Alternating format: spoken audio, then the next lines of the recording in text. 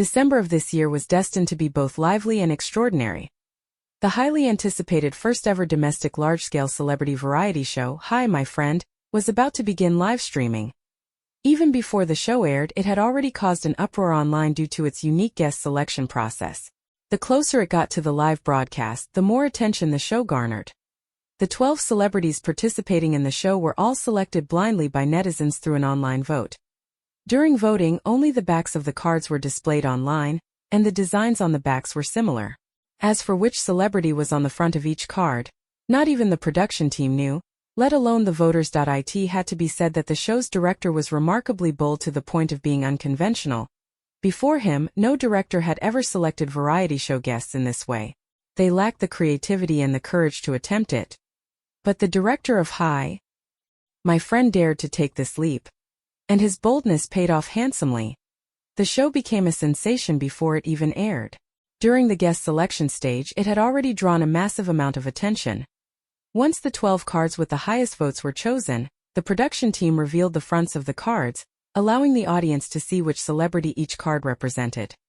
The process was highly random. As a result, the celebrities participating in the show varied greatly in popularity, from superstars and trending actors and actresses to virtually unknown 18th-line actors and actresses. Coincidentally, Ning Xiaoyu was one of the unknown 18th-liners.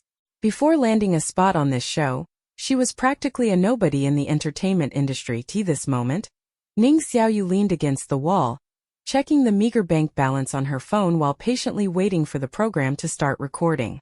Nearby, snippets of conversation drifted into her ears. Oh, you see that girl over there? I think her name is Xiaoyu or something. She's the lowest-ranking guest among the 12. Her luck is unbelievable. She's so obscure she doesn't even have an assistant, and yet she got picked. If she can make it, why can't I? I'm so jealous. Even though it's a large-scale friendship variety show, the participants are all gorgeous men and women. Who knows?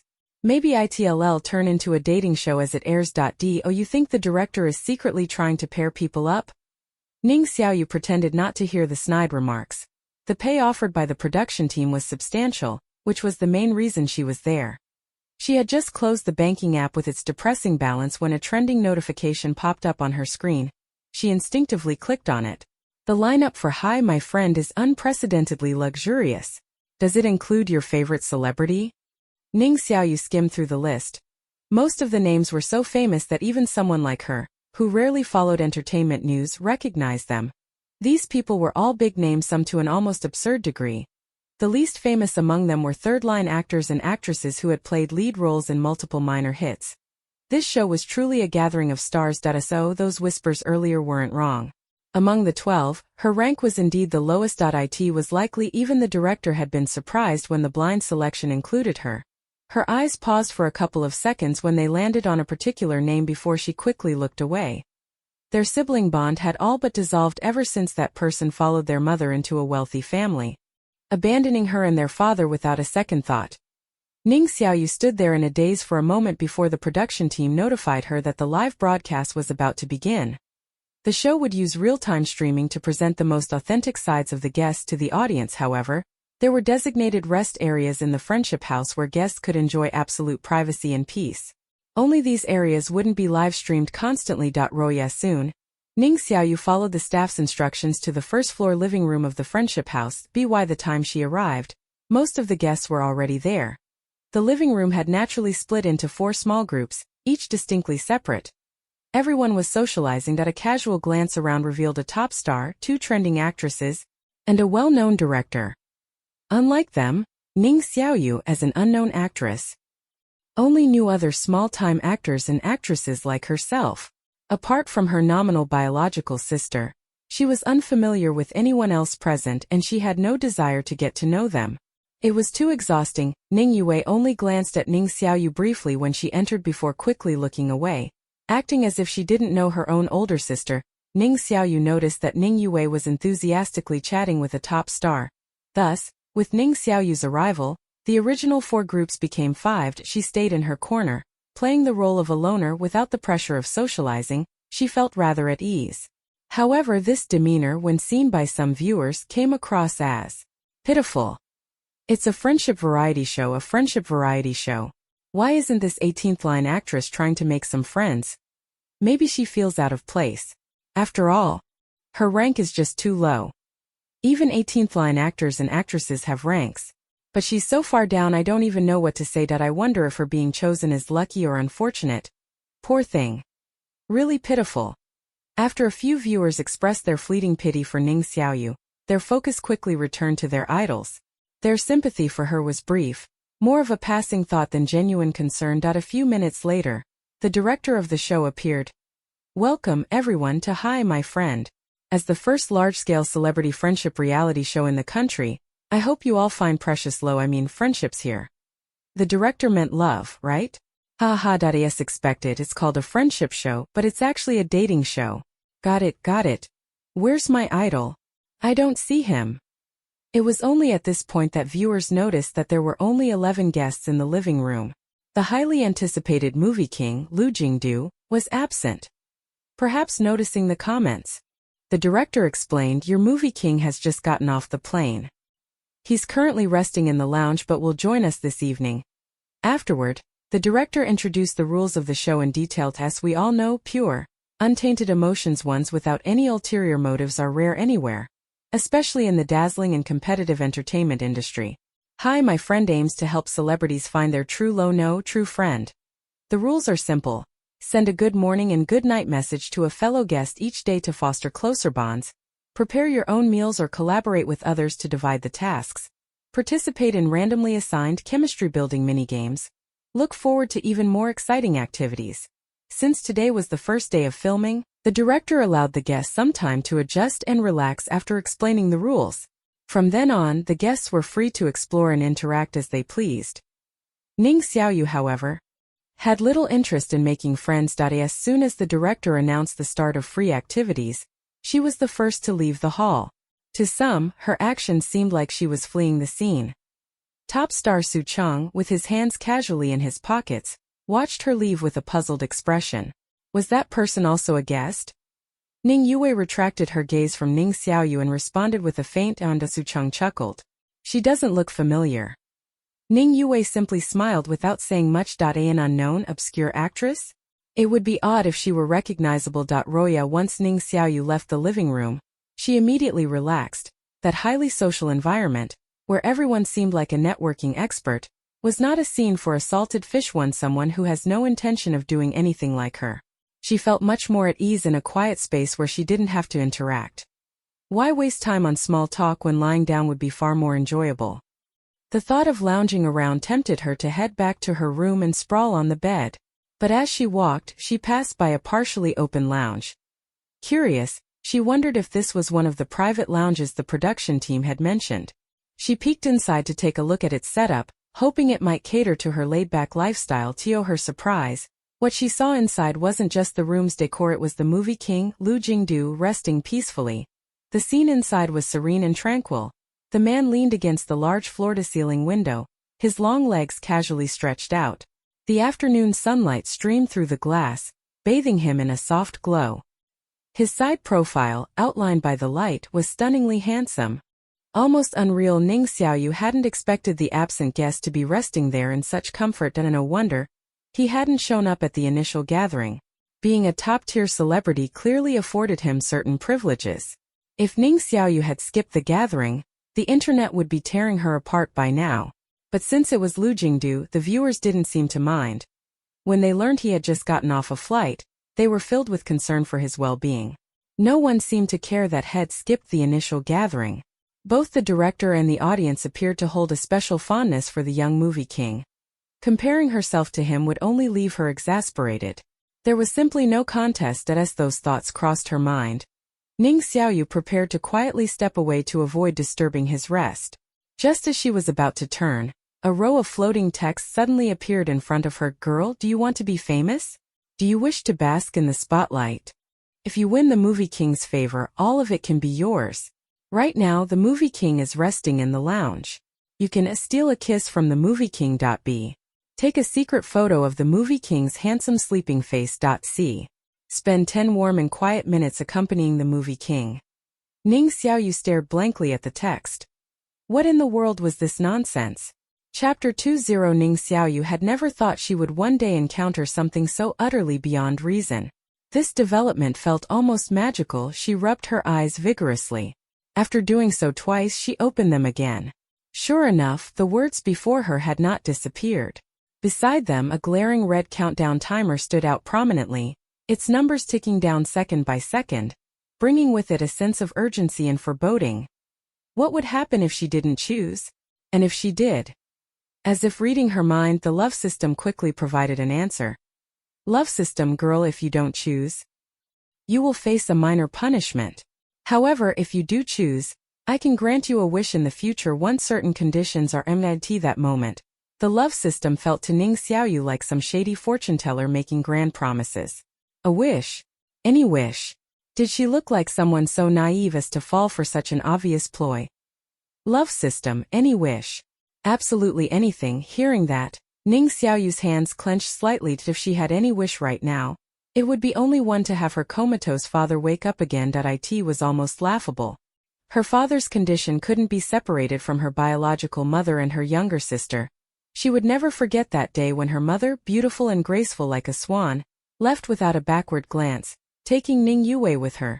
The moment the understated yet luxurious black Maybach drove out of their modest residential area, it seemed to silently declare something. In her rush, she could only catch a glimpse of her mother's exquisite yet cold profile through the half-lowered car window. De mess. Zhang sat in the car without turning her head, and she never would. From that day on, she, Ms. Zhang, and Ning Yue became people from entirely different worlds. She continued living in her ordinary and humble neighborhood, while Ms. Zhang became the wife of a wealthy man, and Ning Yue transformed into a socialite. Meanwhile, her father, in his futile pursuit of Ms. Zhang, got into a car accident and became comatose. Ironically, after he became a vegetable, neither his ex-wife nor his younger daughter ever visited him. Ning Xiaoyu didn't fully trust this so-called system, but she also didn't want to give up completely. Maybe, if something as miraculous as this system could exist, then perhaps waking up a comatose person wasn't entirely out of reach. If only she could use the wish in advance love system. Smile.jpg. Ning Xiaoyu understood the system's meaning. There was no wish in advance, just a promise for the future. After pondering for 2 seconds and seeing the countdown drop to 3, she made her choice. Of the 3 options A, B, and C, only option C seemed remotely reasonable. So without much thought, she selected it. After Ning Xiaoyu made her choice, the love system's tone became noticeably more cheerful. Go for it, girl. Ning Xiaoyu glanced around. There was no one else in sight, and she also couldn't see any cameras. It was an absolutely private space. 10 minutes in there should be fine, right? To Ning Xiaoyu, big shots like Lu Jingdu were nothing but trouble. And as someone who preferred the quiet life, she despised trouble. A salted fish like her only wanted to lie down in peace, avoiding even the tiniest bit of drama. So most of the time, she kept her distance from such big names and never sought to ride their coattails, but thinking about her father who had been unconscious for years, she chose to enter the lounge anyway.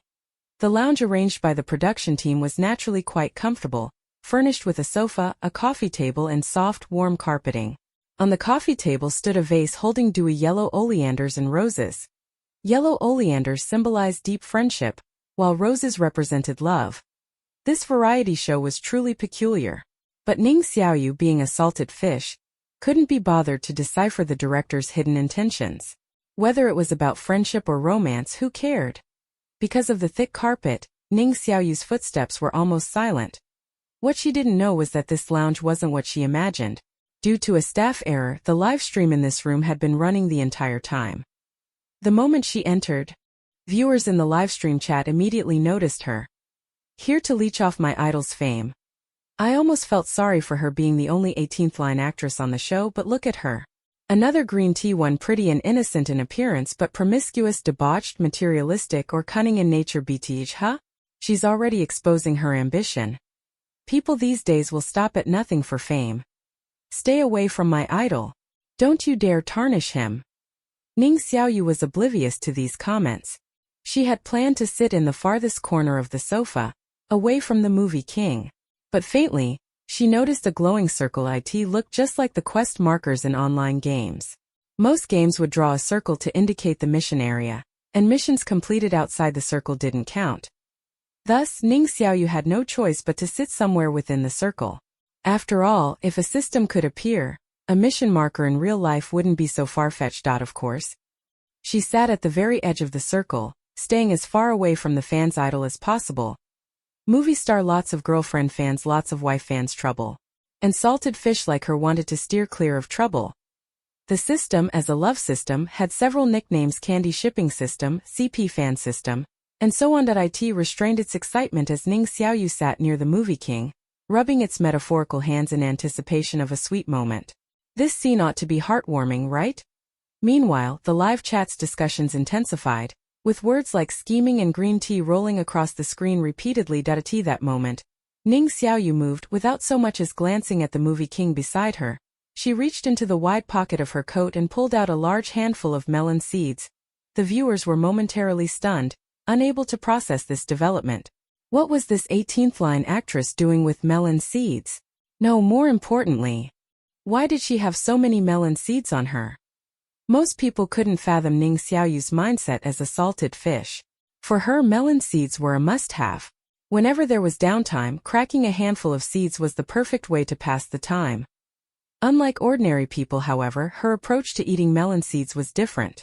Where others might make loud, crunchy noises, Ning Xiaoyu was adept at noiseless cracking. She hadn't forgotten the movie king resting nearby. Making noise and disturbing him wouldn't be ideal. If he woke up to see a stranger in the room and questioned her presence, how could she explain? Would she say she was there because of a love system that assigned her a mission to gain the movie king's favor? No. That wasn't necessary to so. She performed a flawless demonstration of silent melon seed cracking. Before the audience could react, Ning Xiaoyu had already noiselessly cracked several seeds. The discarded shells were perfectly intact. And if one didn't look closely, they wouldn't even notice that the kernels were gone. Her speed and precision showed she was a seasoned expert, wholly immersed in the process. It was as if she didn't find anything odd about her actions. What kind of bizarre development is this? Did she come here just to eat melon seeds? No, wait, sitting right next to you is brother Lu Jingdu. And you're ignoring such a ridiculously handsome guy. Crossing your legs and munching on melon seeds? Do you even have a heart for romance anymore? What a waste. An absolute waste of resources. No matter how hard the viewers racked their brains, they could never have guessed that this was how things would unfold. They thought Ning Xiaoyu came to ride on the movie king's popularity, but in the end, she was just there to snack on melon seeds? Imagine this: right beside you lies a stunningly handsome movie king, so perfect he doesn't even seem real. He's young, accomplished, wealthy, gentlemanly, and at this moment he appears to be sound asleep, completely unaware of your presence. Even if you don't have any bold intentions toward him, wouldn't you at least sneak a few extra glances?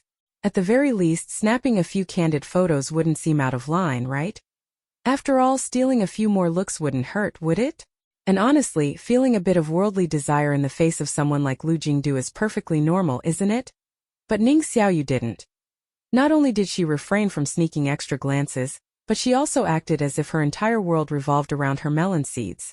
She didn't even spare Lu Jingdu a glance out of the corner of her eye, as if the man lying beside her were nothing more than a wooden dummy. Ning Xiaoyu faithfully adhered to her salted fish philosophy: avoid unnecessary trouble at all costs. While munching on her melon seeds, she kept an eye on the time point: 10 minutes, which had flown by when she was lying down earlier. Now felt excruciatingly long. Before long, she finished a handful of melon seeds. Without missing a beat, she reached into her pocket and pulled out a second handful. Why does this actress carry so many melon seeds with her? Melon seeds? Do you even have manners? Melon seeds are high-calorie snacks. Eating this many? I have to salute this 18th-line actress. She's got guts. Even if you're 18th line, shouldn't you at least try to act like a proper actress? At this rate, you'll never land a role. At this moment, the viewer's focus had clearly shifted. Words like green tea no longer appeared in the discussion. While they were fervently debating how much Ning Xiaoyu might weigh, she suddenly stood up decisively. With quick movements, she pulled a transparent trash bag out of her pocket, cleaned up the melon seed shells, and left the lounge without looking back. Trash bag in hand and leaving no trace behind, her entire demeanor screamed, "Finish snacking. Time to go, viewers." Chapter 30. Ning Xiaoyu came and went quietly, leaving behind a group of bewildered viewers to TO her. Her actions were perfectly ordinary. When the 10 minutes were up and the mission was complete, she simply cleaned up the melon seed shells and left. That was all there was to it. But to the audience, something about it felt off. It was as if they had anticipated some kind of development for a long time but never saw what they wanted to see. They had assumed Ning Xiaoyu was a scheming social climber, coming to the lounge just to bask in the shadow of the movie king's fame. However, she didn't act according to their assumptions. They thought she would stay in the lounge for a long time, but after finishing 2 handfuls of melon seeds she left decisively, as if she didn't care for the place at all. In short, she was utterly unpredictable. Viewers couldn't help but think, were 18th-line actresses this quirky nowadays? After leaving the lounge, the quirky Ning Xiaoyu noticed that the love system had been oddly silent for a while, though she didn't mind. What she didn't know was that the love system, eager to see romantic sparks, had been left with nothing but a mouthful of melon seed shells. Now it was sitting there, doubting its very existence. Ning Xiaoyu noticed that after completing the mission, a small addition appeared in the top right corner of the interface. A blank spot now displayed love points. 1. Not only that, but a shop icon had appeared beside it. What could be in the shop? Chanting money, money, money in her heart, she opened the shop with anticipation, and voila! This time the love system did not disappoint her. Love points could indeed be exchanged for items she desperately needed in real life. With this, her father's hospital bills might not be as stressful anymore. Roya, what she didn't know was that shortly after she left, the man resting in the lounge opened his eyes. His gaze was clear. With no trace of drowsiness, the young man leaning casually against the wall possessed extraordinary good looks, an air of elegance, an unmatched status in the industry, and the genuine adoration of countless fans. It was as if heaven had favored this movie king, bestowing upon him many blessings that others could only dream of. Yet few noticed the indifference and aloofness beneath his flawless demeanor. Afternoon sunlight danced in his eyes, and as he lowered his gaze, a trace of apathy and unintentional detachment from everything briefly flickered. Did you have a good rest, brother? Brother, an 18th-line actress was just cracking melon seeds next to you, and she wasn't even fazed by your overwhelming good looks. If it were me, I wouldn't have been able to resist. That 18th-line actress is something else. She cracked melon seeds without making a sound. And she ate so many. Soon after, a staff member arrived late, apologizing profusely to Lu Jingdu. I'm sorry.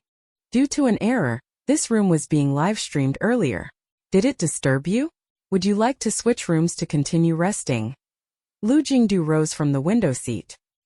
He was tall, well over 185 centimeters, with a perfectly proportioned physique that exuded elegance. There's no need. Even his voice carried an irresistible charm, like the resonating strike of gold on stone. Just as he was about to leave the lounge, the staff member hesitantly added, "While you were resting, a guest briefly entered the room. She didn't stay long, only about 10 minutes. I hope you don't mind. Her name is Lu Jingdu." Cut him off with a faint smile. "It doesn't matter," he said, striding out without waiting to hear the name to him. Knowing the person's name made no difference in his world. There were only 2 kinds of people, himself and everyone else. Roya back in her room. Ning Xiaoyu collapsed onto the bed, spreading out like a salted fish. Rest time always flew by, and before long, it was dinner time. Perhaps because it was the first day of filming the variety show, the production team had prepared a lavish dinner for the guests. Tonight there was no need to chop vegetables or cook. They could dive straight into a feast. By the time Ning Xiaoyu reached the dining hall, most of the central seats were already taken. The long rectangular table had room for 14 people, 7 on each side. It could comfortably seat 12. She noticed that the seat in the very center was still vacant, likely reserved for a certain movie king. Across from that spot sat Ning Yue, as a rich socialite. Ning Yue thrived in such social settings. The people around her naturally treated her as the center of attention, chatting enthusiastically. Ning Xiaoyu quietly took a seat at the far end of the table, showing no interest in joining the conversation as this 18th-line actress socially anxious. "I see myself in her, haha. Ha ha ha." But at least she's self-aware enough to pick the farthest seat. That if Ning Xiaoyu had seen these comments, she would have replied, "Not socially anxious, just a salted fish. Too lazy to bother." After a while the director finally announced, "You may start eating. Movie king Lu won't be joining us. He has other commitments." Hearing that the movie king would skip the first dinner gathering, viewers expressed regret, while the other guests showed mixed reactions. Ning Xiaoyu, however, felt nothing in particular. Skipping group activities twice in a row, such was the privilege of a big shot. As a leading actor at the peak of his career, occasional indulgence was understandable. As for herself, a true salted fish, she immersed herself in the delicious food, utterly absorbed. While they were eating, the director reminded them, don't forget to send a goodnight message to the guest you want to connect with tonight. Theoretically, you can switch your message recipient daily, but doing so might make your relationships appear superficial. I recommend sticking with the same person for at least 3 days. Friendships, like all relationships, lose their charm when too crowded. The trending heartthrob Ling Xiaoyu chuckled and said, Director, I'm a loyal person. Not just 3 days during the entire show. I'll only send messages to one person. As he spoke, he winked at Ning Xiaoyu. Ning Xiaoyu remained impassive. A star of Ling Zig's level was beneath her notice. She, Ning Xiaoyu, either wanted the best or nothing at all. A second-line actress chimed in with a smile, I'm the same. Unknown friendships are my style. Ooh, so who will send messages to whom tonight? I'm curious. Ling Xiaoyu will definitely message Ning Xiaoyu, but what about the others? Brother, why not send a message to Su Chang instead? If you send one to a female guest, I'll get jealous. Relax upstairs, it's just a show about socializing. In this industry, having more friends means more opportunities. There's nothing wrong with that. Dinner concluded in a lively atmosphere. While nothing significant happened during the meal, on her way back to her room, Ning Xiaoyu happened to run into Ning Xiaoyu. It seemed true that fame could enhance a person's appearance. As a rising star, Ning Xiaoyu had become much more beautiful compared to her childhood days, and her demeanor had transformed. Her peach blossom eyes, inherited from their mother, now carried the same lofty arrogance. She radiated the grace and pride of a wealthy socialite. Upon seeing Ning Xiaoyu, Ning Xiaoyu smiled sweetly. Sister, I heard you've been having some financial difficulties lately. Do you need me to lend you some money? She sighed softly, adding, you know I've made quite a bit these past few years. Plus, Dad has always been very generous with me, so I have more pocket money than I can spend. Just say the word, and he'll give you as much as you need. The dad Ning Xiaoyu mentioned was, of course, her stepfather. Her biological father was still lying unconscious in a hospital bed, having long since resigned herself to the estranged relationship with Ning Xiaoyu. Ning Xiaoyu casually dismissed her offer with a no need before walking away swiftly behind her. Ning Yue's voice carried an air of feigned innocence. Sister, you really don't have to be so polite. Ning Xiaoyu paused briefly but didn't stop. Back in her room, she stared blankly at the card with all the participants' phone numbers. To earn the generous paycheck promised by the production team, she naturally had to complete every task assigned by the show. Who should she send her goodnight message to? The love system suddenly spoke up, eager as ever. Does that even need consideration? Of course, the movie king. This is the perfect opportunity to interact with him. However, Ning Xiaoyu had no intention of listening to the system. Outside of assigned missions, she didn't want any entanglement with that big shot. She wasn't foolish enough to invite trouble upon herself. After some thought, she settled on someone.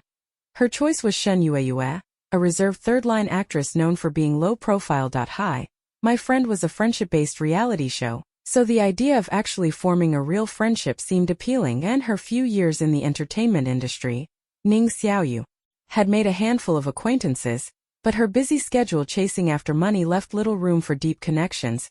Shen Ye's reputation in the industry was solid, and she was known for being trustworthy. Ning Xiaoyu had even been a fan of her acting, having followed quite a few of her dramas. In her opinion, Shen Ye's acting skills surpassed many other young actresses, though her lack of luck kept her from achieving greater fame.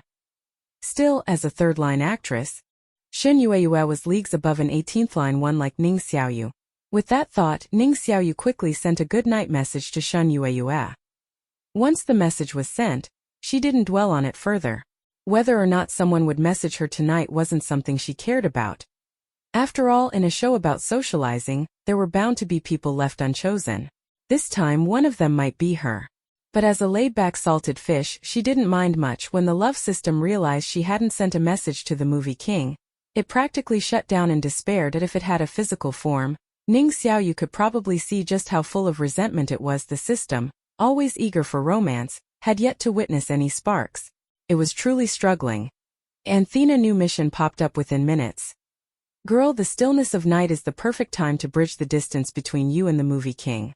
Now, you can send him a message to explore the depths of his uncharted heart. Here are your options. Honey, my heart seems to have wandered away secretly. B. Tonight, there's a touch of green one cuckolded above your head. C. Honey, even though I sent someone else a good night message, my love for you hasn't changed. Ning Xiaoyu? What nonsense was this? She was utterly exhausted. Can she just simply destroy the system? Chapter 40. Ning Xiaoyu decided it was time to reason with the childish love system. How could this be considered cheating on someone? Comfortably sprawled out on her bed, she negotiated with the system. What's with this system of yours? Do you even understand what the word cheating means? That term is mostly used for couples since only they can step on two boats. 2 she and the movie king were strangers at best.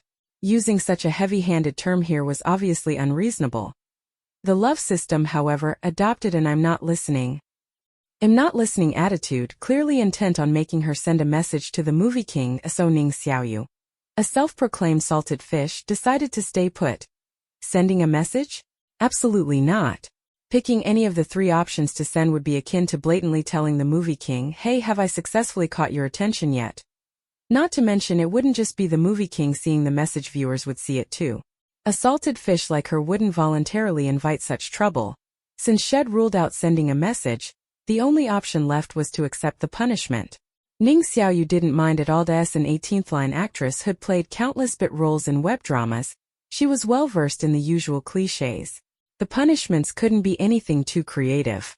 Probably something like lightning strikes, electric shocks, or running laps, maybe a 500-meter dash. It might be unpleasant, but she could handle it. So she sprawled lazily on her soft, comfortable bed, patiently waiting for the 30-second countdown to end. While waiting, she unexpectedly received a reply from Shan Yueyue. Hello. Good night. Ning Xiaoyu had assumed she'd be completely ignored, so she was genuinely surprised by the response. Shan Yueyue was a senior in the industry, and Ning Xiaoyu had always admired the other party's palace drama performances. Just as she was about to reply with something else, the countdown hit 0, its glaring red numbers vanishing. She closed her eyes, bracing for the lightning strike, but nothing happened. Even after several seconds, could the love system really be this kind? Where was the promised punishment? The absence of thunderbolts made Ning Xiaoyu feel uneasy. Something didn't add up. With that thought, she slowly opened her eyes. What greeted her was pitch-black darkness. It was so dark she couldn't see her own hand. Was the love system planning to lock her in solitary confinement? Good thing she didn't have claustrophobia. Just as she had that thought, a storyline suddenly implanted itself into her mind. Episode 1 of What It Takes to Love You. My runaway bride. At a banquet, Suwon drank a spiked glass of wine. With her mind in a haze, she stumbled into a room. In her naive and innocent state, she assumed it was an unoccupied space. However, the truth was that the room had an owner. That night marked the beginning of a years-long entanglement between Suwon and the room's occupant. Because of that single glass of wine, they ended up in bed together. If their lives had been like 2 parallel lines that would never intersect, that moment became the point where their paths crossed. Before Ning Xiaoyu could ridicule the overly cliched, dog blood too absurd, exaggerated, ridiculous plot of this 18th-rate drama, someone suddenly grabbed her wrist in the dark. A cold, low voice demanded, "Who's there?" Ning Xiaoyu had no idea which unlucky soul had been dragged into this makeshift drama set along with her, but judging by the love system's usual antics, she guessed the one gripping her wrist must be none other than the unfortunate movie king. Pressing her lips together, she responded, "I'm the female lead of What It Takes to Love You, my runaway bride." Though the system hadn't explicitly told her what to do, given the storyline transmission, it was clear she was supposed to play the lead. To her astonishment, her voice had changed. It now carried the same tone often used for female leads in dramas. What's more, her body exuded a faint scent of alcohol. Well, the love system's punishment wasn't lightning or running laps, it was forcing her to act out a dog blood drama as its lead. If she'd known this, she probably would have chosen the punishment anyway. Imagine that. In real life, she was only a bit part actress, but in a mission punishment, she'd been handed a lead role. Too bad the script was trash. The person opposite her let go of her wrist. Ning Xiaoyu instinctively rubbed the sore spot. Neither of them asked the obvious, how did I get here? Or why are you here? Questions. It was pointless to ask, and smart people didn't waste time on dead-end inquiries. They preferred to figure things out themselves. And in the dark, the two searched for a door or a light switch. Unfortunately, after fumbling around for a long time, they found neither a door nor a light. Ning Xiaoyu gave up first. She squatted against a wall, settling into her usual slacker pose. Time passed and her back began to ache. She started to miss the bed provided by the reality show crew. Say what you will about Hi, my friend, but the production team had deep pockets. That bed was heaven. It was soft, warm, and perfect for a salted fish like her. Unable to resist any longer, Ning Xiaoyu spoke up. You received your own storyline too, didn't you? The other person didn't reply, but she could tell had hurt her. She continued, it seems we can't leave until we act out the scene. Since that's the case, why not cooperate? The sooner we finish, the sooner we're done. That a chuckle echoed in the darkness, light and mocking. His voice, cold and indifferent, carried a hint of derision. How do you plan to shoot it? His storyline was almost identical to hers, just from the male lead's perspective. Ning Xiaoyu carefully recalled the script the love system had transmitted. At this point, the female lead had already stumbled into the clearly occupied room. There was no exit, no lights, and the only object of interest was the large bed in the center of the room. In truth, Ning Xiaoyu had been eyeing that bed for a while. If she could lie down, why sit? Squatting for so long had made her legs numb. Choosing her words carefully, she said. Next up is the scene where they ended up in bed together. It was the key moment of the first episode and the core of the story, their first interaction. Once it was done, they'd probably be free to leave. The man chuckled again, as though entirely unsurprised by her suggestion. His voice, luxurious yet icy, carried a trace of disdain. I don't do bed scenes. Ning Xiaoyu froze for 2 seconds. Did the other person think she wanted to take advantage of him? Please, scenes like that looked exhausting, exactly the kind of thing a salted fish like her hated the most. Pressing her lips together, Ning Xiaoyu spoke seriously. What are you thinking? The regulations are very strict nowadays. Scenes like that are impossible to shoot, and even if they were filmed, they'd never be broadcast. If the other person hadn't mentioned the words bed scene, Ning Xiaoyu wouldn't have even considered the possibility. Besides, just because he didn't want to film it didn't mean she did. The man fell silent for 2 seconds, clearly surprised by her response. After saying her piece, she ignored his reaction and decisively climbed onto the bed. The wonderfully comfortable bed. Here she comes. The moment she lay down, she squinted her eyes in pure contentment. She had to admit, the system's provided bed rivaled any real-world bed in comfort. Her sleeping posture was impeccable. She lay quietly on the far left side of the bed, hands neatly resting by her sides. The script only specified that they ended up in bed together. Sure, the female lead in the scene had drunkenly stumbled into the male lead's room. But in reality, things weren't as simple as they sounded. Still, thanks to it being only lightly mentioned, Ning Xiaoyu could exploit a loophole. Ending up in bed together probably just needed to be interpreted literally. After giving her suggestion, she didn't bother with the other person. To her surprise, he showed remarkable patience. Despite how much time passed, he remained motionless in the dark. Ning Xiaoyu didn't even bother patting the empty spot beside her. Maintaining her earlier position, she simply said, if you're not coming over, then I'm going to sleep. Don't worry, I won't do anything to you. Yeah, right, as if a salted fish would willingly cause trouble. Salted fish just wanted to lie flat and rest. Without waiting for a reply, Ning Xiaoyu allowed herself to drift off to sleep. She didn't know how much time had passed when she groggily felt the bed sink slightly beside her. Moments later, about half a meter away, a new heat source appeared. Just as she was wondering when the punishment would end, she suddenly found herself back in reality. The moment she returned, all her drowsiness vanished. Her first reaction was to pick up her phone. To her surprise, while it felt like hours had passed in that strange space, only a few seconds had elapsed in the real world, so time had been frozen while she was in that space. Ning Xiaoyu's expression shifted subtly as she gained a new understanding of the love system's capabilities. Fortunately, her brief contact with the system had revealed its true nature, a childishly excitable matchmaker eager to see people fall in love and indulge in sweet moments. It didn't seem to harbor any malicious intent. The love system was extremely excited. The plot of What It Takes to Love You, My Runaway Bride is so sweet. Ning Xiaoyu sweet? The male and female leads had lain half a meter apart without any interaction. How was that sweet? It seemed the naive system was easy to fool. Ning Xiaoyu tentatively asked, who received the male lead script earlier? The love system hummed nonchalantly. Who do you think it was? The system didn't answer directly, but Ning Xiaoyu had a pretty good guess. It had to be the movie king.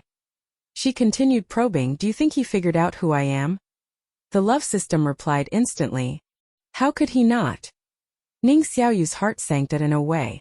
This lousy system just kept causing her trouble. Just as she was about to curse, the love system chimed in cheerfully, you're Wanwan. And he's your all-powerful President Fu. Hearing that, Ning Xiaoyu let out a long sigh of relief. Wanwan was the female lead of What It Takes to Love You, My Runaway Bride. President Fu must have been the male lead of the script. With the punishment completed, it seemed there was nothing left to worry about. Ning Xiaoyu fell into a deep, restful sleep. Roya the next day, Ning Xiaoyu woke up and checked the time first thing. Her phone screen happened to be on Weibo. After noting the time, she noticed that overnight, several program-related hashtags had climbed the trending list. Lu Jingdu most popular male guest, Ning Yue most popular female guest. That's when Ning Xiaoyu learned that Ning Yue had received 5 goodnight messages the night before, all from male guests.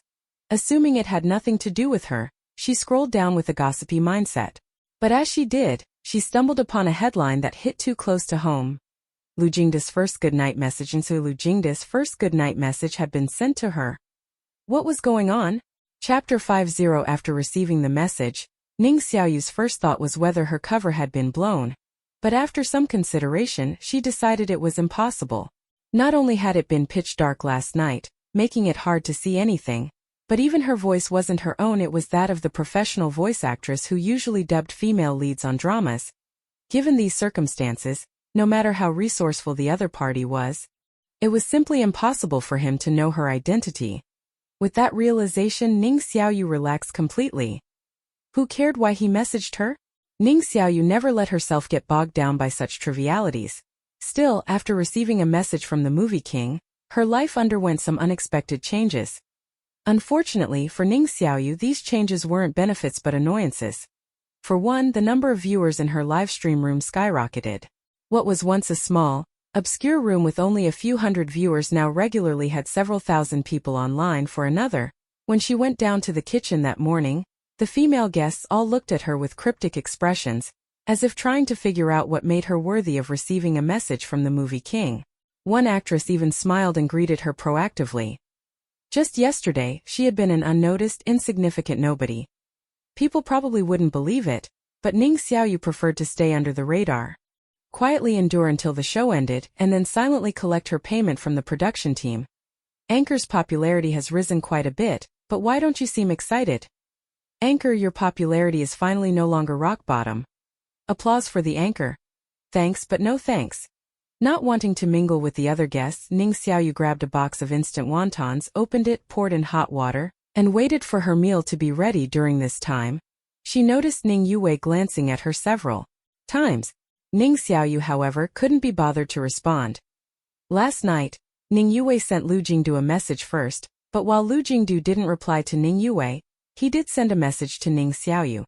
For someone like Ning Yue, a proud daughter of heaven, this must have been a significant blow. But what did that have to do with Ning Xiaoyu?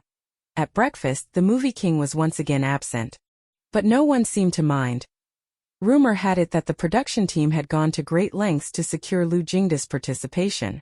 To get him on board, they likely made several concessions, like allowing him to prepare his own meals, skip group activities, and so on. Essentially, Lu Jingdu was a walking billboard. Wherever he appeared, attention followed. Even if it was just his name, his devoted fans would show up enthusiastically. Getting him to participate was already a win for the production team. The director probably didn't dare ask for more. Roya, after breakfast, it was time for the morning free activity segment. The director cleared his throat and said, I'm sure you're all aware by now. Last night, the male guest who received the most goodnight messages was Lu Jingdu, and the female guest was Ning Yue. However, some of you seem to be slacking off already and didn't send out good morning messages on time this morning. For some reason, Ning Xiaoyu felt as though she'd been hit in the knee by a stray bullet. Half awake this morning, She had groggily discovered she was trending online and had completely forgotten about sending a message to another guest to encourage interaction among guests. The production team has decided that every completed task earns a guest a friendship coin. Guests can also earn coins by receiving messages from other guests. Friendship coins are the only recognized currency on the show, and all ingredients used for meals, instant hot pots, self-heating rice, self-heating wontons, etc. are priced on the board for your reference. Guests without enough coins can earn them by completing tasks. As for the tasks, the production team provided several options. 1. Buy groceries at the market 5 coins. 2. Water the flowers in the garden 3 coins. 3. Clean the friendship house 6 coins. 4. Perform a talent show 2 coins. 5. Receive coins from other guests. 6. More tasks to be added later. Now, the staff will distribute the coins to each guest. Ning Xiaoyu didn't receive a single coin. She should have had 3. She sent 1 message last night and received 2 messages. But her bowl of instant wontons this morning had cost her all 3 coins. This meant if she wanted to eat the 3-coin instant hot pot at noon, she'd have to work in the morning. Of course, she could also play the social butterfly and message every guest at noon. She could, but she absolutely wouldn't. As Ning Xiaoyu chose task 2, which was watering the flowers in the garden. It seemed like a relatively easy task. But when she arrived at the garden, watering can in hand, and saw the sheer number of plants, she realized this might not be as easy as it looked. To make matters worse, she accidentally overheard someone's phone conversation in a corner of the garden. "You're overstepping your bounds. What does my participation in a variety show have to do with you?" Although the person addressed the other party as you respectfully, the tone was detached and indifferent.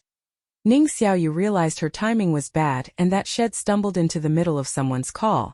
Holding the empty watering can, she was about to quietly retreat and pretend she hadn't heard anything when the person on the phone ended the call and fixed his sharp gaze directly on her. This was undeniably a familiar face. Ning Xiaoyu inwardly cursed her bad luck. Wasn't he the one who didn't even bother eating breakfast in the dining room? Wasn't he the one with his own private meals? Wasn't he the one who skipped several group gatherings? Why was it that every time, she just happened to run into Lu Jingdu in the most deserted places? Ning Xiaoyu couldn't help but suspect that the love system was secretly meddling. Just as she thought of the love system, the next second it issued a new mission. "Girl, as you can see, the movie king has just ended an unpleasant conversation and is in a bad mood. Everyone has their own little secrets and coincidentally, you've unintentionally stumbled upon his. At this moment you can apologize sincerely. Sorry, Daddy, I didn't mean to eavesdrop. It was all an accident." B. Deny everything, huh? Don't worry, I didn't hear a thing. I promise. C. Comfort him gently. Silent companionship is worth more than words. Stay quietly by his side and help him through this rough patch. Ning Xiaoyu mentally rolled her eyes in frustration. She had overheard just 2 vague sentences, so how did that count as unintentionally discovering the movie king's secret? What secret? She, the so-called eavesdropper, didn't even know. She couldn't even guess the identity, age, or gender of the person on the other end of his call. To be why now, Lu Jingdu had already taken a few steps toward Ning Xiaoyu, casually adjusting his cufflinks as he asked indifferently, "Is something the matter?" Ning Xiaoyu shook her head. "No, I just came to water the flowers in the garden." He nodded slightly, not showing much reaction. Ning Xiaoyu walked over to a nearby faucet, filled the watering can, and asked in her head, "What's the time limit for option C?" Love system. The moment the movie king cheers up is when the mission ends. So not only did she have to do the mission, but she also had to ensure the movie king was in a good mood. What a chosen one. What a true winner in life. So many people adored and cared for him. It was honestly enviable. For someone like Ning Xiaoyu, whose father was in a coma and whose mother had remarried, she couldn't help but feel a twinge of jealousy. At least the first mission had a clear time limit, 10 minutes of sitting by his side. But this one, the only guideline was his happiness. Among the 3 options, Ning Xiaoyu reluctantly chose option C. Why? She couldn't exactly call him daddy the moment she opened her mouth, could she? That was way too embarrassing. That ruled out option A immediately. As for option B, it felt insincere. Denying she'd overheard anything, even though she had, was just not her style. Ning Xiaoyu could be a slacker, but she wouldn't stoop to being deceitful. As for why she didn't choose punishment, Ning Xiaoyu had her reasons. Option C wasn't overly demanding, and once she earned love points she could exchange them for 10,000 yuan in real money. Coincidentally, her father's medical fees were due soon. To be honest, she really needed the money. Considering all that, option C had the highest cost-benefit ratio. Thus, Ning Xiaoyu started watering the garden while keeping an eye on the movie king. Perfect. The movie king had settled onto a stone bench. Great. It seemed like he was deep in thought and had no plans to leave anytime soon. Even better, there was still no one else around. Ning Xiaoyu watered the plants as quickly as possible. Then put down the watering can and quietly walked to the grassy area behind the movie king. Her movements weren't small, so Lu Jingdu noticed her immediately. However, he didn't react, nor did he say a word. Ning Xiaoyu remained silent as well. After all, the mission only required silent companionship. There was no need for conversation between them, and they weren't at that kind of stage. Sitting on the grass, Ning Xiaoyu inhaled the fresh scent of flowers and greenery in the air. She had to admit, it was refreshing and invigorating. Perhaps because she hadn't slept well the night before. Or perhaps the sun was just too warm and comforting. Ning Xiaoyu felt herself growing sluggish. Slowly, her slacker energy began to radiate once more. To put it plainly, she was getting drowsy. She struggled to keep her eyes open and asked the love system in her mind. How is it now? Is the movie king in a better mood? Chapter 60. For a moment, the viewers had mixed thoughts. I don't believe anyone could have such a big heart. If it were me, I definitely wouldn't resist getting closer to him. Snuggle up to brother.jp. The whole world loves him the most. I don't believe it. With such a ridiculously handsome man sitting next to you, how can you sleep?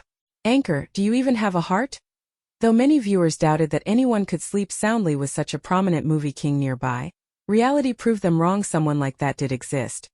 Not only did she seem indifferent to the movie king's presence, but she also appeared to be sleeping quite peacefully. In front of tens of thousands of viewers, the anchor, who was now demonstrating the art of falling asleep, even smacked her lips in contentment as if she were having a wonderful dream. Who knows what delightful dream she was having? The viewers fell into an awkward silence.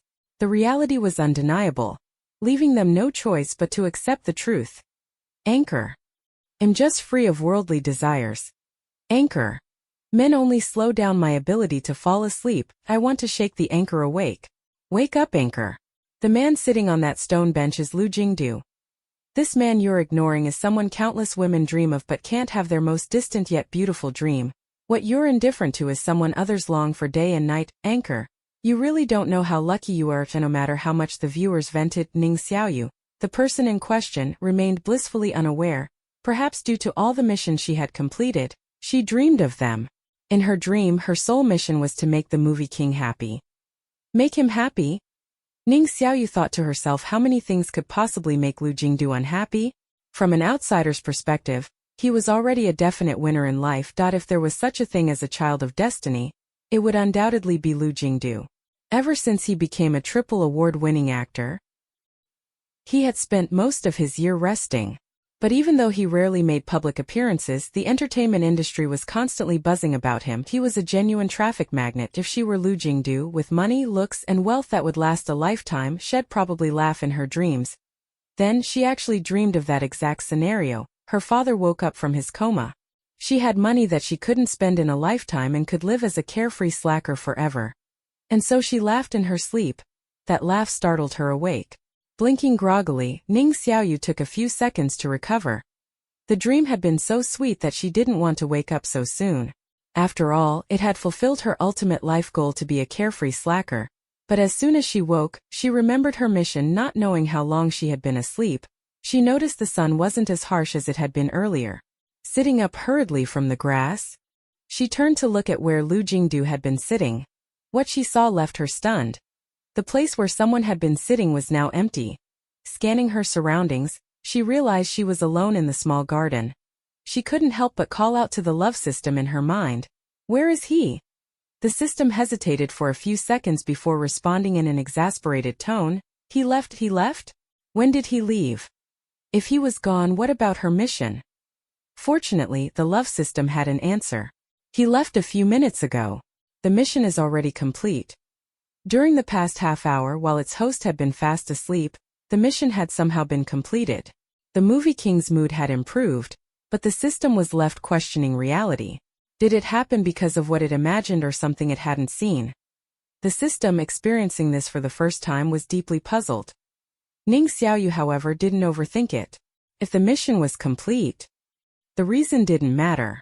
Results were what counted, and as a self-proclaimed slacker, she wasn't concerned about the process. Stretching and yawning, she checked the time on her phone. She had been asleep for about half an hour. It wasn't even 10 in the morning yet.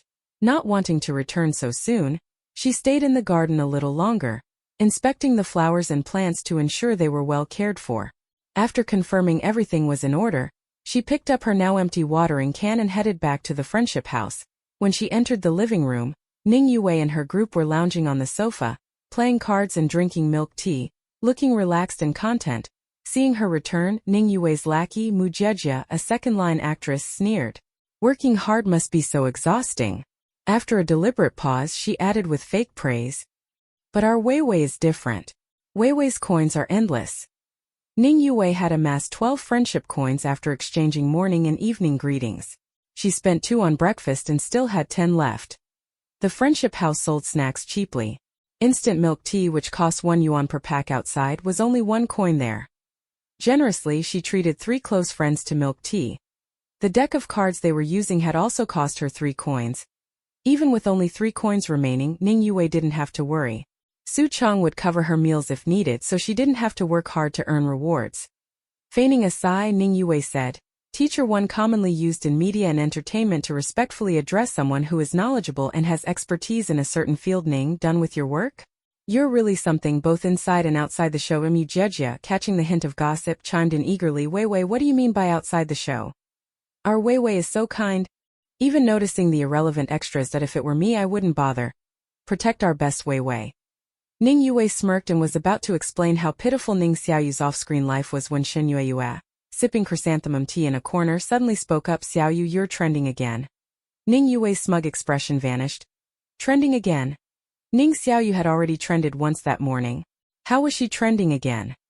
Opening Weibo immediately, Ning Yue spotted the glaring topic. Ning Xiaoyu fell asleep. What? Was even sleeping enough to trend nowadays? Did Ning Xiaoyu buy this trend herself? No way. She was too broke, struggling to cover her father's hospital bills, so what was going on? Clicking on the topic, she saw another name beside Ning Xiaoyu's, Lu Jingdu. Ning Yue wasn't the only one surprised. Even Ning Xiaoyu was taken aback. Trending again? Checking her live stream, Ning Xiaoyu noticed the viewer count had exceeded 10,000. It was still far from Ning Yue's massive audience of millions, but compared to yesterday it was a significant improvement. So this is the anchor who ignored movie king Lu Jingdu? Here to see for myself. Came here because of the buzz. I love the anchor's attitude. Absolutely iconic. Anchor, how do you feel about your live stream room surpassing 10,000 viewers for the first time?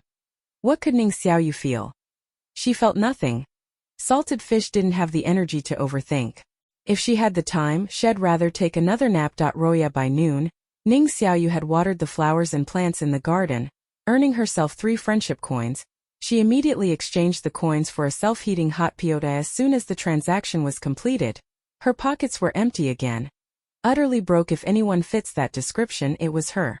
The production team's rules required guests to send messages to each other in the morning and evening. But there were no mandatory requirements for lunchtime. Of course, this didn't mean guests couldn't contact each other at noon.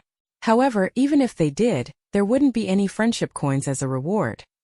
While Ning Xiaoyu was waiting for the hot pot to heat up, Shen Yue sat down beside her. Hi. Hello. Ning Xiaoyu replied. She glanced over and noticed Shen Yue eating a vegetable salad, a low-calorie diet meal. Shen Yue volunteered, don't be fooled by how simple it looks. This meal cost me 3 coins. That is so expensive. Yeah. Both had gentle personalities, so they quickly struck up a conversation. Ning Xiaoyu couldn't help but notice that Lu Jingdu was absent from lunch again. Although her glances around were subtle, Shen Yue still guessed who she was looking for. Shen Yue softly explained, don't bother looking. He doesn't eat anything made in the kitchen. At mealtime, food is delivered punctually from a nearby 5-star hotel. I heard the chef preparing his meals is top tier. The kind regular people couldn't even hire. Whether he participates in group activities depends on his mood. Even if he refuses to cooperate throughout the entire recording of this variety show, the director won't say a word. Basically, he's been granted complete freedom. Ning Xiaoyu couldn't help but think, wow. Just as she had suspected, Lu Jingdu had special privileges on this show. This must be the kind of treatment reserved for a big shot. Even a popular star like Su Chang probably couldn't compare. Shen Yueyue, who wasn't much older than Ning Xiaoyu, couldn't resist gossiping, so are you too close? Although Shen Yueyue didn't name anyone, Ning Xiaoyu immediately knew who she meant. She shook her head. We're not. For some reason, Shen Yueyue felt Ning Xiaoyu was telling the truth. Smiling, Shen Yueyue teased, then you two must have some kind of fate. The small garden, a place other guests ignored, just happened to bring the two of them together. On top of that, they'd ended up trending on social media. Luck like this was something most people couldn't dream of. Roya after lunch, Ning Xiaoyu had to prepare for dinner again. The production team allowed guests 3 or 4 days to get acquainted before assigning more interactive tasks. When that time came, there would naturally be more opportunities to earn friendship coins. But Ning Xiaoyu preferred the current tasks. There was no need to cooperate or interact with others, leaving plenty of time to slack off. With that in mind, she headed to the staff to get another task. Although she had already visited the small garden that morning, she wanted to return in the afternoon. She could water the flowers in the morning and trim their branches in the afternoon. The production team's tasks weren't fixed and updated frequently. Guests could also suggest their own ideas. The small garden was an excellent place to relax. But when Ning Xiaoyu inquired about tasks, she learned that the garden task had already been taken by Ning Yue. Even though Ning Yue had previously dismissed tasks as beneath her, why was she suddenly so enthusiastic now?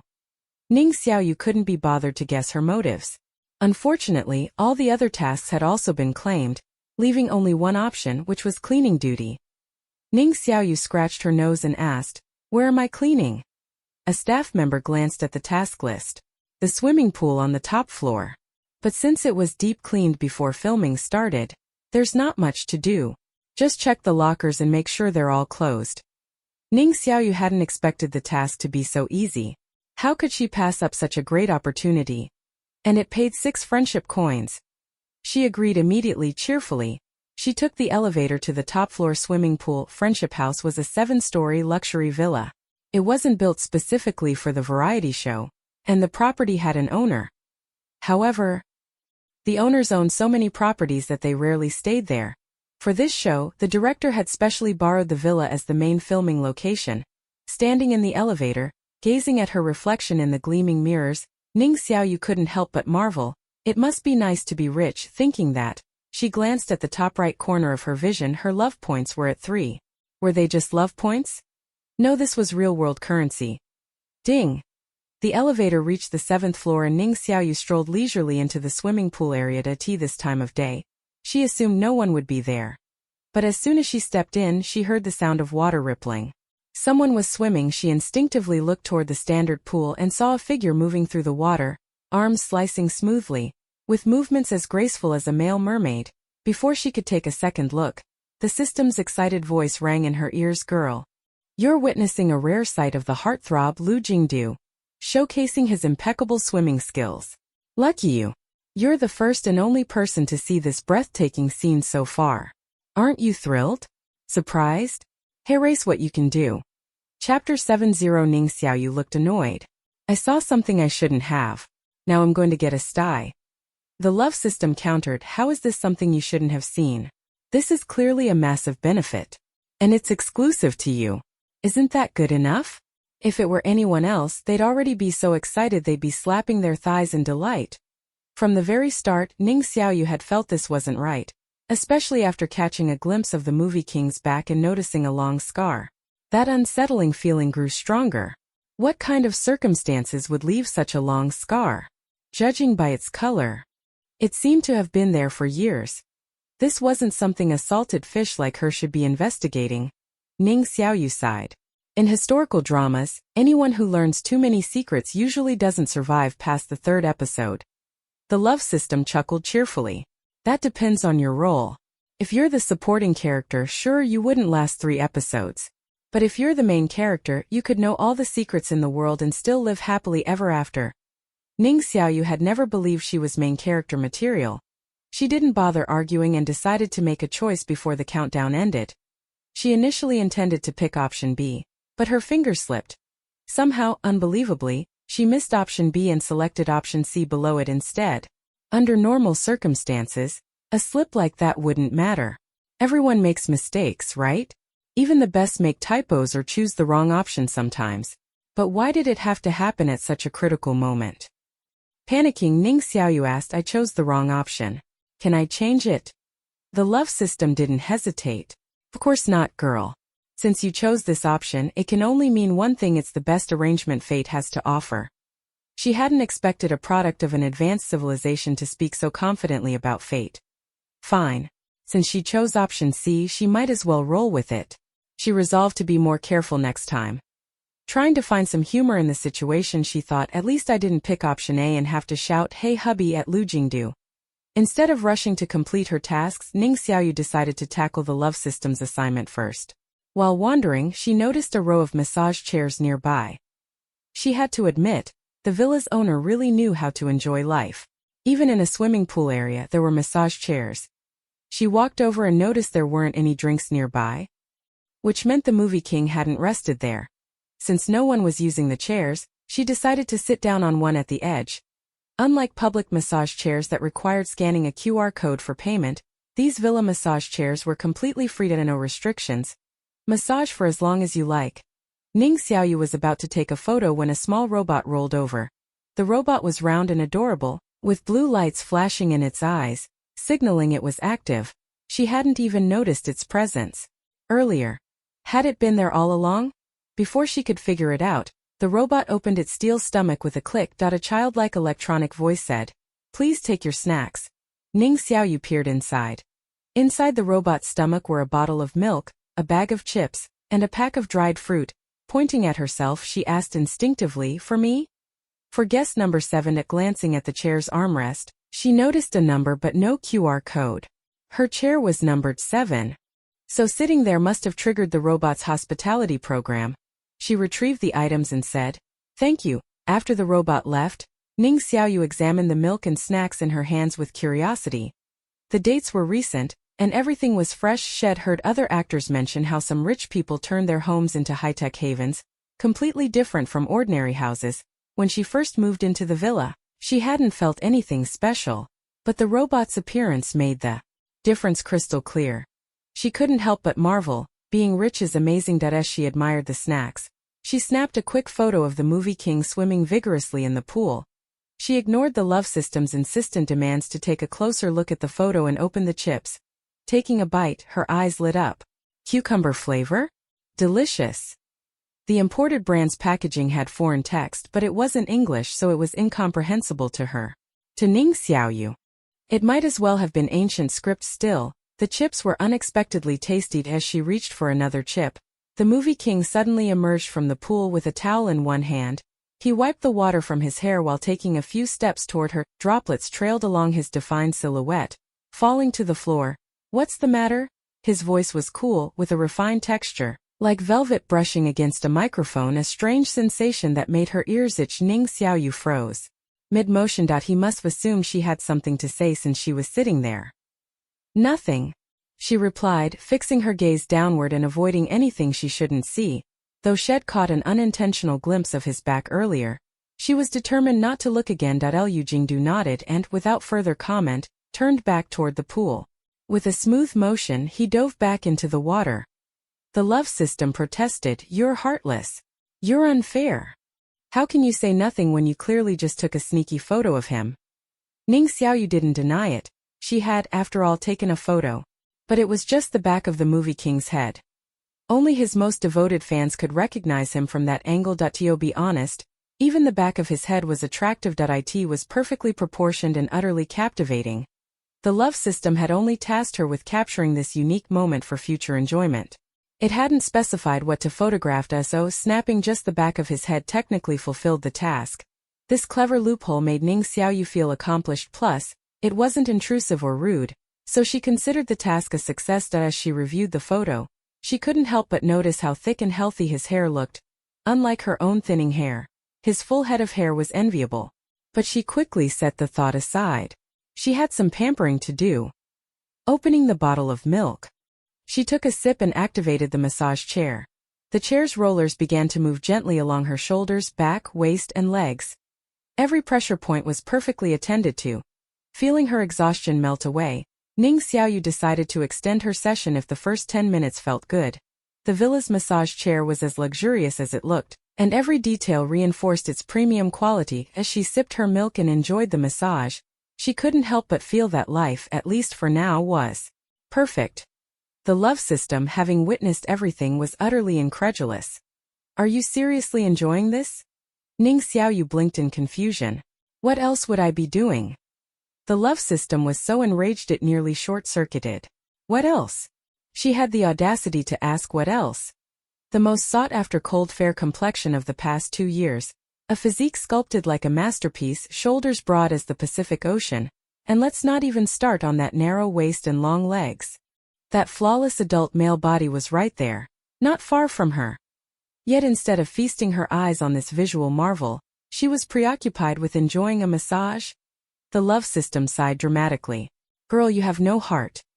Ning Xiaoyu wiggled her index finger and replied, No. Without a heart, how would I be alive? If this scene were witnessed by Lu Jingda's diehard fans, they'd probably be pounding their chests in regret. Such an incredible opportunity, and it fell to a salted fish like Ning Xiaoyu. If any other girl had been there, they'd likely have been giddy with excitement, with blushing cheeks and hearts racing out of control. They'd probably sneakily take a photo of the movie king swimming, a picture to treasure for a lifetime. But unfortunately, the one present was not an ordinary girl. It was Ning Xiaoyu, someone who never played by the rules. Thus, this beautiful scene was destined to go unappreciated, and the swimming pool. A strong and graceful figure moved freely, expending excess energy with powerful strokes, sending splashes of water everywhere. Not far from the pool, in the massage chair area, lay a salted fish. She was getting a massage, sipping milk, and lounging in utter leisure. The contrast between motion and stillness, between busyness and idleness, was stark. About half an hour later, Lu Jingdu finished his swim for the day. Ning Xiaoyu's massage also ended. During that half hour, she had finished her milk, left some chips uneaten, and barely touched the dried fruit. Lu Jingdu grabbed a fresh towel and headed to the shower. Ning Xiaoyu, meanwhile, got up to check the locker doors. The two crossed paths without a word or a glance. As they passed, Ning Xiaoyu caught a faint, woody scent in the cool air. There was no eye contact, no conversation, yet the love system was overwhelmed with excitement. I don't know why, but seeing the two of you in the same frame feels so heartwarming. Maybe it's that natural CP vibe. It's too sweet. Ning Xiaoyu. Ning Xiaoyu truly thought the love system standards for sweetness were absurdly low. At Roya, after completing her task, Ning Xiaoyu took a photo to prove she had done her work properly. As she was submitting the task, she ran into Ning Yue, who was also handing in a task. Seeing her approach, Ning Yue smiled with crescent-shaped eyes and asked, "What's Teacher Ning been busy with this afternoon?" Ning Xiaoyu didn't answer. Next to Ning Yue, Mu Jiejie giggled and said, "It seems Teacher Ning got the last task." Ning Yue's pretty face, inherited from her mother, showed just the right amount of surprise. What was the last task? Mu Jiejie shrugged. What else? Cleaning duties. Ning Yue exclaimed, "Oh no, that must have been so tough for you, Teacher Ning. I feel bad for you." Ning Xiaoyu coolly replied, "If you feel so bad, why don't you take over cleaning for me tomorrow?" Ning Yue's smile froze.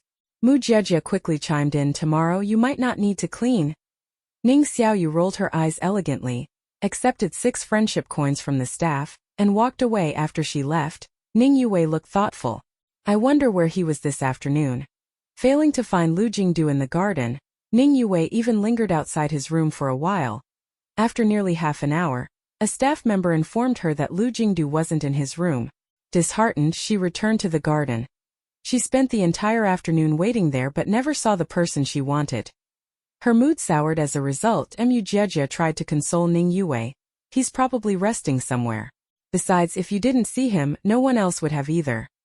Surely Ning Xiaoyu wouldn't have run into the movie king both in the morning and the afternoon. That kind of low-probability event was impossible. But Ning Yue's fragile peace didn't last long. Because Ning Xiaoyu made the trending topics again. This time, a particularly observant viewer noticed something unusual, sparking the buzz. Speaking of the trending topic, it was worth mentioning the placement of cameras on the reality show Hi, My Friend. The camera placement was puzzling. Some places where you'd expect cameras had none, while some seemingly unremarkable spots had hidden ones. The swimming pool had no cameras, but the path leading to it did. This particular camera was well hidden, and few people ever passed by, so its feed was rarely noticed by viewers. But one sharp-eyed viewer happened to catch it. Two figures, separated by about 10 minutes, passed by the camera. Normally, no one passed this area. But today, two people did, one a top movie star and the other a barely known actress. What did it mean that they spent nearly an hour in the same location? Moreover, they had already trended together before. The viewer quickly shared her discovery online. I've studied the floor plan of the villa. The 7th floor only has a swimming pool. They went there around 1 p.m. and left close to 3 p.m. Take a closer look, everyone. The post immediately sparked a heated discussion. How can this unknown actress keep running into him? There's no way it's just coincidence. Is she really a salted fish, or is she playing coy? Calling it now. Either she's a top-class green tea one, pretty and innocent in appearance, but promiscuous, debauched, materialistic, or cunning in nature. A white lotus, a metaphor for a pure, innocent and harmless person. A sarcasm for someone who appears sweet and innocent but is actually corrupt, cunning or deceitful, or a genuine salted fish. Feels like a schemer. Of course, some defended Ning Xiaoyu. Xiaoyu isn't like that. Ning Xiaoyu green tea? Not my style. Ning Xiaoyu top-class green tea? You flatter me. Ning Xiaoyu. Just a salted fish completely lying flat. While all this was unfolding, Ning Yue gripped her phone tightly, her fingers pale from the pressure. So, the person who had been with Lu Jingdu that afternoon was Ning Xiaoyu again? She had thought he was resting alone somewhere and blamed her own bad luck for not finding him. She hadn't expected Ning Xiaoyu to beat her to it again. As for Ning Xiaoyu herself, she was blissfully unaware. She sat munching on dried fruit from the robot's compartment, content and relaxed. Chapter 80. Ning Xiaoyu only realized something was off after a while. It was because the number of viewers on her livestream suddenly started skyrocketing. Anchor, respect? Just a bystander passing through. Anchor, you stayed in the swimming pool with the movie king for so long. What were you two doing in there? Doghead.jpg. How was it in the pool? Was it fun? Silly grin.jpg. Mixed in with these teasing comments were occasional unfriendly words like schemer, green tea and shameless. Ning Xiaoyu ignored the negative remarks entirely. She wasn't surprised that her trip to the swimming pool had been discovered by the viewers. After all, these days netizens are incredibly resourceful. She didn't even bother guessing how they found out. The cameras set up by the Hi, My Friend show crew were rather unpredictable. Without checking the livestream interface, even the guests themselves couldn't tell when they were on air or when they weren't. If the cameras weren't rolling, the guests' livestream rooms would simply display a black screen. And short, the production team was determined to capture the most authentic sides of their guests. Ning Xiaoyu responded, it was pretty fun. The viewers, sensing a juicy story, perked up. Pretty fun? I love how straightforward the anchor is. Love it. Just as the audience eagerly prepared to dig for more gossip, Ning Xiaoyu casually added, the massage chairs inside were fantastic. And the snacks were delicious. That's it. That's all. I was ready for something big and this is what you gave me. After speaking, Ning Xiaoyu couldn't help but reminisce about the massage chair sensation. It had that kind of top-tier, unforgettable quality. The price had to be no less than 5 figures, maybe even 6. Her poverty limited her imagination. Anyway, she couldn't afford it. Perhaps guessing her thoughts, the love system teased her, girl, just complete a few more missions and you'll have it. Later on, each mission you complete will yield more love points. Ning Xiaoyu quickly raised her hands in refusal. No, thank you. Right now, each mission only earned her 1 love point. For that to increase, the difficulty of the missions would also have to go up. No thanks. She was perfectly content being a slacker. Roya at dinner. Ning Xiaoyu spent 4 friendship coins to exchange for some fresh fruit. Having snacked earlier in the afternoon, she wasn't very hungry and used the fruit to fill her stomach. After dinner, she informed the program's director and left the friendship house on her own. This had been arranged from the start.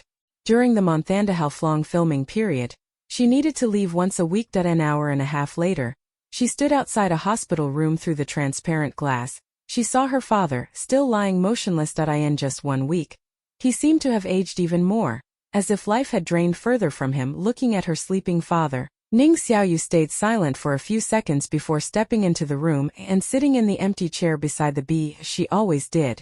She began speaking softly to him, sharing her daily life. Dad, I recently joined a variety show. The pay from the program is very generous, enough to cover another year in this room for you.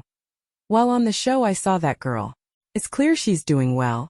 So I'm sure Ms. Zhang isn't doing badly either. You can rest easy now. So when will you wake up? As she spoke, Ning Xiaoyu's voice grew quieter. In truth, Ning Xiaoyu hadn't always been a slacker. She once excelled in her studies, the undisputed top student among her peers with a bright and promising future ahead of her. But an unexpected event had completely changed her life.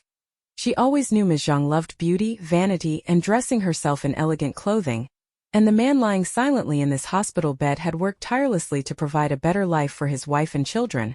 But no matter how hard he worked, he couldn't give his wife what she truly wanted. He didn't understand that only the super-rich could satisfy Ms. Zhang's insatiable vanity. This was something Ning Zhan could never achieve. No matter how hard he tried, in the end, Ms. Zhang succeeded. With her exquisite beauty, she became the third wife of a wealthy businessman in the capital. Bringing her younger daughter along when she remarried, Ning Xiaoyu had never been close to Ms. Zhang. She resembled her father more, with refined and delicate features. In modern internet slang, her appearance could be described as ethereal. She didn't look much like her mother, whose beauty was vibrant and striking. Ning Yue, however, was almost a carbon copy of Ms. Zhang, bearing a 70 or 80% resemblance to the latter's younger self. Because of this, Ms. Zhang favored her younger daughter exclusively. As for Ning Xiaoyu, all the affection she had ever known came from her father. Resting her chin on her hand, she muttered, as if to herself or perhaps to the man on the bed, "So all your efforts back then, what were they for? In the end, wasn't it all for nothing?" His wife had left, and his younger daughter seemed to have forgotten him entirely. He had been in a coma for 7 long years. It was only thanks to the compensation from the accident that Ning Zhan had been able to hang on for this long. In these 7 years, neither Ms. Zhang nor Ning Yue had visited him even once. Rather than working hard only to lose everything in the end, it's better to be a salted fish from the start. Just go with the flow and make life a little easier and happier for yourself. After staying with her father for about half an hour, Ning Xiaoyu left the hospital room and paid a fee of 40,000 yuan. Her previously accumulated love points, which had been at 4, now dropped to 0. Ning Xiaoyu asked, "Is this money all right?" The love system clapped its metaphorical hands confidently and said, "Rest assured, girl, the money you've received is post-tax and completely legitimate." Ning Xiaoyu nodded. After all, the system was a product of interstellar civilization, so it surely had this level of capability. Roya, when Ning Xiaoyu returned to the friendship house, only a dim lamp remained lit in the living room. The other guests had already gone back to their rooms to rest. She glanced at her phone and realized it was already past 11. Just as she was about to head to her room, Shan Yueyue suddenly appeared out of nowhere. "You're back." Ning Xiaoyu nodded. Shan Yueyue pulled her aside and said, "In a few days it'll be the movie king's birthday." Earlier, everyone was discussing what gifts to give him. The gifts can only be purchased using friendship coins. "I was worried you might not know and wouldn't have enough coins ready in time, so I waited for you." Ning Xiaoyu thanked her and then couldn't help but ask, "Do we have to give a gift? Can't we just skip it?" Shan Yueyue gave her a look as if saying, "Isn't that obvious? Everyone else is giving a gift. You don't want to be the odd one out, do you?" Ning Xiaoyu responded with an "oh" and said she understood. She figured she'd deal with it later. It was still several days away, yet everyone was already busy preparing gifts for Lu Jingdu. Such was the life of a winner. Roya, after returning to her room, Ning Xiaoyu couldn't help but think about her father, who looked even more aged as he lay motionless on the hospital bed. She tossed and turned, unable to fall asleep. At first, she had resented her father. She couldn't understand why he had tried so hard to keep someone who wanted to leave. In the end, he not only failed to stop her mother but also ended up in a coma, leaving her to face the world alone. How old had she been back then? But over the past years, as she grew older, that resentment had slowly faded, replaced by longing. She missed her father. She wanted him to wake up and be able to talk to her again. Since she couldn't sleep, Ning Xiaoyu decided to stop trying. She threw a coat over her pajamas and stepped out for a walk to clear her mind. The villa was located near the sea, surrounded by a large private beach. Other than the show's crew and guests, no one else could enter, so safety wasn't a concern otherwise. Ning Xiaoyu wouldn't dare wander out alone in the middle of the night. She didn't know how long she had been walking when she suddenly caught a faint whiff of smoke, as if carried from afar by the sea breeze, the scent of tobacco mixed with the salty tang of the ocean air, creating an oddly ethereal aroma that wasn't unpleasant. Instinctively, she turned toward the direction of the wind and noticed a faint, glowing red ember in the dense night. Thanks to the heightened awareness she had gained from her recent missions, Ning Xiaoyu immediately identified the person based solely on the elegant shape of the hand holding the cigarette. It was Lu Jingdu. For a moment, she froze, her gaze locking with his as he looked over, through the heavy veil of night. She could only faintly make out his indifferent expression and the stillness of the night, with no one else around. Their eyes met for several long seconds. It felt as if they had transcended time and space to encounter each other at that exact moment. If one of Lu Jingda's fangirls were there, she might have exclaimed, "Oh my gosh, even brother's silhouette is breathtaking." Unfortunately, Ning Xiaoyu was no fangirl. She was a full-fledged salted fish. Without bothering to observe him further, she turned on her heel and walked away. Love system. It had been about to assign her a mission. Ning Xiaoyu practically flew back to the villa, as if something were chasing her. Within moments she was near the house again. Once there, she let out a long sigh of relief. She had narrowly avoided being roped into another mission. Good thing she had left quickly. Having just spent 40,000 yuan. All she wanted now was to lie flat like a salted fish and avoid missions altogether. Still, she hadn't expected someone as composed and elegant as Lu Jingdu to smoke. The way he smoked was practiced and nonchalant, carrying an air of casual indifference. The love system, adopting a worldly tone, remarked, "One puff to ease 1,000 sorrows. Looks like our movie king isn't in a great mood." Ning Xiaoyu had no interest in prying into the world of an A-list celebrity. As a salted fish, she had little curiosity. She had been in a bad mood herself earlier, but being skilled at self-soothing, her mood had already improved. The joys of being a salted fish were simple like that. Before long, Ning Xiaoyu was back in bed. This time, she fell asleep almost instantly. Roya, when she woke up the next morning, Ning Xiaoyu suddenly remembered she had forgotten to send her goodnight messages again. Missing out on several friendship coins left her feeling regretful. When she checked her phone, however, she was surprised to find 2 messages waiting for her, one from Shangyue and one from Lu Jingdu. Lu Jingda's message had been sent around 2 in the morning, shortly after their encounter by the sea. Ning Xiaoyu immediately understood what he meant. Don't tell anyone about his smoking. Okay. She understood perfectly. The love system looked exasperated. You understand? What exactly do you understand? Ning Xiaoyu gestured as if zipping her lips. I, Ning Xiaoyu, will take the matter to my grave. The love system felt utterly drained. Did the big shot actually care whether she spread the word about him smoking? Probably not. It didn't bother explaining further and instead resorted to savoring any subtle sweet moments from their interactions. Bit by bit it pieced them together. Its exhaustion vanished, because the sweetness was overwhelming. Oh, it was back in action. The system was convinced that the CP it shipped would be super sweet in the future. Roya. Ning Xiaoyu sent good morning messages to both Shangyue and Lu Jingdu. She quickly received a reply from Shangyue. As for Lu Jingdu, she hadn't gotten a response yet. He was probably still asleep. Not receiving one didn't bother her. She mostly wanted to reassure the movie king that she knew how to handle last night's situation. After freshening up, Ning Xiaoyu leisurely headed downstairs. Once there, now a rich person with 7 friendship coins, she opted for a plate of egg fried rice costing 3 coins and a cup of soy milk for 1 coin. The breakfast was to her liking. After eating, Ning Xiaoyu went to take on a task, only to learn from the staff that all the tasks had already been claimed by other guests. If she still wanted to participate, she could collaborate with them. The reward in friendship coins would be the same as if she did it alone. Coincidentally, Shen Yueyue was also nearby, preparing to pick a task. Upon hearing the news, Shen Yueyue pulled Ning Xiaoyu aside. It must have been Ning Yue and her group. And why? What else could it be? Obviously jealousy. Jealous of how Ning Xiaoyu had twice managed to encounter the movie king alone and even landed on the trending topic several times because of it. Ning Yue was probably losing her mind with envy as a third-line actress. Shen Yueyue knew more about the industry's inside scoop, though she didn't realize Ning Xiaoyu and Ning Yue were related. It didn't even cross her mind that they could be sisters. Shen Yueyue whispered, Ning Yue is really lucky. After her mother remarried into the Shen family, she became the second young lady there. The Shen and Lu families are old family friends. I heard that not long after Ning Yue joined the Shen family, she met Lu Jingdu and hasn't been able to see anyone else since. Frankly, Ning Xiaoyu didn't care much about Ning Yue's life. But since Shen Yueyue seemed chatty, Ning Xiaoyu didn't interrupt her. Still, Ning Yue doesn't hold a candle to her mother. She looks a lot like her mother, but it seems she didn't inherit her mother's methods.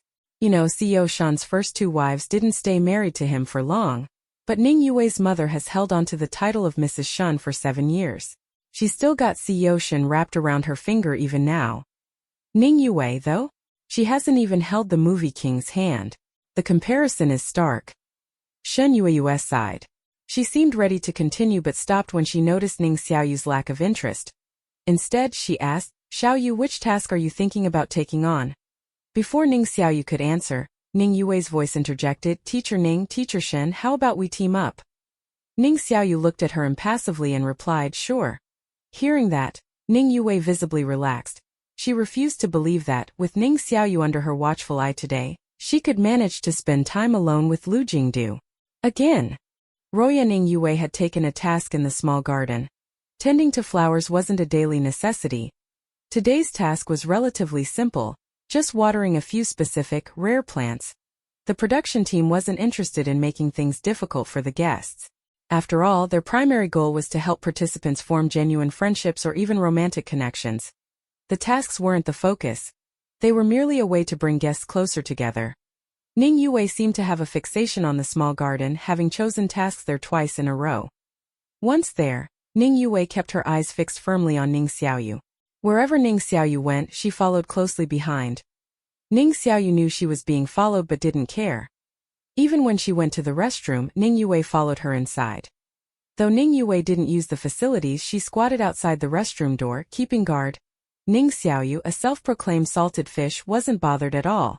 After all, there was still a door between them. After washing her hands and leaving the restroom, Ning Xiaoyu casually found a large tree and leaned against it, ready to rest for a while. Ning Yue quickly caught up to her. Teacher Ning, you're resting here? I'll join you, she said. Not long after, Su Chang, Shan Yueyue, Mu Jiejia, and Ling Zijie also arrived. In an instant, 6 people gathered under the shade of the large tree. Among them were top celebrities, rising stars, a fresh-faced actor, and even a barely known 18th-line actress. The group lazed under the sun, occasionally engaging in light chatter. Unbeknownst to them, the cameras in the small garden, which had been repaired earlier, captured everything, broadcasting it live to the audience. As expected from a cast full of celebrities. The scene is truly pleasing to the eyes. Too bad there's an 18th-line actress ruining it. Such an eyesore. By now, after more than a day of live broadcasting, Ning Xiaoyu had gained a small fanbase. The moment they saw such comments, her fans jumped to her defense. Who's calling her an 18th-line actress? Based on Xiao Yes Weibo followers and the livestream viewership, she's at least a 16th-line actress now, okay? LOL, is there a difference between 16th line and 18th line? Of course there's a difference. She's 16th line now, soon she'll be 6th line. And after that, who knows, maybe she'll become a top-line star. Keep dreaming, kid. Anything can happen in your dreams. Ning Xiaoyu remained oblivious to the arguments breaking out in the livestream chat because of her. At the moment, she was simply enjoying her peace and relaxation. Surely, the love system wouldn't assign her another mission at a time like this, right?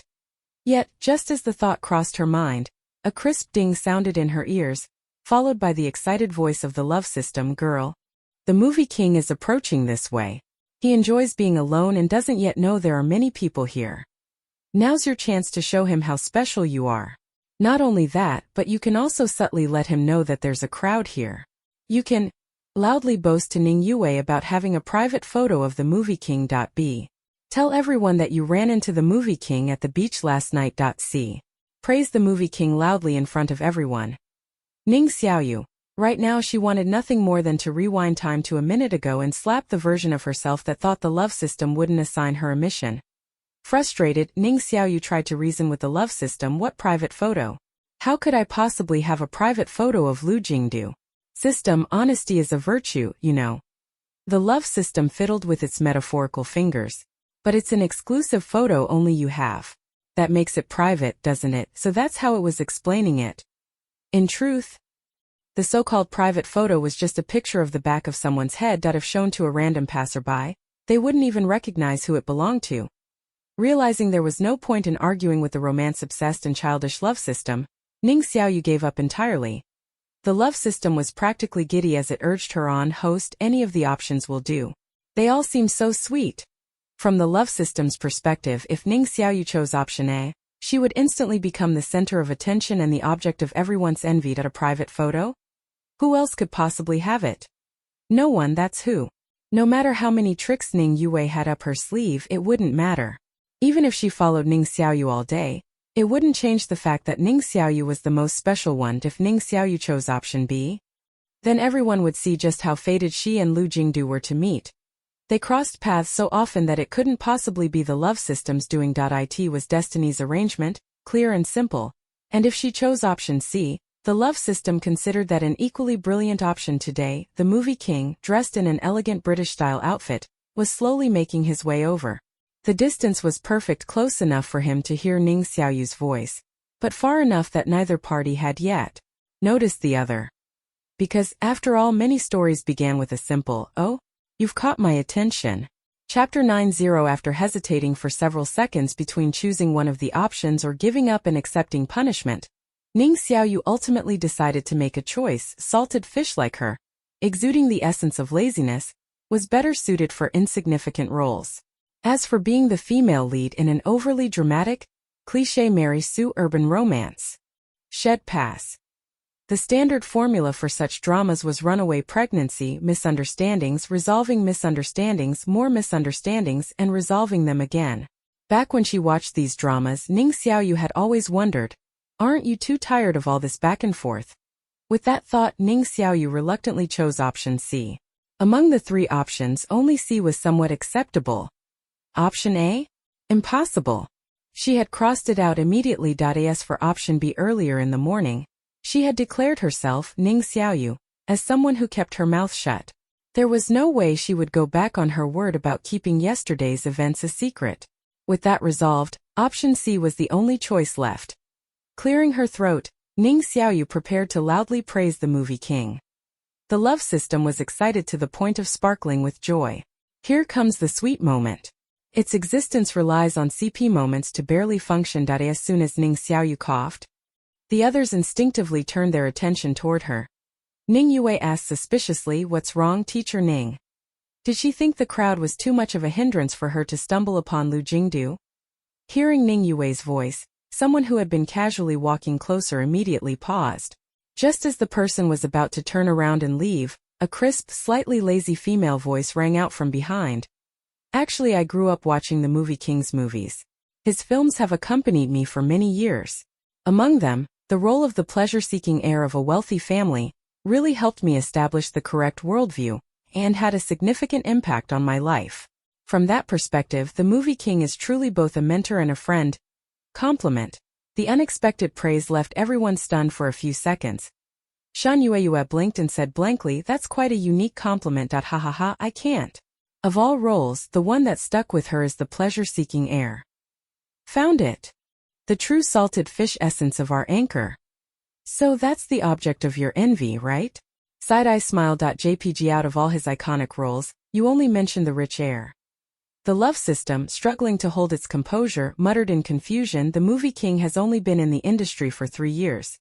How could you have grown up watching his movies?" Ning Xiaoyu replied slowly, "I grew up from 20 to 23. That's still growing up, isn't it?" If the love system had hands, it would have been scratching its head in frustration. But you're saying you only established your worldview at 20. Ning Xiaoyu rested her chin on one hand. Is that not allowed? I was too rebellious during my teenage years to form a solid worldview. And 3 years count as many years. Ning Xiaoyu spoke unhurriedly. Humans aren't like systems. 3 years isn't exactly short. The love system felt like it was having an existential crisis. This its host had chosen option C and technically fulfilled the mission requirements, but something still felt off. What the love system didn't know yet was that it had been bound to the most unconventional host in its history, one who didn't fully follow its rules, nor did she act according to its expectations. Her individuality was unmistakable. In other words, Ning Xiaoyu's salted fish nature was one of a kind. To be fair, Ning Xiaoyu hadn't lied. Whether it was Lu Jingdu himself or the wealthy heir role he once played, they both represented her ultimate life goals: wealthy and carefree, being able to lie down and do nothing yet still live a great life. That was her dream without a doubt. Ning Xiaoyu successfully completed the mission and earned 1 love point. The mission wasn't particularly difficult. After all, her mood was quite good. As for the person who heard her sincere praise, he chuckled faintly before leaving unnoticed by anyone else. Roya, after completing the garden task, Ning Xiaoyu had 9 friendship coins in her pocket. At noon, she spent 4 coins on a boxed meal, which included meat, vegetables, and soup. It was nutritious and well-balanced. With 5 coins remaining, she had enough for dinner. So the salted fish went on strike in the afternoon. Ning Yue didn't follow Ning Xiaoyu around anymore. She likely realized that trailing Ning Xiaoyu was pointless, so she decisively gave up and went off to find another way to cross paths with Lu Jingdu. Ning Xiaoyu enjoyed her newfound freedom. After 2 days, most of the guests had become familiar with one another. Naturally, relationships varied, and the guests had already formed closer or more distant cliques. Ning Yue stayed close to the top star Su Chang, second-line actress Mu Jiejia, and the fresh-faced idol Ling Zijie. The 4 of them always stuck together. The movie king, however, remained a lone wolf since the beginning of the show. But with his high status, no matter what he did, his fans would praise it as the right thing to do. There were also a well-known director, a supermodel, and others. But Ning Xiaoyu didn't have much interaction with them, so she paid them little attention. When the other guests took on their tasks and left, Ning Xiaoyu didn't feel like staying alone in her room. Instead, she found a quiet spot near the villa, grabbed a lounge chair, and prepared to lie down like a proper salted fish. However, for some reason, perhaps it was a windy spot, she found it uncomfortable to lie there. Salted fish prioritize personal comfort above all else. She could endure poverty and even eat dirt, but she absolutely couldn't tolerate sleeping uncomfortably. Sleeping was one of life's greatest pleasures. After all, so she got up from the lounge chair, intending to scout out a better, cozier spot nearby. If conditions allowed, she might even return to her room to fetch her sleeping bag. Yes, her gear was that well prepared. Ning Xiaoyu explored the left side of the villa but didn't find a suitable place, so she decided to try her luck on the right side. If all else failed, she'd just have to retreat to her room to lie down. Just then, she caught sight of a figure tightly wrapped in clothing, behaving suspiciously as Husha tried to climb over the wall. It looked like the person was attempting to sneak into the villa. Instinctively, Ning Xiaoyu called out, "Who are you?" The person froze at her words. Realizing Husha had been discovered, Husha immediately abandoned the climb, turned around, and stumbled away in a panic. Ning Xiaoyu frowned. Something about this felt off. Forgetting about her nap, she went straight back to the villa and reported the incident to the staff. They quickly checked the surveillance footage, found traces of the suspicious person, and immediately called the police. When the other guests returned one by one after completing their tasks, they quickly heard about the incident. The popular actress Shirue was particularly upset. What's going on? How could a suspicious person show up near the villa? Didn't you say this place was very secure? The staff sincerely apologized, promising to strengthen security measures. But Shirue was clearly unimpressed. During dinner, the director approached Ning Xiaoyu looking excited. "Xiaoyu, we have you to thank for today. If you hadn't been so vigilant inspecting the area around the villa, that suspicious individual might have gotten inside." Ning Xiaoyu was momentarily stunned. She wanted to explain that her vigilance wasn't intentional, she was just a lazy salted fish looking for a comfy spot to nap. But the staff didn't give her a chance to speak. "Teacher Ning is amazing. Without you, who knows what could have happened today?" "Yes. Teacher Ning helped us spot the security flaw. We promise this mistake won't happen again." After we reported it, the police's preliminary investigation revealed that the suspicious person was a stalker fan trying to sneak in to take private photos of celebrities. We're still investigating which celebrity the stalker was targeting. If you hadn't scared the stalker off, today could have ended in disaster. The director concluded decisively. Xiaoyu, you've done a great service today. How about this? The production team will reward you with 3 gourmet meals. If there's anything else you want, just let us know. Ning Xiaoyu shook her head. Nothing for now. The director smiled. All right, just tell me when you think of something. After the director left, Shen Yueyue looked at Ning Xiaoyu with admiration. How did you think to inspect the villa? I always trusted the security here and assumed it was absolutely safe. Compared to you, my sense of vigilance is far too weak. I never thought the security here could have such a huge loophole. It almost let a stalker fan sneak in. Ning Xiaoyu opened her mouth, but before she could speak, Shen Yueyue continued, we really owe you today, Xiaoyu. If that stalker fan had sneaked into Shen Yueye's room, whether the person hid under the bed or in the closet, she would have been scared to death. Even if the stalker fan wasn't targeting her but another celebrity, it would have still caused trouble if the person hadn't been caught. Ning Xiaoyu had grown so accustomed to her salted fish existence that she felt numb. She tried to explain twice but never got the chance to speak. The truth was she was simply being lazy, trying to find a comfy place to lie down. But her behavior, wandering here and there, looking around, had been interpreted by everyone as vigilant and security conscious. That it truly was a beautiful misunderstanding. Chapter 10:0 In the evening. When Ning Xiaoyu sent her good-night message, she received the latest update from Shen Yueyue. The stalker ran really fast and still hasn't been caught yet. Seems like that person is no novice. Ning Xiaoyu, as carefree as ever, didn't worry about it. In her opinion, it was only a matter of time before the stalker fan was caught. After comforting Shen Yueyue briefly, she went to sleep. The next morning, Ning Xiaoyu enjoyed a luxurious breakfast specially prepared by the production team, an exclusive treat just for her. This breakfast, however, sparked a bit of jealousy. Ning Yue, for instance, looked visibly displeased so early in the day. After the guests ate, the director announced the day's agenda: a 3-day trip to the forest park. On the 3rd day of the variety show, the director decided to let the guests venture outdoors together. Trips, after all, were ideal for fostering friendships or even romance. They also allowed the guests to understand one another better, which was perfect for the show's themes of love and camaraderie. Roya 3 hours later, all 11 guests from Hi, My Friend stood at the entrance of the forest park. Shen Yueyue whispered to Ning Xiaoyu, I wonder if the movie king will show up. Ning Xiaoyu shook her head honestly. I don't know. Shen Yueyue nodded sagely. True, the movie king's thoughts are hard to predict. Nearby, Ning Yue was scanning her surroundings, searching for Lu Jingdu. Suchong approached her, exuding charm. What are you looking at? Suppressing her disappointment, Ning Yue smiled. Nothing. Suchong slipped one hand into his pocket. Stick with me later. The forest park is huge and it's easy to get lost. Mu Jejia, standing nearby, chimed in, aren't we supposed to move as a group later? Suchong shrugged. That's hard to say. The director clearly intended for them to form smaller groups. After all, with too many people together, how could they deepen their bonds? As expected, the director soon instructed them to split into teams. The 11 guests were divided into 3 groups. Ning Xiaoyu paired up with Shen Yueyue. Ning Yue joined 3 others, and Shi Rue formed a group with 4 more. Shi Rue invited Ning Xiaoyu to join her group, but Ning Xiaoyu politely declined. Ning Xiaoyu, ever the homebody, wasn't fond of lively crowds.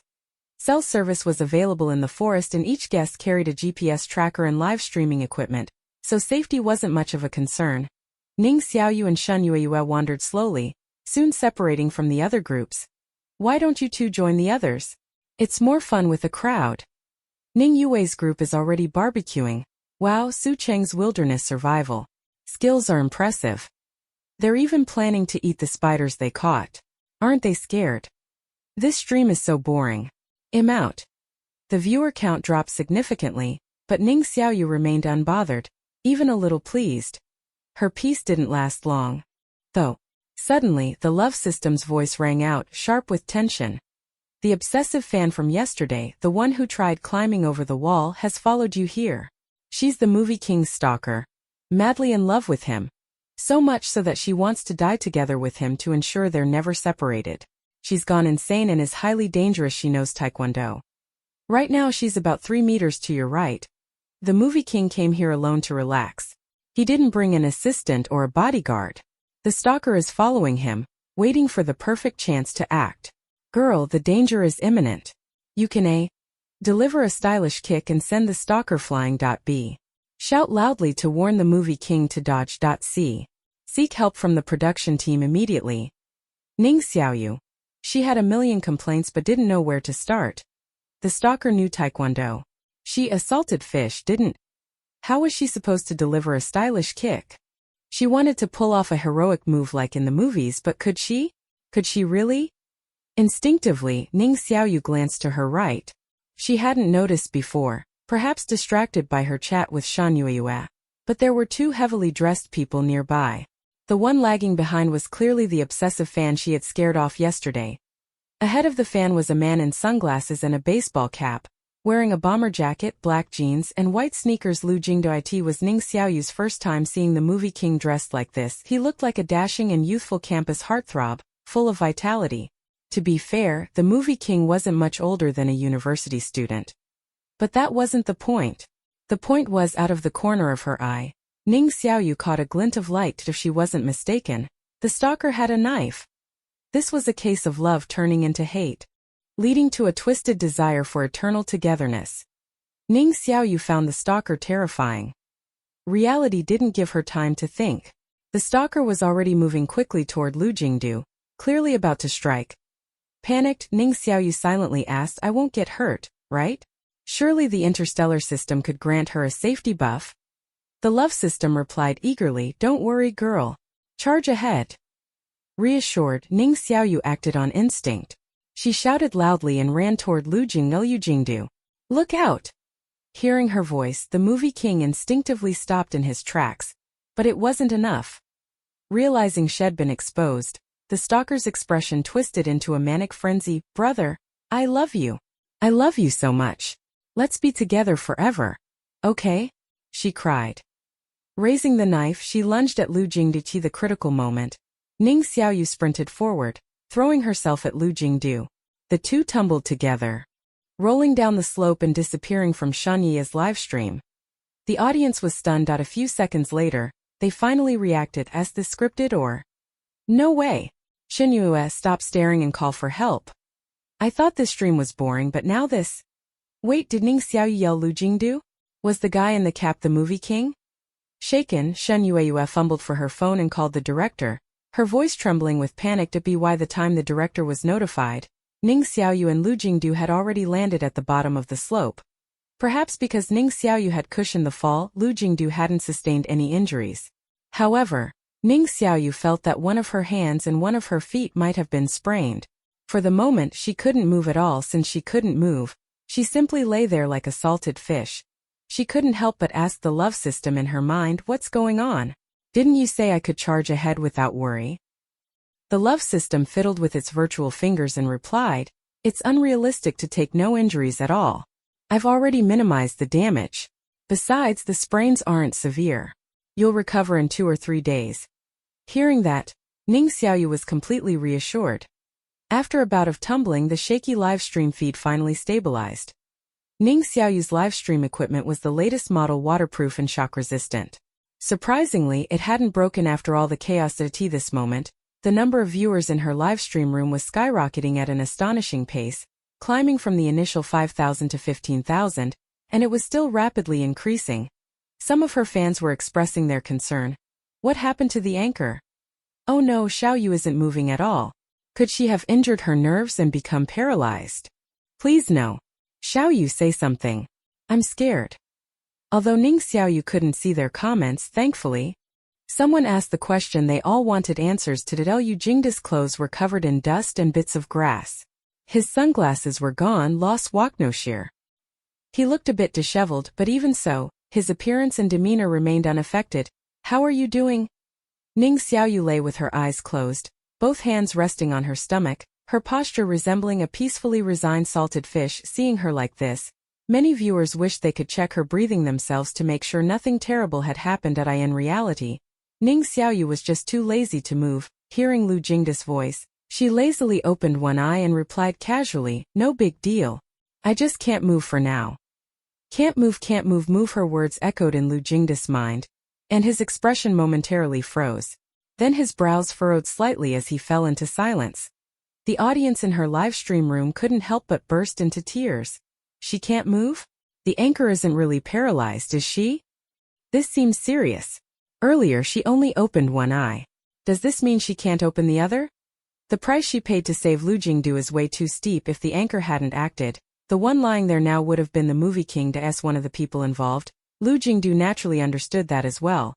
For the first time he focused his full attention on Ning Xiaoyu. No matter what, he owed her today. Thank you.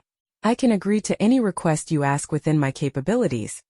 Hearing that, the viewers in the live stream room became excited. Any request? Sisters, the movie king has solemnly promised. Wow, he didn't set a limit. Does that mean he'll agree to anything Xiaoyu asks for? It's a bit inappropriate, but I have to say this is so swoon-worthy. Upstairs, can you only think of romance? If this comes at the cost of lifelong paralysis, it's way too heavy. Ning Xiaoyu, oblivious to how her few hundred true fans were worrying themselves sick, suddenly perked up. She licked her lips and said, "You're too polite. Actually, I have a request right now." Lu Jingdu nodded. Go ahead. What will Xiaoyu ask for? It has to be resources. A luxury house. A leading role. A big IP script. At this point, Lu Jingdu's girlfriend fans rushed in, their hearts sinking when they heard his promise. When Ning Xiaoyu finally spoke, their spirits plummeted further, as if they had fallen into an icy pit. Ooh, is she going to ask brother to give himself to her? After all, it's an unconditional promise. Who could resist? If I were Ning Xiaoyu, I wouldn't be able to resist asking for a hug from brother right now. If it were me, my first request would be to date brother. Who wouldn't want to be brother's girlfriend? Well, Ning Xiaoyu didn't want that. She glanced toward her left where her small snack pouch had fallen. The strap had snapped during the tumble, but it had landed nearby. Thankfully, the clasp hadn't broken, so nothing inside had spilled. Otherwise, it would have been a waste. My left hand hurts when I move it. Could you check my bag to see if the packed breakfast is intact? If it's not crushed, could you pass me a cupcake? I can use my right hand to take it. My right hand isn't injured. Thank you. Today's breakfast had been so lavish that Ning Xiaoyu hadn't been able to finish it. She'd packed the leftovers to bring along. After all that chaos, she was feeling a bit hungry and just wanted a bite to reward herself for the scare. This request wasn't over the top, was it? The audience. Lu Jingdu, that's it? That's it. The viewers who had been expecting Ning Xiaoyu to ask for something like cuddles with Lu Jingdu or, at the very least, resources or a leading role didn't know what to say. Well, it was official now. This anchor really didn't have a shred of a girlish heart. Not even a little. Chapter 11:0. When Ning Xiaoyu made the request, some haters started spreading conspiracy theories online. It sounds fine now, but who knows what kind of difficult demands she'll make of the movie king in the future. People always change, especially someone like Ning Xiaoyu who's good at pretending. I don't believe anyone could remain indifferent to having such a promise from the movie king. Just wait and see. Sooner or later, Ning Xiaoyu will make a big demand. It's only a matter of time. The movie king is so naive to not limit the number of requests. Doesn't he know greed knows no bounds?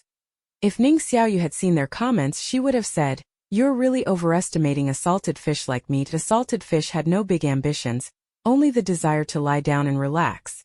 She didn't want to scheme or take advantage of others. After all, even taking advantage requires skill and brainpower.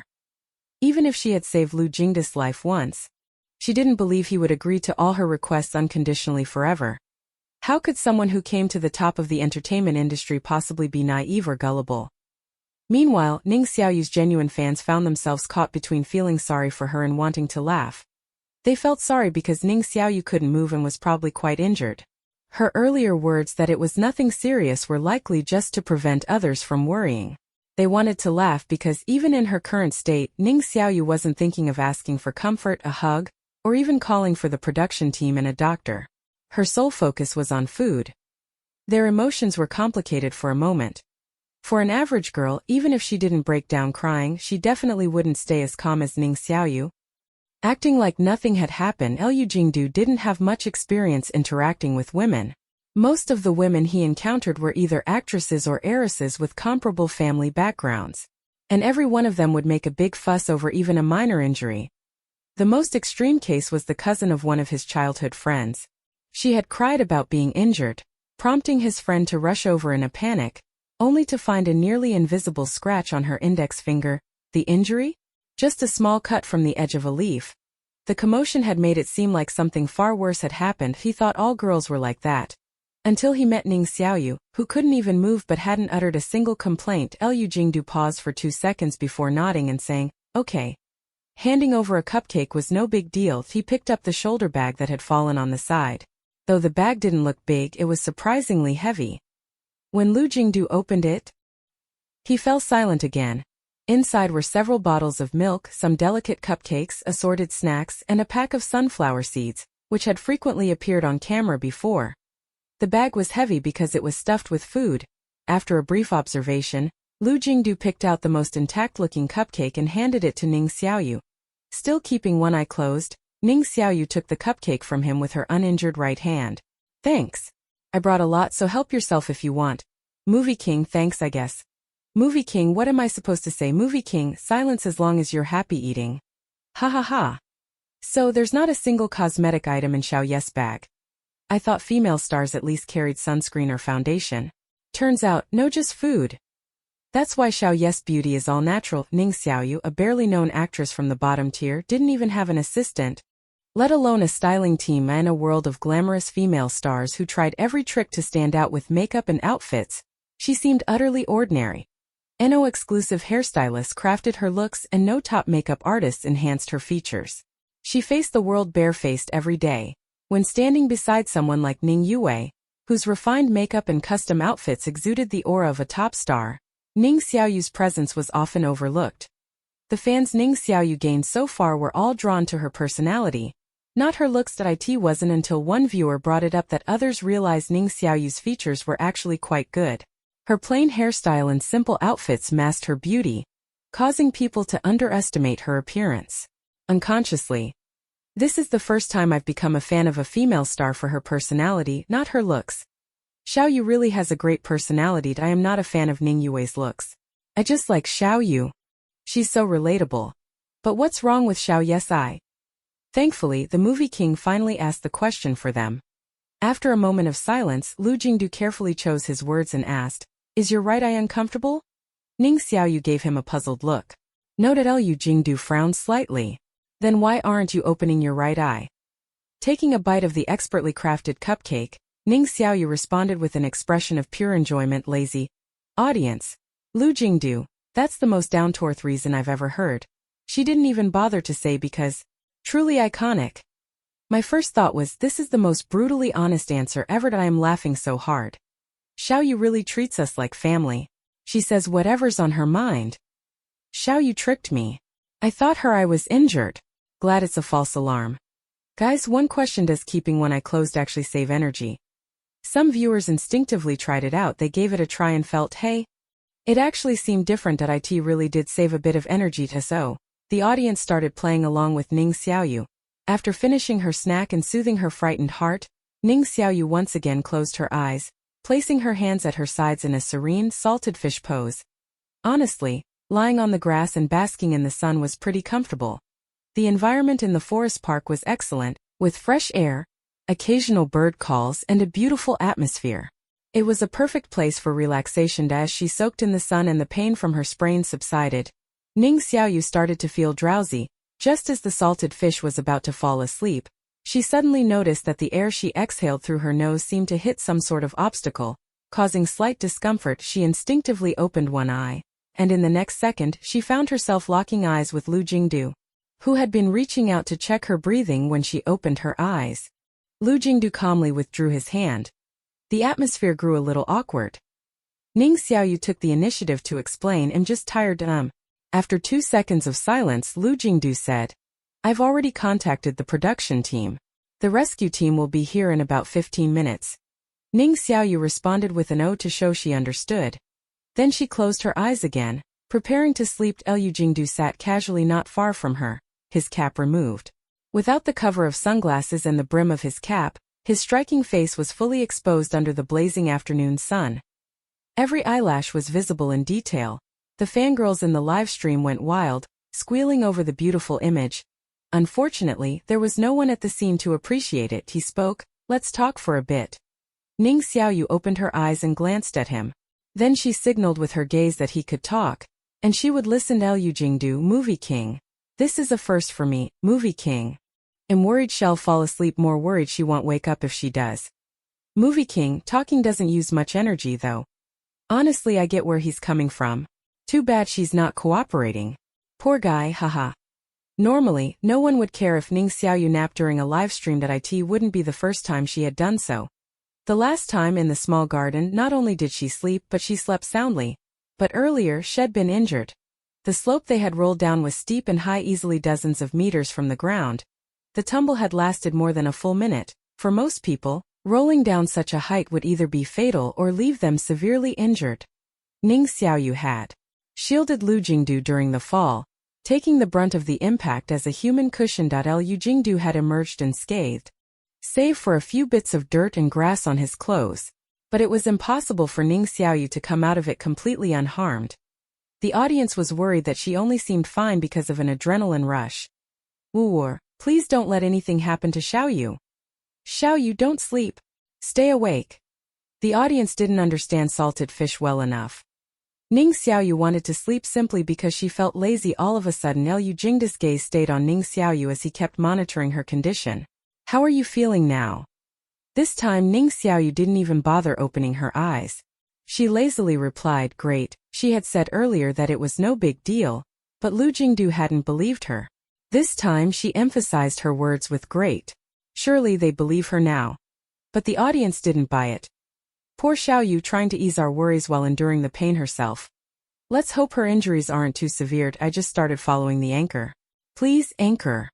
Take care of yourself. As the anxious audience waited, the rescue team finally arrived. Their response time wasn't bad, all things considered. But the viewers were so worried that even the half-hour wait had felt like an eternity. When the doctor arrived, they immediately performed a preliminary examination on Ning Xiaoyu using their equipment. The scene fell silent as everyone, both at the scene and in the live stream, held their breath, praying for good news. After a few minutes, the doctor finally let out a sigh of relief.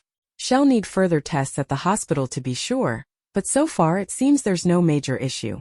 Her condition is quite good. Liu Jingdu frowned slightly, but she looks like she's about to fall asleep. Being this drowsy, could it be due to a head injury or something else?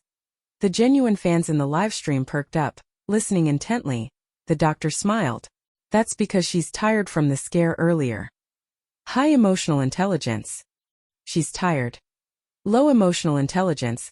She's just a lazy salted fish. After a moment of silence, the audience finally realized that Ning Xiaoyu hadn't been lying earlier. Someone in the chat voiced the thought on everyone's mind. Rolling down from that height and still fine, guys, it's confirmed. Our anchor is a salted fish blessed with salted luck. Chapter 12:0. After Ning Xiaoyu underwent an examination at the hospital, the doctor concluded that there were no major issues. The severity of injuries sustained from rolling down a slope varied from person to person. Some might end up paralyzed, while others could lose their lives. When the doctor reviewed Ning Xiaoyu's results, he didn't overthink it.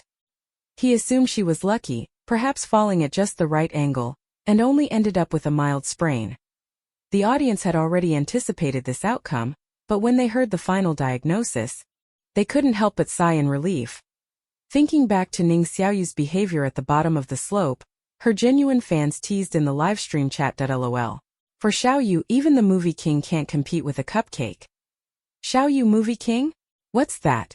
Can I eat it? The movie king who captivated my girlfriend has no appeal to Xiaoyu at all. Love to see it. As a bystander, I say this amusing content.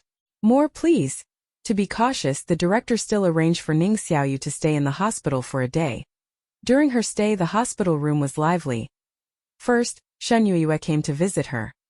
The moment Shen Yueyue entered, she wore an expression of lingering fear and said, "Xiaoyu, do you know how scared you made me earlier?" She had watched Ning Xiaoyu cling to Liu Jingdu and roll down the slope without hesitation. A scene so shocking it defied description. If Ning Xiaoyu had hesitated for even a second or been less decisive, the outcome might have been far worse. After all, that obsessed fan had looked utterly deranged. Ning Xiaoyu comforted her, saying, "See? I'm fine." Shen Yueyue rolled her eyes. "If you weren't, could you still say that now?" But deep down, Shen Yue admired Ning Xiaoyu. If it had been her in that situation, she doubted she would have had Ning Xiaoyu's courage to charge forward to save someone. In the end, Ning Xiaoyu deserved Lu Jingde's profound promise. Shen Yue had also watched the live stream after Ning Xiaoyu's fall. When she heard that Ning Xiaoyu's only request to Lu Jingdu was for him to hand her a cupcake, Shen Yue didn't know whether to laugh or cry. Then she brought up the obsessed fan's follow-up. She ran off after failing her attack, but not long after you were admitted she was caught. I heard she has severe mental illness and sometimes even fantasizes about being the movie king's wife. Who knows what kind of punishment she'll face. Unfortunately, since the person had a mental illness, her sentence would likely be lighter. But none of this was Ning Xiaoyu's concern. Surely Lu Jingde's legal team would handle everything smoothly for him. After chatting for a while, Shen Yue couldn't resist teasing, "It seems the movie king's charm doesn't work on you." Honestly, even covered in dirt, Lu Jingdu still exuded an irresistible allure. Shen Yue had to admit that even as someone who had seen her fair share of handsome men in the entertainment industry, she found it hard to resist him. Even if she didn't get to cuddle with him, just listening to him talk a bit more would be nice. But Ning Xiaoyu? She found even talking to him troublesome, lying there in her completely relaxed, carefree way. Before Ning Xiaoyu could respond, the other guests of "Hi, my friend" arrived, filling the hospital room. Shen Yue wisely stopped her teasing. Everyone brought small gifts for Ning Xiaoyu, including a large bag of melon seeds that could last her quite a while. Shi Rui didn't hold back her praise, saying, "Xiaoyu, you're so brave. If anyone else present had been in her place, they likely wouldn't have handled the sudden crisis as well as Ning Xiaoyu had." Ning Xiaoyu waved it off. It was nothing. Her indifferent attitude left the others with mixed feelings. On the one hand, they admired her courage. On the other, they envied her for earning Lu Jingde's unconditional promise. Shi Rui smiled wryly to herself. 29. She still hadn't won a Best Actress award. If she had been the one to save Lu Jingdu, what she would have wanted most was the lead role in director Gong's upcoming film. With Lu Jingde's influence, securing her that role would have been a trivial matter for him. But it wasn't her who earned Lu Jingde's promise. It never could have been her. She hesitated too much, lacking the courage to act decisively. With a rueful smile, she sighed. Youth is wonderful." The guests didn't stay long before leaving. Ning Xiaoyu spent a comfortable day in the hospital before being discharged. Because of the incident at the forest park, the guest's first trip ended abruptly. After her discharge, Ning Xiaoyu returned to the Friendship House, where the director announced that to help the guests relax, they had booked an entire hot spring resort for the night. For the hot spring trip, Shen Yue had gone all out, buying a variety of swimsuits online, sexy, cute, playful ones. While picking, she didn't forget to ask Ning Xiaoyu, "Xiaoyu, aren't you buying a swimsuit?" Ning Xiaoyu replied casually, "I already have one." When signing the contract, the guests had been told to prepare seasonal clothing, including swimsuits, though they could also buy them on the spot like Shen Yue. Since Ning Xiaoyu already had a swimsuit at home, she had brought it along. Roya in the afternoon, the guests got on the bus. To everyone's surprise, Lu Jingdu joined them this time. 4 days had passed since filming began, but this was Lu Jingde's first time participating in a group activity. The forest park trip didn't count since he hadn't ridden the bus with them. 6 hours later, the production team's bus stopped at the entrance of a hot spring resort. Ning Xiaoyu got out of the car with the other guests. The hot spring resort was nestled between mountains and rivers, featuring jagged rocks and expansive grounds. The production team handed out room cards, 2 guests to a room, making it a total of 6 rooms. Ning Xiaoyu shared a room with Shen Yue. As soon as they put down their luggage, Shen Yue eagerly opened her suitcase and pulled out 3 newly purchased swimsuits, asking Ning Xiaoyu to help her choose one. She held up a sexy black swimsuit and compared it against herself. "Xiaoyu, which one do you think will look better on me later?" Ning Xiaoyu never participated in the battle for beauty dominance often seen among female celebrities, but she understood that Shen Yue cared a lot about these things. She picked the 2-piece set in the middle. Shen Yue was pleased with Ning Xiaoyu's choice and decisively prepared to put it on. After Ning Xiaoyu changed into her swimsuit and put on a brand new disposable bathrobe provided by the hot spring resort, Shen Yue was still busy in the bathroom. When Ning Xiaoyu went to urge her, Shen Yue called out from inside, "Xiaoyu, it'll be a while. Why don't you head over first?" Confused, Ning Xiaoyu asked, "What are you busy with in there?" Shen Yue opened the bathroom door for a moment to show her. "I'm taking selfies." Ning Xiaoyu let out an "oh," realizing Shen Yueyue might be occupied with selfies for quite some time. Deciding not to wait, she headed off to enjoy the hot springs herself. After all, a salted fish might not be proactive about much. But when it came to enjoying life, she was exceptionally enthusiastic. How could she pass up such a good opportunity? By now the other guests had probably gone ahead, so as Ning Xiaoyu made her way to the hot spring pools, she only passed a few scattered staff members and didn't encounter anyone else. The resort was vast, and Ning Xiaoyu followed the signs along the way to avoid getting lost. While walking, she stumbled upon a buffet table. It was laden with a variety of desserts and plenty of fresh fruit. Not greedy, Ning Xiaoyu picked up a slice of cantaloupe, intending to eat it as she walked. However, after taking only a few steps, she faintly heard voices talking nearby. Salted fish rule number 1. If you hear people speaking in a secluded place, they're likely discussing something they don't want others to hear. This is the time to leave quickly to avoid trouble. Ning Xiaoyu adhered to the salted fish code. Just as she lifted her foot to sneak away, the excited voice of the love system sounded in her ear again. Girl, after hearing that the movie king is here, a certain socialite rushes over to wait at a spot he will pass through to confess her love. At this moment, the confession is reaching its climax. You can look at the movie king and use your gaze to question why he is flirting with others behind your back. B. Embrace the green tea persona, subtly discouraging other women from getting close. C. Call the movie king, successfully interrupting the socialite's confession. Ning Xiaoyu didn't know who was speaking in the secluded corner until the love system's explanation revealed that one of the people involved was Lu Jingdu. Looking at the options, Ning Xiaoyu couldn't help but comment, someone confessing to Lu Jingdu sounds great. You can enjoy romance now. The self-effacing love system. It only wanted to ship its host with the movie king, not the movie king with someone else. Other people's romance wasn't sweet, but a dagger to the heart. With several seconds left to choose, Ning Xiaoyu wasn't in a rush. Just as the love system described, the confession had indeed reached its peak. I know Ning Xiaoyu helped you once, but you didn't have to make that kind of promise to her. I've liked you for so many years. Why can't you just turn around and look at me? Please stop apologizing. I'm so tired of hearing those 2 words. That if my brother weren't your friend, would you even bother seeing me? Ning Xiaoyu was stunned. She hadn't expected to hear her own name mentioned in the conversation. Apparently, after she had saved the movie king once and Lu Jingdu made some sort of promise, it had unsettled the socialite. As the sweet scent of cantaloupe wafted through the air, Ning Xiaoyu couldn't resist taking a bite. However, in the process, her elbow accidentally bumped into a decorative porcelain vase, causing a faint clinking sound. Although the noise was minor, it was immediately noticed by the people inside. Who's there? The socialite shouted sharply. The next second, the socialite forcefully pulled open the slightly ajar door. And there stood Ning Xiaoyu, cantaloupe in hand, mid-bite, facing the 2 inside the room. Conveniently, this particular corridor had cameras, but the audience in the live stream only saw Ning Xiaoyu. They had no idea what had transpired. Seeing Ning Xiaoyu standing there with her cantaloupe, looking every bit the image of a nosy onlooker, the viewers erupted. That's exactly me. So what's the drama? Spill it? Girl, share the juicy details. After the door opened, Ning Xiaoyu blinked her large, beautiful and expressive eyes, instinctively glancing at the socialite, and that instant, Lu Jingdu was certain that he saw pure and unabashed curiosity in Ning Xiaoyu's gaze. Adding to the scene was the slice of cantaloupe in her hand. The vibe of a spectator munching on snacks while watching drama was at its absolute peak. Chapter 13:0 The viewers in the livestream chat were growing increasingly anxious, scratching their heads in frustration. So what exactly happened? That hallway was empty just a moment ago. To the person above, this hot spring resort has interconnected hallways.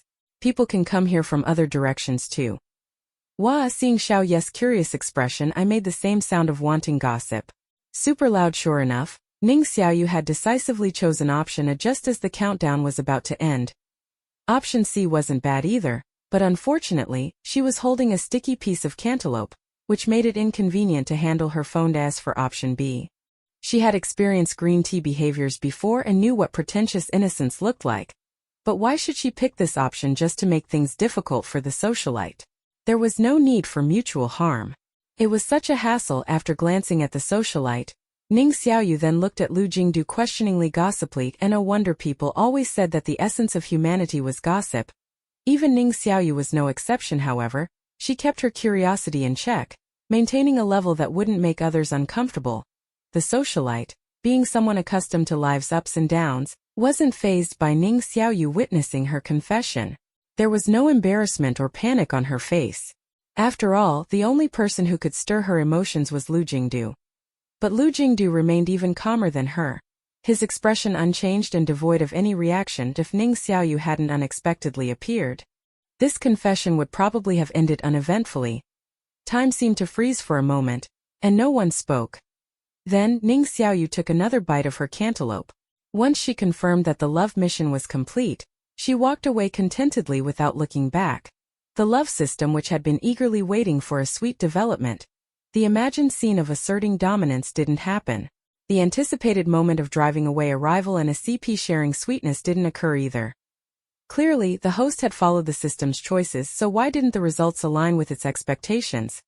The love system couldn't help but fall into its daily self-doubt.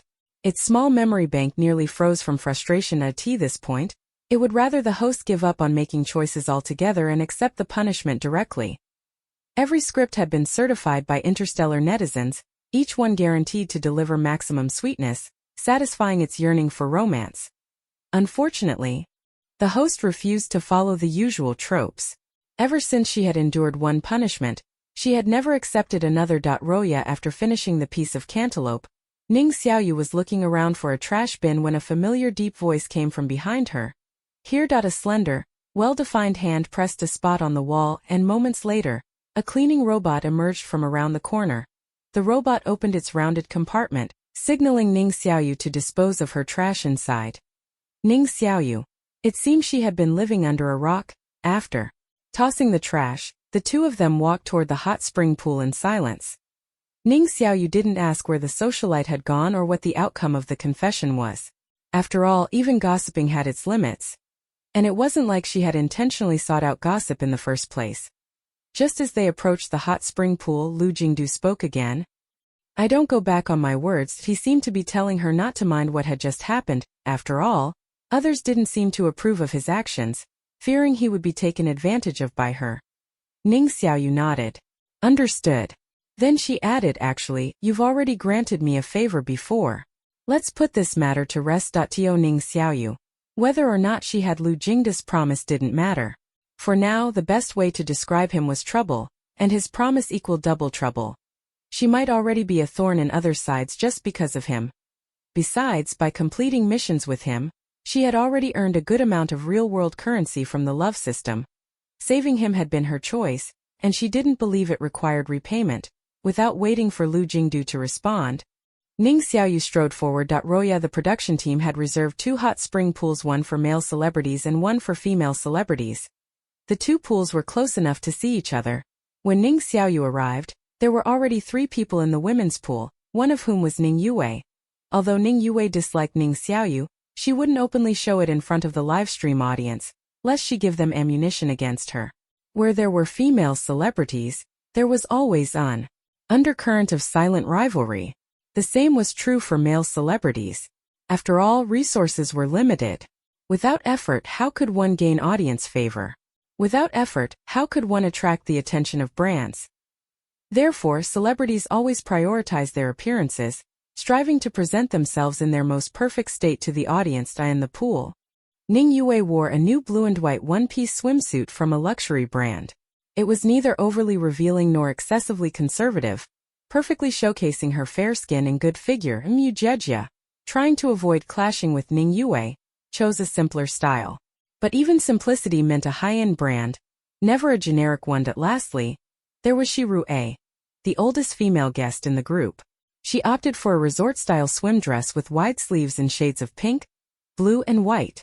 The outfit, a 3-piece set, included a sexy tie-front bikini beneath, though she kept the outer layer on. As soon as Ning Xiaoyu entered, the 3 women in the pool immediately focused their gazes on her. In the entertainment industry, newcomers and veterans rotated frequently, and Ning Xiaoyu in a short time had already gained a substantial following. At first, they hadn't paid much attention to her.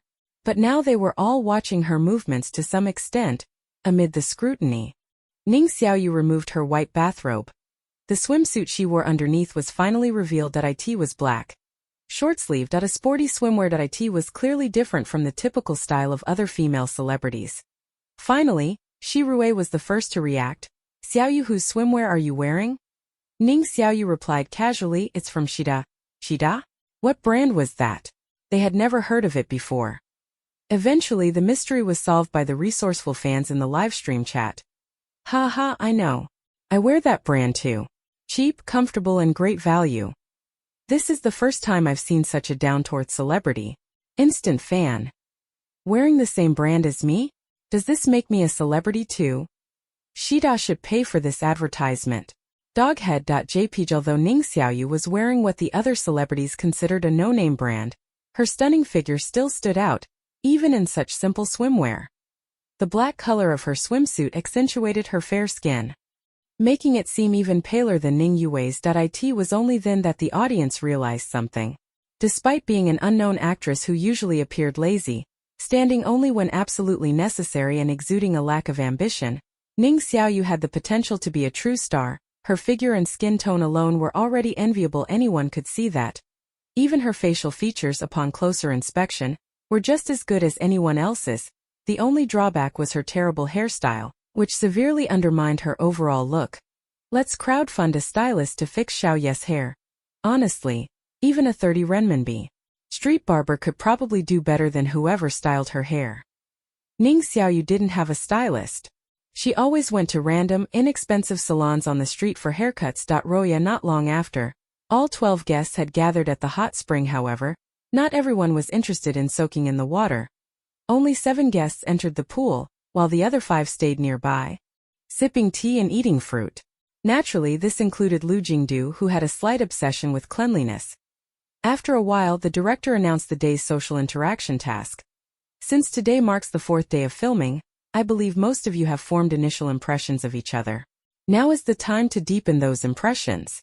While the atmosphere is just right, guests may showcase their talents, giving everyone, including the audience, a more comprehensive understanding of you. For some guests, even if they weren't on the show to make friends, it was still an excellent opportunity to attract fans, so they eagerly took the stage. The first to step forward was Ling Xiaoyu, who was naturally lively and wouldn't miss such an occasion. He performed a short magic trick with his nimble fingers. A set of cards seemed to vanish and reappear in his hands, before finally transforming into a paper rose, amid the playful laughter and cheers of the guests. Ling Xiaoyu smiled and presented the red paper rose to Ning Yue. With the rose now in Ning Yue's hands, she naturally became the center of attention. She smiled sweetly, tilting her head gracefully while still in the hot spring. She reached out to accept the rose. Thank you, brother Ling. Ling Xiaoyu gave her a gentlemanly bow. As long as you like it. With the rose delivered, Ning Yue was next to perform. Since she had been adopted into the Shen family at a young age, she had studied hard to keep up with Lu Jingdu, learning various skills. Her specialty was a dance routine that required exceptional flexibility. Ning Yue rose from the hot spring, ignoring the water droplets trailing down her body, and casually donned a robe. Soon, she stood barefoot at the edge of the pool and began her performance. She moved like a swan, her graceful actions full of elegance and beauty. Even though she wore only a plain white robe, she looked as though she were on a grand stage in a lace-adorned princess gown. Her dance, though brief, lasting no more than a few dozen seconds, showcased her every advantage, from her elegant neck to her refined movements. When she finally stopped spinning, she found herself facing Ning Xiaoyu, who was still soaking in the hot spring. Ning Yue smiled lightly. What a coincidence. I happen to end up facing teacher Ning. Why don't you perform next? As soon as Ning Yue finished speaking, Ning Xiaoyu's ears were filled with the voice of the love system. Ning Yue is trying to overshadow you and steal your spotlight in front of the movie king. At a time like this, we can't let her win. You need to dampen her spirits and make the movie king realize that you are the most unique one here. You can A. Perform the same dance as Ning Yue. With a direct comparison, shall pale in comparison to you. B. Show off a one-faken skill. Being unique is the ultimate weapon. C. Forget magic and dance. Pull the movie king into a comedy routine. Go against the grain and steal the show. Go for it, girl. Be the brightest star in the room. Ning Xiaoyu, so this is how highly you think of me, love system. Thank you for your confidence. Chapter 14. In the eyes of the love system, the CP it supported was the sweetest in the world and its host was naturally the best in the world. Anyone who tried to break up its CP was a villain in its eyes, someone who needed to be slapped in the face by its host and taught a lesson in life. But its host was simply too lazy. She muddled through each day, eating without concern and waiting for death. She avoided fighting, avoided competing, and couldn't even be bothered to contend with Ning Xiaoyu. Even when others openly provoked her, trying to step on her to climb higher, she still lay back like a salted fish, completely unbothered. In the end, it was because she didn't care. Nothing stayed in her heart. Her laziness was astonishing, even infuriating. At times like this, the love system had to keep issuing love missions to push its host to improve. Whether it was option A, B, or C, the love system believed they were all excellent choices. Dance, showcase your unique talent, or perform a comedy routine. Girl, you've got this. I can't wait to see you steal the show. Ning Xiaoyu. Steal the show? Thank you very much. Never in Ning Xiaoyu's lifetime did she expect that she would see these options given by the love system. Did the love system have some misunderstanding about her? As an 18th-line celebrity, she did know how to dance but barely. As a background actress, she sometimes had to accompany leads in dances for contrast. She had learned simple moves and had been praised by her dance instructor for her talent back then. But she hadn't learned much or studied systematically. Dancing at Ning Xiaoyu's level was nearly impossible, making Ning Xiaoyu feel overshadowed in the short term. Even more impossible. It was clear that Ning Xiaoyu had put in a lot of effort. Judging by her flexibility earlier, she must have maintained her daily practice even after joining the program. As for a unique talent, Ning Xiaoyu still had no concrete ideas. Then there was option C, performing a comedy routine. Life wasn't easy for unknown actors and actresses. They had to be versatile. She did know a bit about comedy, but performing a routine with Lu Jingdu? No thank you. Ning Xiaoyu couldn't imagine Lu Jingdu dressed in traditional clothing, standing on stage cracking jokes to an audience. He didn't seem like the type to play the comic foil. If they were close friends, maybe she could do a routine with him. But as of now, she and the movie king were not close enough to collaborate on something like that. Maybe someday they would be, but who could say for sure? That was a matter for the future. As the silence stretched without Ning Xiaoyu's response, Ning Xiaoyu maintained her sweet smile. Teacher Ning. In the livestream chat, Ning Xiaoyu's fans flooded the screen. Weiwei's dance was so beautiful. But those few seconds weren't enough, definitely not enough. Petition for the full version of the dance. Still savoring that dance. Honestly, aside from the movie king, I don't care about anyone else's performance. Not interested in Ning Xiaoyu's act at all. Amidst these comments, a few of Ning Xiaoyu's loyal fans managed to get their voices heard. Can't wait to see. So what's Xiao Ye's performance going to be? Maybe something like Ling Zig's magic act, pulling a dove out of thin air. Or melon seeds. Melon seeds could work. Pull them out and start snacking on stage. Under the watchful eyes of the other guests and the curious or gossip-hungry gazes of the audience, Ning Xiaoyu closed her eyes, bent her knees slightly, and in just 2 or 3 seconds, floated on the surface of the hot spring pool. That's right. Ning Xiaoyu ultimately chose option B, which was to showcase a unique talent. It was to float on water. Dressed in a conservative black sports swimsuit that revealed only her arms and a small part of her pale legs, Ning Xiaoyu lay quietly on the water's surface. Her long hair spread out like seaweed, drifting with the current. The mist rising from the hot spring created an ethereal atmosphere. Amidst the fog, she lay peacefully on the water, her hands crossed as if in slumber. She resembled a fairy tale sleeping beauty, exuding a strange sense of tranquility and serenity. It was as if she had fallen under a witch's curse, entering a deep sleep. At that moment, all she needed was a prince's kiss of true love to awaken her from her slumber on the water. As this did Sleeping Beauty step out of a fairy tale. 3 seconds to go from salted fish to Sleeping Beauty. Absolute legend. She's not lying on a bed but on the water, and it's even better. I don't know about anyone else, but this completely won me over. Who is this little star? I'm following her right now. Upstairs, the precious little star's name is Ning Xiaoyu. Easy to remember, and worth every bit of investment. In truth, Ning Xiaoyu's earlier performance wasn't bad at all. Her foundational skills were solid, and she danced with sincerity and emotion. She had clearly put in her utmost effort to make her performance stand out among the female guests. But the problem was that Ning Xiaoyu didn't play by the rules. People naturally loved novel things, especially younger viewers who loved chasing stars and watching variety shows. They were particularly drawn to things they'd never seen before. Ning Yue's dance was excellent and there was no doubt about it. But she wasn't the only one who could dance that well. Take Shi Rui, for instance.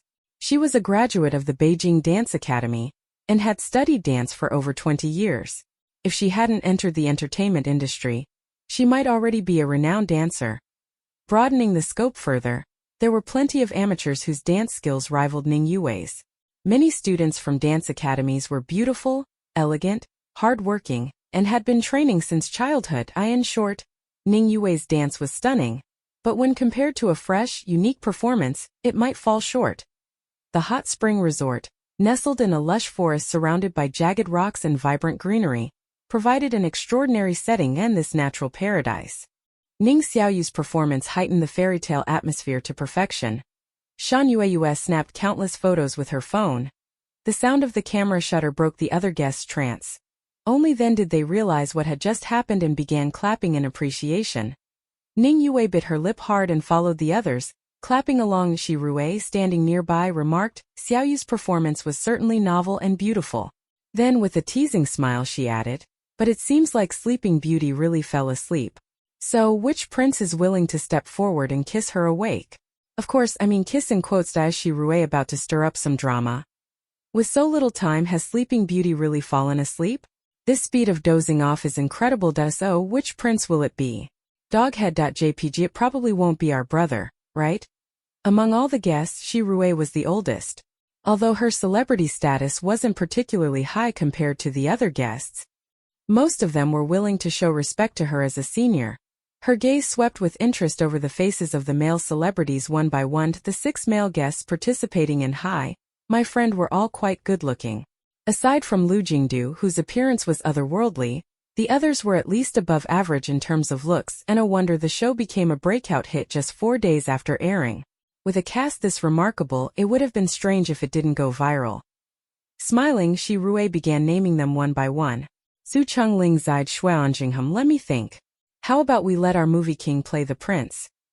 Gossip was, after all, an eternal human instinct. From the earlier stalker fan incident to Ning Xiaoyu falling off a cliff with Lu Jingdu to save him, and then Lu Jingdu making a promise, Shi Rui felt there was an invisible string subtly pulling the two of them together. 2 People who should have had no intersection in their lives were now having frequent encounters in this reality show. As if it were destiny. Since that was the case, she didn't mind giving the situation a little push. After all, who didn't enjoy watching a good show? When Shi Rui made her suggestion, the others' expressions varied. However, no one voiced any objections. Ning Yue pressed her lips tightly together, her hands clenched and her eyes lowered, lost in thought. In the end, the decision of whether to accept this suggestion rested with Lu Jingdu. Everyone else's opinions were irrelevant. When Shi Rui called his name, Lu Jingdu's expression remained unchanged. He nodded slightly and said, "It just so happens that I haven't performed an act yet." Having chosen to participate in this reality show, Lu Jingdu couldn't always remain on the sidelines. For certain segments, he was willing to cooperate and participate. Shi Rui's interest was piqued. Before she made the suggestion, she hadn't thought Lu Jingdu would agree. She had casually brought it up without expecting a favorable outcome. Yet, he agreed. At that moment, Lu Jingdu stood up and walked leisurely toward Ning Xiaoyu as Shi Rui had described. The Sleeping Beauty was comfortably floating on the water. Buoyed by its surface, he recalled only seeing someone float like this on TV when he was a child, a method for non-swimmers to stay afloat in emergencies. In reality, this was his first time witnessing such a dramatic scene. Unlike the media footage he had seen before, this scene could genuinely be called beautiful. Ning Xiaoyu's long, seaweed-like hair swayed gently on the water's surface, reminiscent of an animated GIF. It exuded an air of serenity, perfectly encapsulating the essence of Sleeping Beauty. Lu Jingdu took out his phone and opened one of his go-to apps, Piano Keys.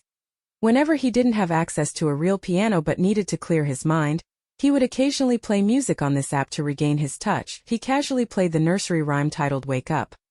This was a song typically used to coax children aged 3 to 6 to wake up. When he finished, Ning Xiaoyu remained unresponsive. LOL. After all this time, Xiaoyu still hasn't woken up. It looks like ordinary methods won't work on her. She probably got really tired from the long bus ride today and fell into a deep sleep.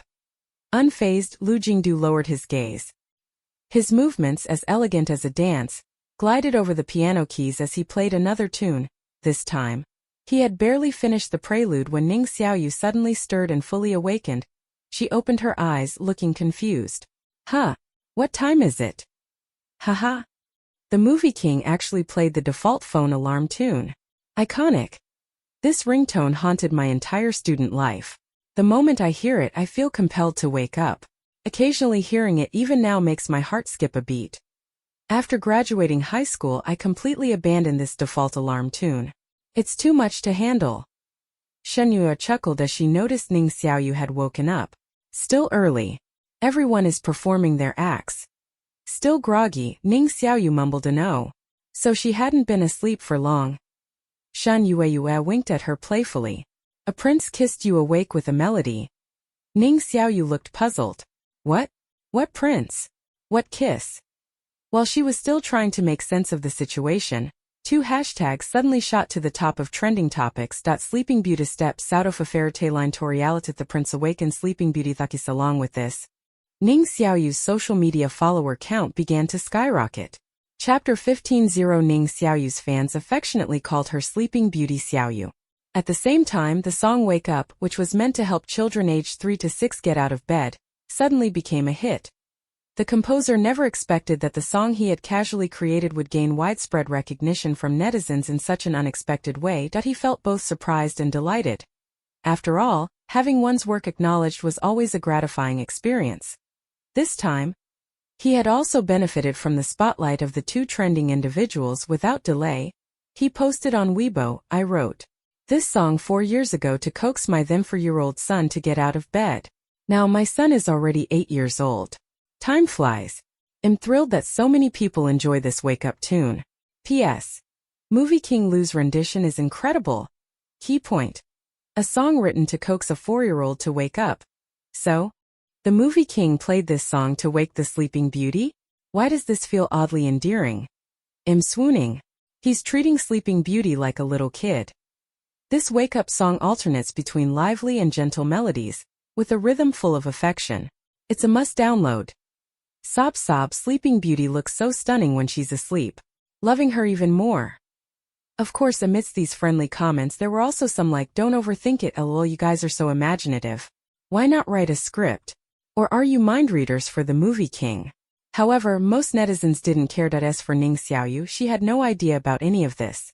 After all the performances were over, she went straight back to her room to rest, too lazy to even check the trending topics. Roya After Lu Jingdu performed 2 songs, the remaining 8 guests also showcased their unique talents. Mu Jejia performed several high-difficulty gymnastic moves.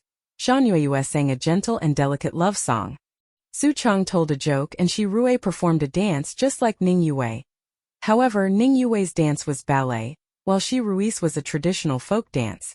Since their dance styles were different, no comparisons were drawn by the audience. The other guests also put great effort into their performances. Unfortunately, following Ning Xiaoyu's brilliant showcase, none of their acts were as eye-catching. Ning Xiaoyu became the biggest winner of this friendship task. Not only did she make it onto the trending searches, but she also gained a lot of new fans and earned herself the nickname Sleeping Beauty. After all, most netizens grew up with fairy tales and carried a certain romantic filter for fairy tale characters. With the nickname Sleeping Beauty, the audience started to see Ning Xiaoyu herself through this fairy tale lens. Roya the next morning, while Ning Xiaoyu was having breakfast in the restaurant, Shen Yue sat down beside her with a bowl of vegetable salad, her face full of excitement. Ning Xiaoyu glanced at what she was eating and remarked, "That's all you're eating this early in the morning?" Shen Yue waved her hand dismissively. "I ate way too much greasy food yesterday, so today I'm keeping it light." Then she leaned closer with a gossipy expression and said, "Xiaoyu, have you heard? Director Gong seems to be here on vacation with his family." Director Gong. Anyone even remotely involved in the entertainment industry had heard of that name. The only male director in the country to have won an Oscar, brimming with talent. Most importantly, he was still young, with a future full of possibilities. Who knew? He might win another award soon. He's currently preparing for his next film, and the lead roles haven't been decided yet. You wouldn't believe how many people in the industry are eager to get a chance. Ning Xiaoyu responded with a simple "oh." She was used to playing minor roles, sometimes as a palace maid, other times as an assistant. Such opportunities had always seemed irrelevant to her. The only time she ever played a lead role was due to a punishment task from the love system. In Ning Xiaoyu's opinion, lead roles came with high pay and great perks, but they also carried significant pressure. By comparison, she preferred playing minor characters with fewer lines, less stress, and fewer responsibilities. It suited her just fine. Shen Yueyue, however, was full of ambition. Since he's staying here at the hot spring resort, if we can leave an impression on him, even if we don't get the lead roles, landing a minor part in his film would be a great way to build experience. Either way, it wouldn't hurt to try, right? Ning Xiaoyu offered her encouragement. You've got this. Shen Yueyue slyly suggested, why don't we wander around today? Who knows, we might just run into Director Gong. Shen Yueyue was always an action taker, chasing after what she wanted with determination. Even if it was just a small part in Director Gong's movie, she would give it her all. Ning Xiaoyu, on the other hand, was different. Because of her father's experiences, she had a deep-seated aversion to the word effort. She feared ending up like him, where all his hard work amounted to nothing. She immediately rejected the suggestion without a second thought. Why waste time chasing someone? Aren't there better things to do? Besides, what if they don't even find him? Ning Xiaoyu took a spoonful of her seafood congee and earnestly added, Director Gong may only be 26, but he's been married for 3 years. If he's here for a vacation, he's probably with his wife and child. What if his wife misunderstands your intentions? Shen Yueyue paused, looking thoughtful. Ning Xiaoyu had a point that if someone was on vacation, they were probably trying to relax, not think about work. Pursuing him for work-related reasons might backfire. Reluctantly, Shen Yueyue dropped the idea for now. Roya, in just half a day, the news of Director Gong vacationing at the resort spread throughout the entire hot spring retreat. Aware of his allure to most actors, the afternoon's friendship task announced by the production team conveniently revolved around acting. The director cheerfully said, what makes a friendship last? It's when two people share common interests and hobbies at the same time. We must learn to spot the positive traits in others and appreciate them. Only by doing so can friendships endure. Among the 12 guests on Hi My Friend, apart from Shi Chao, who is a director, and Ji Zhang, who is a model, the rest are all actors. You should have plenty to talk about. You can also exchange experiences and insights about acting. Today, we'll assign 2 character roles. Each guest must portray the role based on their own interpretation of the character. Soon, each guest received a slip of paper detailing their role.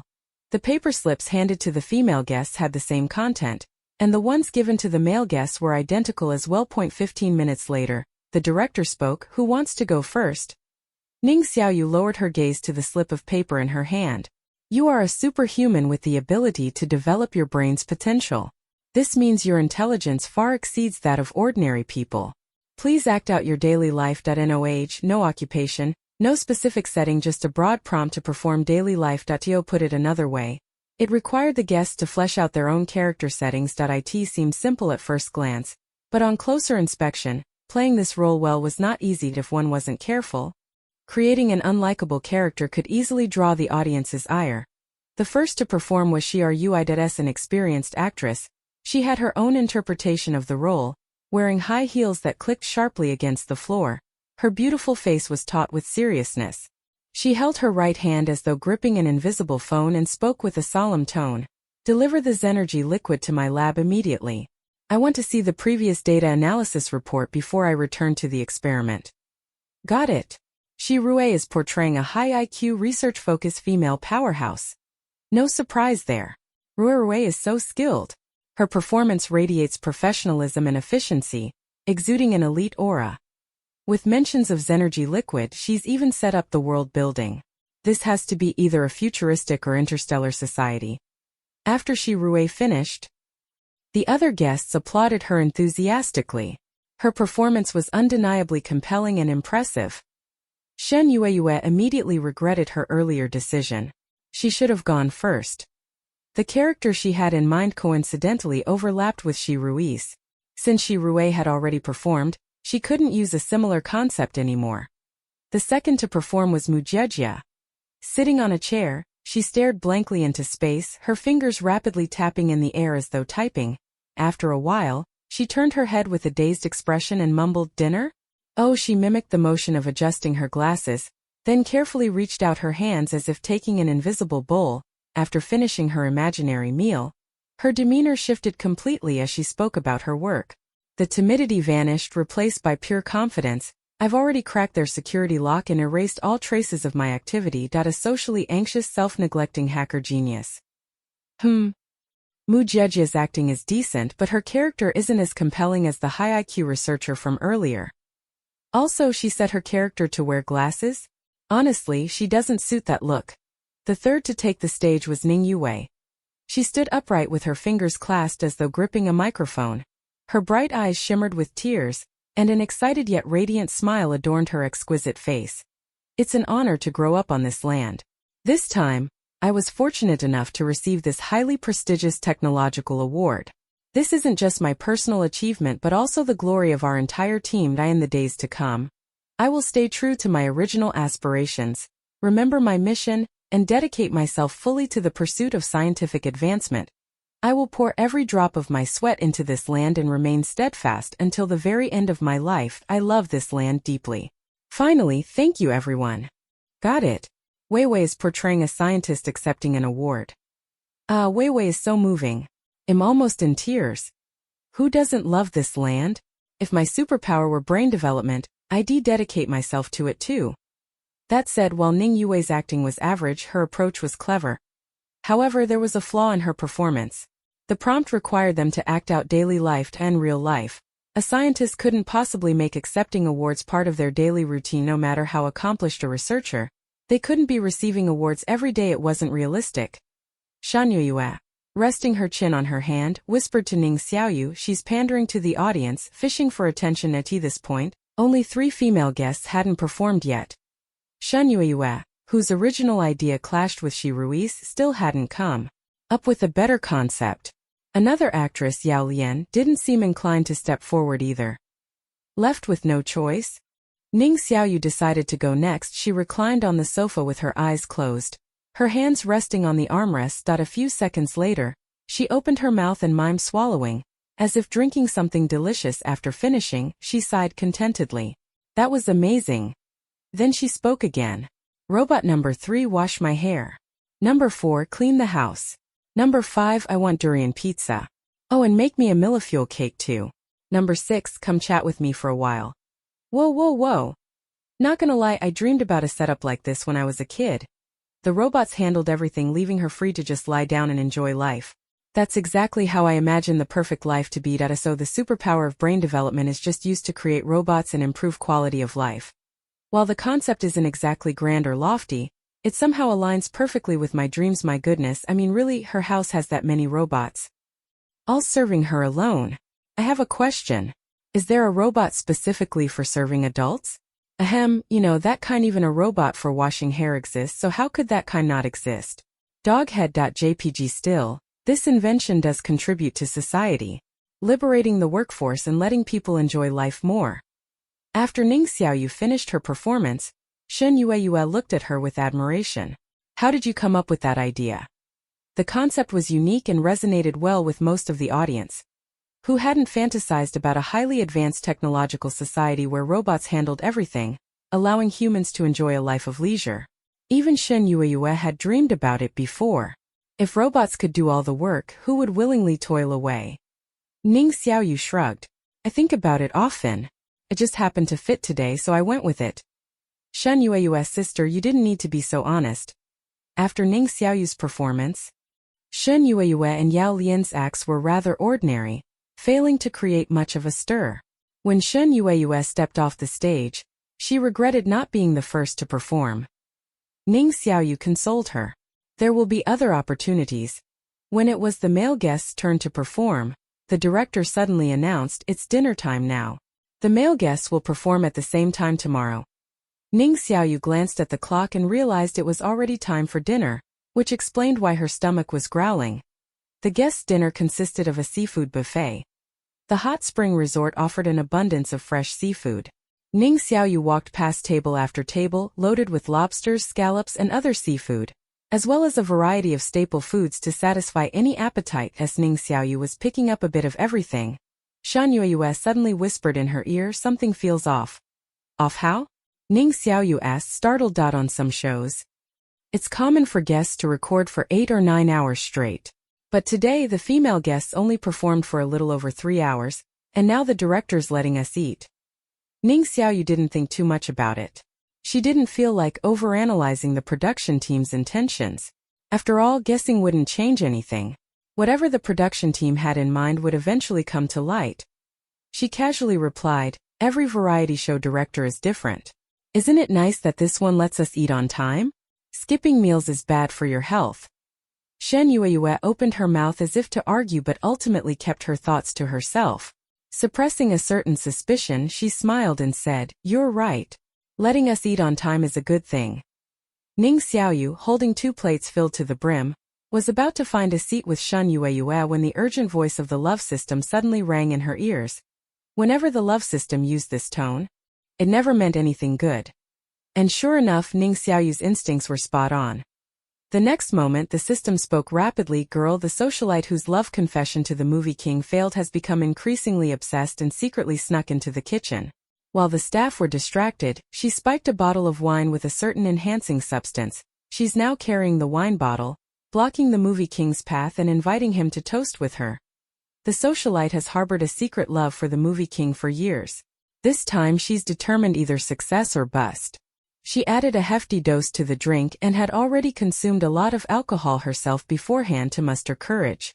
Right now, emboldened by the alcohol, she's leveraging her identity as the movie king's childhood friend's younger sister to try to get him to drink it. Alert! Alert! Alert! To protect the movie king's innocence, you can rush over, snatch the wine glass, and chug it yourself. Don't worry, girl. Aside from feeling a bit uncomfortable, there are no other side effects. Rush over and coyly assert dominance. "My brother doesn't drink much. C. Use your quick wit to perfectly resolve this trouble for the movie king." Faced with these options, Ning Xiaoyu fell into deep thought. She finally voiced a question she'd been wondering about for a long time. Why does the movie king always end up in so much trouble? If she weren't bound to the system, what would happen to the movie king? Or could it be that all these incidents were orchestrated by the love system itself? If that were true, then the movie king had it rough. If the love system could hear Ning Xiaoyu's thoughts, it would have cried out in injustice. It didn't have the ability to create so much drama on its own.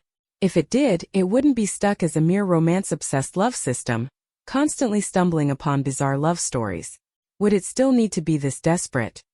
When it heard Ning Xiaoyu's question, the love system suddenly transmitted a series of images to her. The images were numerous and chaotic. However, it didn't take Ning Xiaoyu long to process them. When she came back to her senses, she blinked blankly. "Oh, am a cannon fodder character in a novel? Because I couldn't pay for my father's hospital bills, I ended up destitute, wandering the streets with him, and finally met a tragic end?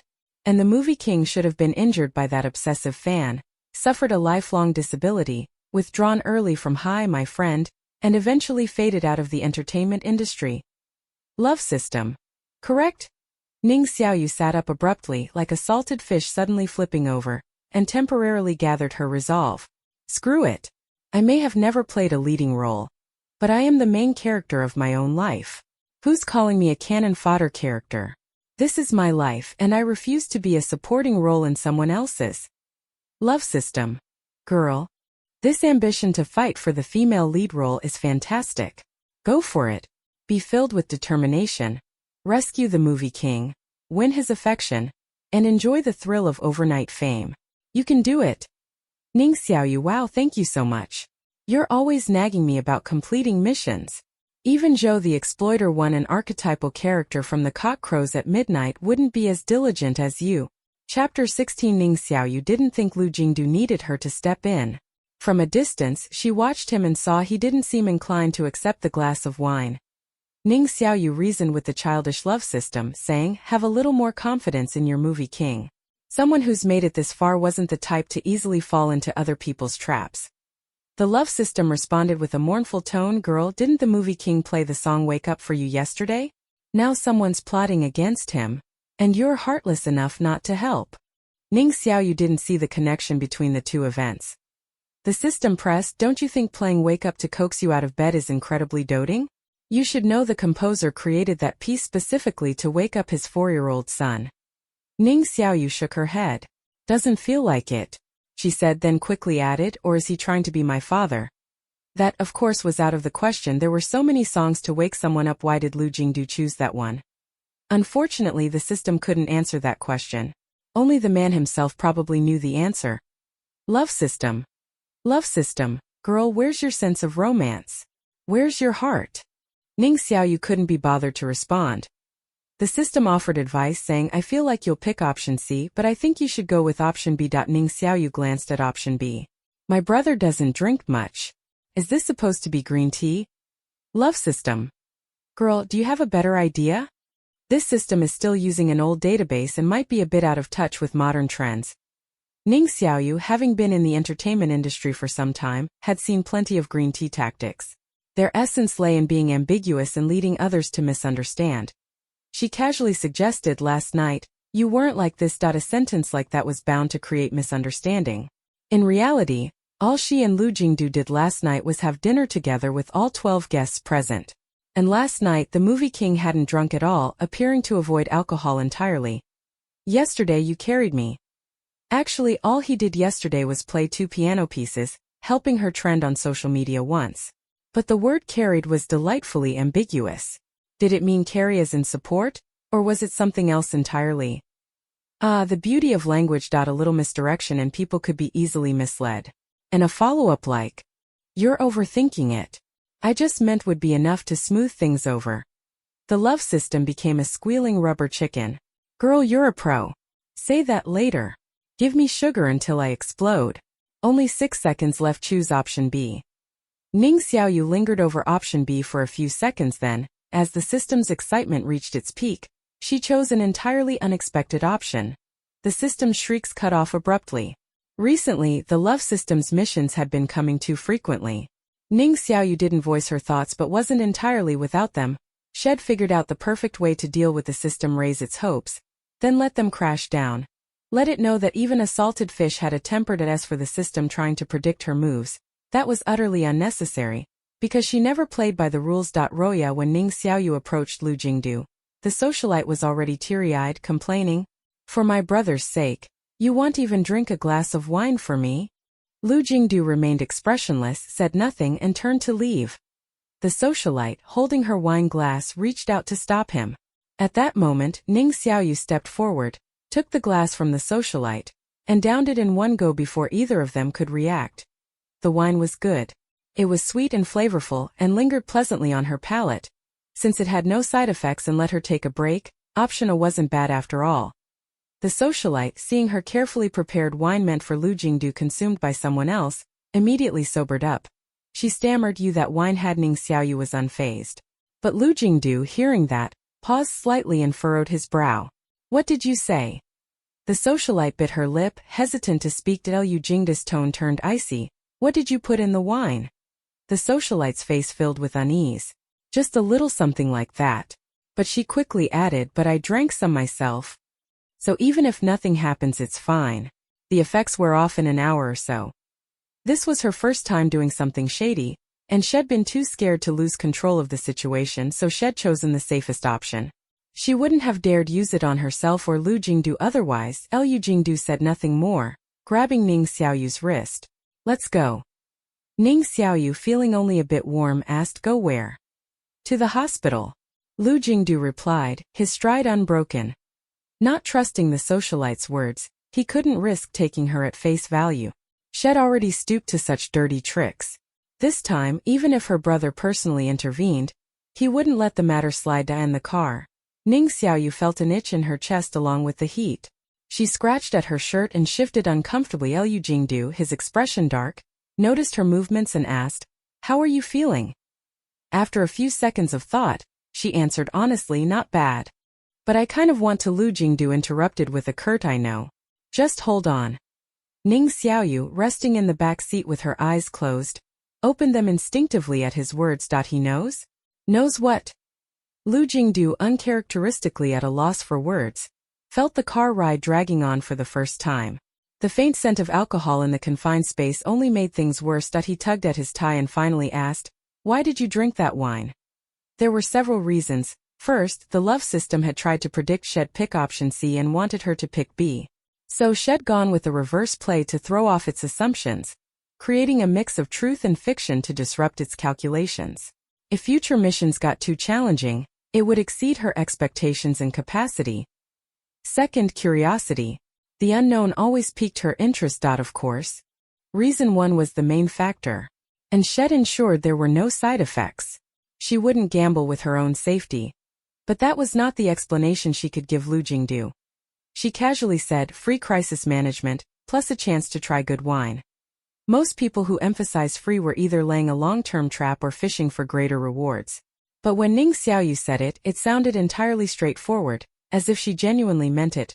Regardless, she had helped him out of a bind as time passed. Ning Xiaoyu grew increasingly restless in the sea air. Lu Jingdu's thin lips tightened, and he finally asked, "Uncomfortable?" Ning Xiaoyu nodded. "Very much so."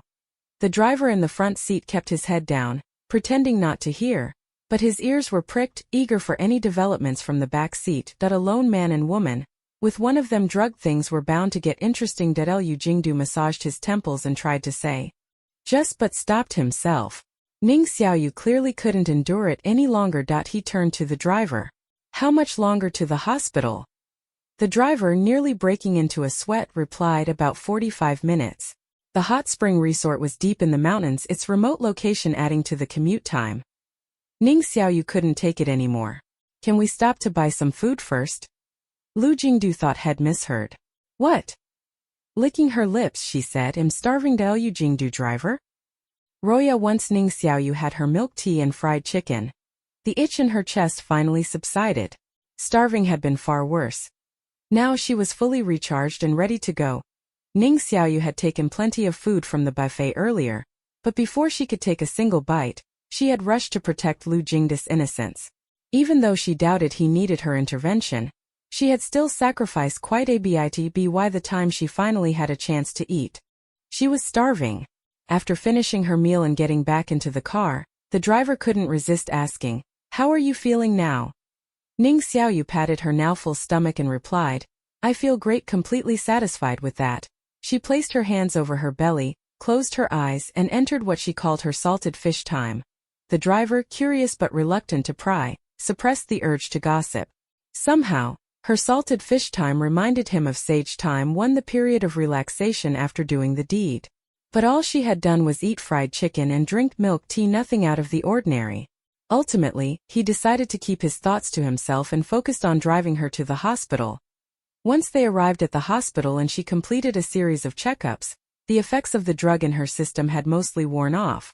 Throughout the process, Ning Xiaoyu remained remarkably calm. At first, when she had said she felt unwell, Lu Jingdu had assumed, well, something entirely different.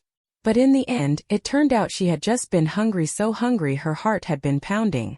There had been no stereotypical symptoms of being drugged at all. Lu Jingdu's old classmate, now the attending doctor, reviewed her report. Lu Jingdu couldn't help but ask, "How is she?" The doctor glanced at the report and replied, "She's fine." Lu Jingdu frowned. "But she drank wine that had been tampered with." The doctor nodded. "Some conditions can be treated with unconventional medications. Similarly, this wasn't your typical stimulant. The drug used wasn't anything serious. In fact, its main effects vary depending on the person." Lu Jingdu's brows furrowed. "What do you mean?" "Just what I said. For someone, let's say, more susceptible to such things, the effects could be more pronounced. But for someone with a clear mind focused solely on food and drink, the impact would be minimal." Recalling Ning Xiaoyu's earlier discomfort in the car, which had vanished the moment she had fried chicken and milk tea, Lu Jingdu immediately understood his friend's meaning. He had misjudged the situation entirely. In the end, that was all there was to it? After this incident, Lu Jingdu's impression of Ning Xiaoyu became even more vivid. To her, he probably wasn't even as tempting as a piece of fried chicken. For Lu Jingdu, this was a mix of surprise and absurdity. The doctor teased him with a grin, "Looks like your charm has faded a bit." Then he added seriously, don't worry. She's fine. But something needs to be done with that girl from the Su family. Spiking someone's drink today, who knows what she would try next. Lu Jingdu adjusted his sleeve and said, "I'll have a serious talk with her brother." Roya. When Ning Xiaoyu and Lu Jingdu returned to the hot spring resort, she received a notification from the director that she could have a half-day break the next day. For most people, this would feel like a punishment since it meant less screen time. But for Ning Xiaoyu it was a blessing. She could finally sleep in. Some curious individuals tried to dig into what had happened during dinner. Mu Jiejie, sent by Ning Yue, asked nosily, "Why did Movie King Lu suddenly drag you away? You were gone for so long, what were you two doing?" The socialite wouldn't be foolish enough to blab about spiking the drink, and Lu Jingdu wasn't the type to air such matters publicly, he'd handle it privately. Ning Xiaoyu of course didn't intend to spill anything. She shrugged and replied, "Nothing." Mu Jiejie, unsatisfied with her vague answer, left reluctantly. Shen Yue also approached, but she simply asked if Ning Xiaoyu was okay. Ning Xiaoyu patted her shoulder and said with a carefree smile, "Don't worry. I'm fine." Roya. The next day, Ning Xiaoyu woke up naturally, already close to noon. After washing up, she headed to the restaurant for brunch. The hot spring resort was top-notch. Its environment, food, and service were all first class. If only the crew could stay there indefinitely. As she enjoyed that thought, the love system suddenly chimed in. "Girl, good fortune is heading your way. Complete more love missions, act more, and once you've made enough money, you can live here as long as you like. So chin up and get moving, good fortune." Whenever the system mentioned something like that, it usually meant trouble was coming. Sure enough, just as she loaded up her plate and sat down, a business card was handed to her. Ms. Ning, hello. I'm Director Gong's assistant. Here's his contact information. He's interested in your performance yesterday. If you're open to collaboration, feel free to reach out. The restaurant instantly fell silent. Many of the guests turned to stare at her, most notably Ning Yue, whose expression darkened visibly. Ning Xiaoyu looked up and locked eyes with the visibly upset Ning Yue before calmly accepting the card. "Thank you." "Got it." The assistant, surprised by her composure, glanced at her again. He had seen her performance yesterday, likely a case of playing herself, which had given her a natural, uncontrived presence. Among the female guests, her portrayal stood out as unique. While others played elite professionals or scientists, she had embraced a character focused on pure enjoyment. Roles weren't inherently good or bad. What mattered was how well they fit the script. Luck had been on Ning Xiaoyu's side, and she had caught Director Gong's attention. If she landed a role in his next movie, she might rise to fame overnight. Finally, with the assistant gone, Ning Xiaoyu could enjoy her meal love system. Yesterday, she had been drugged and sat next to the movie king, yet still hadn't wavered. Now, she'd received a business card. Yet she remained entirely unbothered. What could it even expect from her at this point? It could only hope she'd open up and create more romantic moments soon. Chapter 17. When Ning Xiaoyu received an olive branch from Director Gong, she didn't have strong feelings about it. As for how many people were envious behind the scenes, she couldn't be sure. Shen Yue was the first to congratulate her. Saying she wasn't envious would be a lie, but Shen Yue maintained a good mindset. She quickly adjusted her emotions and reflected on her own performance to avoid making the same mistakes in the future. Due to this small episode, Su Chong and several other male guests seemed eager to prove themselves, as if preparing for a big showdown. Clearly, they also hoped to receive special recognition. But before the male guests began their performances, the director announced a piece of news. Director Gong had already ended his vacation and returned home with his family to tea that moment. Director Gong was most likely already on the plane. The subtext of the director's announcement was that they shouldn't hold too high expectations to avoid greater disappointment later. Su Chong had the closest relationship with the director and privately approached him to express his discontent. The director waved his hand and hurriedly explained, "Don't overthink it. The topic was something I came up with on the spot. I didn't know Director Gong was watching our live stream, let alone that Xiaoyu would catch his eye. It's all her own luck and has nothing to do with me." Su Chong had initially thought the topic had been set by Director Gong, but it turned out it wasn't. So, it really was Ning Xiaoyu's good fortune.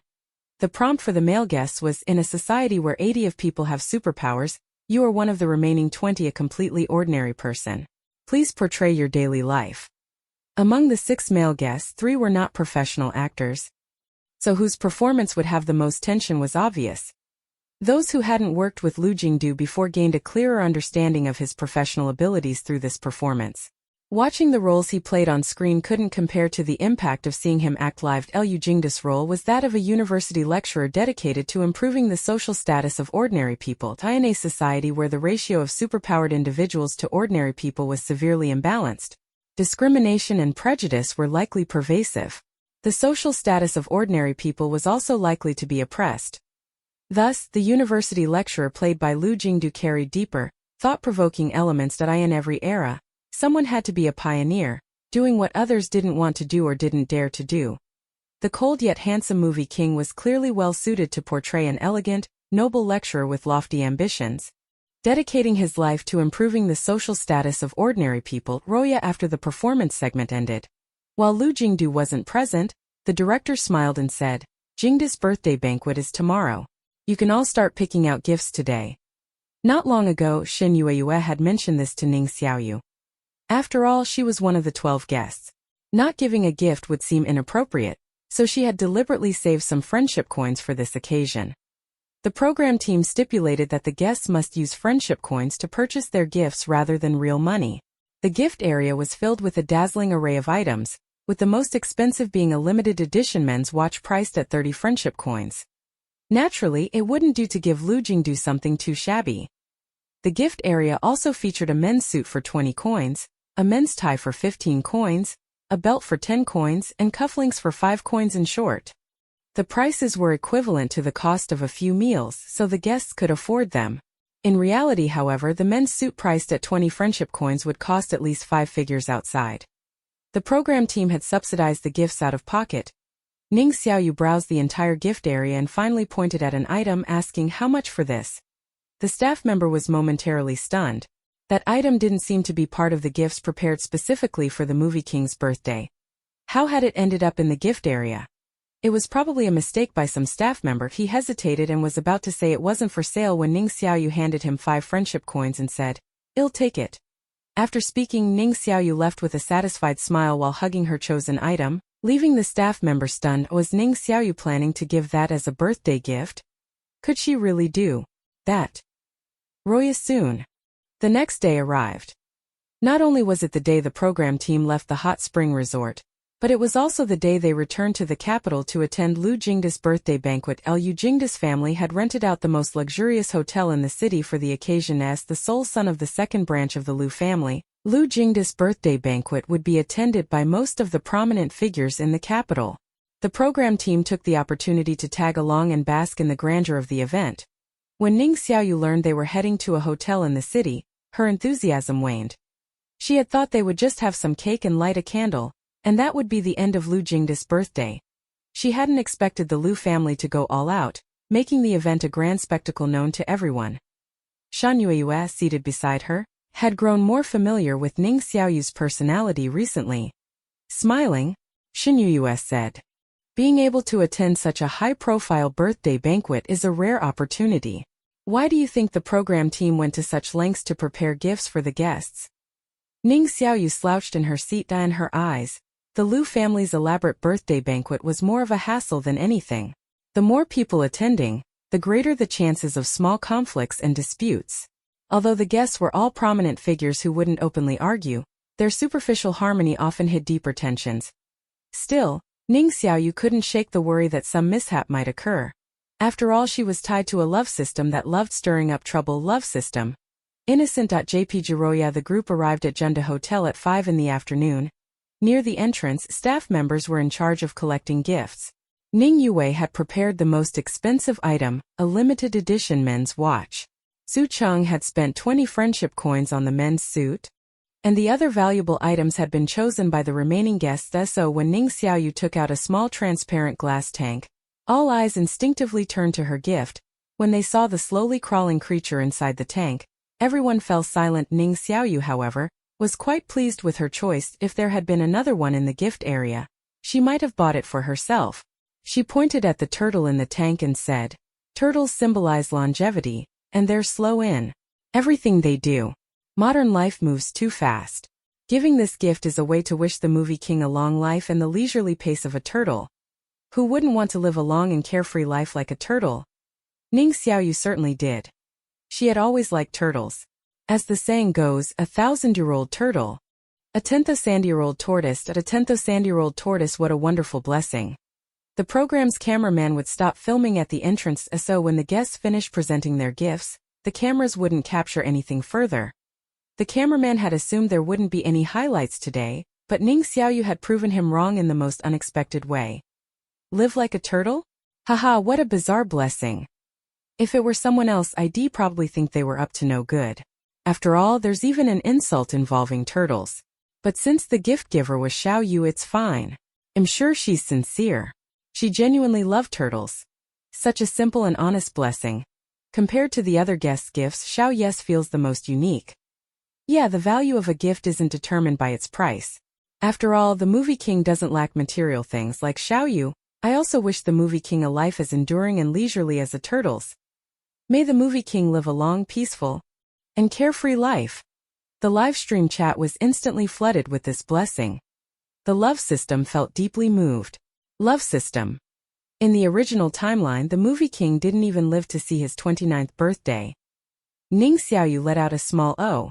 She had never believed that fate couldn't be changed. Neither she nor Lu Jingdu would ever become cannon fodder. The moment Ning Xiaoyu entered the banquet hall, she headed straight for the buffet area. These crowded banquets weren't great, but the food? Absolutely top-notch. As she ate some salmon, she caught sight of President Shun and his current wife, Ms. Zhang. It was impossible for the Shun family to miss an occasion like this. Ning Xiaoyu had imagined countless scenarios of reuniting with her mother. Perhaps they would resent each other. Perhaps they would argue. But she hadn't expected that, when the day truly came, she would feel so calm that it felt like she was merely facing a complete stranger. Her mother hadn't appeared during the 7 years her father had been in a coma. So in the future, there was no need for her to appear anymore either. The bond between them had dissolved the moment Ms. Zhang chose to leave. Ning Xiaoyu and Ms. Zhang locked eyes for 3 seconds before they silently and mutually looked away, both wearing calm expressions. The birthday banquet was extravagantly decorated, emphasizing business deals over sentiment. It lacked warmth and genuine human connection. Not that any of that mattered to Ning Xiaoyu. She was content focusing on her food. When Lu Jingdu stepped on stage to give his speech, she glanced up casually. To her surprise, the couple standing beside him looked much older than him. Could it be that his parents had him at an advanced age? But Ning Xiaoyu dismissed the thought just as quickly as it came. She took a sip of soda from the nearby table, enjoying it leisurely. Indeed, soda is forever the best. After comfortably eating until she was half full, Ning Xiaoyu took a break and chatted with Shan Yueyue. Shan Yueyue, looking gossipy, leaned in and whispered to her, "See that lady over there? She's President Shun's third wife. Gorgeous and unbelievably cunning. And that man over there? Tons of illegitimate children, but a firm believer in not getting married. Oh, and that engaged couple? The younger sister stole her older sister's fiancé. Dirty tactics, I tell you." Ning Xiaoyu unwillingly overheard all this rich family drama. Truthfully, she didn't care much for it. Her desires were simple, and she didn't belong in their world. Just as she was about to find an excuse to sneak off and relax somewhere quiet, the love system's furious voice echoed in her ear. "Love system, girl. The movie king's father passed away early, and his mother remarried. He was raised single-handedly by his grandfather. Currently, the Liu family is run by his uncle, one father's elder brother. However, the old master intends to leave most of the family's assets to the movie king, making him a thorn in his uncle's side. The old master is aging and hasn't revised his will in years. The uncle is panicking. Right now he's forming an alliance with Ms. Zhang, aiming to pair the movie king with Ning Yue. Their methods are crude and shameless. While it's not a classy strategy, public opinion can sometimes be incredibly effective. At this moment you can beat Ning Yue to the punch. Take their path and leave them no way forward. B. Inform the movie king of the truth so he can prepare in advance. C. Pretend to be a couple with the movie king. Link arms with him, appearing close and intimate in front of his uncle and Ms. Zhang, making their schemes fall apart. Ning Xiaoyu, damn. She really wanted to know what kind of runaway prince was Lu Jingdu. Why did he always need her, this sleeping beauty, to save him? Chapter 18. While Ning Xiaoyu kept an eye on Ning Yue's movements, she asked, "So what exactly are they planning to do?" The love system sounded indignant. What else could they do? These people always recycle the same old tricks, don't they? For some people the process didn't matter. Even if the methods were subpar, as long as the results met expectations, it was good enough. Although the love system didn't explain explicitly, Ning Xiaoyu instantly understood. But why did she have to understand so quickly? It felt like she knew way too much. Ning Xiaoyu was momentarily speechless. The runaway little prince sure has a lot of people after him. Love system. Love system. He's not a little prince anymore. Also, he's a mature big prince now. Super loud. If he was already a mature big prince, shouldn't he be solving his own problems? Ning Xiaoyu couldn't be bothered to deal with the love system and quickly made her choice. Roya as the protagonist of the day. Lu Jingdu wore a tailored white suit, accentuating his refined features and regal demeanor. Surrounded by countless guests, all smiling as they offered their birthday wishes and exchanged pleasantries, he was undoubtedly the center of attention. He truly was the most dazzling star of the event. If only he weren't so prone to trouble, Ning Xiaoyu might have found this scene rather picturesque. But unfortunately Lu Jingdu was like a trouble magnet. Setting aside her soda, Ning Xiaoyu muttered a quick word to Shan Yue before heading toward Lu Jingdu. However, before she could reach him, a waiter beat her to it and approached Lu Jingdu first. The waiter's movements seemed natural, but with a slight flick of his arm, the entire tray of red wine spilled onto Lu Jingdu's pristine white suit. A crisp clinking sound filled the air as glasses collided. A few tumbled to the floor, but thanks to the carpet they didn't shatter. Still, the wine splattered everywhere. The entire hall fell silent for a few seconds. The prince-like white suit Lu Jingdu wore was instantly ruined. Red wine dripped steadily from his jacket, soaking into the fabric in uneven patches. It was no longer wearable. In moments, a puddle of red wine formed around him. The waiter, clearly handpicked for this task, had remarkable acting skills. Realizing he had succeeded, he immediately bowed his head, wearing a panicked expression. "I'm sorry, I didn't mean to." Of course he hadn't meant to, he had done it on purpose. Guests muttered in frustration, "How clumsy can you be? What's wrong with you? You've ruined his suit. Can you even afford to replace it?" Despite being drenched in wine, Lu Jingdu remained remarkably composed. Though he looked rather disheveled, his demeanor remained calm and noble, as if nothing could ruffle him. Even at his own birthday party, his aunt quickly stepped in. "Jingdu, your suit is ruined. Just go to one of the empty rooms and change. Don't keep the guests waiting for too long." Lu Jingdu responded with an impassive hum, then strode toward the elevator under the curious gazes of the guests. For the convenience of the attendees, the Lu family had reserved all the second-floor rooms. There were plenty of empty ones. As soon as Ning Xiaoyu saw him leave, she promptly decided to follow. That's right, she had chosen option B for her latest love mission. She planned to warn Lu Jingdu so he could avoid this trouble altogether. Still, the runaway prince needed to learn how to grow on his own. She would only help him this much. Love system. Woman, you're heartless. Ning Xiaoyu. Am already being very considerate. Just as the elevator doors were about to close, Ning Xiaoyu stepped in. The doors shut, leaving only her and Lu Jingdu inside. Lu Jingdu seemed slightly surprised to see her but said nothing. It wasn't unusual for guests to head to the second floor to rest. After all, he gave her a small nod as a greeting but remained silent. Despite it being his birthday, he didn't seem particularly cheerful. His suit was a mess, giving him a sort of disheveled elegance. The elevator reeked of wine and Ning Xiaoyu couldn't help thinking that if someone squeezed his suit, they might be able to fill a few glasses of red wine on the spot. Noticing they were alone, Ning Xiaoyu sighed lightly and said with heartfelt seriousness, "Boys should learn to protect themselves when they're out." Lu Jingdu? He looked puzzled at first but quickly caught on. A flash of surprise crossed his eyes, and just as he was about to respond, Ning Xiaoyu pulled a small bottle of pepper spray from her crossbody bag. With a solemn expression, she offered it to him. "Maybe you'll need this." Lu Jingdu, the love system, screamed in excitement. "Girl, you still care about the movie king after all. Caring meant offering pepper spray? Didn't the system just accuse her of being heartless a moment ago?" Ning Xiaoyu had come to terms with the fact that no matter how advanced the system's programming was, it couldn't match the complexity of human emotions. Its strange enthusiasm was something she had long since accepted. Liu Jingdu stared at the tiny bottle of pepper spray, noticing the For Women label on it. After 3 seconds of silence he replied, "Thanks, but no need." Ning Xiaoyu pursed her lips. Then Yuding. The elevator reached the 2nd floor, and the doors opened just in time. Liu Jingdu didn't step out immediately. Instead, he lowered his head and sent a text message to his assistant, instructing him to come upstairs. Though he had already informed a few bodyguards, the assistant could bring him a fresh suit. After sending the message, he turned to Ning Xiaoyu and said, "There are plenty of empty rooms on this floor. If you want a rest, feel free to pick one. Dial 222 on the landline to request free fruit and snacks. The tiramisu here is quite good, you should try it." Love system. It's the first time the movie king has said so much to someone. Every story starts with "you're an exception." Whoa, it's so sweet. Really sweet.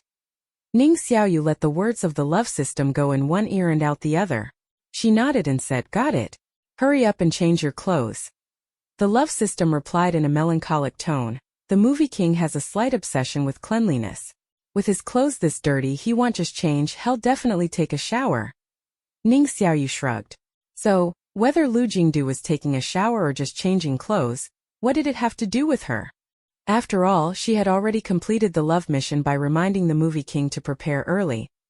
Now she could gracefully retreat. In just a few days, she had accumulated quite a few love points, which showed how frequently the love system issued missions. Sooner or later, she was bound to go on strike a couple of times. Roya Ning Xiaoyu chose a room and immediately dialed 222. Shortly, the hotel receptionist answered and asked, "Hello. How may I assist you?" Ning Xiaoyu didn't hold back. "Please send a glass of orange juice, a serving of tiramisu, and some fruit to room 2106. Of course. Is there anything else you need?" "That's all." After hanging up, Ning Xiaoyu stretched out comfortably on the bed, waiting for her post-meal dessert to arrive. Although she seemed to have eaten quite a bit earlier, the food had been small and delicate. She didn't dare serve herself too many times, so, in reality, she hadn't eaten enough. She turned on the TV and began watching a drama while waiting for her order. The hotel staff were efficient, delivering her order in no time. She eagerly took a bite of the tiramisu, but before she could take a second, the love system's angry voice rang in her ears again. "Girl, the movie king's personal assistant's account received a 7-figure transfer just yesterday. Surely you know what that implies." The movie king gave his assistant his room number and told him to stand guard outside, but unfortunately the assistant will never show up right now. You can, improvise to achieve the perfect result. B. Knock on the door and stay in the movie king's room until he finishes showering. C. Knock on the door and stay in the movie king's room until someone delivers his new suit and he changes clothes. Ning Xiaoyu was genuinely puzzled. So, what's the difference between options B and C? The love system rubbed its figurative hands together.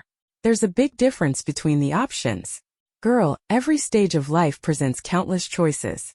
The moment you make a different choice, your future can change. Sometimes those changes may seem minor, but other times, they can be significant enough to lead you down an entirely different path. So never underestimate any option. After all, even a tiny butterfly flapping its wings could cause a storm. The love system swore solemnly, "I know I've been issuing missions frequently lately, but there have been a lot of unusual circumstances. I promise to give you a whole day off. Not a single mission for an entire day." But what good was just one day off? Still, Ning Xiaoyu thought she might as well see this through to the end. She had already helped so much. It wouldn't make sense to give up halfway. Otherwise, wouldn't all her previous efforts go to waste? It just so happened that she knew Lu Jingda's room number, as he had personally told her. As they were about to part ways at the elevator, Lu Jingdu mentioned that she could come find him if anything came up. Ning Xiaoyu left her room and headed to Lu Jingda's door. The love system grew so excited that its internal circuits almost overheated. It didn't dare offer any suggestions now, afraid that the host might deviate from the script and pick an unexpected answer. Although options B and C seemed similar, the time spent in the room and the scenes she might witness would differ. Unfortunately, the system's permissions were limited, so it couldn't set 3 identical options. Knock on the door. She had to knock on the door and enter the movie king's room. Technically speaking, they'd then be in the same hotel room at the same time. Under the love system's eager anticipation, Ning Xiaoyu calmly sat down cross-legged right in front of Lu Jingda's door. She rested her hands on her knees and said seriously to the system, "Don't worry. With me guarding here, no one can cause any trouble." As she spoke, she pulled out a large handful of pecans and a plastic bag from her pocket and began cracking and eating them right at the Movie King's door. After tackling so many multiple-choice missions lately, she figured she could use the nuts to boost her brain power. Love system? So, the improvised to achieve the perfect result option could be done like this. Why was it always different from what it had imagined? Chapter 19. When Lu Jingdu opened the door wearing a bathrobe, this was the scene that greeted him. A young woman sat casually at the doorway, blocking it completely, refusing to let anyone in who might cause trouble. Her posture was far from ladylike, but it looked natural and effortless, making her presence feel oddly comforting. Logically speaking, sitting like this should have been dull and tedious, yet she held a handful of pecans, leisurely cracking them open as if she were thoroughly enjoying herself. Countless thoughts flashed through Lu Jingdu's mind in an instant. First, she even carried pecans around with her? Then besides melon seeds and pecans, what else did she keep in her pockets? And further, her pockets didn't seem large, yet they could hold so many things. The most surprising thing was that she even carried a plastic bag for her trash. Clearly, this wasn't the first time she had done such a thing. The place would look the same as when she had arrived, showing that she never left any mess behind. She never added to the workload of the cleaning staff. Lu Jingdu lowered his gaze and asked, "Why didn't you knock?" Hearing his voice, Ning Xiaoyu put away the half-eaten pecans, grabbed the plastic bag and stood up, shaking out her slightly numb legs. Seeing that he was still in a bathrobe, she didn't give him a second glance and simply asked, "Where's your new suit?" As soon as she finished speaking, a middle-aged man with round-framed glasses and a refined appearance approached with a broad smile. He handed over a bag containing a full set of clothing to Lu Jingdu. "Everything is inside." Having been around the entertainment industry for a while, Ning Xiaoyu naturally recognized the man. He was Lu Jingdu's manager. So, the one delivering his clothes had changed from his personal assistant to his manager. Unlike the assistant who could be easily bribed with a seven-figure sum, Lu Jingdu's manager was someone he trusted completely. Previously, when his manager's mother had fallen seriously ill, Lu Jingdu had granted him a long leave so he could stay by her side.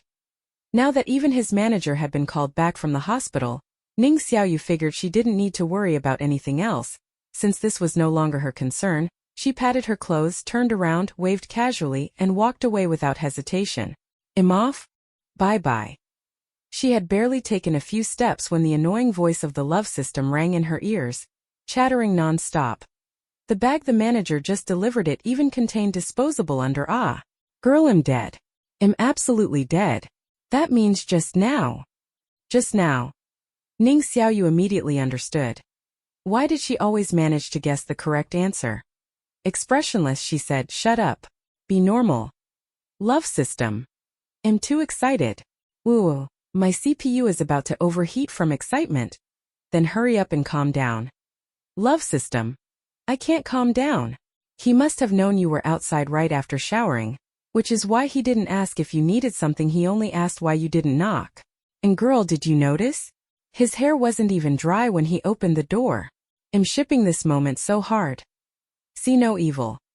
Ning Xiaoyu hadn't even looked at Lu Jingdu properly, so how could she have noticed such details? She spoke slowly. "If you don't shut up, I won't save your runaway little prince anymore." The love system instantly fell silent, as if she had hit its weak spot. It couldn't help but think to itself, why did she say your little prince? Clearly, but never mind, it wouldn't say it out loud, it would just keep the thought to itself.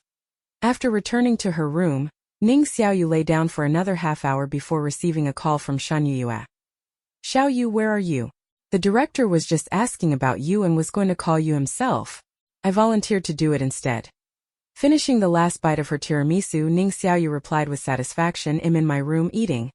She had to admit that the tiramisu at this hotel tasted much better than anything she had bought outside. Shan Yue, being more diligent than Ning Xiaoyu, urged, "Hurry down, the director asked for you." "Okay, I'll be right there." Since she had signed a contract, Ning Xiaoyu wouldn't act recklessly. She would follow the contract's requirements. Now that the director was looking for her, of course, she would go. By the time Ning Xiaoyu arrived at the banquet hall, it was already 11 p.m. As expected, the program's guests would be staying at this hotel for the night. It was late. Once Lu Jingdu gave his speech, this chaotic birthday banquet would finally come to an end. Birthday banquet over, time to go back to her room, wash up and sleep. So Ning Xiaoyu couldn't wait for it to be over. Shen Yue, on the other hand, looked regretful.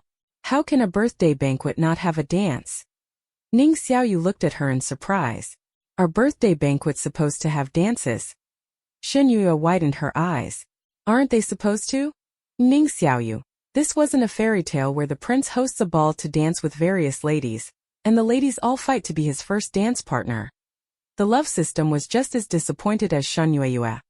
Love system? Girl, if there were a dance, wouldn't the movie king invite you to be his dance partner? Ning Xiaoyu shrugged, non-committal.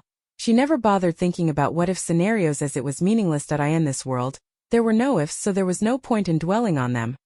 Rather than wasting time on hypotheticals, she preferred to do things that made her happy.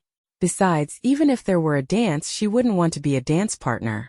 That would be too tiring. Feeling thirsty, Ning Xiaoyu grabbed a glass of water. As she did, her gaze accidentally landed on Lu Jingdu in the crowd. He had changed into his new suit, looking composed and elegant. It seemed the previous crisis had been completely resolved. This time, instead of the previous white suit, he was wearing a black one. Compared to the classic white princely suit, Ning Xiaoyu thought black suited him better. His temperament was on the colder side, making darker colors a better fit. Love system. The movie king is literally the peak of good looks. Ning Xiaoyu, so you're just a superficial looks fanatic. The guests in the hall laughed and chatted, completely oblivious to the undercurrents of what had just transpired. Even Lu Jingdu's uncle and the others showed no outward signs of what had happened. They all wore polite masks and no one could guess their true thoughts. As Ning Xiaoyu quietly drank her water, her gaze once again met that of Ms. Zhang de Mes. Zhang stood gracefully, holding on to the slightly chubby President Shun, her makeup flawless. She looked so refined that no one would believe she already had a 23-year-old daughter, but neither mother nor daughter seemed to have any intention of catching up. Even though Ning Xiaoyu had been seen spending time with Lu Jingdu lately, Ms. Zhang's deep-rooted prejudice against her remained unchanged. Her. Ning Xiaoyu was as worthless as her useless father and not worth any real attention. Even though Ning Yue had repeatedly voiced her complaints, Ms. Zhang still didn't consider her eldest daughter important. As for Ning Xiaoyu, she never did unnecessary things. Chatting with Ms. Zhang now? Completely unnecessary. Lu Jingdu's speech was brief. Finally, the chaotic birthday banquet came to an end and Ning Xiaoyu could return to her room. She took a long, relaxing bath and changed into comfortable sleepwear. Thinking about how she wouldn't have to do any love missions the next day, she felt completely at ease. Before long, she drifted into a deep, sweet sleep. Roya the next day, after the 12 guests finished breakfast, they set off on their way back to the friendship house. Upon returning, they didn't even have time to eat lunch before they were called into the interview room one after another. Interviews seem to be an essential part of many variety shows. For example, in talent shows and dating programs, the production team loved interviewing guests, asking them all sorts of questions that audiences found entertaining. Now that Hi My Friend had been filming for over a week, the guests had formed their initial impressions of each other. It was the perfect time for interviews. None of them were rookies in the industry, so they had no concerns about this segment. Ning Xiaoyu was sixth in line. Just as she was about to doze off from waiting, it was finally her turn. The first question she heard was, among the 6 male guests, is there anyone who matches your ideal type? Obviously no. Already see through Xiao Ye's essence. But according to the usual interview script, even if the answer is no, they'd still say yes, right? No, upstairs you don't understand her. In truth, not even Ning Xiaoyu's so-called genuine fans could accurately predict her answer. Because she didn't say yes, nor did she say no. Instead, she sincerely asked, "Isn't this a friendship variety show? What does it have to do with an ideal type?" The interviewer was momentarily stunned by her question. After interviewing countless guests, Ning Xiaoyu was the first to respond with such blunt honesty. She truly played by no one's rules. The interviewer, with a meaningful smile, said, "Isn't friendship also about finding the right connection?" She smiled briefly, glanced at her cue card and asked again, "So Xiaoyu is your ideal type among them?" "Yes." "No." "Vote now. If you think her answer will be yes, press 1. If no, press 2. The answer has to be one or the other. In reality, Ning Xiaoyu's response lay outside these two choices. After thinking it over carefully, she earnestly replied, I haven't thought about it. If you were to ask her what her ideal type was, she truly couldn't give an answer. She was different from most people. When others had insomnia or felt bored, their minds wandered, producing all sorts of wild thoughts. For example, imagining themselves as the heroine of a CEO romance novel, or as the male protagonist of a cultivation novel who dominated the world. In general, most people occasionally fantasize about leading entirely different lives. Even if they didn't imagine themselves as the main character, they might reflect on the day's happy or sad moments. But Ning Xiaoyu was not like that. Most of the time her mind was completely blank, as empty as could be. She thought about nothing at all. She genuinely hadn't considered her ideal type. Faced with a guest like Ning Xiaoyu, the interviewer couldn't help but find it tricky. The previous guests had all given the same answer, which was yes. Though predictable, it was a safe choice. But Ning Xiaoyu said she hadn't thought about it? Had she never imagined dating a handsome male celebrity in the entertainment industry? With a stiff smile, the interviewer asked, Why haven't you thought about it? Ning Xiaoyu replied frankly, Because I'm lazy. This is the first time I've heard someone say they're lazy with such confidence. And oddly enough, I don't find it off-putting. I can see the sincerity in her eyes. Does she really think this way? Too lazy to even think? That's fine. Just use a template then. Height: 186 centimeters, age 23, a graduate of Beijing University's architecture department. After graduation, he didn't pursue a career in architecture, but entered the entertainment industry. Long eyelashes, double eyelids, high nose bridge, third-generation wealthy, rarely smiles, but when he does, it's captivating. Like sports, maintains good habits. That segment of the interview ended with Ning Xiaoyu's single word lazy. It was the first time the interviewer had encountered such a guest. If it had been anyone else with such a lackadaisical attitude, they would have been criticized out of the industry. But perhaps because she was consistently this laid back, most of the audience actually accepted it. By the time Ning Xiaoyu had lunch, it was nearly dinner time. That meal ended up being both lunch and dinner. Afterward, the production team didn't assign any evening tasks, which was rare. All the guests returned to their rooms to rest on time. Back in her room, Ning Xiaoyu scrolled through videos for a while before falling asleep. As she drifted off, she groggily realized that the system really didn't issue any love missions that day. Looks like it keeps its promises after all. Roya. The next morning, the director cheerfully announced the day's activity: a seaside trip.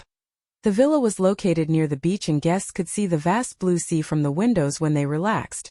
The director reminded them, We'll be filming at the beach all day today. Please remember to apply sunscreen. Oh, and tonight there'll be a bonfire party. I hope everyone has fun and enjoys themselves today. A bonfire party usually meant a chance for the guests to show off and stand out. The love system, having long seen through Ning Xiaoyu's laid-back nature, decided it couldn't sit idly by any longer. Everyone needed to witness its host's true beauty. Currently, she was completely dragged down by her hairstyle. After all, clothes make the person, and in an entertainment industry filled with beauties, no matter how striking Ning Xiaoyu's looks were, if she didn't dress up, she couldn't overshadow the other meticulously styled female guests. The others weren't spending money on top stylists and skincare for nothing. Usually, the love system only issued missions when Ning Xiaoyu interacted with the movie king. But today, it released a daily mission. For the first time. Girl, tonight there will be a bonfire party. Such a good opportunity to show off your figure won't be easily missed by most of the guests. In my eyes, you have a beautiful appearance. But your usual lack of effort in dressing up makes you less striking compared to the other female guests. Today you can wear a trendy crop top to show off your slender waist. B. Wear something that highlights your best features and firmly captures the movie king's attention. C. Wear a black women's blazer paired with high-top boots, creating a look that's both pure and seductive, dazzling everyone. The love system was full of confidence. The love system was full of confidence. Girl, you can absolutely be the most beautiful female guest. Chapter 20. Be the most beautiful female guest. No, shed rather not. That would be too high profile. Ning Xiaoyu often felt that this love system had probably bound itself to the wrong host. It was meant for someone ambitious, eager for fame, and yearning for a sweet romance. Definitely not for a laid-back person like her, who had no grand aspirations. Seeing these options only made her belief stronger. For the sake of everyone's well-being, Ning Xiaoyu couldn't help but suggest, How about we just part ways peacefully? In any situation, if both parties could separate on good terms, that would surely be a happy ending for all. Of course, before that, she had to exchange all her love points for real-world currency. Upon hearing Ning Xiaoyu's thoughts of parting ways, the love system immediately protested angrily, "Girl, don't even think about ditching me." Ning Xiaoyu, it seemed that, for now, she couldn't get rid of the love system. After glancing at the three options again, Ning Xiaoyu made her choice. It was still early. She informed the director and left the friendship house. It had been more than a week since her last visit to the hospital to see her father. Ever since he had become comatose, Ning Xiaoyu made sure to visit on time. Now that her visit was overdue, she couldn't wait to see him. She didn't care much about the cameras, and since the director gave her the green light, she was able to leave smoothly by taxi. Some of the other guests were curious about where she was going, but with one less person competing for screen time, they were more than happy to let her go. No one was tactless enough to pry further. Ning Yue, on the other hand, wanted to say something, but since no one asked, she had to swallow her words. Roya Ning Xiaoyu arrived at the hospital around 10 in the morning. Inside the ward, her father's condition was the same as before. His eyes remained shut with no sign of when he might wake up. Whenever she asked about his chances of regaining consciousness, the doctor always gave the same answer: maybe soon, maybe never. She sat beside him just like every other time and began talking about her daily life. "Dad, actually the last time I was here, I wanted to tell you something. Lately something strange has happened to me. Something so strange that it has completely thrown my life off balance. I don't even know if the outcome will be good or bad." She was of course referring to the love system. The love system chimed in excitedly, "Girl, of course it's a good thing." Ning Xiaoyu ignored it and continued, "I see Ning Yue every day, but don't worry, we haven't had any major conflicts, at least not on the surface. That I ran into that woman at a birthday party the other day, but we had no intention of exchanging pleasantries. I've been doing quite well recently. The audience seems to like me and I've gained a lot of new fans. 7 years, Dad, I used to hate you and I used to hate that woman too. Why did something like that have to happen during the most crucial years of my high school life? But now I just want you to wake up. I'm so tired of being alone. If none of this had happened, Ning Xiaoyu would probably still be studying for her master's degree at a top university in the country. But as she had said before, there were no ifs in this world. So now, she was just a minor celebrity, and she would remain a minor celebrity. She paused for a moment and was about to continue when suddenly, a single teardrop slid down from the corner of the middle-aged man's eye. It rolled down his thin face, soaking into the pillow, leaving a faint, wet mark behind. Ning Xiaoyu caught it immediately, and, acting on instinct, pressed the call button by the bedside. The doctor arrived quickly. After checking on her father, he smiled genuinely and said, "This is a good sign. It shows that the patient is gradually responding to external stimuli. If you have time, visit him more often. Who knows? One day he might suddenly wake up." For the past 7 years, no matter how much she spoke to him, her father had never reacted at all. Yet today, he finally responded. Was he feeling sad just now? Could this be the love system's doing? Roya, on her way back to the friendship house, Ning Xiaoyu stopped by the mall and bought herself a few new outfits. She had used up all her love points, exchanging them for real-world currency. Most of it went to paying off expenses, leaving her with only a few thousand yuan for daily use. The moment she stepped back into the friendship house, she ran into the group of guests who had just returned from the beach to change clothes. Shan Yue spotted her right away and jogged over with a cheerful smile. "Xiaoyu, you're back." Shan Yue grinned. "Perfect timing. Let's go change together. The director said that after we change, we can head to the beach for the bonfire party anytime before 5 in the afternoon." During the day, the guests wore casual outfits, but for the bonfire party at night, they needed to dress up. As Ning Xiaoyu walked back to the room with Shan Yue, she listened to all the gossip from earlier in the day, like how the guests had played a game of palm push. Ning Yue, being cunning, had worn a spaghetti-strap top and shorts, making the male guests hesitate to touch her. One by one, they lost the game to her. Ning Xiaoyu listened patiently. She had no particular questions and nothing she was especially curious about. The love system, however, eagerly chimed in. "Girl, in that palm push game, no matter how careful they are, people always end up touching each other in some way, so the movie king didn't even participate. He just forfeited right away." Ning Yue was so pissed off he The system's laugh had the smugness of a villain gloating over someone's misfortune. Clearly, Ning Yue hadn't dressed like that for the other male guests. Su Cheng was nothing more than a popular backup option. Her real target was always Lu Jingdu. Yet Lu Jingdu would rather forfeit the game than entertain her. Of course, Ning Yue was bound to be upset. Just then Ning Xiaoyu arrived at her room. Shen Yue smiled and said, "Xiaoyu, just head over on your own once you're ready. You know me. I take forever to get ready." Ning Xiaoyu nodded, entered her room and began changing. Other female guests might take an hour or two to prepare their outfits. But for Ning Xiaoyu, 5 minutes was enough.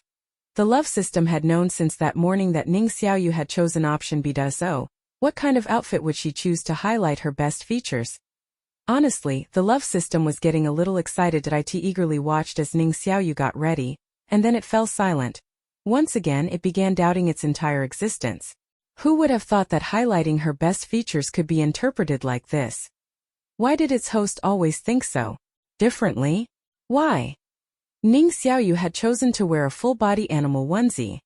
This year, animal onesies were wildly popular. Especially the dinosaur design, which had practically sold out everywhere. Many people found them cute and comfortable. However, when Ning Xiaoyu had gone shopping that afternoon, she ignored the trendy options and picked a salted fish onesie instead. The outfit was entirely blue with a fish head-shaped hood. While the rest of it looked ordinary, the fish head had two round, vacant-looking eyes mostly white, making it look both silly and adorable.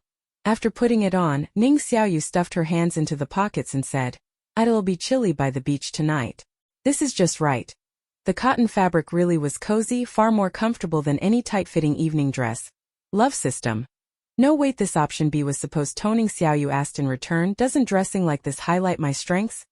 The love system had been completely led astray by its unconventional host. Love system. It seems like it does. It highlighted her saltiness after all. She had practically worn an entire salted fish on her body.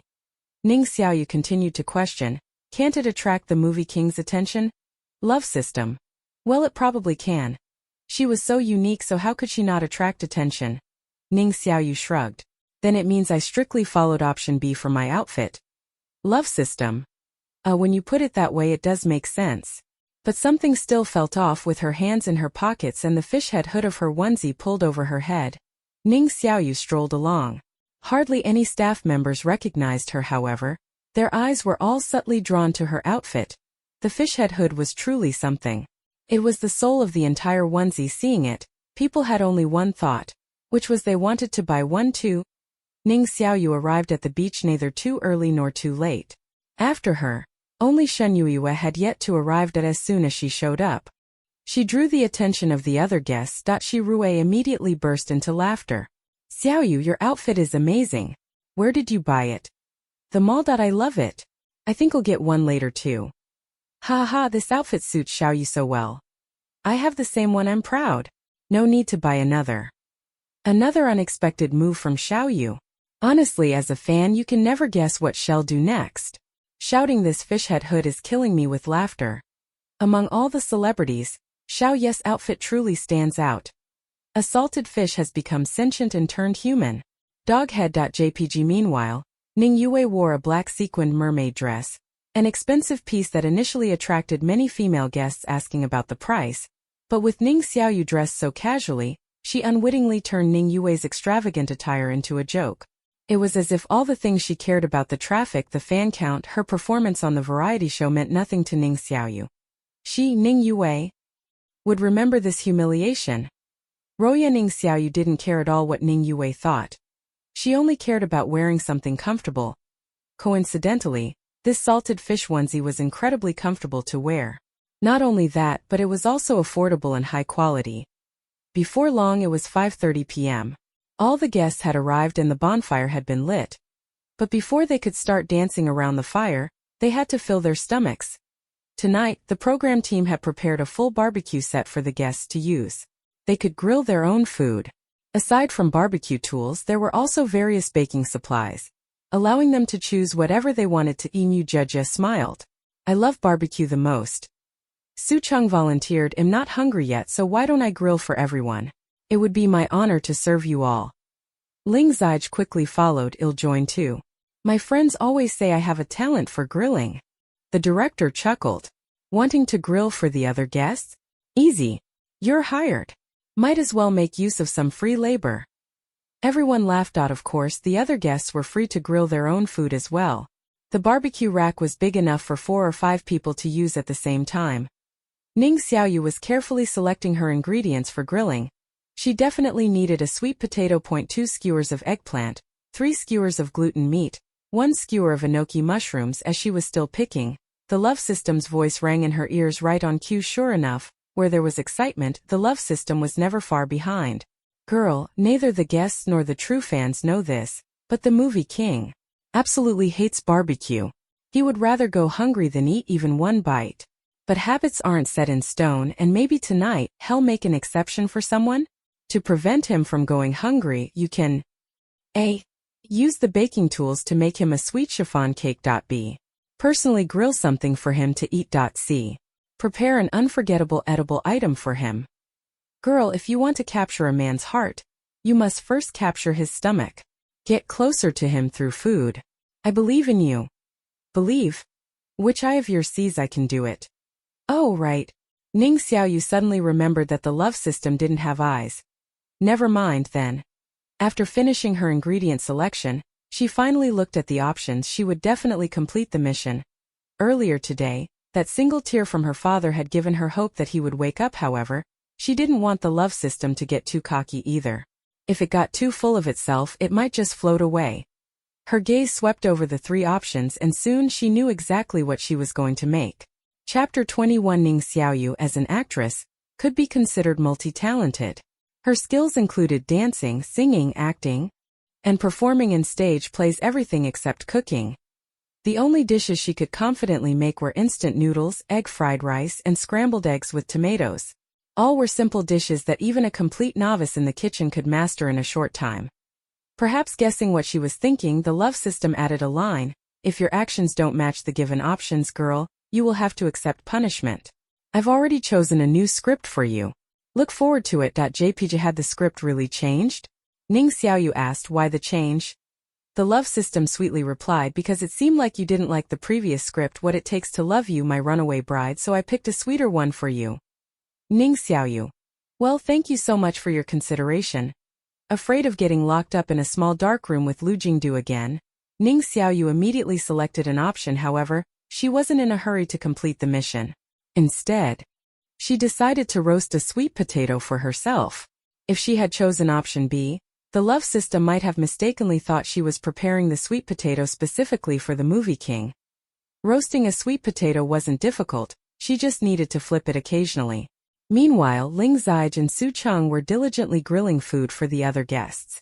Anyone could take whatever they wanted from the plate, so Ning Xiaoyu helped herself to a few skewers of grilled gluten meat, eating while waiting for her sweet potato to cook. During this time, the love system urged her several times, girl, you should do your mission. Ning Xiaoyu casually responded, as she had suspected. The love missions were getting harder. Of course, the difficulty was relative to her. Making a cake? What a hassle.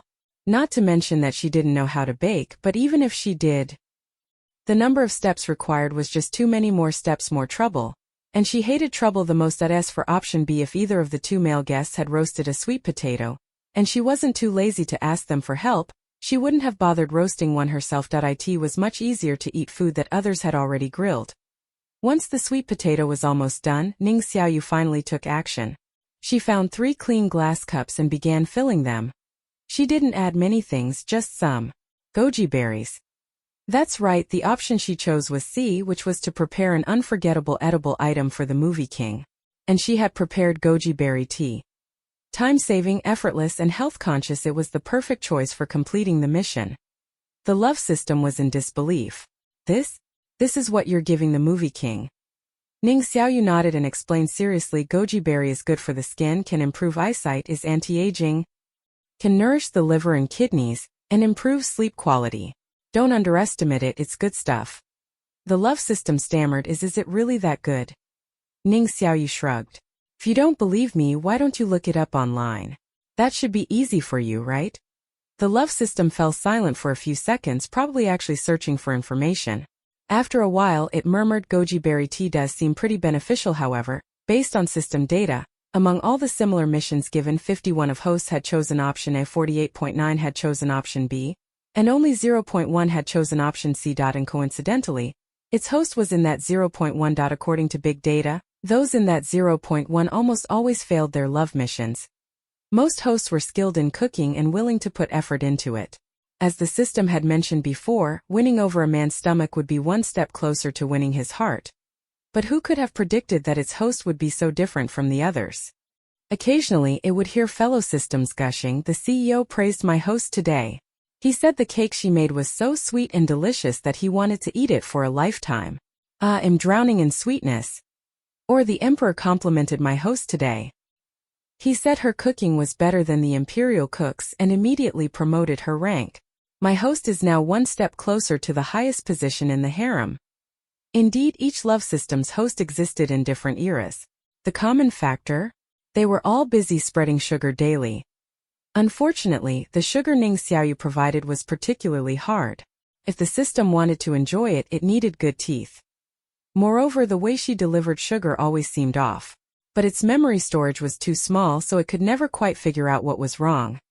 Ning Xiaoyu prepared 3 cups of goji berry tea. One for herself, one for Shan Yueyue, and one for Lu Jingdu. If she had only made tea for Lu Jingdu, it would have been too conspicuous. Once she finished brewing, she immediately brought a cup to him. Seeing the tea, Lu Jingdu raised an eyebrow. "This is..." Ning Xiaoyu casually explained, "Something for you to drink. The barbecue tonight was too greasy. This will help cleanse your palate." Wearing a salted fish onesie and offering goji berry tea, why does this scene feel so hilarious? That fish head design is so eye-catching. I laugh every time I see it. This outfit matches Ning Xiaoyu perfectly. Pairing this look with goji berry tea, I have no words. Absolutely iconic. Lu Jingdu gazed at the floating red goji berries in the tea, and the first thought that crossed his mind was, so besides melon seeds and pecans, she also carried goji berries with her? What else could she possibly pull out of her pockets? Was this Doraemon's pocket? Under the glow of the seaside bonfire, the cup of goji berry tea looked particularly beautiful. The goji berries floated and sank in the water, carrying a calming effect. Lu Jingdu took the cup from her and drank a sip on the spot. Watching this, the love system was in a daze.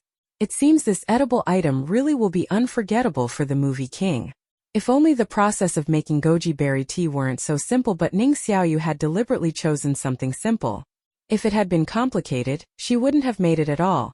After all, she was lazy. An edible item naturally included drinks. As for making it unforgettable, this was probably the first time Lu Jingdu had ever received such a drink, so it should count as Ning Xiaoyu once again completed her mission perfectly. Although the love system found today's sugar a bit too much for its taste, wasn't having some sugar better than having none at all? With that thought, it felt that today was truly a sweet day because it had successfully witnessed a CP moment. Ning Xiaoyu handed another cup of goji berry tea to Shan Yueyue, who took a sip without hesitation and let out a satisfied sigh. She wasn't drinking it for health benefits but to cleanse her palate. She had accidentally eaten too much barbecue earlier.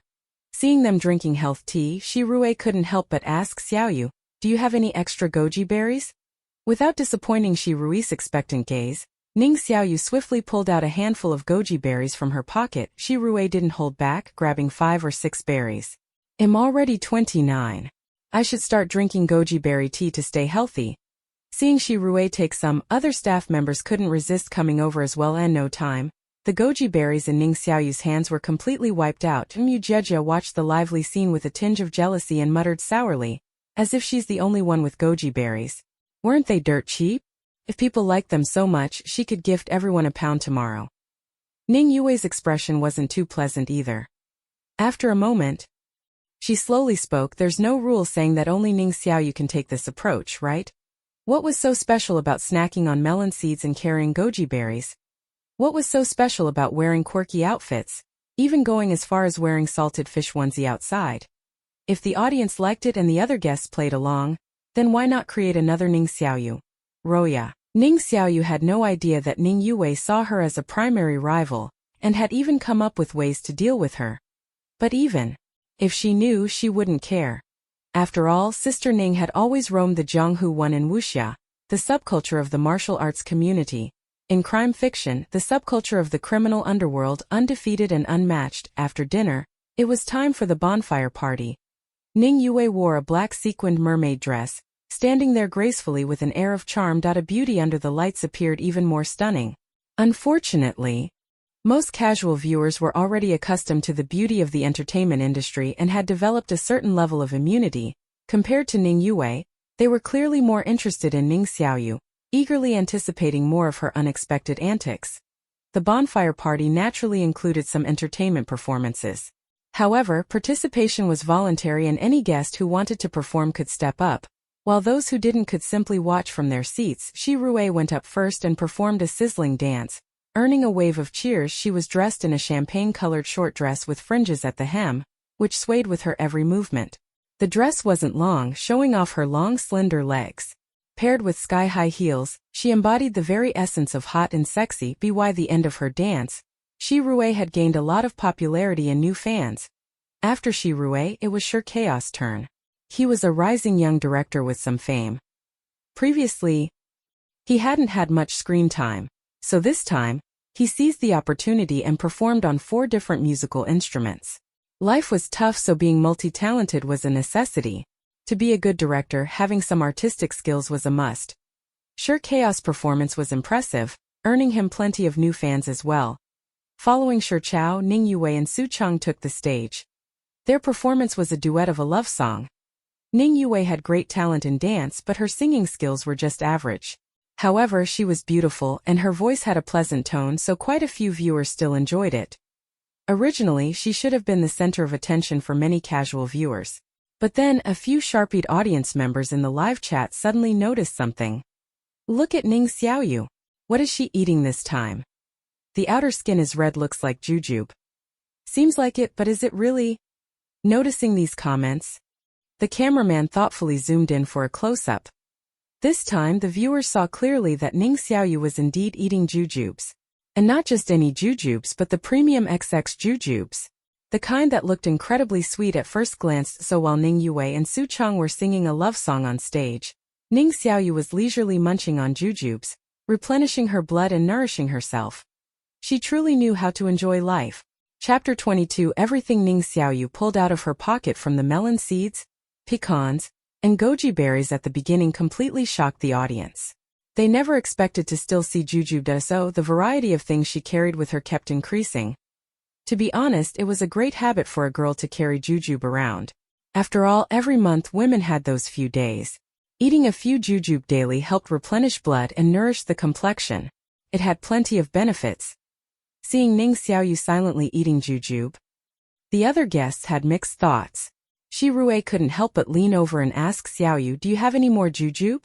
She had already taken some of Ning Xiaoyu's goji berries earlier and now wanted to take advantage of the jujube too. Ning Xiaoyu didn't bring many jujube. Generally, eating 3 or 4 a day was enough. There was no need to overconsume. Eating too many could even be counterproductive. She glanced down at the small package of jujube in her hands and said, "There are 5 left." Shi Rui didn't mind at all and immediately responded, "That's enough." In the end, she took 3 and Shan Yueyue took 2. Meanwhile, not many people were paying attention to Ning Xiaoyu singing a love song. Instead, most of the audience was focused on the 3 female guests eating jujube. The 3 of them happily enjoyed their snack while listening to the emotional love song. Ha ha ha ha, first it was goji berries, now jujubes. What will Xiaoyu pull out next? Xiaoyu. Let me show you a real treasure. Doghead.jpg Xiaoyu. If it's edible, I bring it. Side-eye.jpg. Watching this makes me want to eat jujube too. Xiaoyu is enjoying this way too much. Never thought Xiaoyu would be into wellness. Following her health guru livestream now, hahaha. In fact, jujube and goji berry tea was more effective than just goji berry tea alone. However, since adding jujube made it unsuitable for Lu Jingdu, Ning Xiaoyu had only brewed plain goji berry tea earlier. By the time she finished eating her jujube, Ning Xiaoyu and Su Cheng had finished their love song duet. Mu Jeja enthusiastically clapped, and the other guests followed suit. However, when Ning Xiaoyu stepped down, her expression was far from pleasant.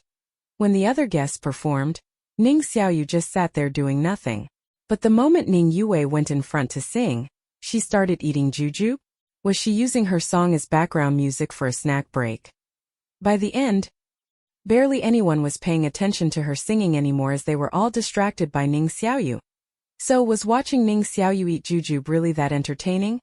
If the audience could hear Ning Yue's thoughts, they would have nodded with certainty absolutely.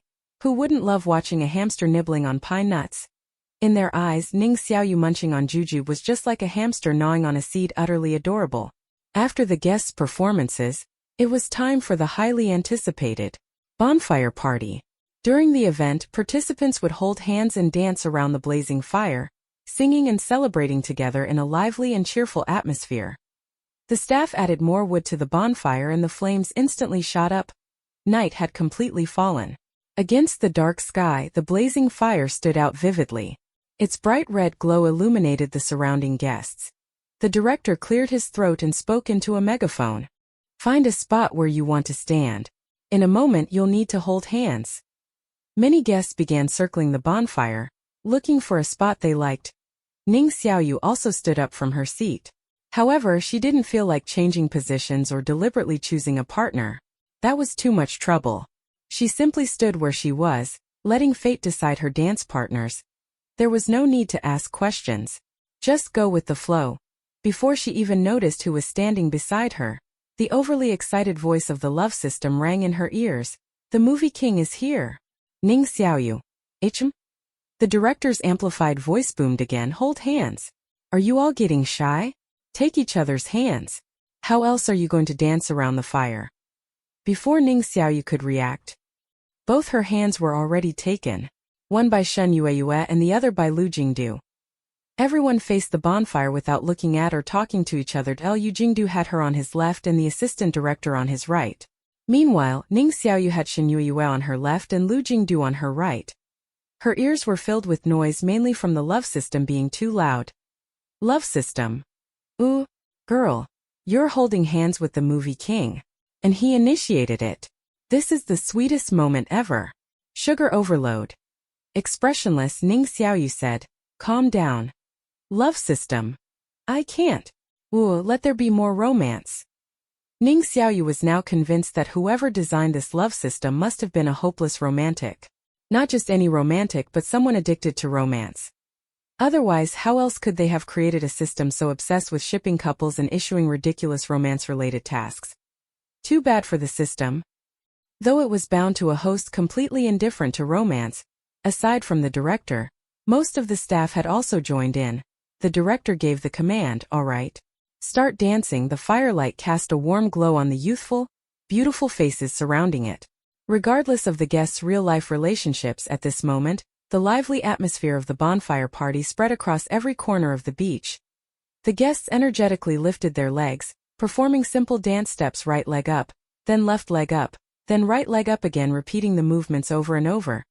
Some guests, eager for screen time, flashed dazzling business smiles, radiating such festivity that they looked ready to perform on a national holiday gala. Meanwhile, Ning Xiaoyu, who wanted to stay out of the spotlight, appeared a little stiff, dressed in salted fish onesie. She moved her legs with minimal effort. Her half-hearted attempt at performing was obvious. However, the fish head on her onesie bobbed up and down with her movements, unintentionally adding a layer of comedy to the scene. The salted fish has come to life. The salted fish is flapping its fins. It moved. The salted fish actually moved. Ning Xiaoyu. Excuse me? Where's your respect? Ha ha ha. Viewers felt like they needed to praise the manufacturer of this onesie because they had truly outdone themselves. That dead fish-eyed expression on the hood was so lifelike. It was as if a meme had come to life. With everyone singing and dancing, the bonfire party was a resounding success. But the biggest winner of the night was undoubtedly Ning Xiaoyu. She gained the most new followers. When she first joined the reality show, she hadn't even hit 10,000 followers. She neither put effort into self-promotion nor bought fake followers, making her social media presence look unimpressive. Yet, after trending on social media multiple times, her follower count had now surpassed 1 million. However, after tonight, her follower count had skyrocketed past the 1.5 million mark. Compared to top female celebrities with tens of millions of followers, that number might not seem impressive. But these were genuine fans with high engagement. If Ning Xiaoyu promoted a product, they would likely support her by making purchases. Gaining a massive amount of followers overnight didn't faze Ning Xiaoyu. However, the next morning, when she arrived at the living room of the friendship house, she noticed a subtle difference. Mu Jiejia's gaze carried a certain meaning when she looked at her. Ning Xiaoyu couldn't be bothered to care. She used 4 friendship coins to buy herself a bowl of dumplings with thin wrappers and generous filling, along with a small dish of vinegar to dip them in. Shen Yue had a bowl of century egg and lean meat congee. The two of them casually chatted as they ate breakfast. Suddenly, Shen Yue leaned in mysteriously and asked, "Did you notice anything?" Ning Xiaoyu shook her head. "Notice what?" Shen Yue lowered her voice. "Look at Mu Jiejia's earrings." Ning Xiaoyu glanced up and finally realized what had been giving her that subtle sense of oddity. Mu Jiejia's earrings were shaped like a salted fish. But what someone chose to wear was their own business. Ning Xiaoyu didn't care and wasn't interested in interfering. Once the guests had finished their meals, the day's activity announcement arrived. The director smiled warmly. "You all looked like you had a great time at yesterday's bonfire party. Unfortunately, there won't be one tonight." Just as the guests were about to show signs of disappointment, the director quickly added, "However, today, we'll be heading to a nearby scenic park. You can decide what activities you'd like to do there." The show Hi My Friend allowed for a high degree of freedom. There was no script, and whatever variety show effects were achieved depended entirely on the guests' abilities. Roya, the scenic park wasn't far and only took about an hour by car. As soon as they got off the vehicle, the director pointed to a nearby pavilion and said, "You'll be spending the afternoon in that area. Don't wander off alone." Although the previous incident with the obsessive fan had turned out relatively fine, it had still shaken the director. No matter which guest had an accident, it would be a big deal. So now, he made sure all the guests moved as a group. Not only did it create a lively atmosphere, but if anything happened, others could help immediately. There were many retirees in the park. The pavilion was quite spacious, and some elderly men nearby were playing chess. Ning Xiaoyu was just about to find a comfortable spot to lie down when the familiar voice of the love system rang in her ears. "Girl, the movie king has gone to play chess with a retired cadre. His chess skills are extraordinary and watching him play is a true delight. Now is your chance to show your affectionate and clingy side. You can stand behind the movie king and cheer him on the entire time. B. Wait for this round to end and challenge him to a match. Engage in a thrilling game of love and war. C. Use another fun activity to lure him away and get him to join you." Ning Xiaoyu glanced at the 3 options, but before she could decide, she saw Mu Jiejia picking a spacious spot and lying down comfortably. Before she could react, the love system cried out in alarm, "Girl, she seems to be copying you. How could she do this?" Although the love system was constantly frustrated that its host never acted according to its plans, that didn't mean it would allow someone else to imitate her at this moment. Not only had the love system noticed, but the audience had too. And audiences, after all, had sharp eyes. Mu Jiejia. Is she copying Ning Xiaoyu? You guys are hilarious. Who says only Ning Xiaoyu is allowed to lie down? Do you never lie down? This isn't some exclusive right of hers. The love system fumed with indignation, but Ning Xiaoyu remained unfazed. If Mu Jiejia wanted to copy her, so be it. It wasn't like she could walk up and say, "Hey, you're not allowed to lie here." She could, but there was absolutely no need to. Ning Xiaoyu had no interest in chess or Go. They were too dull. So, picking options A or B was out of the question. That left her with option C. The love system instantly forgot about Mu Jiejia, looking forward to what Ning Xiaoyu would do. What kind of fun activity would she choose to draw the movie king in? Would they bask in the sun together? Crack melon seeds? Or maybe even sip goji berry tea for health? As the love system waited eagerly, it saw Ning Xiaoyu retrieve a fishing rod from Waknoshir, bait the hook with ease, and cast the line effortlessly into the water. Then she sat down in a chair, unmoving as a mountain, and started fishing at a leisurely pace. Love system. Why didn't this look anything like the sweet and romantic scene it had envisioned? Chapter 23. Fishing required patience, and coincidentally, the one thing Ning Xiaoyu had in abundance was patience. After casting her fishing rod, she paid it no further attention. Somehow, she had managed to find another stool and settled onto it comfortably. Her right hand loosely rested on the rod as she waited for the fish to bite. If they didn't take the bait well, there was nothing she could do about it. But to Ning Xiaoyu, whether she caught a fish was unimportant. What mattered was the process of waiting for the fish to bite. During this time she could openly slack off. Yes, that last point was precisely what made fishing so appealing to her, that as she basked in the sun, waiting for a fish to take the bait, she paid no mind to whether this activity would attract the movie king's attention. Either way, she quite enjoyed it. So while the other guests chatted and played mobile games together, Ning Xiaoyu leisurely fished by the lake in the park. Because she was so unpredictable, the audience grew increasingly curious about her. As for Mujejia, who was lying on the grass napping, few people paid her any attention. Fishing, ha ha ha. This is so Xiaoyu style. Xiaoyu. I hope the fish take their time biting so I can sit here longer. Xiaoyu. Kicking back with both hands behind my head. Who needs love? This is literally Zhang Taigong's one Zhang Zia, a military strategist and statesman who played a key role in the overthrow of the Shang dynasty and the establishment of the Zhou dynasty. Fishing, whoever is willing shall bite. The audience had seen patient people before, but never someone as patient as Ning Xiaoyu. Before long, more and more gossip-loving bystanders flooded into her live stream. Came here out of curiosity. Mujejia lay on the grass. The ground was damp and thick with grass, making it uncomfortable to lie on. She was used to her soft and cozy bed, and there was no way she could fall asleep there. She had no idea how Ning Xiaoyu had managed to sleep in such a place before. She, for one, couldn't endure it for even a minute longer. Let's bet on how long it'll take Xiaoyu to catch a fish. I bet an hour. I bet she won't catch anything. She won't catch anything. The viewers didn't think she'd fail because there were no fish in the lake. In fact, many older fishing enthusiasts frequented this spot. Otherwise, Ning Xiaoyu wouldn't have been able to borrow a rod in the first place. To make things more entertaining, the park periodically stocked the lake with small fish. There were plenty of fish in the lake, but Ning Xiaoyu clearly wasn't an experienced angler. And she was way too casual about it. The chances of her catching anything were slim. Mujejia gave up on lying on the grass and instead joined Ning Yue, standing not far from Ning Xiaoyu to watch her fish. Ning Yue smiled sweetly. Teacher Ning, do you think you'll catch a fish? Ning Xiaoyu replied.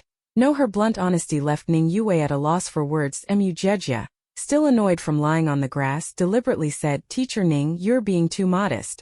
With your patience, how could you not catch a fish? Love system. That's a classic case of setting someone up for failure. Ning Xiaoyu responded, System, your vocabulary has expanded again. The love system blushed. I update my database daily. Ning Xiaoyu let out a casual oh and reminded it flatly, but that's not the right use of setting someone up for failure. Doesn't quite fit here. You should keep learning, System. Love system, as it turned out. The viewers were right. Ning Xiaoyu didn't catch a fish. However, she didn't give Ning Yue and Mujejia a chance to gloat either, because she reeled in a movie king instead. 20 minutes later, having just finished a game of chess, Lu Jingdu arrived with a fishing rod, bait, and a stool and calmly joined Ning Xiaoyu. Both of their rods were already in the water, just waiting for something to bite. Mujejia looked completely incredulous. Why is the movie king fishing too? Ning Yue bit her lip hard. Mujejia had asked her, but how was she supposed to know? If she did, she would have gone fishing too. With Lu Jingdu joining in, even more people started paying attention to Ning Xiaoyu. Even the retired elders nearby gathered around. I didn't expect young people to be into fishing these days. Not many young folks have the patience for this anymore. Young lady, don't you find fishing boring? Hearing herself being addressed, Ning Xiaoyu shook her head. Not boring. One of the elders chuckled. How old are you, young lady? These retired elderly didn't follow the entertainment industry, so they had no idea who Ning Xiaoyu was. She answered, 23. The old man grinned. 23, huh? Do you have a boyfriend? Ning Xiaoyu knew that elderly people liked gossiping about relationships. If she said no, there was a good chance they'd start matchmaking, introducing their nephews or sons to her. They meant well, just looking for something to do, but it could be awkward for the person being set up. She was just about to reply that she didn't have one when the love system, which had been quietly observing, suddenly spoke up. Girl, after asking your age, this old man is very likely going to introduce you to someone. If it's not his nephew, it'll be his son. But you and those guys are doomed to have no future. At this moment you can bring up the movie king's name. B. Clearly state that you already have someone you like, so the old man will have to be disappointed. C. Take the movie king's hand and use your actions to make your stance clear. Seeing these three options, Ning Xiaoyu's face instantly took on the expression of the subway grandpa looking at his phone too, squinting hard. What is all this? Love system. Go girl. Crush the old man's idea before it even sprouts. As soon as the love system finished speaking, the old man indeed spoke up. I have an unmotivated son at home. He just returned from studying in M country last year, and is now a researcher at an institute. Do you think you could exchange contact information and chat for a bit? The guests present, except for Ning Xiaoyu herself, all looked stunned. Ning Xiaoyu had already guessed what was coming when the love system assigned the mission IT this moment. Shan Yueyue, who had just come over to find Ning Xiaoyu, overheard the conversation and couldn't help but gossip. Old sir, have you taken a liking to Xiaoyu? The old man stroked his chin and said, this young lady has a good temperament, very patient. Quite nice. After speaking, he looked at Ning Xiaoyu expectantly, waiting for her response. Ning Xiaoyu glanced over the three given options but couldn't find a satisfactory answer. In the end, she simply gave up on choosing and directly refused. Sorry, right now, I just want to focus on my career, aka slack off. Hearing her response, the old man, though a little disappointed, understood. Focusing on your career is good. With that, he clasped his hands behind his back and left without pressing further. The love system sighed faintly. Girl, you just gave up the choice. You are about to receive a punishment. Wu, the host, rejected the old man so easily and didn't get involved with the movie king, so now it didn't get to enjoy any romance. It felt so bitter inside. The next second, Ning Xiaoyu was thrown into the punishment space.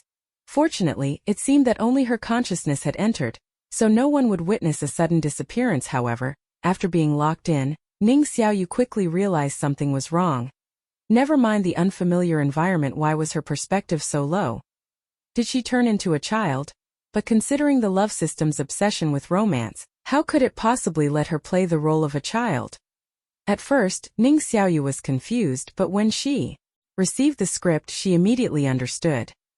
This time she had been given a fantasy script. The protagonist of this story is a cat. Because of its good fortune, it was picked up by the villain and fed countless rare treasures, which eventually allowed it to take human form. Without the villain, the lazy and talentless little cat would likely never have succeeded in transforming to so the so-called sweet script the love system mentioned was this. Although Ning Xiaoyu couldn't figure out where the sweetness was since the system said it was sweet, then so be it. She was currently acting in the first episode, which meant the protagonist had not yet transformed and could only exist in its original form. Only by successfully being picked up by the villain would the first episode be considered complete. Ning Xiaoyu couldn't help but think, isn't this easy? Lu Jingdu should have also received the script. He just needed to pick her up and then they could both leave the punishment space. But she soon realized things weren't that simple. It turned out that this time, Lu Jingdu hadn't received a script at all, and she couldn't speak, she could only meow meow meow. They were destined to have no way of communicating. Forget it. Too tired. Time to lie down. No more effort. The forest was so vast and she, as a cat, only had 4 short legs. How could she possibly find the villain and successfully get adopted? Since that was the case, Ning Xiaoyu decided to just lie down and accept her fate as a human. She had always been lazy, sunbathing, snacking, and taking life easy. Now that she was a cat, she simply flopped down like a pancake, so this was what being a cat felt like. It was pretty nice. Thinking that, Ning Xiaoyu lay comfortably on her back, exposing her fluffy little belly. Her tiny paws were soft and pink. She closed her eyes in contentment, her long fluffy tail swaying lazily behind her. Her whole appearance screamed relaxation and enjoyment. The love system, hiding in the shadows and eager to witness its perfect love story unfold, fell into silence once again. Why had it chosen this script? This script had a high degree of freedom and only set a loose framework. In its vision, the protagonist, eager for food and comfort, would meow cutely, while the villain, who loved fluffy creatures, would take the opportunity to pet the cat. One would act cute, and the other would pet. One wanted to get adopted, and the other was more than happy to adopt. They were a match made in heaven. It had been so excited to see the villain pet the cat, but its vision had fallen apart from the very start, because Ning Xiaoyu never played by the rules. She had turned herself into a cat pancake. Playing cute? Meowing non-stop? Not happening. The cat pancake lay motionless with only her tail swaying gently behind her, revealing her good mood. Rather than rushing to complete the plot, Ning Xiaoyu was thoroughly enjoying being a cat, Her big fluffy tail swayed back and forth until eventually, as she got drowsy, the movement slowed. Ning Xiaoyu didn't know how much time had passed. She had even taken a nap and was getting ready for a second one, but just then, someone gently wrapped her entire body in a coat and carefully lifted her up. The cat blinked in dissatisfaction. The next second, she found herself staring directly into Lu Jingda's lowered gaze through the coat. He casually scratched her little chin. A moment later, the system's prompt announced that the scene was complete. The cat had successfully been picked up by the villain, so both of them were freed from the punishment space. Love system. Girl, although your initial actions were quite bold, fortunately, things turned out sweet in the end. The movie king scratched your chin. Even though it was through the coat, rounding it up, it was as if the coat wasn't even there. Ning Xiaoyu, you can use rounding like this. Love system, of course. But the movie king didn't receive the script, so why did he choose to pick up the cat? Could it be that he saw the shadow of its salted fish host in the cat? The love system didn't know that it had just accidentally hit the truth. When Ning Xiaoyu blinked again, only 2 minutes had passed in reality. She remained composed, waiting for the fish to take the bait. With no one around to talk to her, Ning Xiaoyu started feeling lazy again. No wonder she had just been locked in the punishment space, turned into a cat for a while, and had completely sprawled out like a flattened cat pancake. It was way too comfortable. Now that she had turned back into a human, she was having a hard time adjusting. Roya, after the afternoon trip to the park ended, the guests returned to the friendship house. The others spent the entire afternoon playing games, while Ning Xiaoyu spent the afternoon fishing. Even though she didn't catch a single fish in the end, the time spent idling was still enjoyable. All the guests had dinner together. Just as Ning Xiaoyu was about to put down her chopsticks after finishing her meal, she saw Mu Jejia, who had finished eating before her, rubbing her stomach as she lay down on the sofa. Mu Jejia said, "I'm full. I'm gonna lie down and rest for a bit." Ha ha ha ha, has Mu Jejia been led astray? Is she being influenced or just imitating? Clearly being influenced. When someone is lazy every day, it's only natural for others to be affected. Mu Jejia is obviously envious of Xiaoye's popularity and is deliberately copying her. While the livestream chat was in a heated debate over Mu Jejia's behavior, the love system spoke with righteous indignation. Girl, she's competing with you to see who can be lazier. Ning Xiaoyu. Was this supposed to be a good thing? Was there really a competition for who could be lazier? She couldn't be bothered with what others did. Mu Jejia could do whatever she wanted as long as it didn't affect her. Roya, Mu Jejia's actions didn't have much impact on Ning Xiaoyu, except that overnight the friendship house became filled with salted fish decorations. There were salted fish pillows and even headbands. Whenever the show didn't assign tasks, Mu Jejia would lounge on the sofa with a salted fish pillow in her arms, doing nothing. Admittedly, her behavior attracted quite a few fans. That salted fish pillow looks so cute. I want to buy one. Ah, a salted fish headband. I need it. LOL, even her bracelet is salted fish themed. Is Jejia covered in salted fish accessories? During her interactions with the audience, Mu Jejia noticed these comments and laughed. Not completely. Why does Jejia suddenly have so many salted fish-related items? Does Jejia like salted fish? Mu Jejia nodded with a bright smile. Yes, I really like them. I think this fish with its dead fish eyes is really interesting. Don't you like it too? Mu Jejia's viewers were very supportive. We love it too. She didn't avoid mentioning Ning Xiaoyu at all during her livestream interactions. In fact, she deliberately made sure Ning Xiaoyu could hear her. Who said only Ning Xiaoyu could be popular? Wasn't Ning Xiaoyu just acting like a salted fish? She could do it too. Hearing that green tea remark, the love system could no longer hold back. Love system. She doesn't even like it. She's lying. Ning Xiaoyu, who had just eaten her fill, was preparing to return to her room. She couldn't be bothered. But just as she was about to head inside, the love system's childish, screeching voice rang in her ears again. Girl, Mu Jejia is challenging you in laziness. You have to outlaze her. Make the imitator feel so ashamed she gives up on copying you. You can, tell her to wash up and go to sleep. 3. Stop babbling nonsense and just go to sleep, exuding an air of effortless dominance. B. Tell her that you only represent yourself and won't be easily surpassed by an imitator. C. Act pitiful in the livestream and let your fans fight for you, tearing Mu Jejia apart with insults. Ning Xiaoyu, who was looking at the childish bickering style options, as expected of the love system, Just then Mujejia, who was lying on the sofa, called out to Ning Xiaoyu, teaching Ning, "Do you want to lie down too? I just bought these salted fish pillows, there are several of them. If you like one, I can give it to you." Love system. She's blatantly copying you. Yet she acts all high and mighty as if she's the original. So many of her actions are just imitations of yours, girl. Ning Xiaoyu shrugged. She truly didn't care about Mujejia, but since Mujejia had come up to provoke her directly, she wasn't one to just take it lying down.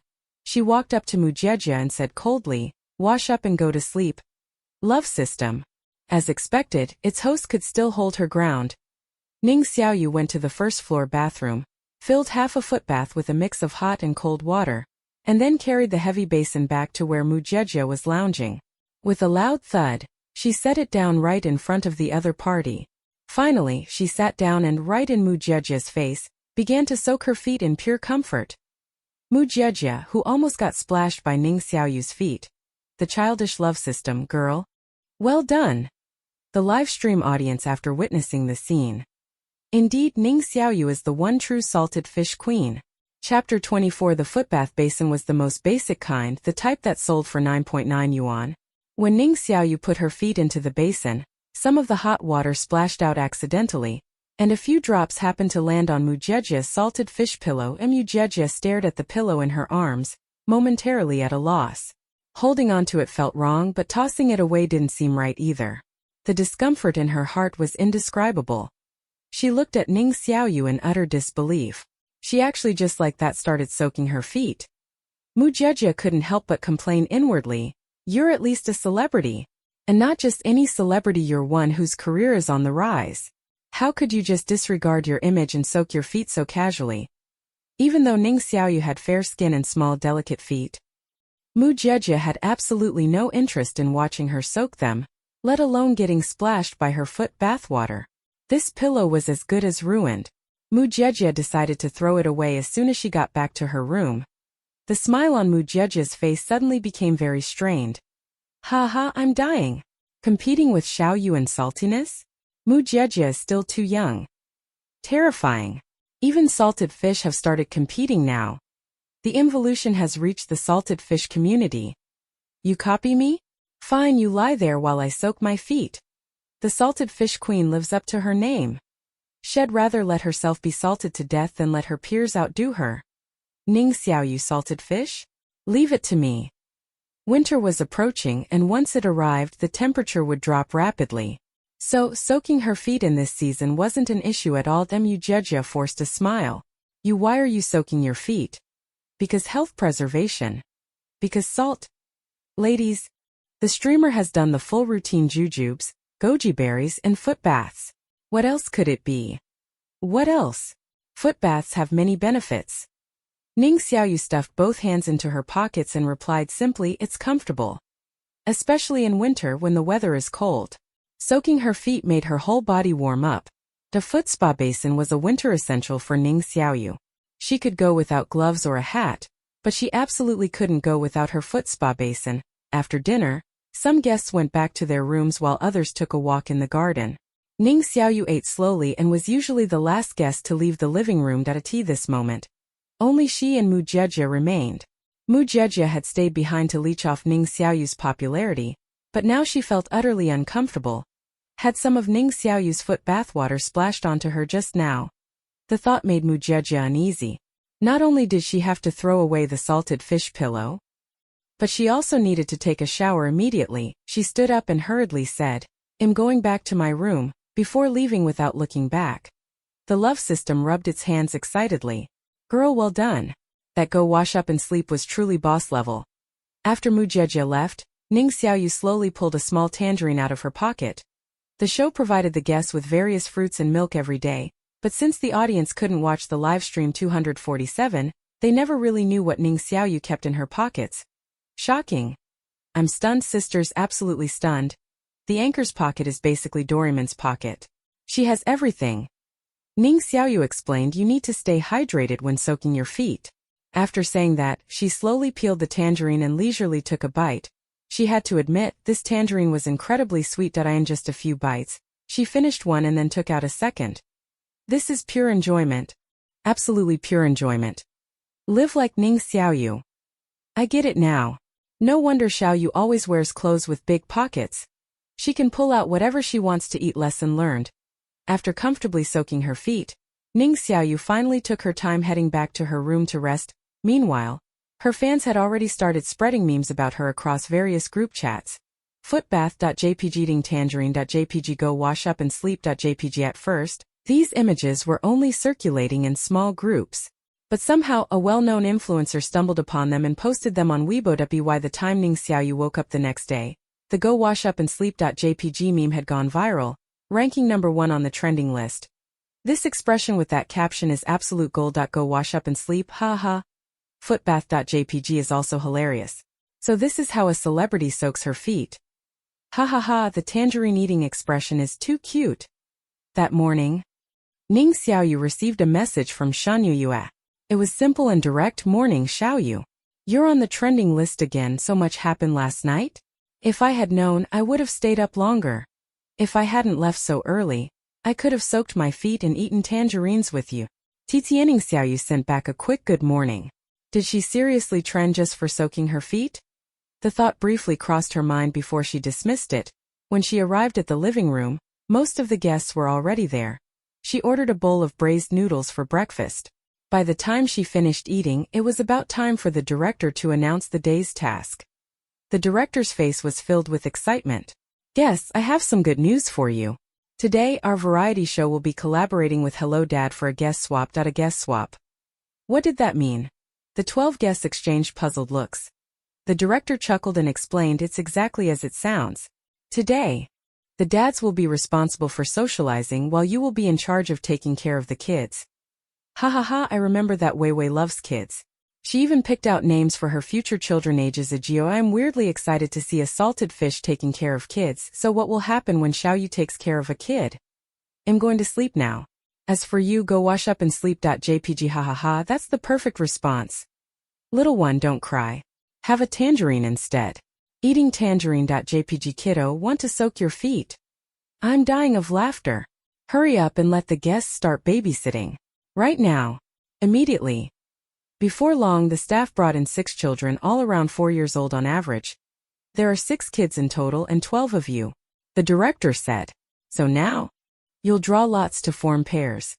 The program team had already prepared a box for drawing numbers. Ning Xiaoyu stepped forward and drew a number 3. Her teammate would be the guest who drew number 4. When Shanyu got her number and walked over, she looked regretful. Xiaoyu, I got number 7. Number 8 went to Su Chang. Shanyu wasn't very familiar with Su Chang. And since they would be taking care of children together, they would need time to adjust to each other. Today was bound to be a difficult day, and in the end, Ling Zijie drew number 1, while Ning Yue got number 2, making them a team. Shi Rui drew number 5 and Shi Chao drew number 6, so they were paired together. Shanyu got number 7, and Su Chang got number 8. Yu Jeje drew number 9, and Shui Onjing got number 10. The last 2 guests drew numbers 11 and 12, only number 4 remained. The person who drew it just so happened to be the movie king, Lu Jingdu. The love system chimed in sweetly, girl. This must be fate. Ning Xiaoyu looked skeptical. You didn't rig this, did you? The love system immediately protested, of course not. How could I possibly do such a thing? Do you know about ABO1 alpha, beta and omega settings? Although Ning Xiaoyu didn't read many novels, she had been in the entertainment industry long enough to have heard of the ABO concept. The love system continued dreamily. If this world followed ABO settings, you two would have a very high compatibility score. In Ning Xiaoyu's eyes, the love system was nothing more than a childish and love-obsessed system test for her. The host, she had always been indifferent to romance. So after hearing that, she simply replied with a bland "oh." The love system had a lot more to say, but since its host showed no interest, it could only ship them silently on its own. The children also needed to draw lots. The child assigned to the second group was a little girl, delicate and adorable. And with a sweet personality. Unlike most kids her age, she wasn't unruly or spoiled. Her name was Xiangxiang, simple and easy to remember. Once all the guests had been assigned their teams, they each took their designated child to play at the beach. The 3 members of Ning Xiaoyu's group weren't the talkative type. She didn't feel like talking. Lu Jingdu had a naturally cool and reserved personality, and Xiangxiang, having just entered a new environment, wasn't familiar with either of them. Compared to their silence, the other groups were much livelier. Ning Yue held a little boy's hand, smiling sweetly. Xiaowei, what do you want to eat? Big sister will get it for you. Mu Jejia, on the other hand, turned to a little girl. How about we lie down and sunbathe later? The little girl had been doted on at home like a princess. Hearing that, she replied arrogantly, no wait. Mu Jejia paused, then pretended to be gentle. Why not? Lying on the beach and soaking up the sun is so relaxing. This time the little girl completely ignored Mu Jejia's words. By the time the group of guests arrived at the beach near the friendship house, it was still early, just past 9 in the morning. The sun wasn't too strong yet and the sea breeze wasn't too cold, making it a perfect time for the children to play outside. Ning Yue went over to the program staff and got some milk and fruit. Holding milk in one hand and an apple in the other, she smiled at Xiaowei. Which one do you want? Or do you want both? Wei Wei is so gentle. She'll definitely be a great mom in the future. Compared to our Wei Wei, what even is Ning Xiaoyu? Xiaowei wasn't greedy. He pointed at the milk and said in a soft voice, I want this one. Ning Yue bent down and handed the milk to him. Alright, drink it slowly, don't choke.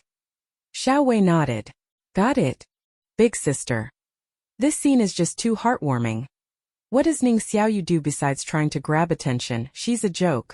Ning Xiaoyu only knows how to eat. That's it. Comparing her to our Wei Wei just brings negativity to Wei Wei. The love system fumed. Girl, your cheap little sister's fans are badmouthing you. Ning Xiaoyu responded with a nonchalant love system. This is just the beginning. Who knows how many points she'll get in the end. The guests were responsible for taking care of the children, and by the end of the day, the children would give their assigned guests a score. The highest possible score was 100. Each child could give any score between 0 and 100. The group with the highest total score would receive a small gift that the children had prepared in advance. The gift wasn't expensive, but it had a special meaning. Mu Jejia was struggling with the little princess in her group. Cici, how about we go fishing by the sea? The little princess busied herself digging in the sand, completely ignoring Mu Jejia. Mu Jejia was not the most patient person to begin with, and the little princess had quite the temper. She had to suppress her irritation and spoke in a gentle voice, then you play here while I lie down for a bit. Okay? The little princess let Mu Jejia's words go in one ear and out the other, not responding at all. After arriving at the beach, Ning Xiaoyu simply sat down. The sea breeze carried a salty scent. It was another beautiful day. Just as she was about to interact with Xiangxiang, the voice of the love system echoed in her ear. Girl, a guest who doesn't aim for first place is not a good guest. Crush your cheap little sister and her crazy followers. Win first place together with the movie king and have a beautiful shared memory for the future. You know what gift Xiangxiang has prepared in advance? It's truly meaningful. But only the group with the highest score can receive the gifts prepared by the children. I believe you can win Xiangxiang's favor in no time. You can interact with Xiangxiang frequently and fulfill all her wishes. B. Enjoy a warm and happy family moment with her, and the movie king. C. Engage in a fun activity with Xiangxiang to quickly close the distance between you two. Ning Xiaoyu had expected it. How could the love system not make its appearance at a time like this? Its missions might come late, but they never failed to arrive. She carefully examined the 3 options. Option A was acceptable at first glance, but fulfilling all of Xiangxiang's wishes seemed impossible to Ning Xiaoyu. What if Xiangxiang asked for something difficult? Children often had wild and imaginative requests. She just wanted to have a relaxed day taking care of a child. Not invite unnecessary trouble. As for option B, that was even less likely. Because choosing B meant she had to invest more time and effort into building their 3-person dynamic. Roya, the love system, huffed in frustration, saying that Ning Yue's fans kept praising her as a future gentle and patient mother, but it didn't believe it. Its host was definitely the best. Whether it was A, B, or C, in its mind, all 3 options could create heartwarming moments. Ning Xiaoyu didn't hesitate much before choosing option C. The love system rubbed its hands together excitedly. Girl, so what fun activity will you choose to do with Xiangxiang? Ning Xiaoyu said nothing, but the system soon found out. Its host actually, unbelievably, had Xiangxiang dig a hole with her. What kind of fun activity was this? Ning Xiaoyu reasoned with the love system. A fun activity means something that makes people happy. Right? Right now I'm happy. And Xiangxiang is happy. Doesn't that count as a fun activity? The love system racked its brain for a moment before weakly admitting, that does seem to make sense. I guess this counts. Of course it counted. How could it not? But in the love system's imagination, fun activities included, but were not limited to the male guest carrying the child while running, the female guest singing lullabies, or a three-legged race. In short, it had never once successfully predicted its host's actions nearby. The other guests had mixed reactions upon seeing Ning Xiaoyu and Xiangxiang digging together. Ning Yue let out a cold sneer. Since Ning Xiaoyu didn't mingle in Ning Yue's circle, Ning Xiaoyu wouldn't know that. Xiangxiang was CEO Hua's only daughter, the future heiress of the entire Hua group. Not only did Ning Xiaoyu fail to fawn over the Hua family's little princess, but she even made the child dig holes in the dirt. Was Ning Xiaoyu not afraid of angering CEO Hua? Xiangxiang had probably never dug a single hole in her life until now. Mu Jejia too thought Ning Xiaoyu was absolutely ridiculous. However, she quickly lost interest in thinking about Ning Xiaoyu because the sand was coarse and uncomfortable to lie on. Mu Jejia decided to sit up, pulled a handful of melon seeds from her pocket, and began snacking. Ning Xiaoyu's fans were furious when they saw this. Is she trying to imitate our Xiaoyu now? Didn't she get scared off last time? Why is she at it again? Isn't it just jealousy over Xiaoyu's popularity? Some big star she is. Mu Jejia's fans naturally refused to back down. What? Is your anchor the only one allowed to eat melon seeds in this world? Melon seeds are great. Who doesn't eat them? The kid Jejia's taking care of is so difficult, so she's just passing the time with snacks. While the viewers in the live stream argued and the other guests watched in amusement, Ning Xiaoyu continued digging a hole with Xiangxiang. Surprisingly, Xiangxiang was the main digger, not Ning Xiaoyu. At one point, Lu Jingdu came over and asked if they needed help. Ning Xiaoyu glanced at the system options and, seeing that only she and Xiangxiang were listed, declined Lu Jingdu's free labor. After half an hour of digging, the hole was finally complete. Xiangxiang's eyes sparkled with excitement. It was her first time playing in the dirt like this, and it was truly fun. She blinked her big eyes and asked in her sweet little voice, "Big sister, what next?" What next? Next, Ning Xiaoyu comfortably lay down in the hole with only her head sticking out. Lying directly on the sand wasn't comfortable, but digging a hole first and then lying in it was much cozier. Ning Xiaoyu even invited Xiangxiang, "There's still room next to me. Want to lie down too?" Xiangxiang looked at Ning Xiaoyu with bright, curious eyes but eventually shook her head. Seeing Xiangxiang decline, Ning Xiaoyu didn't mind. She lay in the pit, her hands resting lazily at her sides, looking as serene as a salted fish. It's back. The classic scene is back, ha ha ha. This peaceful posture is so familiar. Look at Xiangxiang's eyes, they're shining like light bulbs. Is she amazed or what? I'm dying. This is probably the first time the kid has met someone like Xiaoyu. She's so curious. Xiangxiang was indeed very curious about Ning Xiaoyu, so this big sister had her dig a hole not to play together but so that she could lie down herself. You had to hand it to her. Though Xiangxiang was young, her mind worked quickly. Meanwhile, as Mu Jejia snacked on sunflower seeds, the little princess suddenly spared her a glance. She mercilessly criticized, "Why are you so lazy and greedy?" Mu Jejia, who was suddenly struck by this verbal blow. Audience, Shuizheng, who was teamed up with Mu Jejia on the other side. Ning Xiaoyu was completely unaware of this exchange. After lying down for a while, she still didn't feel entirely comfortable. The viewers then watched in disbelief as she pulled a brand new eye mask from her pocket, unwrapped it, put it on, and lay back down in peace all in a matter of seconds. The salted fish queen truly lived up to her title. Clearly, she had learned from her previous experience of lying like a salted fish, so this time she had even prepared an eye mask. Chapter 25. After pulling out melon seeds, pecans, and other snacks, Ning Xiaoyu's pocket now held an eye mask as well. That it could truly be said that whatever she needed, she could pull it right out of her pocket. She lay inside the sand pit, adopting a completely relaxed posture. Though the pit was hastily dug, her expression was serene. With the vast blue sky and ocean in the background, the scene inexplicably brought a sense of peace to the viewers. Xiaoyu looked so comfortable lying there. She can play with the kid and dig a hole to rest in, as expected of the salted fish queen. Kid next door. Why are you so lazy and greedy? Xiangxiang, a master at digging holes. Xiangxiang really is a little angel. Even if Xiangxiang asks Xiaoyu why she's so lazy and greedy, I bet Xiaoyu would openly admit it. Doge.jpg. This is probably the difference between a trend follower and the salted fish queen. Xiangxiang held a small shovel meant for scooping sand. Her hands and face were dotted with tiny grains of sand, making her look both confused and adorable. Liu Jingdu handed her a wet wipe, gesturing for her to wipe her face. Xiangxiang took it, casually wiped a bit, and then continued staring intently at Ning Xiaoyu. She looked as if her whole world revolved around Ning Xiaoyu. Unfortunately, Ning Xiaoyu was too deep into her salted fish state to notice the little girl's curious and expectant gaze. Ning Xiaoyu, don't fall for big sister.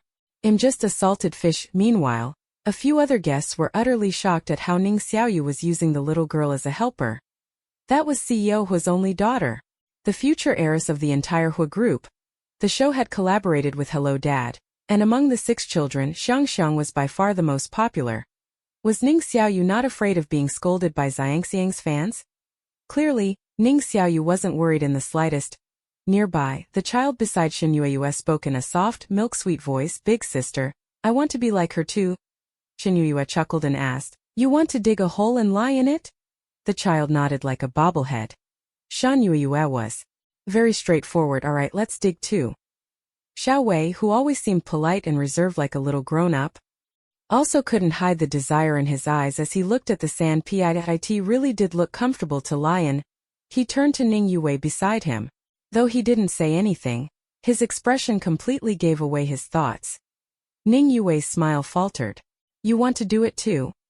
Xiao Wei shyly hummed in agreement. Ning Yue instinctively bit her lip. Digging a sand pit was tiring and dirty. She absolutely didn't want to be like Ning Xiaoyu. Her teammate, Ling Zige, glanced at the cameras and smiled. All right. Before long, the other guests started moving as well. Luckily, the program team had plenty of plastic shovels and soon the children were enthusiastically digging away. Ning Xiaoyu couldn't be bothered with them. She basked in the sun, enjoyed the sea breeze, and lay there as comfortably as ever. That moment, the love system's voice rang in her ears again. Girl, digging a sand pit is clearly an activity for 3. Yet you deliberately ignored the movie king and left him out. Since each pair of guests is supposed to take care of a child together, you must involve the movie king. You can invite the movie king to lie in the sand pit with you. Sweetness overload. JPGB. Come up with a new game that includes both Xiangxiang and the movie king. Fun.jpgc. Get up and start experiencing the joys of co-parenting with the movie king in advance. Happiness.jpg. Honestly, both option A and option B seemed fine, but the pit she and Xiangxiang dug wasn't big enough. After she lay down, there was barely enough room for Xiangxiang. No way could Liu Jingdu fit. As for option C, that was an immediate pass. In the end, she reluctantly chose option B. But a game, huh? It wasn't difficult for Ning Xiaoyu. After all, Xiangxiang was only 4 years old and was easily entertained. Wanting to save effort, she pulled her eye mask halfway down, casually cosplaying as a one-eyed pirate, and said to Xiangxiang and Liu Jingdu, let's play a game. The moment Ning Xiaoyu mentioned a game, Xiangxiang immediately perked up. Okay. Liu Jingdu raised an eyebrow, patiently waiting for Ning Xiaoyu's explanation. The next second, Ning Xiaoyu got up, walked to the nearby food cart and grabbed 3 large cups of yogurt. She'd been eyeing the program team's yogurt for a while. We'll play a game where we eat yogurt with a spoon while keeping our eyes closed. Whoever spills the least and finishes the fastest wins. The winner gets an extra handful of melon seeds. Wait, you can play like this? Ha ha ha ha. Isn't Xiaoyu just using this as an excuse to get herself some yogurt? Doge.jpg. Once the salted fish queen steps in, who dares to compete? Who do you guys bet will win? I'm putting my money on Xiaoyu. Xiaoyu won. Everyone's picking Xiaoyu? Then I'll support Xiangxiang. Unconditionally supporting my brother. Brother, goo. Xiangxiang had never played such a game before. She obediently took the yogurt and spoon from Ning Xiaoyu, waiting for her to announce the start. Seeing that they were all ready, Ning Xiaoyu readjusted her eye mask, lay back in the sand pit, and got into a comfortable position. Holding her yogurt steadily in her left hand, she finally said, close your eyes. Start. The moment Ning Xiaoyu gave the signal, the other 2 members of her group cooperatively closed their eyes. Damn, I already thought the movie king was stunning, but he's even more handsome with his eyes closed. His closed eyes make him look so desirable. With his cold gaze gone, he suddenly has a youthful charm, and his lips look especially tempting. Too sexy, seriously too sexy. Thank you, Xiaoyu. Hey, this is supposed to be a wholesome live stream. You guys, oh wait, keep going. Ha ha, turns out we're allies. Eating with her eyes closed while keeping everything neat was no challenge for Ning Xiaoyu. After all, whenever she wanted to slack off, she would eat with her eyes closed. Yogurt, however, was a different story. If she didn't keep her eyes on it, the yogurt clinging to the spoon could easily drip onto her clothes, making it trickier to eat blindfolded. But Ning Xiaoyu was already quite experienced in this, having done it multiple times before. On the other hand, Xiangxiang, a 4-year-old child, was trying this for the first time. Even though she ate very slowly, it was inevitable that some yogurt would spill. As for the movie king like Xiangxiang, this was also his first time attempting to eat with his eyes closed to avoid getting yogurt on his clothes. He deliberately slowed down his movements. Compared to them, Ning Xiaoyu, who eats her yogurt both quickly and cleanly, stood out like a crane among chickens, leaving them far behind. I was so naive. Truly naive. I thought Xiaoyu was just fast at eating melon seeds. I never expected her to eat yogurt with her eyes closed at such speed. So, just how many times has Xiaoyu done this before? How many times does one have to eat blindfolded to reach this level of proficiency? Watching Xiaoyu take care of a child, I suddenly feel like babysitting isn't so scary. No, it's still terrifying. It just depends on who's doing it. LMAO, the people next door are about to start fighting, while over here it's all peace and tranquility. 4-year-olds love to play, and digging in the sand often resulted in sand flying everywhere. No matter how mature and polite Xiao Wei was, he was still a child. A slight misstep and he had flung sand onto Ning Yue. Today, Ning Yue was wearing a custom-designed outfit from a Y country designer, something she had waited 3 months for. It was her first time wearing it. And now it was dirty. How could she not be angry? But the one who had dirtied her clothes was Chairman Shan's youngest son. Even if she was upset, there was nowhere to vent her frustration. She could only maintain a composed expression while watching Xiao Wei and Ling Zijie dig in the sand. The child assigned to Mu Jiejie was difficult to get along with despite her young age. After saying, "Why are you so lazy and greedy?" the child delivered another soul-crushing blow. Besides eating, what else can you do? Mu Jiejie and Ning Xiaoyu were completely different in personality and behavior. Both were eating, and both were lying down to rest, yet the reactions and outcomes they received were worlds apart. What's going on in Mu Jiejie's livestream? For real, that kid is so young but goes straight for the kill. Mu Jiejie just finished eating melon seeds and is now eating fruit. The kid wasn't wrong, she really is lazy and greedy. But Ning Xiaoyu is eating too. Why aren't you guys saying anything about her and only targeting Jiejie? Well, Xiangxiang doesn't seem to think Xiaoyu is bad, does she? Didn't you notice? Mu Jiejie is just eating and sleeping on her own, while our Xiaoyu is playing with Xiangxiang and engaging her in games. It's completely different. Xiangxiang is clearly having a great time. The love system was busy enjoying the drama. It hadn't expected its host to be so skilled. While Mu Jiejie was being utterly roasted by the little princess, Ning Xiaoyu gained a little fangirl. The viewers weren't wrong, Xiangxiang truly was having fun. Ning Xiaoyu introduced Xiangxiang to games she had never played before. Whether it was digging sand or eating yogurt with her eyes closed, these were all first-time experiences for her. Xiangxiang was having fun, and Ning Xiaoyu was also enjoying being a salted fish. She had a child helping her dig pits while she got to openly slack off and eat yogurt. This was an absolute win-win. Xiangxiang and Lu Jingdu had only finished half their yogurt, but Ning Xiaoyu had already scraped her cup clean. Leaving nothing behind, she announced, "I'm done with that." The other two opened their eyes. Xiangxiang's face was half covered in yogurt, having gotten more on her face than in her mouth. She giggled non-stop. Lu Jingdu glanced at the yogurt that had dripped onto his sleeve and let out a low chuckle. Only Ning Xiaoyu could come up with such a game. A so-called game that was actually just a way to benefit herself. Yet, the two who played along had no complaints. If anything, they were enjoying it. Seeing Ning Xiaoyu's spotless yogurt cup, Xiangxiang's big eyes sparkled even brighter. But she didn't realize that it wasn't over yet. The next second, Ning Xiaoyu pulled a plastic bag from her pocket and then took out a large handful of melon seeds. Finally, she put her eye mask back on and lay down in the sand pit once again. Right in front of the viewers, Xiangxiang and the movie king, she put on a live performance of eating melon seeds with her eyes closed. This is legendary. Absolutely legendary. I've never seen a celebrity like Xiaoyu before. Truly a once-in-a-lifetime sight. Who else could eat melon seeds this fast and this accurately with their eyes closed? Who else? Did you guys notice?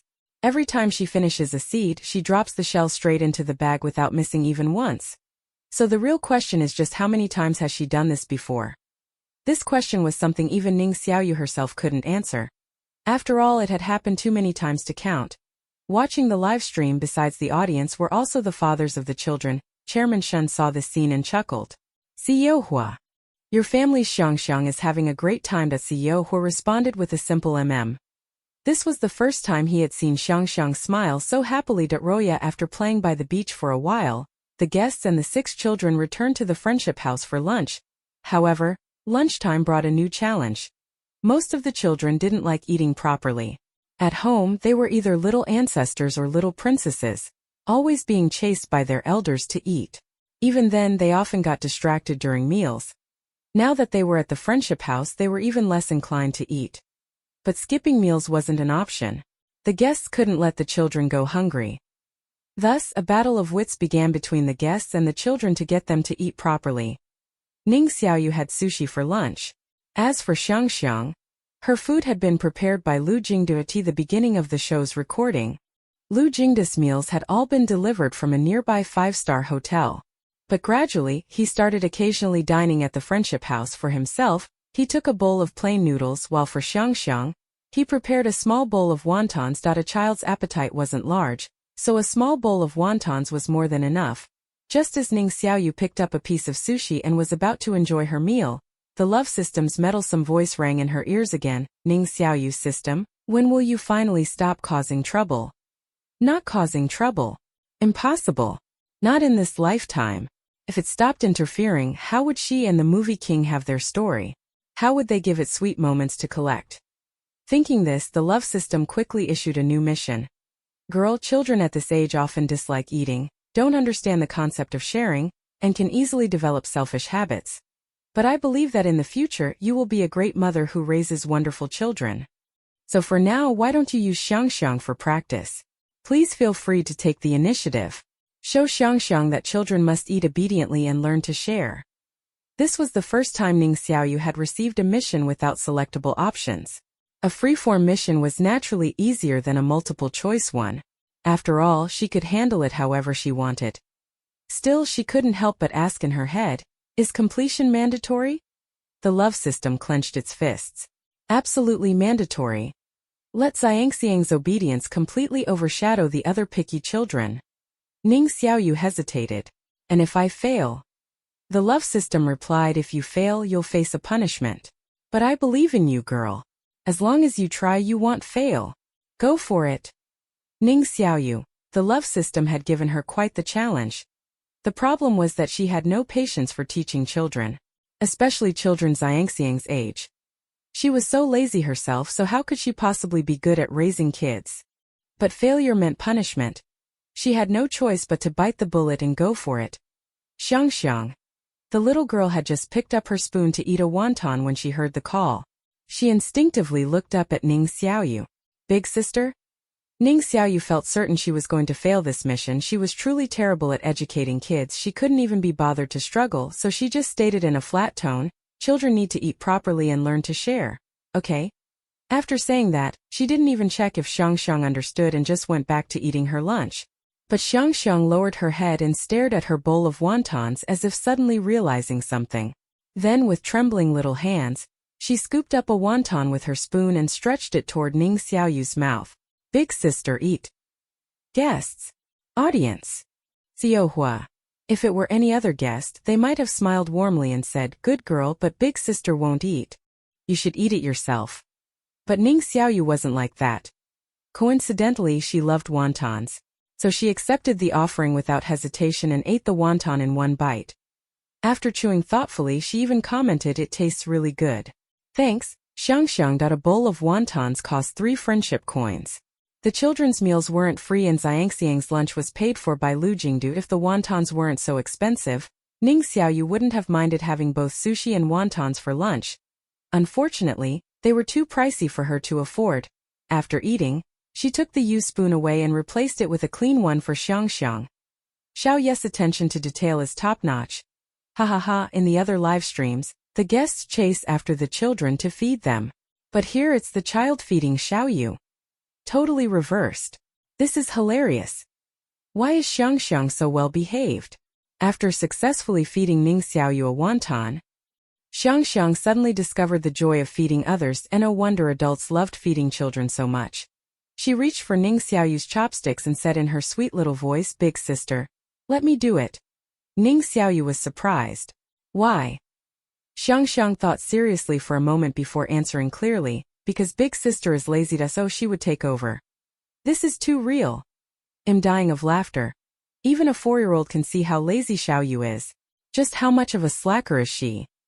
She's the ultimate slacker. You tell me. Anyone smart enough would have figured it out after spending a morning with her. Haha, if it were another guest, being called lazy by a child might have left them embarrassed. For example, Mu Jieji had been called lazy and greedy by a little princess earlier and still hadn't recovered from the shock. But Ning Xiaoyu was different. The salted fish queen had an unshakable heart. What was wrong with being lazy? She was indeed lazy. Xiang wasn't wrong, so she readily accepted the proposal. Alright, then I'll trouble you, Xiang.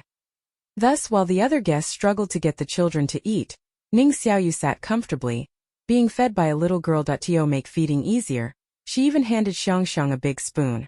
It was much easier than using chopsticks. Xiang dipped the sushi in some soy sauce and wasabi. Too much wasabi.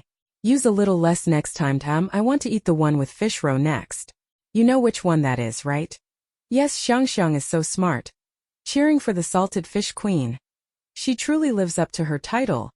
If it were me, I'd feel guilty accepting food from a child. No wonder I can't be the salted fish queen. She never follows the usual script. Ning Xiaoyu relaxed as she enjoyed Xiangxiang's diligent feeding. Despite her small size, the little girl took her task very seriously. She must have played pretend tea parties often because her feeding skills were surprisingly decent. Everything was perfect, except she was really thirsty. She had eaten too much sushi and desperately wanted water. But Xiang was already offering her another bite. The child was too enthusiastic, leaving Ning Xiaoyu in a dilemma. Just then, a glass of water appeared in front of her. The hand holding the cup had distinct, slender knuckles and fair skin. A straw was thoughtfully placed inside for easy drinking. Before Ning Xiaoyu could react, the love system shrieked in her ears, "Aya! The movie king is giving you water. Xiang feeds you and the movie king serves you water, girl. You hit the jackpot today." Is this the happiness of a salted fish? This was way too blissful. Compared to the love system's exaggerated reaction, Ning Xiaoyu remained much more composed about Lu Jingdu handing her a cup of water. After all, she was his lifesaver. She had never asked for anything excessive from him, so when she thought about it, it didn't seem like too much for him to prepare a drink for her. Ning Xiaoyu thanked him and then, with a clear conscience, sipped her water through a straw. Lu Jingdu nodded. "You're welcome." While she stayed calm, the livestream viewers couldn't remain composed. Shocking. Is this the charm of the salted fish queen? LOL, honestly, if it were me, I'd be willing to serve water for Xiaoyu too. But the thing is, that's not just anyone, that's the movie king. Have you ever seen him serve water for someone else? Now that you mention it, no. But Lu Jingdu and Xiaoyu's relationship is a bit complicated, right? Didn't she save his life? When you put it that way, it doesn't seem like a big deal anymore. Brother has always been a gentleman toward ladies, it's just a cup of water. Let's not overanalyze it. By the time Ning Xiaoyu finished lunch, the other guests were still busy feeding the children. Ning Yue was relatively lucky. Xiao Wei wasn't too difficult to manage. Aside from being a picky eater, he didn't have any other major issues. But Mu Jieji wasn't as fortunate. The child she was taking care of was completely uncooperative. One moment it was, "I don't want to eat this," then the next, "I don't want to eat that either," followed by, "Are you trying to poison me?" Mu Jieji and Xueranjing were utterly exhausted. In contrast, Xiang was truly a well-behaved and understanding little angel. After eating and drinking her fill, Ning Xiaoyu sat in her chair to rest for a while. By the time she opened her eyes again, it was already 2 in the afternoon. During this time, Xiang had quietly stayed by her side. More than half the day had passed, meaning it was about time to take the children back to their fathers. However, the program team threw a curveball at them. They were not allowed to use the show's car to drop the children off. How they got there was up to them, but they had to ensure the children arrived safely and on time at no program team vehicles. Then how were they supposed to transport the children? Although the fathers weren't too far from the friendship house, waiting just 10 kilometers away, that distance still wasn't exactly close. Most of the guests thought of taking a taxi. Unfortunately, the friendship house was far from the city center and no drivers were willing to accept the ride request. What do we do now? The program team is really messing with us. As the guests exchanged uncertain glances, not knowing what to do, the director gave them another helpful hint. If you really have no other options, you could always walk there. It's just 10 kilometers. Just 10 kilometers. Could just really be used for 10 kilometers? The children obviously couldn't walk that far. If they actually walked, the children would have to be carried or piggybacked, which would be a serious test of endurance for the guests. Ning Xiaoyu turned to Ling Xiaoyu. What do you think? Ling Xiaoyu had no better idea, so in the end he could only sigh and say helplessly, if there's no other way, we'll just have to walk. 10 kilometers wasn't too bad if they walked quickly. At least everyone was in the same boat. It wasn't like they were the only ones walking. Judging by the situation, Mu Jejia Shirue, and the others would likely end up walking too. He was young and had decent stamina. Carrying Xiao Wei for 10 kilometers shouldn't be a big issue. Besides, with everyone walking together, stopping and starting along the way, it wouldn't be too difficult. Ning Xiaoyu was clearly dissatisfied with that answer. If they had to walk, she would have to change out of her high heels. But she had no better solution. Just as the other guests were still hesitating over whether to walk, Ning Xiaoyu suddenly drove over in a small three-wheeler from behind the villa. This three-wheeler had been sitting unused for some time and no one knew who had left it there. Maybe it belonged to the villa's owner. But that didn't matter. The small three-wheeler looked fairly clean and wasn't too dirty. Its sputtering engine immediately grabbed everyone's attention. Instinctively, they all turned toward the source of the noise. The next second, they saw Ning Xiaoyu hop off the seat and wave to Xiangxiang. "Xiangxiang, come here. We're riding this." Xiangxiang ran over with her little legs, her voice soft and curious. "Big sister, what is this?" Ning Xiaoyu chuckled. "It's a three-wheeler. Haven't you ever ridden one before?" Xiangxiang shook her head honestly. "No, well, today's the perfect time to try." With that, Ning Xiaoyu lifted Xiangxiang into the cargo bed. Then she climbed up herself. Honestly, the image of a salted fish sitting in a three-wheeler was a perfect match. Sitting in the back while enjoying the breeze, it was truly a simple pleasure. Once both of them were seated, they simultaneously turned to look at Lu Jingdu, who still hadn't moved. Clearly, they were waiting for him. Everyone else. Lu Jingdu. Chapter 26. Xiangxiang's appearance inherited the best features of both parents, with a pair of clear deer-like eyes. Although Ning Xiaoyu rarely puts effort into dressing up, her eyes are just as pure and clean, being stared at so intently by these two pairs of innocent eyes. Even if he couldn't, he had to. There was no turning back. Lu Jingdu had never driven a small three-wheeled vehicle before, but he assumed it couldn't be too different from driving a car. However, there was one key difference: driving a three-wheeler didn't require a license. And as long as he drove slowly, there shouldn't be any major issues. He had driven Bugattis and Paganis before, but this was his first time driving a three-wheeler worth only a few thousand yuan. Ling Xiaoyu instinctively asked, "You guys are taking a three-wheeler?" Lu Jingdu gave a soft in response before quickly walking toward Ning Xiaoyu. Under Ning Xiaoyu's "you got this" gaze and Xiangxiang's pure, expectant eyes, he remained silent for a few seconds before stepping onto the three-wheeler. "This is the first time I've seen the movie king drive a three-wheeler. This moment needs to be preserved forever. I'm dying of laughter. Why does he still look like he's driving a Maserati even on a three-wheeler?" After a brief test run to make sure everything was fine, the three-wheeler sputtered to life and slowly drove off. It moved at a sluggish pace, but no matter how slow, it was still faster and more effortless than walking. Plus, it looked quite steady. In the cargo bed sat one large and one small salted fish. The big salted fish looked completely at ease, lounging comfortably with legs crossed, while the small salted fish, still unaccustomed to it, leaned against Ning Xiaoyu for support. As the group watched the three-wheeler disappear into the distance, they exchanged glances for a few seconds. Finally, Shirue broke the silence. "Director, do we have any more three-wheelers?" "There's one more, but it's a manual-pedaled one." Shirue responded quickly. "That works too." A manual three-wheeler required pedaling and was more exhausting, but it was still better than walking. Soon the last manual three-wheeler was taken by Shirue's group. The remaining people had no choice but to walk. Another chaotic mess ensued. By the time they had walked 5 kilometers, Blisters had already formed on Ning Yue's heels. She was used to traveling by private car and hadn't walked this much in a long time. Every step became a burden due to the pain. Taking advantage of a break, she called her manager, "Release some dirt on Ning Xiaoyu." She couldn't stand seeing Ning Xiaoyu looking so carefree and relaxed anymore. Why did she have to suffer walking while Ning Xiaoyu got to ride comfortably in the three-wheeler driven by Lu Jingdu? After a moment of silence, her manager finally said, "There isn't really any dirt on Ning Xiaoyu. No dirt? How could anyone in this industry have no dirt?"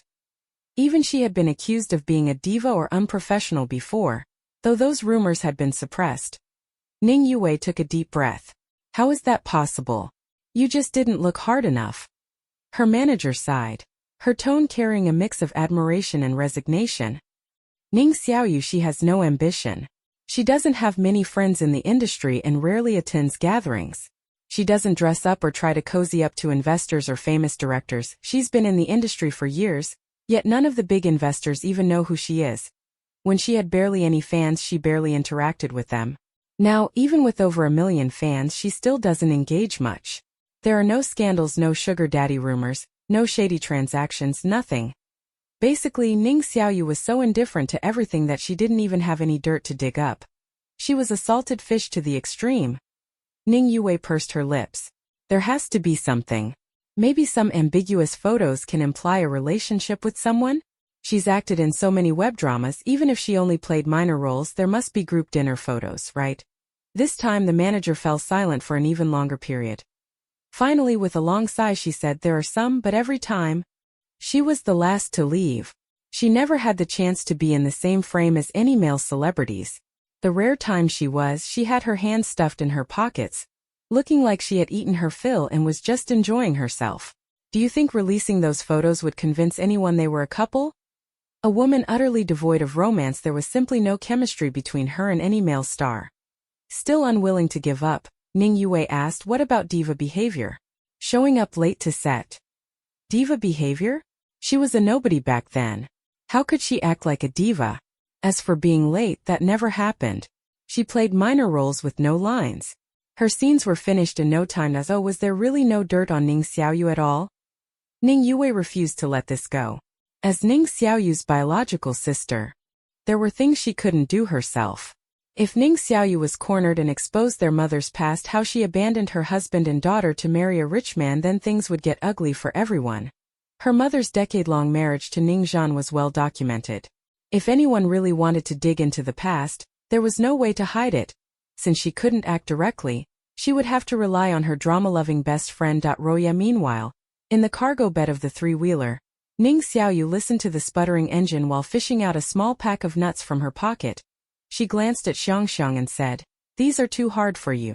You're still too young to eat them."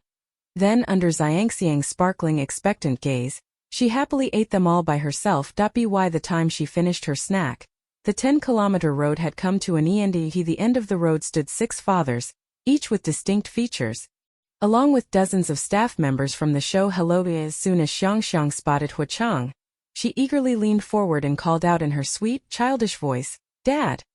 Huachang responded with a soft before stepping forward to lift Xiangxiang out of the cargo bed. Xiangxiang leaned forward and gave her dear father a warm, affectionate kiss. The other fathers immediately gathered around and asked, "Where are the others?" Ning Xiaoyu tossed the trash into a nearby bin, dusted her hands and said, "They're still on the way." Nearly an hour later, the other guests finally arrived, albeit late. A guest house was situated nearby, and the program team had already booked rooms in advance. Tonight, all the guests from both programs will be staying there. Since this crossover event was a rare opportunity, it was naturally impossible for it to end so quickly. Because most of the guests had arrived on foot, the program team allotted a 2-hour break for them to rest. During this time, Ning Xiaoyu lay comfortably on a lounge chair, listening to the other guests chat, but she did not join in. At that moment, one of the fathers suddenly called her out. "Miss, you look very familiar." Ning Xiaoyu lifted her eyes and pointed at herself. "Me?" The father smiled and nodded. "Yes." Ning Xiaoyu had no interest in joining their conversation, so she simply replied with a dry "oh." Usually, when someone responded with just "oh," the conversation would naturally end there. However, upon seeing this father, She inexplicably found him somewhat familiar as well. The love system lazily remarked, "Of course he looks familiar. Blood-wise, he's your cousin, one elder male cousin with the same surname." Cousin? Ning Xiaoyu was momentarily surprised. Even though she hadn't participated in the conversation, she had gathered enough information from their discussion to understand the identities of the 6 fathers present. Among them, aside from CEO Hua, who held the highest status, the most capable and wealthiest was this CEO Ning. It was said that CEO Ning currently managed a family-owned conglomerate that had been passed down for 3 generations. Their family had been expanding overseas for years, and only this year did they decide to return to the country. A family conglomerate. The love system, uninterested in topics unrelated to romance, was about to drop the subject, but since this matter involved its host, it continued. That's right. The company was founded in 1902 and has existed for over 100 years. Any corporation that can last a century is undoubtedly a major multinational conglomerate. So, the love system stated flatly, its tone devoid of any excitement. So, if your father hadn't fallen out with his family, you would have been a bona fide 3rd-generation heiress of immense wealth. So her father had a falling out with his family? Well, that didn't matter then.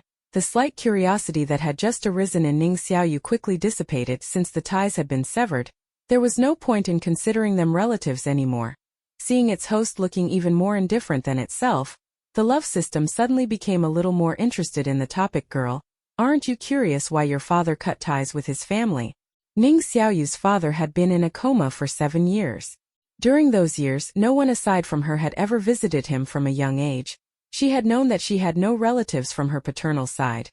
Her father had never mentioned his family either, since he never spoke of them. There was probably no need to. Ning Xiaoyu shrugged. Not really. But I think I already know the answer. The love system was intrigued. What is it? It has something to do with Ms. Zhang, doesn't it? Aside from that, she couldn't think of any other reason. Correct. In that case, the situation was clear. Ms. Zhang most likely had no idea about Ning Xiaoyu's father's real background. Otherwise, she would have long since pushed him to reconcile with his family. Meanwhile, her father had chosen to be with Ms. Zhang, going so far as to defy his family's wishes and cut ties with them. She had thought her father had already sacrificed enough, but she hadn't expected him to have such a past as well. The love system droned, sounding utterly disinterested. Your grandfather is getting old and has been worried about his youngest son. He wants to know how he's been doing these past few years. Their family returned to the country specifically for your father. Ning Xiaoyu responded with a simple "oh," acknowledging the information. At the end of the day, this was her father's matter, not hers. Whether or not to reconcile with his family was a decision that would have to wait until he woke up. As for the love system, it cared even less. What was the big deal about reconnecting with family? It wouldn't get any romance out of it. And as for the inheritance that the old man had set aside for his youngest son and his children, it had plenty of money anyway. As long as its host put effort into completing missions, it could provide as much as she wanted. Thus, what would have been a life-changing windfall for most people, a sudden revelation that she was actually a wealthy 3rd-generation heiress, held absolutely no appeal for either Ning Xiaoyu or the love system. Just like that, the matter passed without much ado. What they didn't know was that for the Ning family, the search for their lost relative was a matter of utmost importance. Roya, after the 2-hour break ended, the program team assigned a task to the guests. Life is movement. Please demonstrate a sport you are best at, setting a good example for the children. We want them to develop a love for exercise from an early age and appreciate its benefits. For the guests, this task was hardly difficult. Exercise? Who couldn't do that? Ling Xiaoyu was the first to demonstrate, choosing to do a short sprint. The open space in front of the guesthouse was spacious enough for the guests to showcase their skills. He ran 50 meters in just over 10 seconds. After finishing, he gasped for breath but still managed to face the camera and tell the kids, running has lots of benefits. Children can go for short runs under the supervision of their parents. After Ling Xiaoyu, it was Su Cheng's turn. Su Cheng performed push-ups. Ning Yue stood nearby. This was the kind of exercise that best showcased a man's strength, endurance, and stamina, so Su Cheng naturally wouldn't miss the chance. Within a minute, Su Cheng completed 50 push-ups, displaying both power and grace to perfection. A drop of sweat slid down his forehead. He casually wiped it away and gave the camera a charming smile. Been too long since I last trained. I feel a bit rusty. Damn, as expected, men doing push-ups are always attractive. Su Cheng's stamina is seriously impressive. Look at that core strength, look at that arm power, absolutely amazing, so manly, slurp slurp. Is Su Cheng implying he used to do even more push-ups? After a few male guests, it was finally Lu Jingda's turn. He showcased basketball. Basketball, being a universally known sport, was familiar to everyone. But not everyone could make a shooting motion look so precise and elegant. Lu Jingdu leaped lightly, his right hand flicking the ball forward. Following a perfect arc, the ball landed precisely in the hoop. A textbook perfect three-pointer. He tilted his chin slightly, his gaze fixed on the hoop. His side profile was so strikingly handsome that he seemed almost unreal. The children clapped enthusiastically, with Xiang clapping so hard that her palms turned red. Compared to a three-pointer, push-ups suddenly feel a bit greasy. A three-pointer is way more exciting. Basketball is the GOAT. No wonder so many girls love watching guys play basketball. I finally get it now. Su Cheng versus Lu Jingdu. I'd say movie King Lu takes the win. That three-pointer was pure perfection. Once the male guests finished their demonstrations, it was the female guests' turn. The sports chosen by the female guests were more diverse, with a bit more entertainment value than standard sports. For example, Ning Xiaoyu performed shuttlecock kicking. The shuttlecock was small, with colorful feathers. As expected. This game quickly caught the attention of the three little girls in the audience. Ning Xiaoyu didn't attempt any fancy tricks, but even with the simplest moves, she was more than capable of impressing a group of 4-year-olds. She kicked the shuttlecock high into the air and caught it, then kicked it again and caught it once more. These simple movements earned a series of excited gasps from the children. After finishing, she shot a proud smile at Ning Xiaoyu. Ning Xiaoyu noticed the smile but simply ignored it. Unimportant people weren't worth acknowledging. Ning Xiaoyu felt as if she had punched a cotton pillow and was utterly deflated. Against someone like Ning Xiaoyu, she had nowhere to direct her energy. Next was Mu Jejia, who showcased hula hooping. Having some dance background, Mu Jejia spun the hula hoop swiftly and skillfully, keeping it steady around her waist without letting it drop even once. After spinning for a few minutes, she finally stopped and smiled. Hula hooping helps slim the waist. It's a great exercise for girls. But remember, moderation is key. Too much hula hooping can do more harm than good. After Mu Jejia, it was Xin Yi's turn. She showcased jump rope. The rope moved obediently in her hands, whipping through the air with rhythmic precision. Her jumps were light and graceful, and within a short time she had completed dozens. Shan Yueyus smiled and added, "Jump rope is great for weight loss, but just like hula hooping, you shouldn't overdo it. Too many jumps put a heavy strain on the knees." After all the female guests finished their performances, it was finally Ning Xiaoyu's turn. The previous guests had chosen sports that were both common and child-friendly. For example, jump rope, many children were already skilled at it, and basketball, most parents encouraged their sons to play from an early age. Playing basketball even helped with height growth. As it reached Ning Xiaoyu's turn, both the children and the viewers eagerly watched her. What kind of sport would she showcase? Most of the common choices had already been taken. Perhaps rubber band skipping. It hadn't been demonstrated yet. But would Ning Xiaoyu do rubber band skipping? She didn't seem like the type to enjoy that. The viewer's guess was correct. Ning Xiaoyu wasn't good at rubber band skipping. That type of movement, which required both jumping and footwork, was too complicated for her, and she had no interest in it at all. Anyway, the sport she demonstrated wasn't rubber band skipping. What she showed was playing with exercise balls. Not the large exercise balls, but the small ones that elderly people like to use to exercise their fingers. Ning Xiaoyu held 2 small exercise balls in her right hand, skillfully rotating them with dexterous fingers and continuously training her hand coordination. These hands, which were often used for cracking melon seeds and peeling walnuts, were just as adept at spinning the balls. The audience developed a newfound respect for the agility of Ning Xiaoyu's right hand. Even an old man who had been playing with these balls for over a decade would probably have to admit defeat after seeing her nimble movements. Were her fingers this flexible just from cracking melon seeds? Ha ha ha, I'm dying. This is absolutely hilarious. I have to hand it to Xiaoyu. Who would have thought of this? Finger exercises, yes, technically it counts as a sport. No wonder she's the salted fish queen. She refuses to waste even a bit of extra energy. This is genius. Who could have predicted she'd showcase a sport like this? The kids must be seeing this for the first time. Look at their faces, completely blank and bewildered. I'm crying from laughter. Here's a fun fact. This is a common pastime for the elderly. When they have nothing to do or when they're watching others play chess. Some like to hold these balls and roll them around in their hands. Xiaoyu is already planning recreational activities for these kids when they grow old. Who wouldn't call that brilliant? Xiaoyu is truly the best. While everyone else showcased mainstream sports, she walked an entirely different path. Ning Xiaoyu's choice of sport was so unexpected that the fathers in the show, once they processed it, were left both amused and speechless. They might forget what the other guests had performed after all. Running and push-ups were too common. Since they don't chase stars, they wouldn't go out of their way to remember which guest did which generic sport. But Ning Xiaoyu's performance? They would never forget it for the rest of their lives. There was no helping it. She was simply too unique. This hand exercise ball routine was impossible to erase from memory, even if they wanted to. Xiangxiang's eyes sparkled as she said, "Big sister, I want to try." But her hands were too small, so she couldn't even hold one ball properly. Ning Xiaoyu patted her head and reassured her, "Be good. You can play with them when you're older." When you're old enough, literally. Ha ha ha ha, I'm done. This is too funny. The little interaction ended amid the audience's laughter. Later, when the two program teams dined together, Shen Yueyue couldn't help but ask Ning Xiaoyu, "How did you even come up with that sport?"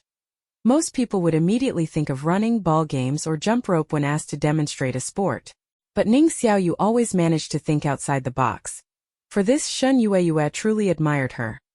Ning Xiaoyu casually replied while eating, "Because I'm too lazy to jump or RUNSO. She had no choice but to let her fingers take on the hard work. Realizing this, Shen Yueyue burst out laughing. "You're something else." But to be fair, Ning Xiaoyu's choice did conserve a lot of energy. She didn't need to move around and didn't need to leave her spot. Just a little flick of the fingers and that was it. After all, it was an activity beloved by the elderly. It was impressive how she came up with it just to avoid exertion. Roya. After dinner, the guests returned to their rooms. The recording had gone on for a long time today, and by the time they wrapped up, it was already 10 in the evening. All 6 children had already fallen asleep. But when Ning Xiaoyu was about to head back to her room, little Xiangxiang forced her sleepy eyes open and drowsily murmured, "Good night, big sister." Ning Xiaoyu smiled. "Good night, Xiangxiang." She had barely been in her room for a few minutes when she received a message from the program team. The message was quite long, but in summary, since the guests had spent the whole day looking after the children and were undoubtedly exhausted, the program team had arranged for 3 blind massage therapists to help them relax. The therapists were indeed blind and were all professionally trained. Any guest who needed a massage could head to the main hall of the guest house. Ning Xiaoyu had no particular reaction to this message, but the love system immediately kicked into high gear, frantically issuing a new love mission. "Girl, a proper future boyfriend must uphold the virtues of a gentleman. Even if the massage therapists are blind, that doesn't mean he should casually let them touch him. I don't know if the germophobic movie king would accept a massage from them, but uncertainty means there's a possibility. After all, today was the first time he ever drove a 3-wheeler, and he was exhausted from giving you all a ride. You can, tell the movie king that you don't like other people touching him. Seize your possessiveness. JPGB. Offer to massage his shoulders yourself if he needs it. A little sweetness every now and then. JPC. Hand him a massage hammer and let him take care of it himself. Cold and ruthless. JPG. Seeing these 3 options, Ning Xiaoyu couldn't help but think, as expected of the system. Would it die if it didn't stir up trouble for just one day? Chapter 27. She didn't even need to think about it. Ning Xiaoyu instantly selected option C. She never expected that one day she would encounter such a simple answer in a mission assigned by the love system. Ning Xiaoyu did have a massage hammer, but if she gave it to Lu Jingdu, she wouldn't have one for herself anymore. But that wasn't a big deal. Shen Yueyue sent her a message asking if she wanted to get a massage. Ning Xiaoyu replied that she was busy at the moment and would talk later. After replying, she picked up the massage hammer and went to find Lu Jingdu. When she arrived at his door, it was still closed. She knocked 3 times, and soon the door opened from the inside. Before Lu Jingdu could speak, Ning Xiaoyu directly handed him the massage hammer and said, "You must be tired from driving the tricycle today. Here, use this to massage yourself." The love system shrieked, "If the movie king massages himself, What if he still goes to find a masseur? Ning Xiaoyu quickly added, there's no need to look for anyone. This massage hammer works great, just use it on sore spots. Whether you're busy or idle, you can always give yourself a massage. The massage hammer was soft, one of Ning Xiaoyu's favorites, and had accompanied her for many years. She found it easy to use. Now that she was giving it to Lu Jingdu, she actually felt a little reluctant. Empty-handed, she demonstrated how to use it. Hold it like this. You can massage your back, your legs, or your waist like this. Lu Jingdu held the massage hammer in his hand, unsure why Ning Xiaoyu was giving it to him. But seeing how reluctant she looked, her gaze practically glued to the hammer, he accepted the gift. Before he could say anything, Ning Xiaoyu quickly said goodbye and left in a hurry. She was eager to get a proper massage. Roya, when she arrived at the hall, only 2 other guests were there, Shanyu and Shi Rui. The rest of the guests hadn't come. Some of them had probably already gone to bed, too lazy to move around. Coincidentally, there were exactly 3 massage therapists, so each of them got one. Any more, and they would have had to wait. Ning Xiaoyu lay down on the massage bed, waiting for the therapist to work on her shoulders and legs. The 3 massage therapists were middle-aged women in their 40s or 50s, their hands callous from years of experience, making them look highly skilled. Lying on the bed, Ning Xiaoyu looked forward to it. After a long and tiring day, she really needed this massage to relax her muscles. Just as she closed her eyes, ready to enjoy the experience, a deep and pleasant voice suddenly sounded from behind her. So you gave me a massage hammer because you were afraid I'd take your massage therapist? Ning Xiaoyu was briefly stunned. Instinctively, she opened her eyes and saw the movie king leaning against the wall with his hands in his pockets. Shanyu covered her mouth and asked softly, so when you said you had something to do just now, you meant giving the movie king a massage hammer? Faced with 2 questions at once, Ning Xiaoyu didn't know which one to answer first. She simply covered her ears with both hands, pretending to be a lifeless salted fish, silently conveying, don't ask a salted fish questions, Jin, my girl is way too cute. Ning Xiaoyu just wanted to enjoy her massage, but the love system wasn't about to let her off so easily. Girl, you left too quickly just now, making it seem like you were brushing off the movie king. Your initial intention in giving him the massage hammer was to make him uphold the virtues of a gentleman and avoid getting a massage from a therapist. But now he has misunderstood, thinking you were afraid he'd compete with you for the therapist. At this moment, you can make your possessiveness more obvious. Give him a certain level of love compensation.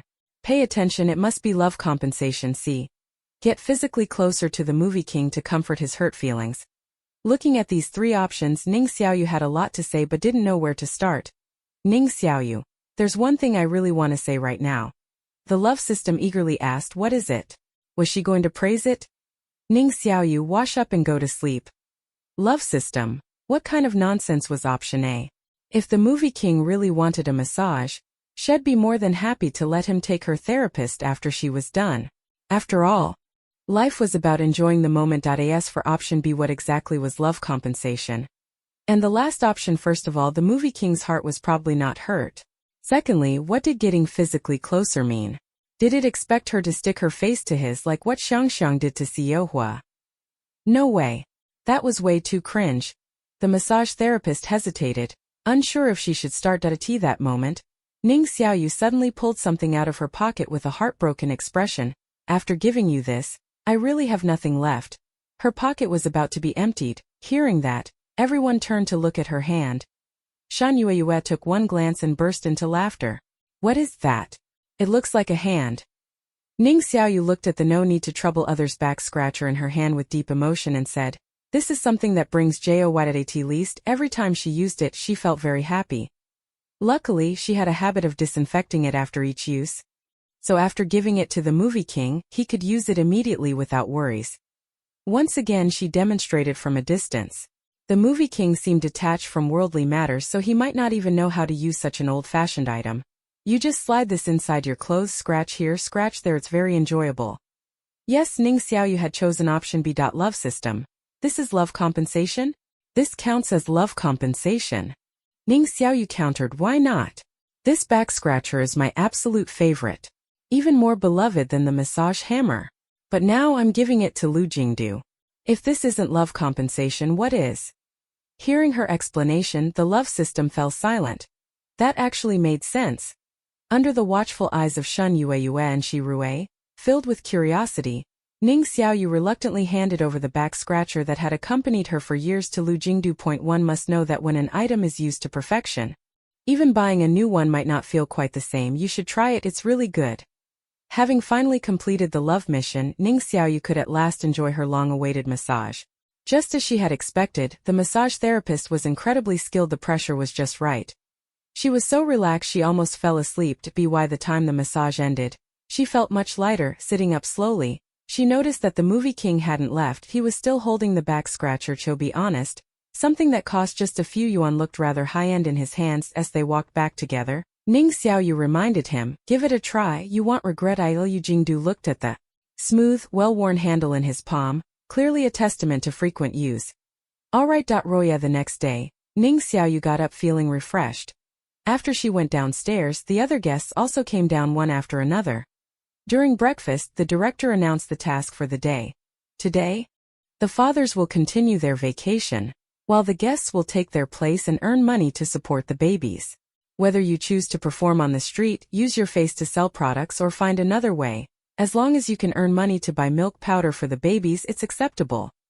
The group that earns the most money will receive an annual endorsement deal from a well-known domestic cosmetics brand. As for which brand it is, we'll keep it a secret for now. It'll be a surprise later. Whoa, the program team is being really generous. Could it be a brand under the Hua group? Definitely not. Hua Xiangxiang is in the Movie King's team. If it were a Hua group's brand, that wouldn't be fair to the other guests. The program team wouldn't do something like that. Well, that's a relief. Ning Yue and Ling Zijie discussed what they should do. After thinking for a moment, Ling Zijie said, "How about selling products?" The fathers usually set up stalls to sell vegetables and fruits. However, produce is generally inexpensive, making it a low-profit, high-volume business, which meant they wouldn't earn much. Ning Yue pressed her lips together. Besides street performances and selling products, is there anything else? Performing on the street was too degrading. There was no way Ning Yue would choose that. Ling Zijie, having researched Hello Dad before, recalled, yes, there's also dressing up as mascots to attract customers for photos. But wearing a mascot costume was exhausting. Those outfits were thick and heavy, and working in them would be tough. By the end of the day, they might not get many photos taken, but they'd be completely worn out. Plus, the costume would cover their faces, preventing them from using their celebrity appeal. After weighing their options, Ning Yue and Ling Zijie decided to use their fame to sell products. As for the other groups, Mu Jie's team chose street performances, as did Shi Rui's and Shen Ye's teams. Sure Chaos team opted to sell products. Ning Xiaoyu's team chose to dress as mascots and take photos with customers. Before parting ways, Shen Yue asked Ning Xiaoyu, "Why didn't you choose to use your face to sell products?" With the movie king by her side, there was no way they wouldn't sell out, right? Precisely because there was a movie king by her side that Ning Xiaoyu didn't want to go that route. The program team had prepared plenty of stock, so even if they sold products the entire afternoon, they wouldn't run out. Just thinking about it felt exhausting. If Lu Jingda's fans swarmed the place, wouldn't they have to sell non-stop for the entire afternoon? To Ning Xiaoyu, dressing as a mascot was clearly the easier option. Roya. After arriving in the city center, the three groups quickly split up. Ning Xiaoyu and Lu Jingdu changed into their mascot costumes. Ning Xiaoyu wore a salted fish mascot costume, while Lu Jingdu dressed as a bear. As soon as they reached the plaza's center, Ning Xiaoyu immediately lay down on the steps. That if she could lie down, why would she bother standing? Besides, with the padding of the mascot costume, lying down wouldn't get her dirty. The love system, worried that she was slacking off, immediately issued a daily mission. Girl, today marks the first time you and the movie king are working together to make money. You're wearing matching couple mascot outfits. This is a beautiful memory worth preserving. To create more wonderful memories together in the future, you and the movie king must take photos with at least 10 groups of people today and earn enough money for Xiangxiang's milk powder. 10 groups? That seemed like a lot. If they just waited for people to approach on their own, who knew how long it would take? After receiving the love mission, Ning Xiaoyu immediately sprang into action. She needed to earn the milk powder money quickly so she could finish early and rest. She preferred completing things as soon as possible. That way, she could have the remaining time to herself. With that in mind, Ning Xiaoyu rolled over and began striking exaggerated poses, waving her arms to attract customers. Next to them, there was a sign taking a photo with both mascots. 10 yuan per session. Taking 2 photos, 15 yuan. Welcome to take pictures. Although the salted fish mascot's head had 2 dull, lifeless eyes, making it look sluggish and lazy, the person inside the costume was unexpectedly agile, swinging her arms to draw in customers. Occasionally, she would flick her fish tail, executing a salted fish thrust. Compared to the effortlessly agile salted fish, the teddy bear mascot beside her appeared somewhat stiff and reserved, seemingly unable to let loose. The stark contrast between the two immediately caught the attention of many passers-by. The salted fish sat on the ground, showcasing a variety of moves: salted fish thrust, salted fish tail flick, salted fish salt sprinkle, salted fish lying flat, salted fish scratched. I am dying of laughter. The one in the salted fish costume is definitely Xiaoyu. The most incredible part? She's doing all these moves while either sitting or lying down.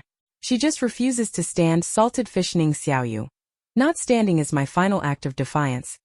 Ha ha ha, I bet the movie king next to her is completely dumbfounded, unsure how to play along. Movie king.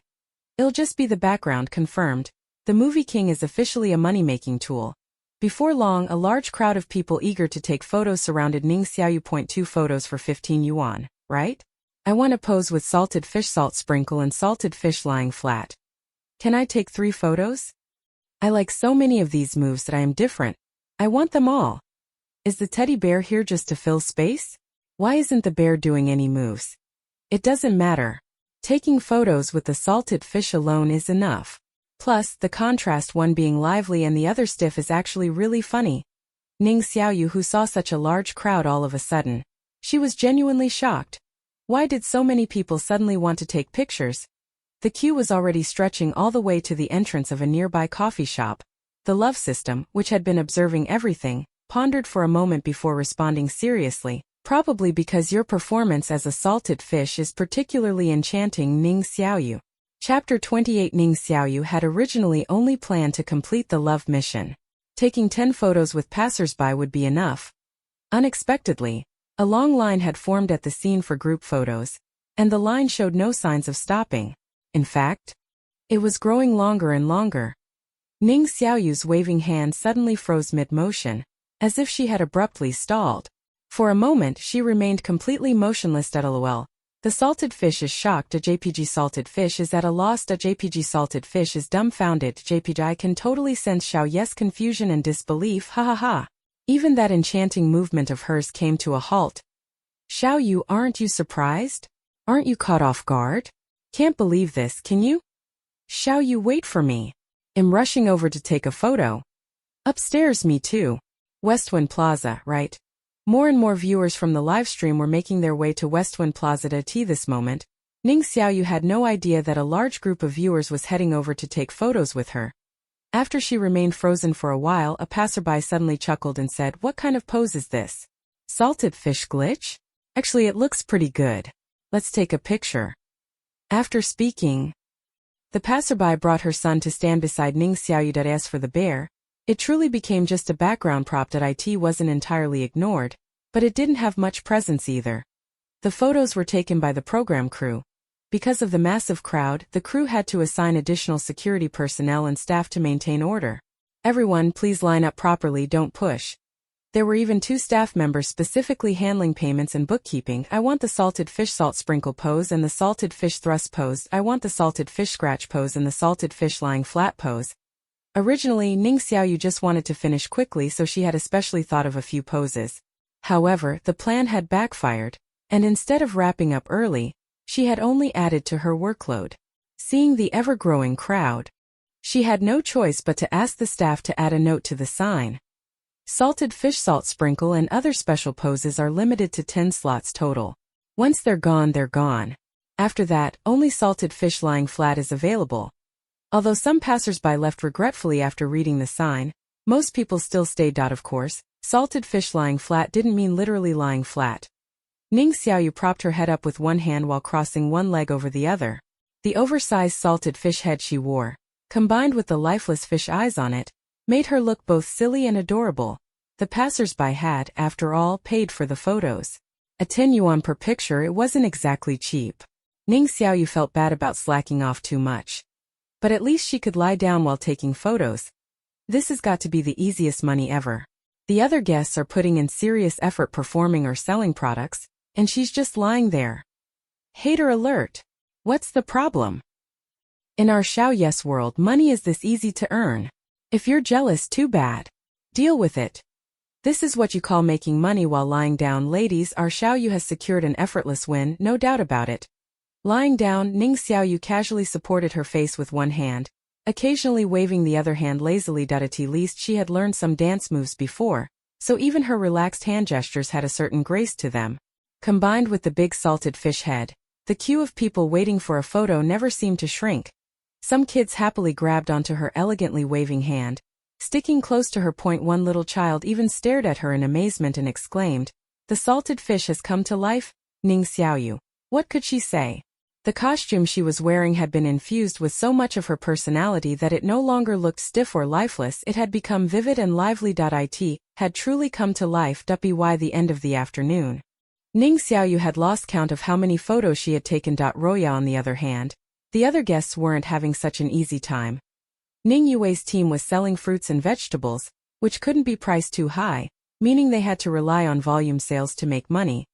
Even at the already low prices, elderly customers still scrutinized the produce with critical eyes, complaining that it wasn't fresh enough and questioning why it was so expensive. If they had to rely solely on these bargain hunting seniors, Ning Yue might not have sold much at all. Fortunately, later on, one of Ning Yue's devoted male fans showed up and bought out all the fruits and vegetables. Even so, by the end of the afternoon, Ning Yue and Ling Zige were both completely drained. The bargaining skills of the elderly customers were just too intense and they could hardly handle it. After Ning Yue's fan bought everything, one elderly woman even sighed and said, "Such a waste of money. Buying so many vegetables, you won't be able to finish them. Wasting food is shameful." The male fan quickly explained that he would give the extra food to others, so nothing would go to waste. As for the groups performing on the street, they attracted plenty of spectators while performing, but when Mu Jejia, Shi Rue, and the others went around with a collection box asking for tips, most people only gave a yuan or two. Occasionally, someone would give 5 or 10, but the majority just watched for free. After all, no one was required to pay to watch street performances, right? Most of these onlookers weren't fans of the performers and had just stumbled upon the scene and stopped to watch out of curiosity, so they had no qualms about enjoying the show without paying. Roya, when the staff finally announced the end of the event, Ning Xiaoyu let out a long sigh of relief. Even though she had been lying down, she still felt exhausted after the whole afternoon. If the other guests heard her thoughts, they would probably be bitter. At least you got to lie down. We were busy running around all afternoon. And you're saying you're tired? Ning Xiaoyu didn't bother checking how much money she and Lu Jingdu had earned. That was for the staff to count later. When all the guests gathered at the guest house, the director arrived with a piece of paper recording the earnings. "You've all worked hard today to earn money for the Children's Milk Formula Fund." The children clapped enthusiastically in appreciation of the guests' efforts. The director continued, "Now we've tallied up the afternoon's earnings for each group. I'm sure all of you are curious to know how much you made." Since the guests couldn't watch each other's live streams, they had no idea how much they or the others had earned. They could only wait for the director's announcement. Shi Rue, looking utterly exhausted, said, "I don't even want to think about being first." Mu Jejia glanced at Ning Yue beside her and smiled. "I'm definitely not getting first place, but from what Wei Wei told me, she and Zige managed to sell everything on their truck." Mu Jejia didn't explicitly say it, but her implication was clear. Ning Yue was most likely the top earner. Shan Yue secretly rolled her eyes. Shi Chao waved his hand dismissively. "Selling stuff is too hard. Customers are so picky and stingy. Even at rock-bottom prices they still try to bargain. Making money is not easy. Making money wasn't easy." That was the sentiment shared by many of the guests present. They had been busy all afternoon, but for the most part it had been a waste of effort. The one paying was the boss. Each one was harder to deal with than the last. LOL. The other guests. Making money is tough. Xiaoyu, making money while lying down. Xiaoyu, don't come over here. I don't want to make money through photo ops anymore. Xiaoyu. There's only one salted fish lying flat pose left. Take it or leave it. If you don't want it, forget it. The director's gaze swept across the guests. When he reached Ning Xiaoyu, he paused. Dressing up as a mascot was something that several fathers on Hello Dad had done in the past to earn milk money. However, very few passers-by had been willing to take photos with them. After all, street mascots were everywhere these days in all sorts of costumes, so they were no longer a novelty. Even kids had grown tired of them.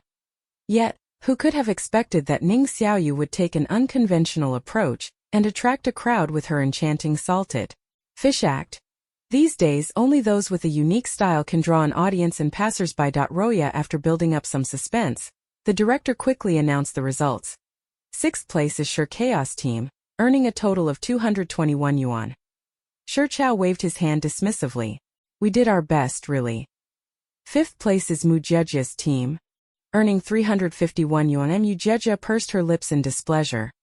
She had known she wouldn't get first place, but she had never expected to end up in second to last place. That it was a bit disappointing. If she had known earlier, she and Shueonjing would have worked harder in the afternoon. 4th place is Shi Rui's team, earning 379 yuan. Shi Rui shrugged. Not bad. 3rd place is Shen Ye's team, earning 387 yuan. Shen Yue looked surprised. She hadn't expected her team to make it into the top 3. She laughed heartily. I'm satisfied, totally satisfied. The director added, as you can see, the difference between 3rd, 4th and 5th place is quite small. It all comes down to luck. If you were luckier, you ranked a bit higher. If not, you ranked lower. Sure Chao chuckled. Director Zhang, are you publicly shaming me here? His team had only made 221 yuan, more than 100 yuan less than the 3rd, 4th, and 5th places. It was a significant gap. The director grinned. This is Director Sher's first time on a variety show, and this result is already quite impressive. Then, without further delay, he continued. Now we move on to the battle for 1st and 2nd place. Ning Yue glanced at Ning Xiaoyu, but she quickly looked away. Her expression remained calm, her posture straight, but the slight clenching of her fists betrayed her emotions. Her fan had bought out both truckloads of vegetables and fruits. If nothing unexpected happened, the 1st place would be hers. The director smiled and looked at the 4 remaining guests. Aside from Ling Zijie, who had an exaggerated expression, the other 3 appeared calm, showing nothing on their faces. He didn't drag things out any longer and announced, 2nd place. As the other guests instinctively perked up their ears. They had all been working hard all afternoon. Unable to watch the live stream and unaware of how much the other groups had earned, it was impossible not to be curious about which 2 guests would win the year-long endorsement deal for a domestic cosmetics brand. Even more than that, they were curious about which brand the 1st place winners would represent. After all, there was a significant difference between brands.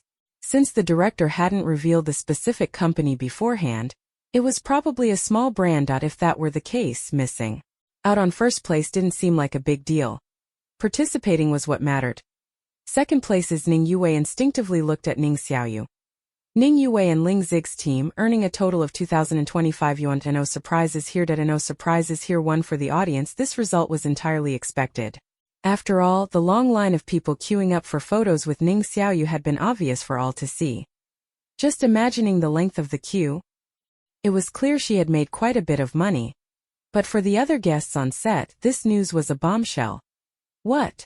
Ning Yue wasn't 1st place. Hadn't she and Ling Zijie sold out 2 entire truckloads of produce? Even after earning over 2,000 yuan, she still hadn't secured 1st place. Wasn't Ning Xiaoyu's team just dressed up as mascots? These days, who would pay to take pictures with a mascot? Unless it was in a tourist attraction, street mascots rarely made any money from photos. If 2nd place had earned this much, then how much had 1st place made? 2,050 yuan. 2,075 yuan. Many of the guests assumed the gap between 1st and 2nd place wouldn't be too large. The difference between 2nd and 3rd, 4th and 5th place was already quite significant. What a pity for Ning Yue. She had just been a little unlucky and lost both 1st place and the endorsement deal. Just as the contestants were thinking that, the director finally revealed the 1st place result. 1st place is Ning Xiaoyu and Lu Jingda's team, earning a total of 4,675 yuan of milk money. Other guests? What? What did you just say? For 675 yuan versus 2,025 yuan, that wasn't just a small gap, it was a complete landslide. The viewers who had watched the entire live stream totally expected. Sit down, this is just Xiao Ye's usual routine, no need to be surprised. Chapter 29. Ning Xiaoyu hadn't expected to earn so much money in just one afternoon. 4675 yuan. After a rough calculation, she was completely stunned by the number. Had she really taken photos with several hundred people? The love system felt gratified. That's right, girl. You spent the entire afternoon taking pictures. A full-fledged, emotionless photo-taking machine. Aside from the 10 limited poses she initially provided, she later settled on a single salted fish lying flat pose and stuck with it till the end. Strangely enough, passers-by just loved this kind of laziness. Otherwise, why would it be called a salted fish? It had to be this salty. Shen Yueyue leaned in beside Ning Xiaoyu, looking shocked. Wow, Xiaoyu, you actually made that much in just one afternoon. Just as the guests were still processing the number, the director continued, well then, both of you will soon be discussing the brand endorsement contract with the sponsor. Shi Rui couldn't help but speak up. Director, you've been keeping this a secret for so long, but you still haven't told us which cosmetics brand it is. Ling Zige also joined in the excitement. Yeah, which brand is it? Their group had come in second place, barely losing to the first place team. Even though the gap between them was quite large, getting second place still felt frustrating. If the brand wasn't particularly impressive, then losing might actually be a good thing. After all, not just any brand could afford to hire him as an endorser. He didn't want to lower his status by endorsing some unknown label. The director laughed heartily, smacking his bald head. Look at my memory. I'll tell you right now. Qingxin. What? Qingxin. That Qingxin. Besides that Qingxin, what other Qingxin could there be in the country? This is completely unexpected. Xiaoyu really hit the jackpot. Ah, is my baby girl about to rise step by step into stardom? I'm so proud. Let me ask on behalf of my primary school brother, is Qingxin really that impressive? Of course. It's the leading domestic cosmetics brand, ranked #1 in national popularity. Qingxin has been working with its current spokesperson for many years. Why are they suddenly changing? Simple. The head of Qingxin's PR department has changed. Not a single rumor about the spokesperson switch leaked. Now that I think about it, Qingxin's contract with the previous endorser is indeed about to expire. Some of the guests look completely dumbfounded. Of course they're dumbfounded. Who wouldn't be? This is Qingxin, the leader of domestic cosmetics. It's not some random brand that just popped up in the last few years. Ning Xiaoyu had no idea what the others were thinking. When she heard the name Qingxin, she was a little surprised, but that was all. For such a well-established national brand, she was of course very familiar with it. She never thought that one day, she would be endorsing a brand that had existed for decades longer than she had been alive, that if the director had revealed the brand name at the start, the competition that afternoon would have been much fiercer, perhaps even several times more intense. Just as Ning Xiaoyu had that thought, Ling Zige chuckled and said, Director Zhang, I'd like to know exactly how the first place team made their money. That way, I can admit defeat wholeheartedly. There was no reason not to tell them. After all, the guests would find out sooner or later. Ning Yue looked up expressionlessly, waiting to hear the director's explanation. The director sighed emotionally. The first place team dressed up as mascots and took pictures with passers-by. One photo cost 10 yuan, 2 photos cost 15 yuan, and many people took pictures with Xiaoyu's team. There were that many people willing to take pictures. Shi Chao was the one who spoke. His team had finished last. If he had known taking photos was so profitable, why would he have bothered performing on the street? Not only was it exhausting, but hardly anyone was willing to tip. The director chuckled. I don't know if you dressing as a mascot would have made money, but Xiaoyu's team stood out with their unique approach, and that's why they made a fortune. There should be videos online by now. If you're curious, go check them out. The passers-by definitely felt their money was well spent. If I had been there, I would have taken a photo with Xiaoyu too. Regardless, the first place team had already been decided, and no matter how frustrated the other guests were, they had missed their chance this time. They could only wait for the next opportunity, whenever that might be. Roya that evening, Ning Xiaoyu and Lu Jingdu signed the endorsement contract together. Liu Jingdu's legal team had already reviewed the contract and confirmed there were no issues, so they could sign with peace of mind. The compensation offered was also very generous. After signing, Qingxin's representatives arranged for Ning Xiaoyu and Lu Jingdu to shoot the promotional photos the next day. When signing with Hi My Friend, the guests had agreed to a clause allowing them to take a few days off for external work if needed. Since the promotional shoot wouldn't take long, one day would be enough. Early the next morning, Ning Xiaoyu and Lu Jingdu left the friendship house together. Love system. This is your first business collaboration together. Ning Xiaoyu. Can you act normal? The constant he was giving her a headache. Love system. When they arrived at the shoot location, Ning Xiaoyu didn't even have time to take a sip of water before a stylist dragged her straight into the makeup room as soon as she sat down. The stylist lifted a delicate pinky and said, "So, you're the rising star. Ning Xiaoyu? You do look pretty good." Ning Xiaoyu, thank you. But what's with this hairstyle? Who designed it? It practically covers half your face. Ning Xiaoyu gave a polite smile. She had paid 10 yuan for this haircut. How could she expect more from the barber? The stylist smirked arrogantly. No worries. Lucky for you, you ran into me today. I guarantee a complete transformation. Ning Xiaoyu gave a nonchalant "oh." She didn't really care about styling. So she simply closed her eyes and let the stylist do whatever he wanted. Since she was so cooperative, the stylist gave her a look of approval. I've worked with so many celebrities, and whether they're big names or nobodies, they all have a million demands, scared it'll make them look bad. It's like they don't trust my skills. But tell me, has anyone ever looked bad after I styled them? With her eyes still closed, Ning Xiaoyu gave another polite smile. I like you already. Just trust me and it'll make you gorgeous. Ning Xiaoyu, ever agreeable, said, I trust you. So could she rest now? Unfortunately, the stylist kept chattering in her ear. Your skin is amazing. What's your skincare routine? Half asleep, Ning Xiaoyu mumbled, just getting enough sleep. Sleep. That's a luxury in this industry. Sometimes we barely get an hour or two between gigs. Ning Xiaoyu pursed her lips. That sounds exhausting. Yeah, but the pay is good and I love this job. So I'll keep doing it. Getting her hair and makeup done made Ning Xiaoyu drowsy, especially since she was naturally lazy. Like a doll, she let the stylist manipulate her. The stylist's voice became a lullaby, and before she knew it, she had dozed off, vaguely hearing, wow, your hair is so thick and shiny. It looks like you're wearing extensions. TSK, your previous stylist totally ruined you. Look at that baby face, so fresh, I'm jealous. This old hairstyle? Outdated. It's covering half your face. Who would want that? It's already this day and age. This kind of non-mainstream hairstyle hasn't been trendy for a decade. TSK. Just wait. You're gonna be amazed by my skill. Ning Xiaoyu occasionally muttered a vague yeah or okay. Even though she was clearly indifferent, the stylist was fully immersed in his own world, rambling on with increasing enthusiasm. Eventually, Ning Xiaoyu truly fell asleep. After all, a proper styling session took at least 4 hours. It was hard to pass the time without sleep for such a long period. She wasn't particularly fond of playing on her phone either. In the end, Ning Xiaoyu was woken up by the voice of the love system. Love system. As expected of my chosen host. You have the potential to go viral. You and the movie king are a perfect match, a heavenly pair.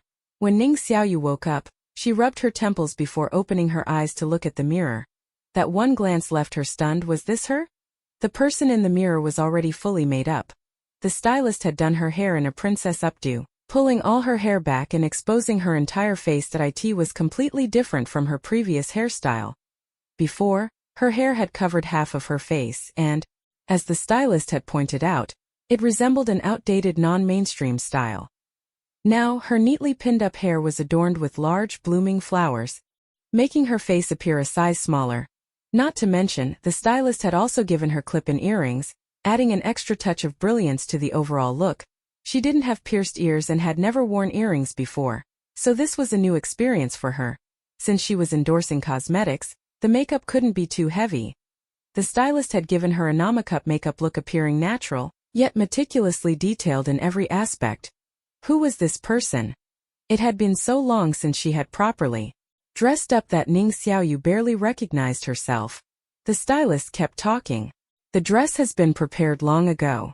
Hurry up and change into it. With the help of the staff, Ning Xiaoyu changed into the dress. Afterward, the stylist circled around her, inspecting her. Your complexion is great. No need for powder or oil. Perfect, absolutely perfect. Ning Xiaoyu glanced down at the dress that revealed quite a bit of cleavage and couldn't help but speak up. This dress. Before she could finish, the stylist immediately chimed in, gorgeous, right? Didn't I pick well? Isn't it just perfect for you? Look at the patterns. The overall tone leans toward purple, but on you it doesn't look tacky at all. It complements your hairstyle today perfectly. This dress what? Do you think the skirt is too long? It's a maxi dress, so it's supposed to be this way, reaching your ankles. Longer dresses give off a more ethereal look, and on you it's just the right length. This dress tsk. This dress really flatters your figure, curvy where it should be and slim where it should be. The clothes you usually wear are too plain and don't highlight your body at all. If it weren't for this dress, I wouldn't have realized how stunning your figure is. By the end of it, Ning Xiaoyu had completely given up on voicing her opinions. Forget it. It was just a promotional shoot. It should be over soon. When Ning Xiaoyu appeared in front of everyone again, the entire room fell silent. Who was this? A great beauty had arrived at their studio today. How come they hadn't heard anything about this? Was she a newly debuted actress? What was she there for? Dressed so stunningly, she couldn't possibly be there for a promotional shoot. Wait. A promotional shoot? Some of the staff finally connected the dots. Someone who had undergone a full makeover and was now there. Could this girl be Ning Xiaoyu? But Ning Xiaoyu? They recalled the plain-faced, utterly unfashionable actress who seemed completely out of place in the entertainment industry, and no matter how they looked at it, they just couldn't associate that image with the dazzling beauty before them. What kind of joke was this? Ning Xiaoyu could look this gorgeous. If she had been this beautiful all along, how could she have stayed under the radar for so many years? If she had looked like this, why hadn't she put in the effort to dress up before? If the love system could hear their thoughts, it would definitely reply, why else? Because she's lazy. Too lazy to dress up and too lazy to deal with people fighting over her. After all, being too beautiful came with a lot of trouble. For example, just walking down the street in a short distance, at least 7 or 8 strangers would come up to ask for her contact information, both men and women. If she refused, some particularly persistent ones would even follow her until they got what they wanted. Or even something as simple as eating a meal, people would scramble to pay her bill. These were things Ning Xiaoyu had experienced when she was younger. But for her, this kind of attention was nothing but a burden. She just wanted to walk in peace, have a quiet meal, and not get entangled with random strangers. Over time, she stopped bothering with her appearance, and as a result, the trouble disappeared too. Even after becoming an actress in the past 2 years, she could walk down the street without anyone asking for her contact information anymore. For Ning Xiaoyu, that was actually quite a relief. After waiting for a short while, Lu Jingdu arrived with his manager, having just finished his own styling. When he saw Ning Xiaoyu, a flicker of surprise quickly passed through his eyes. His manager was even more direct, blurting out, "Ning Xiaoyu?" Ning Xiaoyu nodded and, in a tone that clearly conveyed, "Let's get this over with so I can go rest," asked, "Can we start now?" The manager was momentarily stunned before responding, "We just need to wait for the photographer." Ning Xiaoyu made a small sound of acknowledgement, indicating she understood. Even now, the manager still hadn't fully recovered from his shock. Ning Xiaoyu actually looked like this. It seemed that once the promotional photos for Qingxin were released, the gossip-hungry masses were going to be utterly floored. This was going to be interesting. Chapter 30. Taking promotional photos wasn't particularly difficult. The first photo captured Ning Xiaoyu and Lu Jingdu gazing at each other. Both of them wore minimal makeup with barely any eye makeup, making their direct eye contact stand out even more. To match Ning Xiaoyu's long dress, Lu Jingdu wore a white suit paired with a floral shirt underneath. It was the first time Ning Xiaoyu had seen a guy wear a floral shirt without looking tacky. Instead, he exuded a carefree charm. During the shoot, there was naturally nothing between them, but in post-production, the latest featured product from Qingxin, a dewy and hydrating cushion foundation, would be added. Love system. Whoa, this is too sweet. Really too sweet. Your eyes hold each other and your gazes could kill me. Ning Xiaoyu. Stop with the cringy lines. Love system. Just add a veil and this could be a wedding photo. The theme for Qingxin's promotional shoot this time was flowers. Although it was winter, the scene was filled with vibrant blooms: red, yellow, orange, and green, creating a stunning color palette. Ning Xiaoyu pretended not to hear the system and continued with her work. The second shot was her solo photo. She held Qingxin's newly released lip stain in a shade set to be irresistible to men. Paired with her full lips, it was dangerously seductive. Her lifeless, salted fish gaze contrasted sharply with the rich and alluring lip color, creating an unexpected blend of innocence and sultriness. The love system secretly mused that such tempting lips would be wasted if they weren't used to kiss the movie king. As soon as Ning Xiaoyu finished her solo shots, the love system issued a new love mission. Girl, amidst this dreamlike scene of blooming spring flowers, don't you want to tempt the movie king into doing something? After all, when he first laid eyes on you, I didn't miss that flicker of surprise in his gaze. But that's not enough. A mere surprise is far from sufficient. You must stun him. Make him utterly captivated. Right now you can throw a flirtatious glance. B. Extend your hand to the movie king. C. Pout and act spoiled. Go for it, girl. Today you're the sweetest thing here, even sweeter than your peach-colored lip stain. Ning Xiaoyu. With a sincere expression she said, System, your database really needs an update. Love system. I've already updated parts of it. Sweetness is all that matters. Go, go, go. Ning Xiaoyu couldn't help but ask, what does option B mean?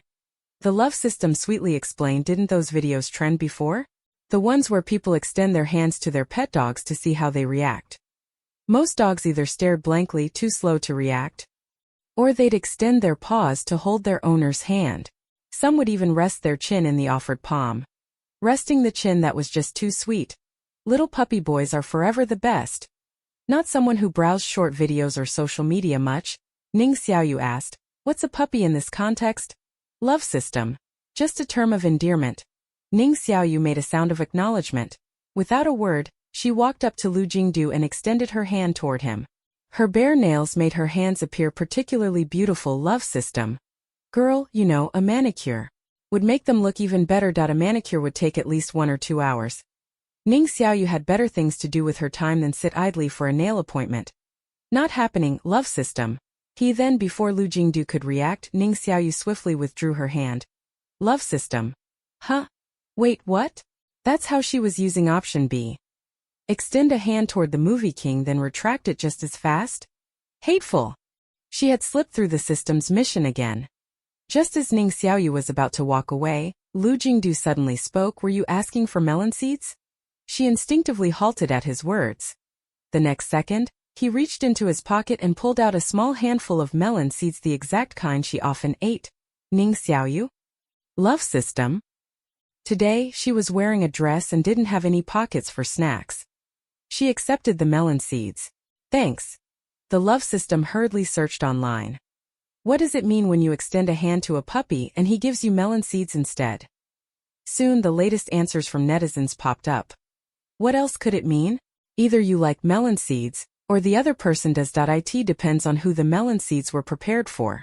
If he likes them but you don't, he's just trying to shut you up with food. If he doesn't like them but you do, then he got them just for you. Or maybe it means nothing.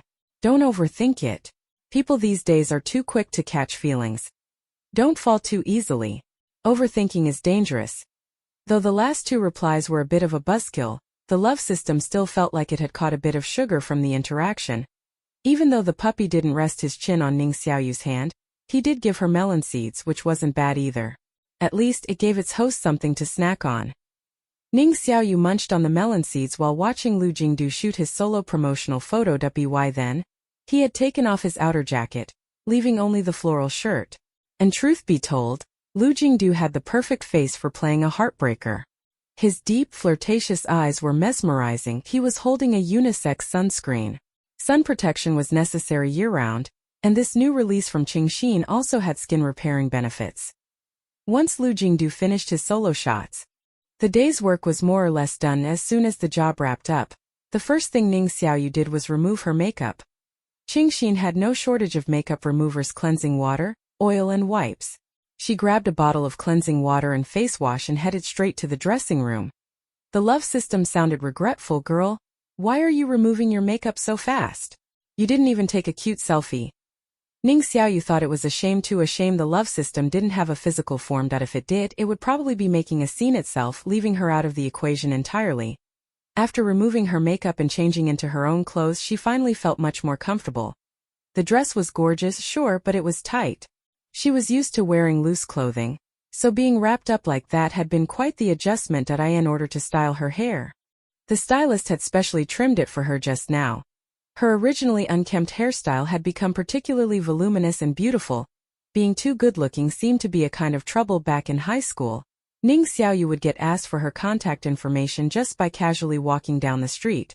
The most persistent admirer she had ever encountered was a middle school student that he refused to let her leave unless she gave him her contact information. Young love always arrived fiercely and passionately. Too troublesome, it was really too troublesome.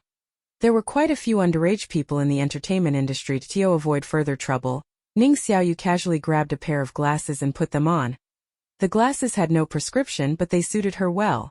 When she left, she didn't forget to tell the stylist that she had taken a pair of his glasses. It was just a pair of glasses and the stylist had plenty. So he didn't take it to heart at all. It wasn't until after Ning Xiaoyu had left, when he was tidying up his makeup kit, that he realized a pair of decorative reading glasses was missing. Wait, reading glasses? Could it be that Ning Xiaoyu had taken that pair of non-prescription, decorative reading glasses? Her taste was quite unique. Roya, when she got into the car, preparing to return to the friendship house, Lu Jingdu immediately noticed Ning Xiaoyu's glasses. He raised an eyebrow slightly. Nice glasses. Ning Xiaoyu nodded. I think so too. On the way back, Ning Xiaoyu closed her eyes and began to catch up on sleep. She had woken up early to shoot promotional photos today and hadn't slept much last night.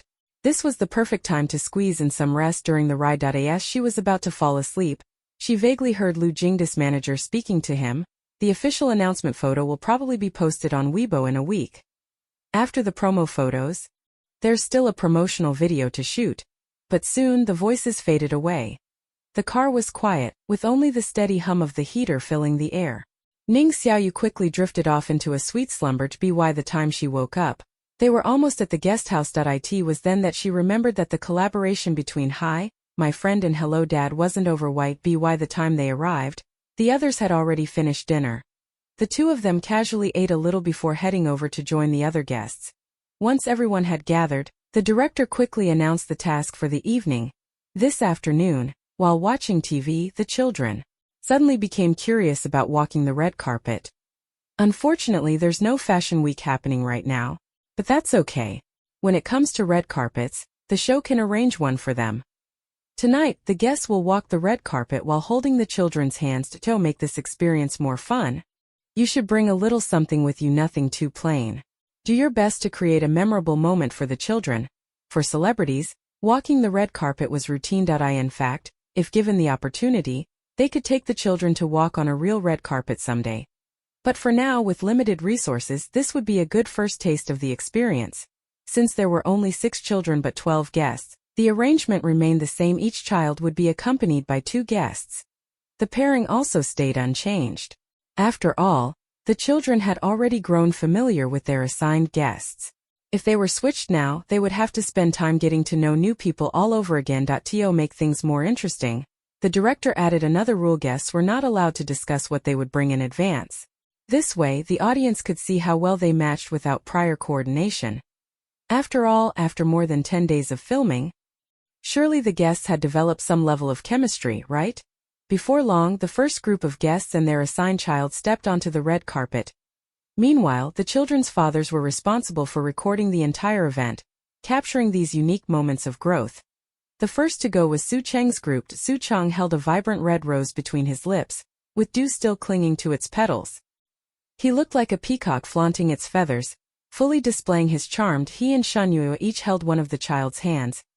Shan Yue, on the other hand, had brought along a feathered shuttlecock, the same one Ning Yue had used before. Ha ha ha, one is biting a red rose and the other is carrying a shuttlecock. These two are completely mismatched. I am dying of laughter. They have absolutely no chemistry, really none at all. A red rose is romantic, but what's a shuttlecock's theme? Sports. This show is getting interesting. What will Xiaoyu bring? I just caught a glimpse of her in the last shot. It looks like she changed her look.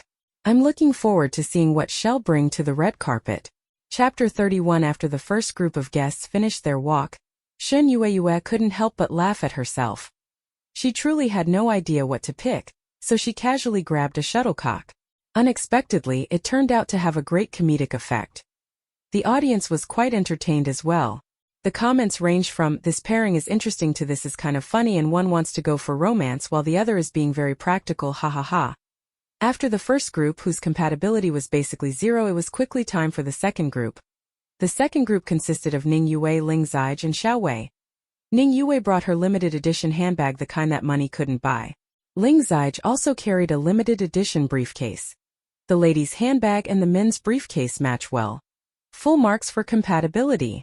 But the items they picked aren't very interesting. Although their brainwaves are in sync, they lack a unique touch. Not very memorable. The audience had mixed opinions about Ning Yue and Ling Xige's runway walk. Their fans, however, were singing their praises to the heavens, but casual viewers weren't buying it. Next group. The third group was Shi Rui's team. Shi Rui carried a feather duster, something that was in no short supply at the guest house for cleaning purposes. Her partner was Ji Zhang. Unfortunately, Ji Zhang didn't pick a mop or a broom. He was holding a bag of kids' favorite snacks. I am dying of laughter. Their items are completely unrelated. It feels like history is repeating itself with the first group. A feather duster paired with snacks, absolutely iconic. Actually, it kind of works. Clean first, then snack. Ha. When the two saw what the other was holding, they couldn't hold back their laughter. Their compatibility was indeed lacking. But compared to the first group, they were slightly better. Holding a child's hand, the two of them walked the red carpet together. Soon it was the fourth group's turn. Mu Jejia was in this group. She carried a pot straight from the guesthouse kitchen. Her partner held a succulent plant. A pot and a succulent. Ha. Seems like the guests still don't understand each other well enough. The program team needs to step it up and help them get to know each other better. Doge.jpg. Whoa, where are you taking this conversation? But I like it. This is a friendship variety show, but just saying good morning and good night every day and doing tasks together isn't enough. Nowhere near enough. Program team, stir up some drama. After Mujejia's group, the fifth pair stepped onto the carpet. One was holding a cartoon plush toy, the other a drying rack. Walking briskly while holding CEO Ning's daughter's hand. Awesome. A drying rack made it onto the carpet.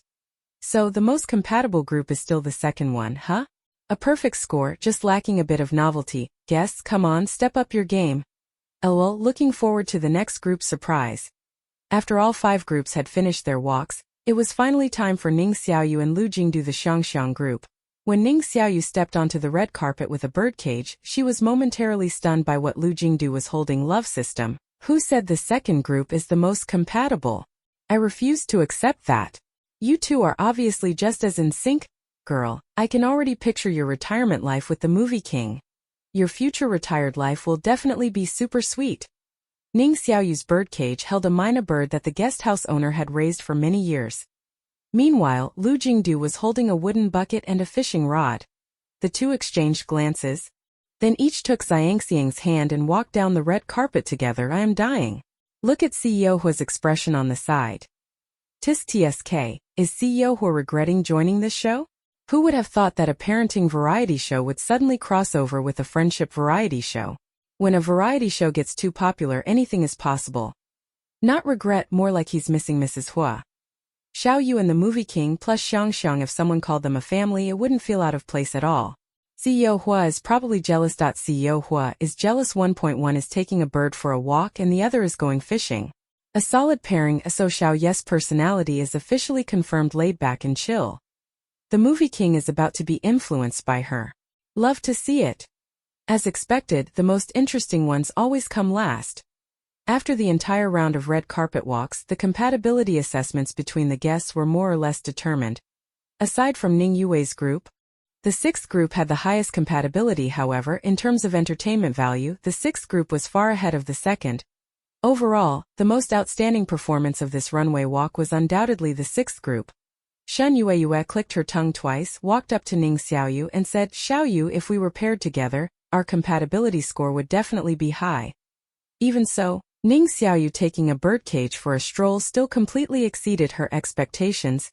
Ning Xiaoyu's hobbies seemed to be quite different from those of ordinary people. Curious, Shen Yue asked, what made you think of walking the red carpet with a birdcage? Ning Xiaoyu pressed her lips together and said, I've been eyeing it for a long time. Ever since they arrived at the guest house, she had passed by the myna bird every day, admiring its sleek, well-groomed feathers. She had always wanted to take it for a walk but never had the chance. The owner cherished it dearly, but now, The program team has given her an opportunity. Of course, she had to seize it. Roya, the red carpet walk was just a small game.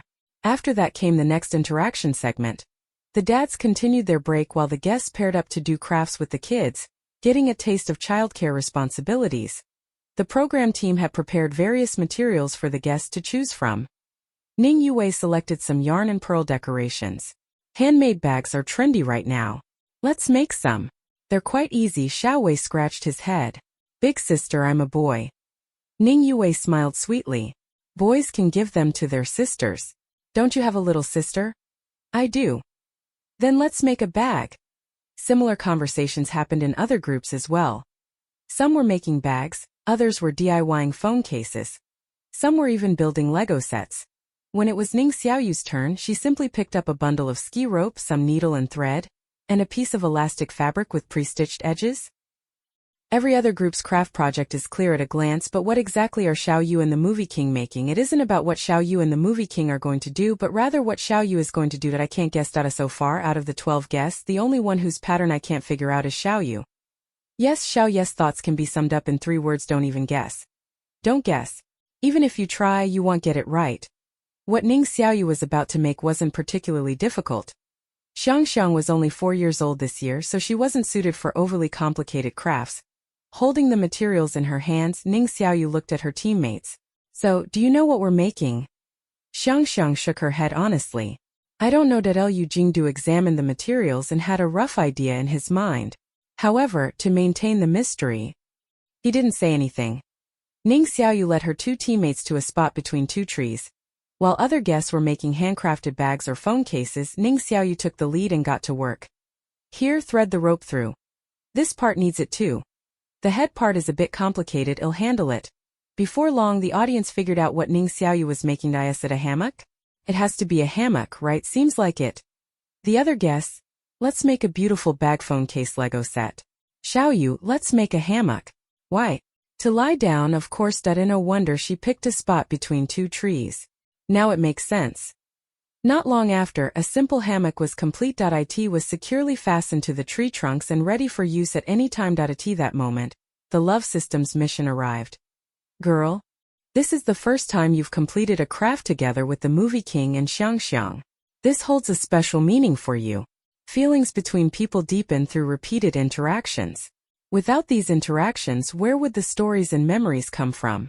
Now you can lavishly praise your teammates. B. Give your teammates a loving hug. C. Give your teammates an affectionate head rub.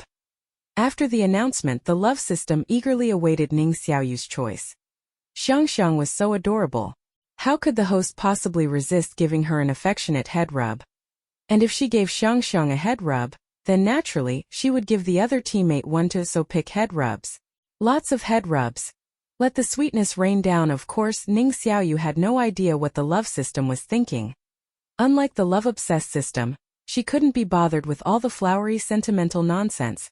Under the expectant gaze of the love system, Ning Xiaoyu made her choice without hesitation. Option A. In this world, one could go without hugs or head rubs, but never without compliments. Learning to praise others was an essential life skill, and no matter when, one should never be stingy with words of encouragement. Ning Xiaoyu clapped her hands. The hammock is done. You guys did amazing. With our teamwork, we finished this so quickly. This is the result of everyone's hard work. But we haven't tested its safety yet. No worries, I'll do it right now. That last twist was completely beyond the love system's expectations. Love system. A girl, you. Before it could finish, Ning Xiaoyu swiftly turned around, and within 3 seconds she was already lying comfortably in the hammock. The hammock's safety, of course, was unquestionable. Sturdy, secure, and comfortable. Even the floral print on the fabric provided by the show's production team looked fresh and tasteful. By this point in the recording, it was already quite late. Walking the red carpet, making crafts on top of all that, Ning Xiaoyu had spent most of the day running around. She had been wanting to lie down for a while now. Sure, she had rested in the car earlier, but nothing compared to lying down properly. As soon as she lay in the hammock, she felt a wave of relaxation wash over her. Who could possibly resist lying down? Certainly not Ning Xiaoyu. She didn't stay there too long, though. After resting for a while, she let her 2 teammates take turns experiencing it. Xiang was used to riding in luxury cars worth millions, And when she camped outdoors, she always had custom-made sleeping bags. This was her first time lying in a hammock. Needless to say, her short 4-year life had just gained another novel experience, and lately, all of these new experiences have been brought to her by Ning Xiaoyu. Digging sand pits, riding a tricycle, making a hammock, all of these were firsts in Xiangxiang's life. This big sister seemed different from everyone else. Xiangxiang couldn't quite put her finger on what exactly was different, but she knew one thing for sure: she really liked this big sister. After Xiangxiang's turn, Lu Jingdu wasn't left out either. To make sure her teammates could comfortably enjoy the hammock, Ning Xiaoyu had specifically chosen the largest piece of fabric. That I haven't napped in a hammock at the park for so long. I'm definitely going to relive that feeling this weekend. When Xiaoyu said she was going to test its safety, then immediately flopped onto it. What can I say? Classic. Not surprised at all. Haha, I am dying of laughter. Classic Xiaoyu move. Even the love system, which had been watching the whole time, chimed in loudly. Girl, not bad. This is exactly what I expected from you. Chapter 32. By the time the guests wrapped up their filming and everyone was preparing to return to their rooms for rest, most of the viewers finally noticed that Ning Xiaoyu had changed into an entirely new look today. Xiaoyu's hair looks like it's been trimmed. It's much more pleasing to the eye than before. The glasses Xiaoyu is wearing go perfectly with her previous birdcage aesthetic. In a way. No way? Are you guys seriously praising this? Isn't she wearing reading glasses? TSK, so young and already using reading glasses? She's really embracing the elderly aesthetic, huh? So what? Styling doesn't matter anyway. I became a fan of Xiaoyu because of her personality, and I'll stay a fan because of her personality. Even if Xiaoyu got a wild hairstyle, wore thick black-rimmed glasses, and looked totally outdated, I'd still love her. Normally, most of the audience were looks-driven. Their initial decision to support a celebrity was almost always based on appearance. But Ning Xiaoyu's fans were different. Even if she aged one day and no longer looked as pretty, her genuine fans would probably still love her just the same. After all, from the very beginning, what they loved was never her looks but her personality. And fans like this had the highest level of loyalty. Roya. The next morning, when Ning Xiaoyu went downstairs, she was surprised to find that the program team hadn't prepared breakfast for them. The children, however, were already drinking milk. It seemed that they had to get their own breakfast today. Sure enough, the director quickly announced, "Today is the last day of the crossover between Hi, My Friend and Hello, Dad. To make the final day even more memorable, guests will need to take the children to buy breakfast themselves. No food delivery is allowed, but other than that, you're free to choose whatever you want." Typical reality show setup. Just classic. TSK. There are plenty of breakfast spots nearby, so you should be able to find whatever you want. The program team will provide each group with a breakfast budget of 50 yuan, which should be enough for you. As soon as he finished speaking, the other guests began to take action. Ling Zige asked Ning Yue, "What do you feel like eating this morning?" Ning Yue didn't have much of an appetite. She was supposed to be the rising young star here, while Ning Xiaoyu was just an unknown, struggling celebrity. Yet, in terms of popularity on the show, Ning Xiaoyu had completely overshadowed her. Forcing herself to stay composed, she said, "Whatever Xiao Wei wants to eat, we'll get that." Without hesitation, Xiao Wei said, "Sister, I want to eat KFC. Can I?" Ling Zige picked him up and said, "Sure, let's go." The other kids also chimed in with their breakfast requests. When it came to Ning Xiaoyu's group, Xiangxiang simply said she could eat anything. Ning Xiaoyu nodded in acknowledgement. After thinking for a moment, she found that the closest breakfast shop was a century-old bun shop. It was clean and hygienic, offering a variety of stuffed buns as well as soy milk. She suggested, "How about we have buns?" Lu Jingdu and Xiangxiang had no objections. Just as the two were about to leave to buy breakfast, Ning Xiaoyu suddenly pulled out a flashy, bright yellow toy car from who knew where. Seeing that everyone's eyes were now on her, she explained, "This belongs to the owner's son. I borrowed it for fun." Ha ha ha, so does Xiaoyu know all the treasures hidden in the guest house? First the birdcage with the mina and now this little car. Wait, what exactly is this little car for? The audience quickly found out. Ning Xiaoyu placed the money in the car's small storage compartment.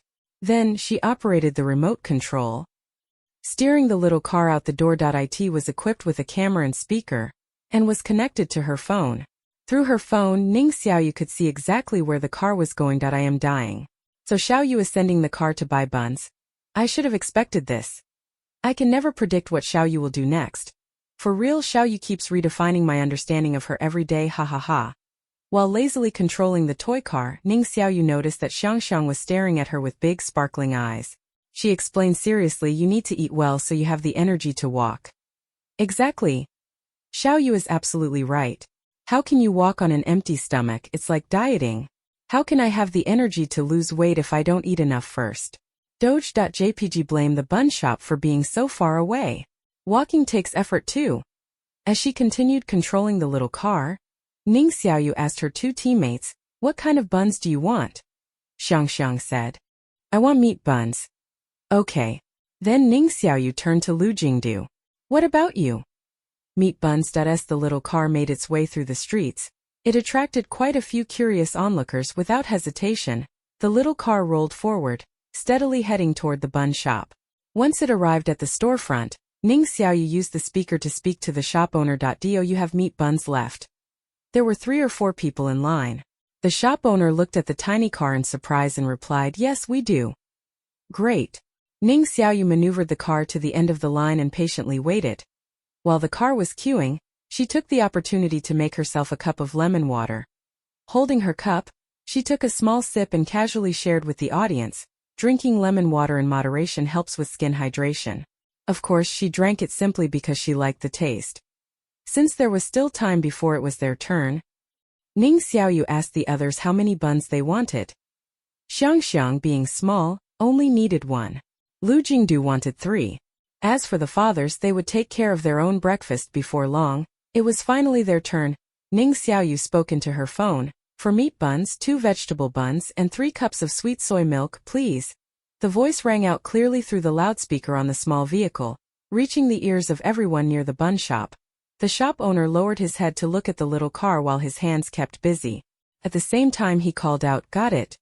The money is in the cart. All right. The shop owner leaned forward to take the money, then placed the change back in the cart. I've put the extra back for you. During this time, more and more onlookers gathered around. Someone's talking. Of course, can't you see the camera on the car? That's actually pretty interesting. There really are a lot of new things these days. Who would have thought that one day, people could buy breakfast without even stepping outside, simply by controlling a little car? The shop owner placed the packaged buns and soy milk into the cart. Seeing that breakfast was ready, Ning Xiaoyu lazily controlled the little car to drive back. A little while later, the small vehicle returned steadily.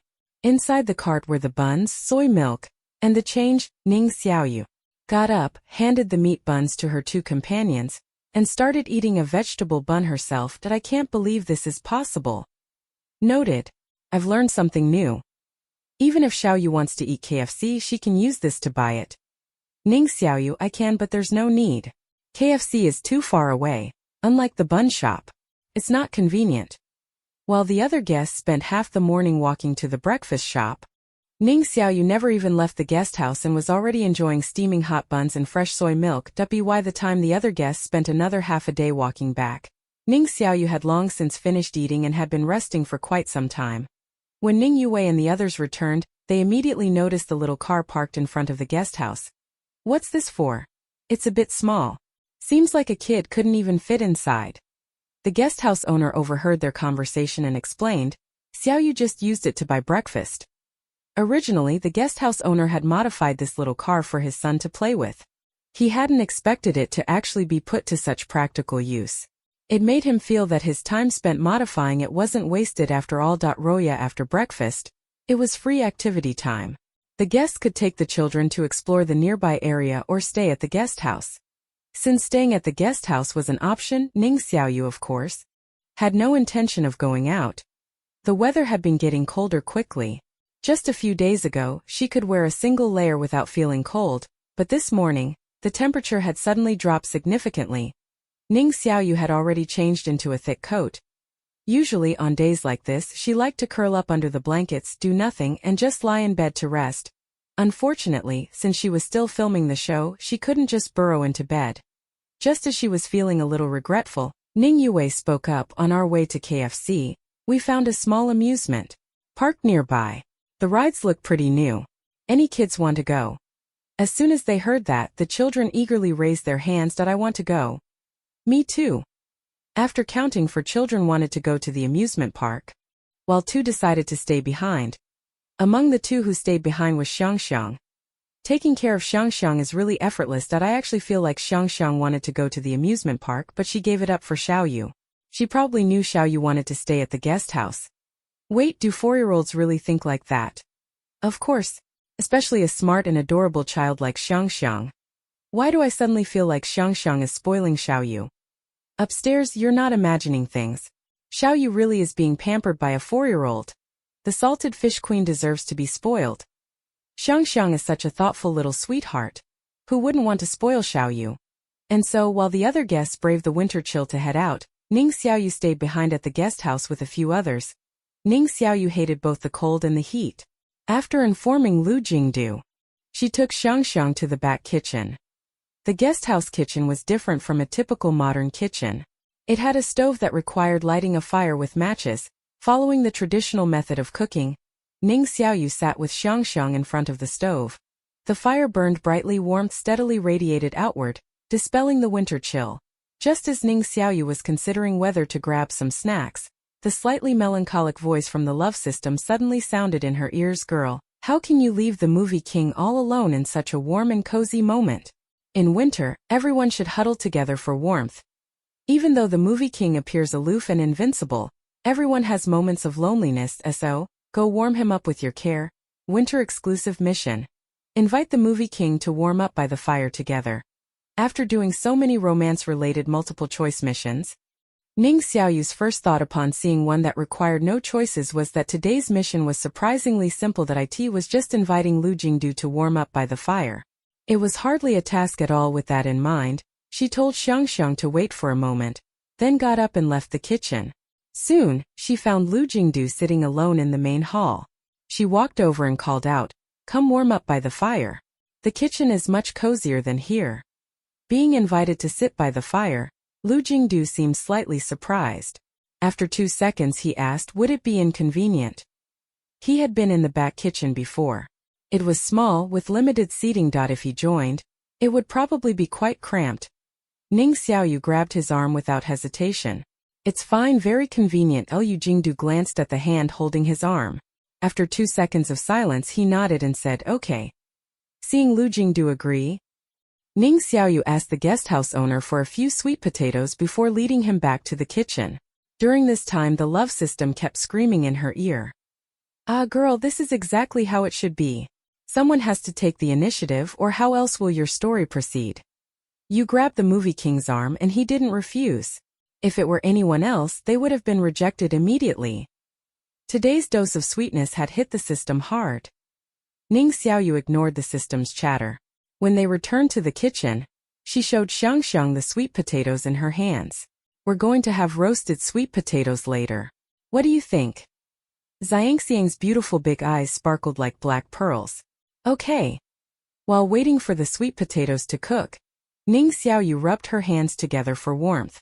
At some point, the guest house owner's plump cat, weighing over 10 kilograms, lazily padded over and settled beside her to warm itself by the fire. Ning Xiaoyu and the cat mirrored each other's actions. One person and one cat closed their eyes and rubbed their hands for warmth. Perfect synchronization. A salted fish and a cat, this combo works. Rubbing hands together. This is way too cute. Sitting by the fire while waiting for roasted sweet potatoes on a cold winter day feels strangely heartwarming. Compared to the chaotic mess happening in the neighboring live streams, this place is so peaceful. Today, for groups of guests had taken their children to an amusement park. Inevitably, kids on rides would have minor bumps and falls. These children were young and had been spoiled since birth. Any little accident could turn into a big deal. Ning Xiaoyu didn't bother paying attention to what was happening with the others.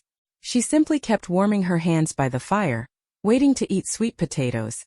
Xiang sat to her right near the wall, while Lu Jingdu sat on her left. The three of them sat in a row, roasting by the fire. It was a little cute and a little warm. Time seemed to slow down there. Roya, when the sweet potatoes were finally ready, the director suddenly approached and said, Xiaoyu, a few game companies have recently expressed interest in inviting you to be their brand ambassador. Take a look and see which one you'd like to choose. Game companies noticed our Xiaoyu. Everyone pay attention. Xiaoyu is going to make it big. She's making a name for herself. Look at you guys acting like you've never seen such a thing before. It's just a game endorsement. Our Weiwei has endorsed so many brands that we've lost count. Getting this excited over one game endorsement? Hilarious. Who knows, it might be some unknown company that picked Ning Xiaoyu just to save money. After all, she's not exactly a top star. Hiring her wouldn't cost much. It could be one of those low-quality one-hit $99.99 mobile games that no one plays. Although there were quite a few haters making sarcastic comments in the livestream chat, Ning Xiaoyu's fans were genuinely happy for her. Receiving offers from game companies is a great sign. Compared to the days when she had nothing, she was finally getting noticed. The only question was which companies had made the offers. Blowing on her hands to cool them, Ning Xiaoyu fumbled with a hot sweet potato and casually asked, "Which games?" The director quickly listed them. XT's Invincible Heroes, YH's True and False Immortals, BF's Shooting King, and one is a casual farming game.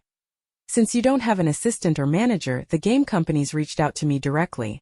What do you think? Before Ning Xiaoyu could react, her livestream chat exploded. What? XT's Invincible Heroes? Damn! XT is the most profitable gaming company in the country. I'm shocked.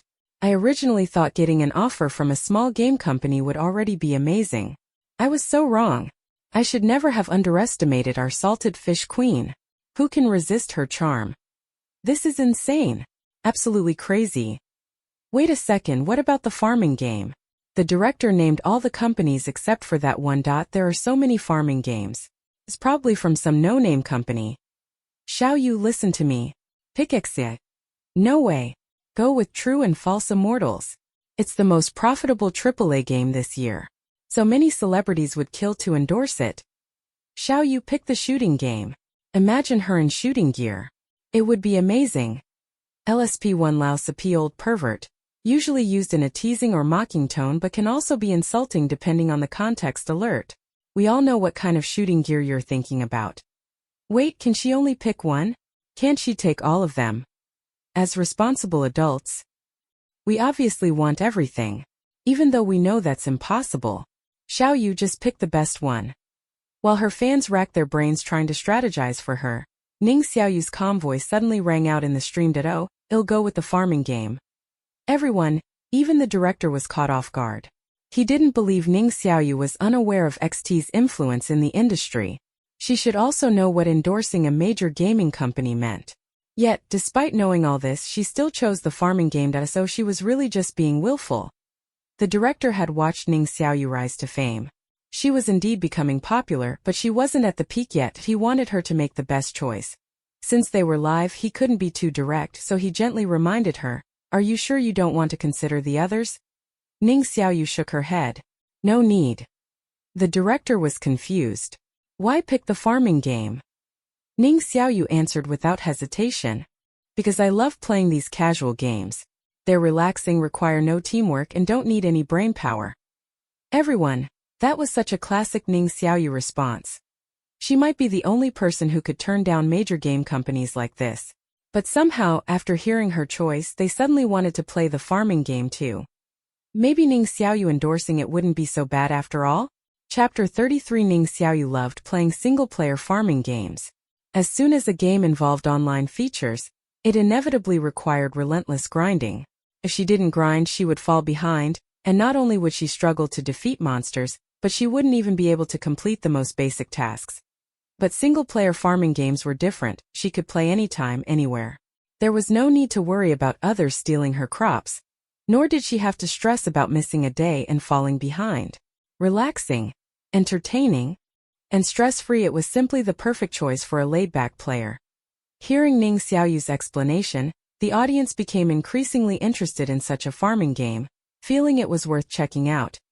The director, looking conflicted, said, "Then I'll inform the farming game's representative. She will reach out to you later." Ning Xiaoyu nodded while eating a piping hot roasted sweet potato. All right. Roya. That evening, the exhausted guests returned to the guest house. Taking care of children at the amusement park was even more tiring than pulling an all-nighter on us. As soon as they got back, they heard that Ning Xiaoyu had received endorsement invitations from gaming companies. However, when they learned that she had turned down offers from major companies like XT and instead chose an obscure farming game, The guests had mixed reactions, some were envious, some were simply watching the drama unfold. And some couldn't understand her decision. Mu Jejia couldn't help but whisper to Ning Yue, "Do you think Ning Xiaoyu is stupid? She actually rejected XT. If it were her, she would have chosen XT without hesitation. She wouldn't even consider any other gaming companies." Ning Yue let out a disdainful scoff. With her background, what kind of vision could she possibly have? Out of so many options, she had picked the least well-known company. Only someone as clueless as Ning Xiaoyu would make such a choice. It was such a simple decision, yet she couldn't even make the right one. But the more Ning Xiaoyu made these kinds of choices, the better it was for Ning Yue.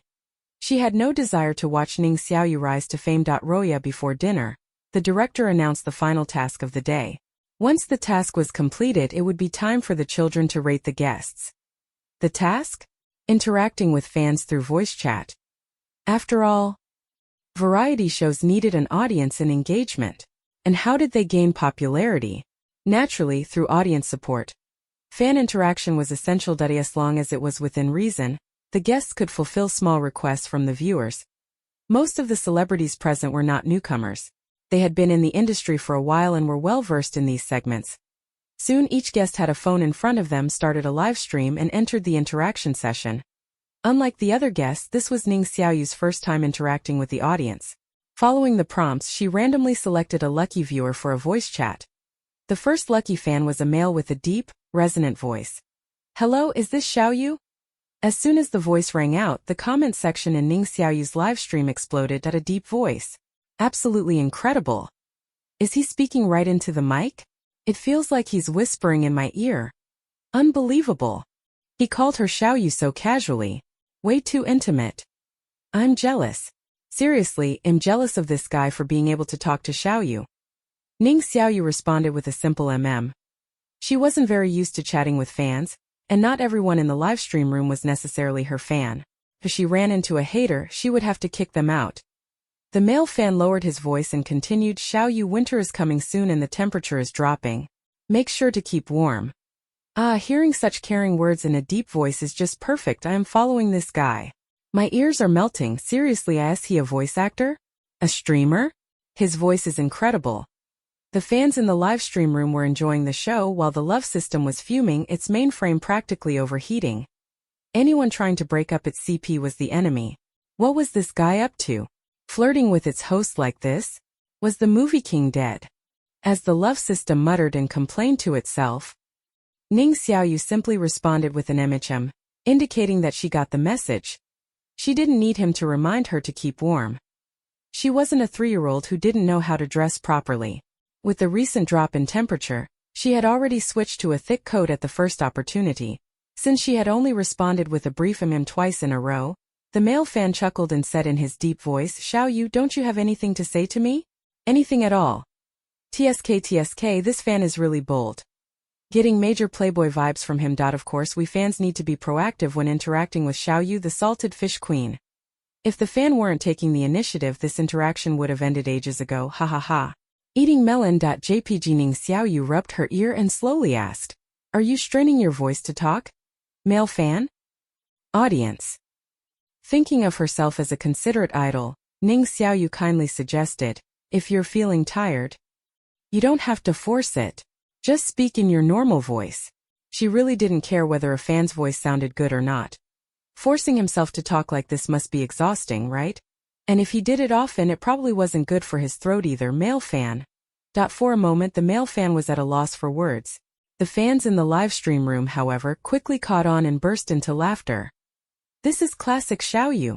Absolutely savage. Confirmed. Xiaoyu is the unromantic salted fish queen. What? A deep voice is attractive? Nah, he's just forcing it. Must be tiring. Ning Xiaoyu, no need to suffer, just use your real voice. Doge.jpg. Listen up, everyone. When talking to Xiaoyu, don't fake your voice.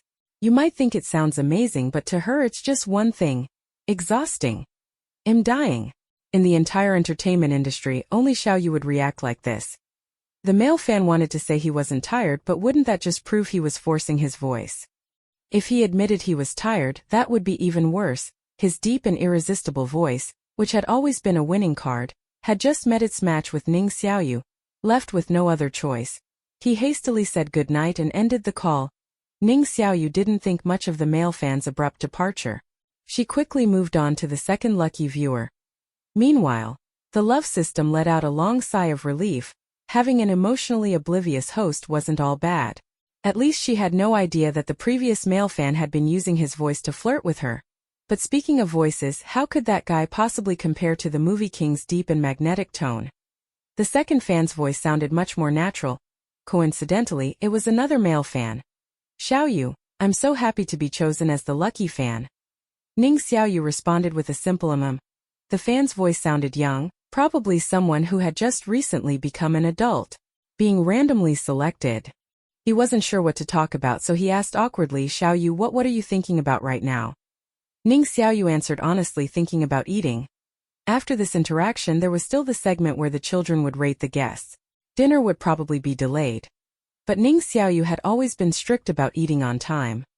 Being forced to work without a proper meal meant all she could think about was food.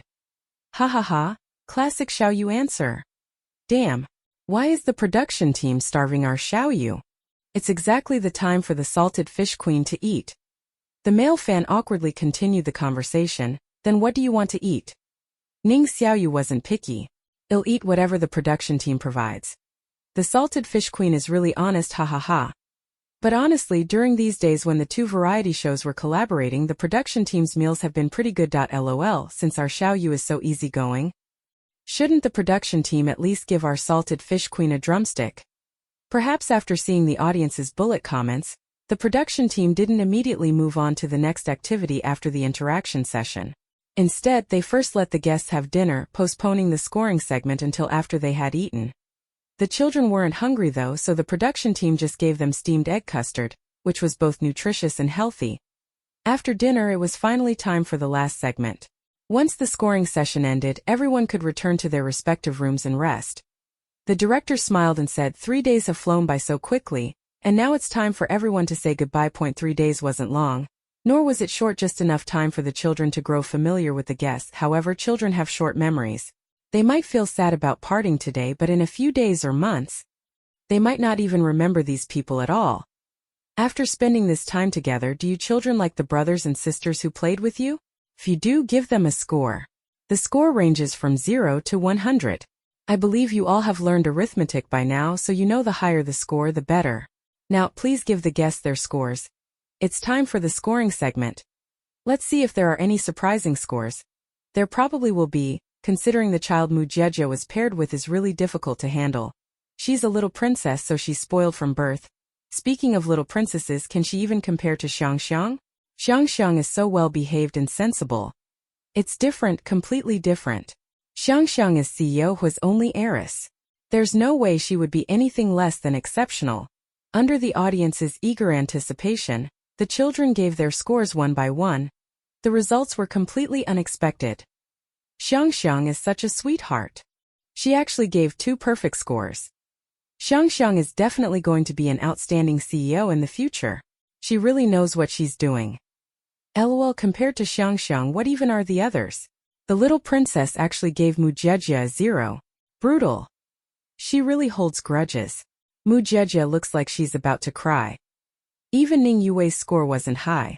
That Xiaowei kid seemed obedient and polite, but turns out he's a white-cut black one, innocent on the outside, shrewd on the inside. White-cut black one. I always thought he got along well with both guests, but in the end he only gave them a barely passing 60. Why is everyone talking about Xiaowei? Maybe he just saw through those 2 guests' true colors? Ning Yue appeared kind to Xiaowei, but most of the time she had no patience for him.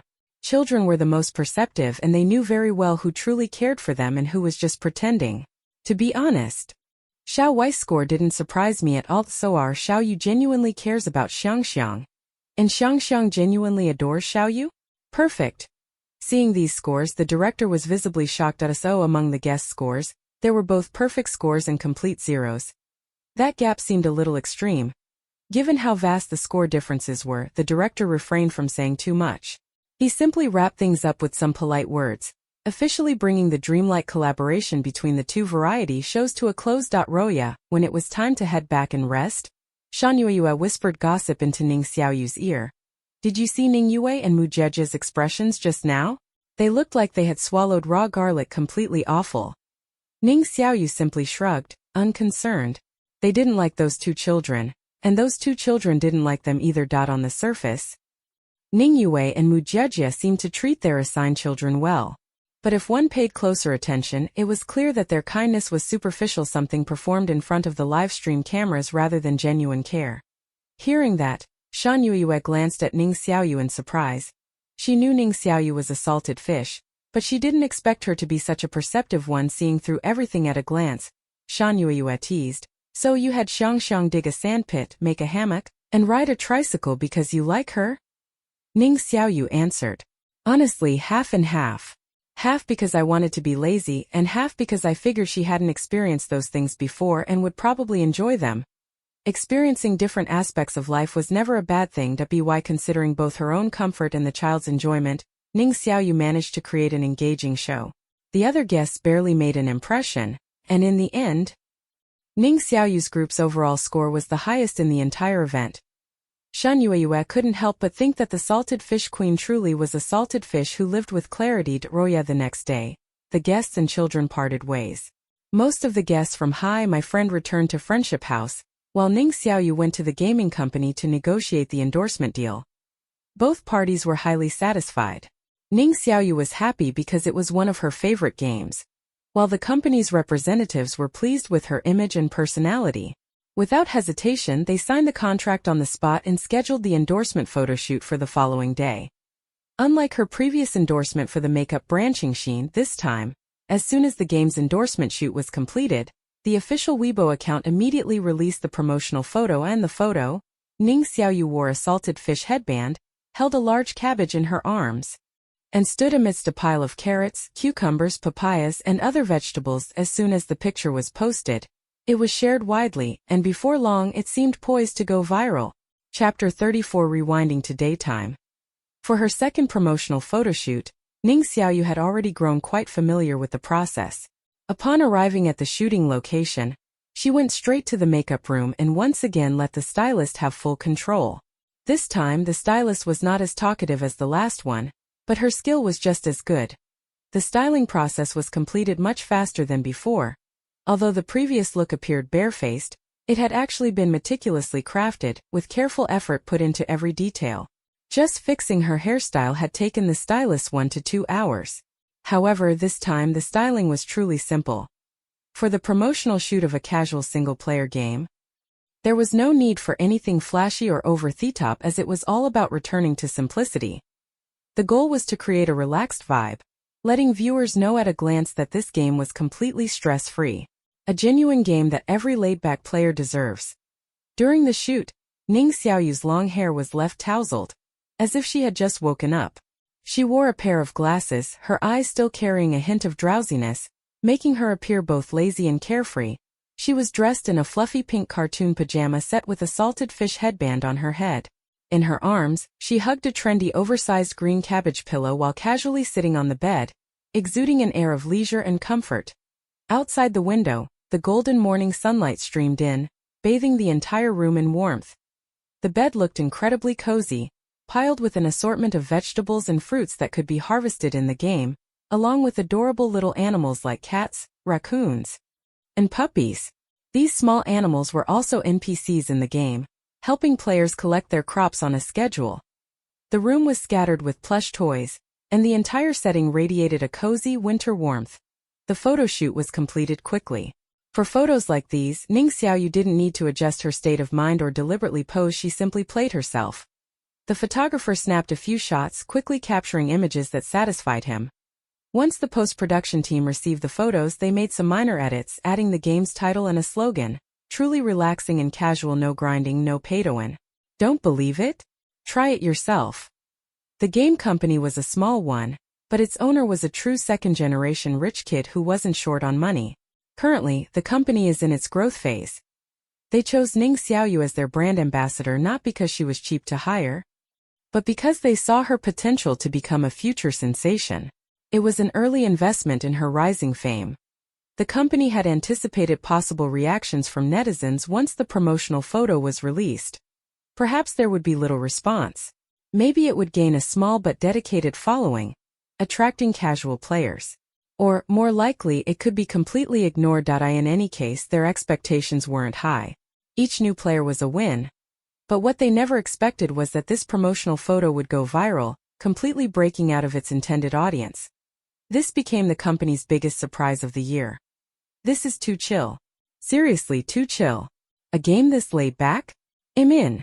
Shouting loudly, they really nailed the choice of spokesperson. I stopped to check out the ad just because of this picture. No pay-to-win? No grinding. I don't believe it. Which means I have to try it. Doge.jpg. I don't know why. But this promotional photo really hits different. The fluffy pajamas, the stuffed toys, and the salted fish headband, absolute perfection. Brothers and sisters, let's go. If it's not fun, we just uninstall it. We're not giving them a single cent. When it came to games, downloading first and deciding later was always an option. If it wasn't fun, uninstalling was simple enough. So, viewers who came across the promotional photo on trending searches and found themselves drawn in immediately headed to the official website to download the game. At this moment, Ning Xiaoyu, who had just received a notification from the game company's representative, reposted the official promotional post with a simple caption, "Fun." Despite playing casually, Ning Xiaoyu had already reached level 5 and unlocked furniture crafting. The game offered a variety of activities beyond farming, including raising livestock and town building. Players could play however they wanted. With diverse gameplay and daily free diamonds, the required time investment was minimal, less than 3 minutes a day. It truly saved both time and effort. Netizens swarmed Ning Xiaoyu's social media post, flooding the comment section. Then someone keenly noticed that a certain individual had instantly reposted Ning Xiaoyu's post. When they discovered who it was, they were all stunned. Liu Jingdu V downloaded. Good game? Something's off. Was his account hacked? Free promotion. Brother is playing too. If even the movie king is saying the game is good, then it must be good. I'm in. Thanks to Liu Jingdu's unexpected endorsement, this casual farming game saw an explosive increase in downloads in a short period of time. Does he know the game's owner? Probably not. Then he reposted it just for Ning Xiaoyu? TSK. For some reason this is getting interesting. Xiao Yes promotional photos are out. When will Kingston's promotional photos be released? Netizens were itching with curiosity, but unfortunately, neither of the two involved gave any response. At that moment, Ning Xiaoyu was lying on her bed, busy playing the game. After sharing the post, she stopped paying attention to what was happening on Weibo.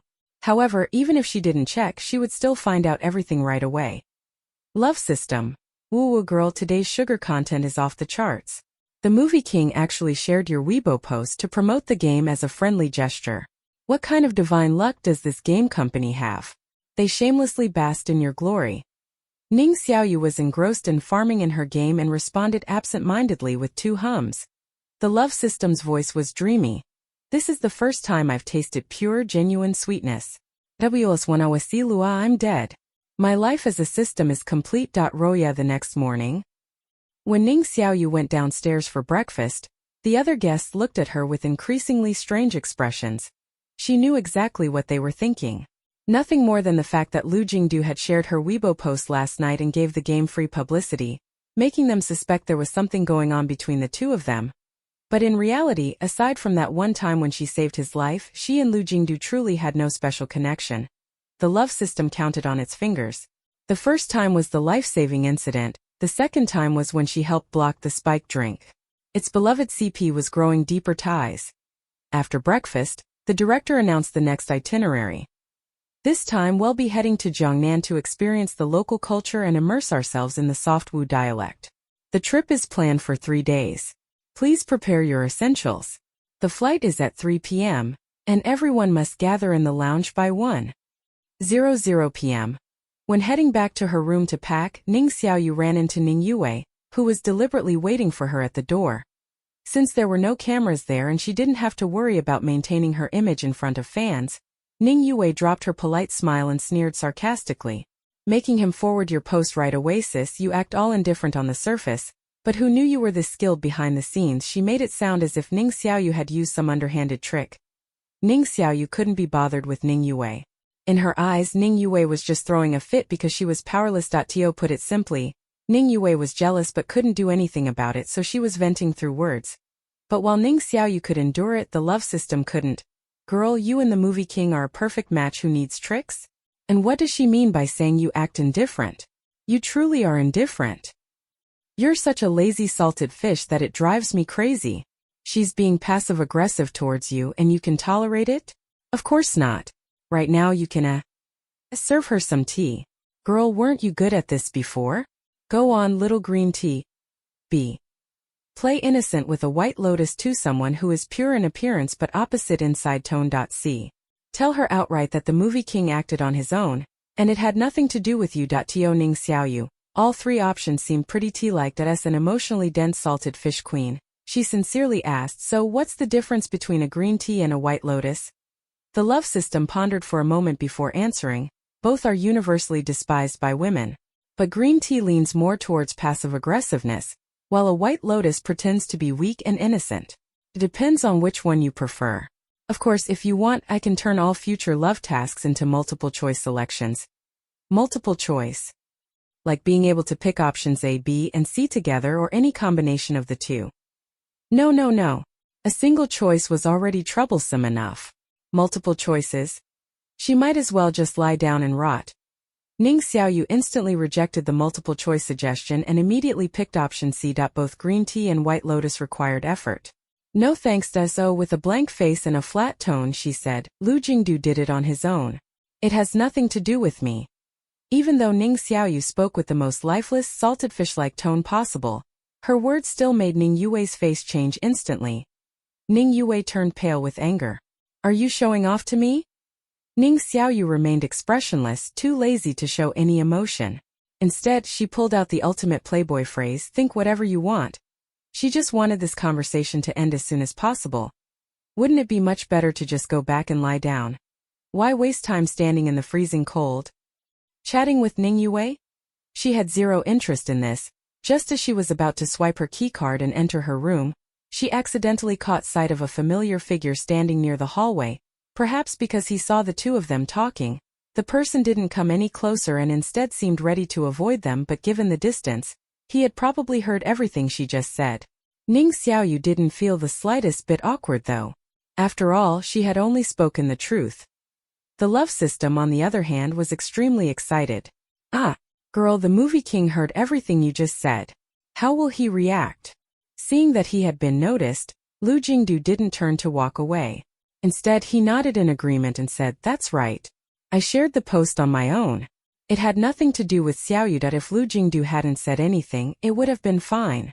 But as soon as he did, Ning Yue looked like she was about to collapse. Was this really the same man from her memory, the one who had never gone out of his way for any woman? So even someone like Lu Jingdu, if he wanted to treat someone well, would take the initiative? And others just had to wait for him to approach. Before Ning Yue could even process this revelation, Ning Xiaoyu had already gestured goodbye to Lu Jingdu, swiped her card and entered her room. The door shut behind her in one smooth motion, the whole process taking less than 3 seconds. Warm, cozy bed, here I come. Chapter 35. Ning Xiaoyu didn't have much luggage to bring, so she didn't need to pack deliberately. When the time came, she could just pull her suitcase and leave. So, while others were busy packing clothes and skincare products, she lay on the bed playing the farming simulation game. This casual farming game was called Farm King, and its recent download numbers have been astonishing. This was partly thanks to Lu Jingdu's contribution. Because of him, the love system had scolded the game company countless times, saying they had benefited from its host's influence. Otherwise, how could they have gotten the movie king to promote their game without spending a single cent? While Ning Xiaoyu was engrossed in farming, the love system kept murmuring in her ear. Girl, that was really too sweet just now. Woo. I'm so excited I can't even go into standby mode anymore. My CPU is about to overheat and burn out. Ning Xiaoyu asked sincerely, this alone is enough for you to overheat? She hadn't done much, had she? She had simply chosen option C, which was to state that Lu Jingdu took the initiative, and when Lu Jingdu himself heard it, he didn't deny it. Just that, and the love system's CPU was about to burn out. The love system said coyly, I'm still a new system with little experience. If there's anything more intense in the future, host, you don't have to go easy on me. Even if my chip burns out, it's fine. Ning Xiaoyu, to be this obsessed with romance even as a system was truly one of a kind. After saying that, the love system continued in a sugary tone, but host, with your deadpan expression while saying those words, the damage is doubled. Just now, Ning Yue had been so angry that her face nearly twisted out of shape. This was simply a moment of great joy and satisfaction for the system. Ning Xiaoyu shrugged, said nothing, and continued immersing herself in farming. Roya in the afternoon, all the guests gathered on the first floor of Friendship House and then took a car to the airport together. 3 hours later, the plane landed at an airport in N City, S Province. After arriving in N City, the 12 guests boarded a bus that took them to a Jiangnan water town. Upon arrival, they participated in a random coin shoveling game. The show had prepared sheets of paper with different denominations of friendship coins written on them. Guests would be blindfolded, use a shovel to scoop up as many as possible, and place them into a bamboo basket. Whatever amount they shoveled could be exchanged for friendship coins.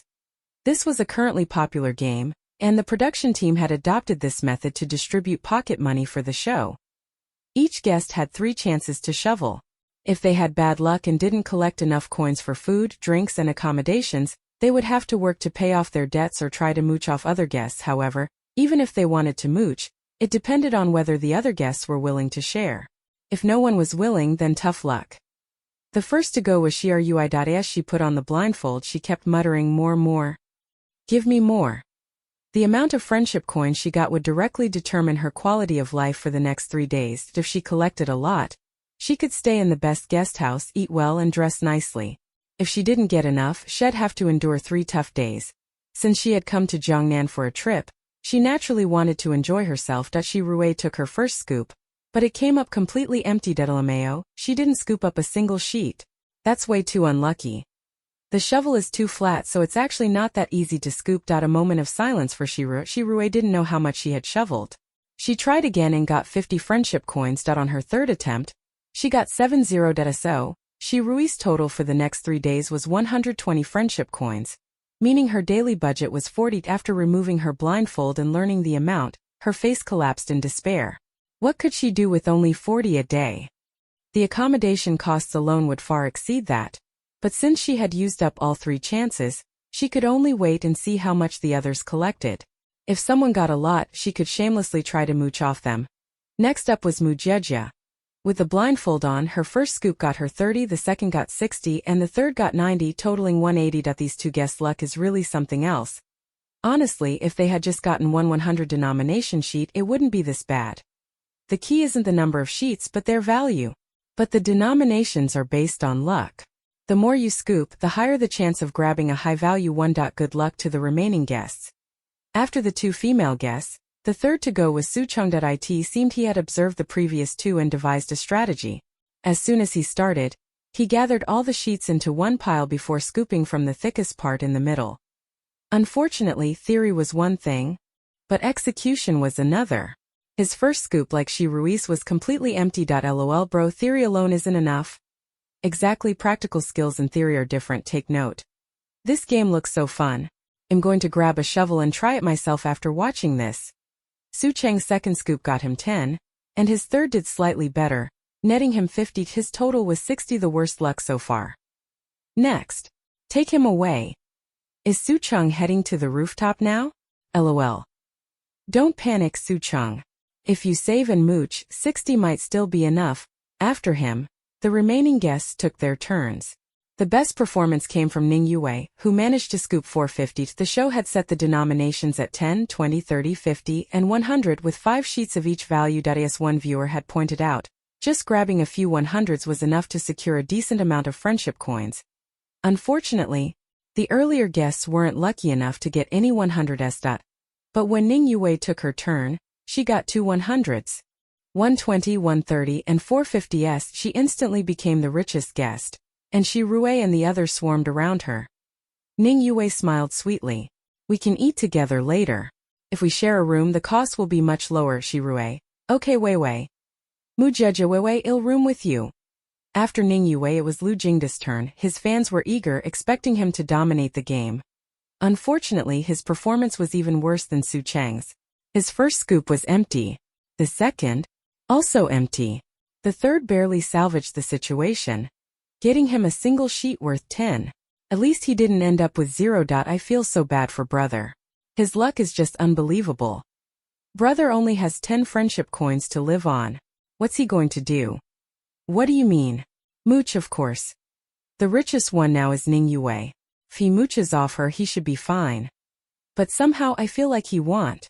And honestly, I don't want him to. After Lu Jingdu finished shoveling, only Ning Xiaoyu remained to take her turn. She casually took the blindfold and shovel from Lu Jingdu, put on the blindfold without much thought, and then lazily sat down on the ground beginning to shovel the paper love system. Go for it, girl. Ning Xiaoyu didn't know how others handled this, but she herself often did things with her eyes closed. Why?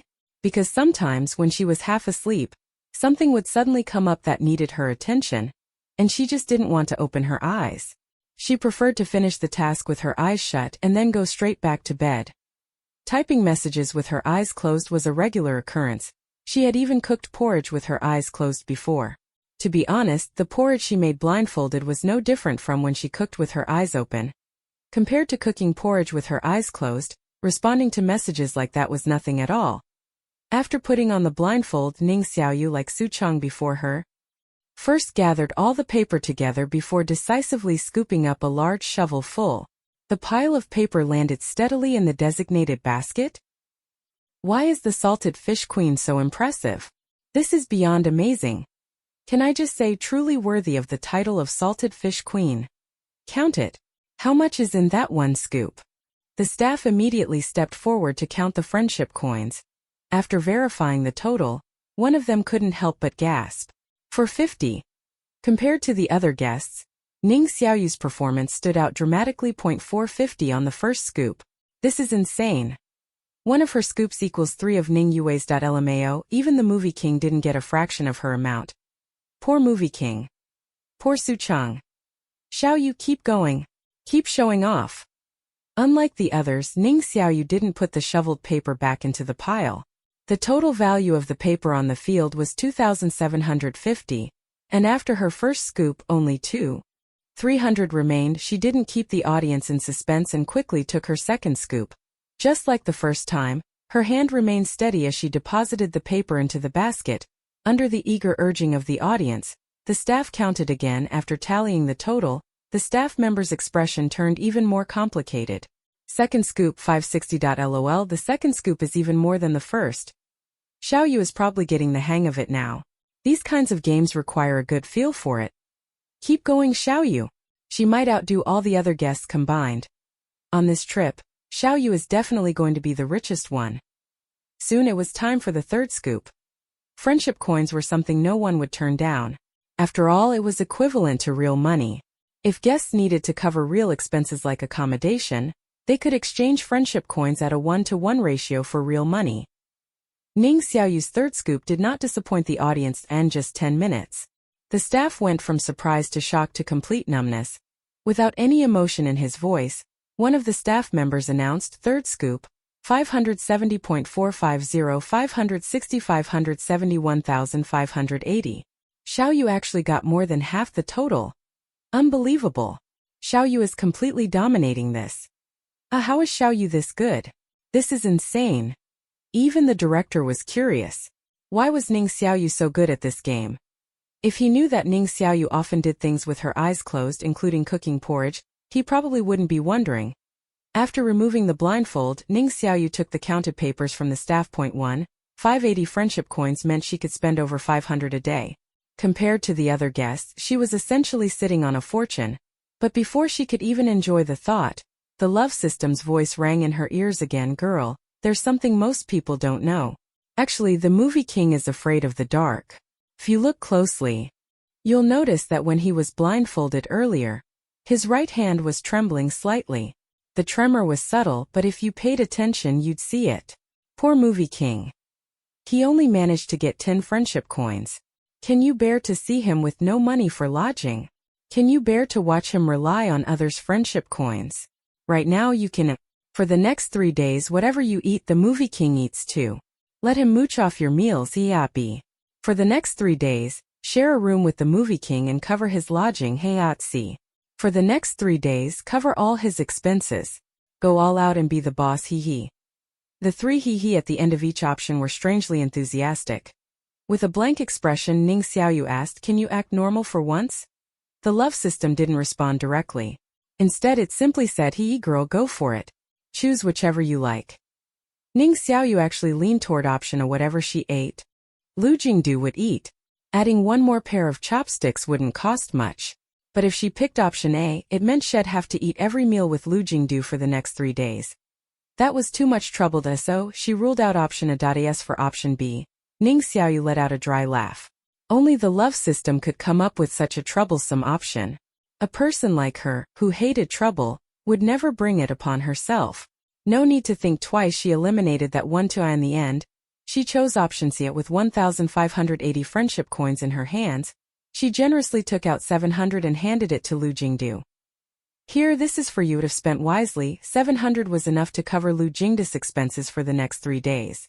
The local inns charged 100 per night, so after deducting accommodation costs, he still had 400 left for food and drinks. More than enough.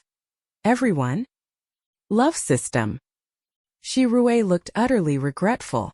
If she had known Ning Xiaoyu was this generous, why had she bothered trying to get on Ning Yue's good side? Wouldn't it have been better to just make herself known to Ning Xiaoyu instead? While everyone else was still stunned, the love system shrieks nearly deafened Ning Xiaoyu. "Ah, girl, you're way too dominant. I'm absolutely obsessed. Obsessed, I tell you. Covering all of the movie king's expenses for 3 whole days?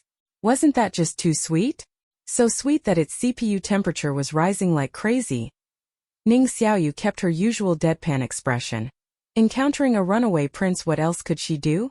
Chapter 36. Hearing Ning Xiaoyu's words, many of the guests were momentarily stunned, especially those with particularly bad luck, who had only gotten less than 100 friendship coins. They had all sorts of thoughts running through their minds.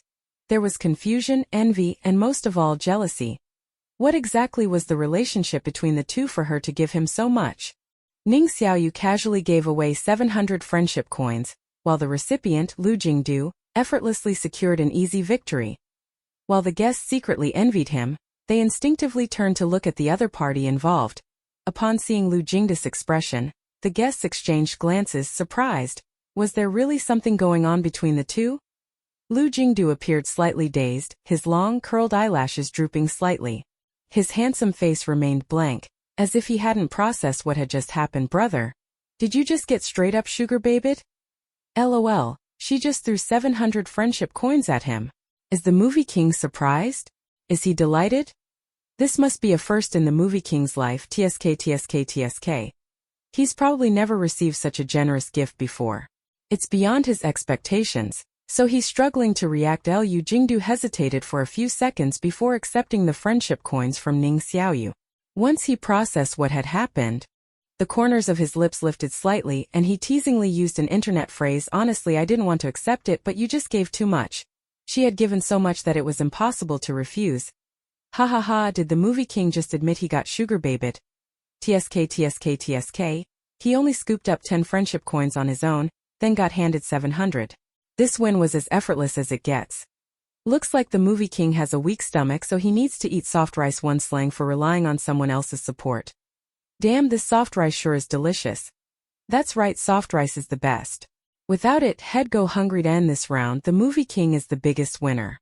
Even if you add up the friendship coins of 4 or 5 other guests, they don't come close to 700.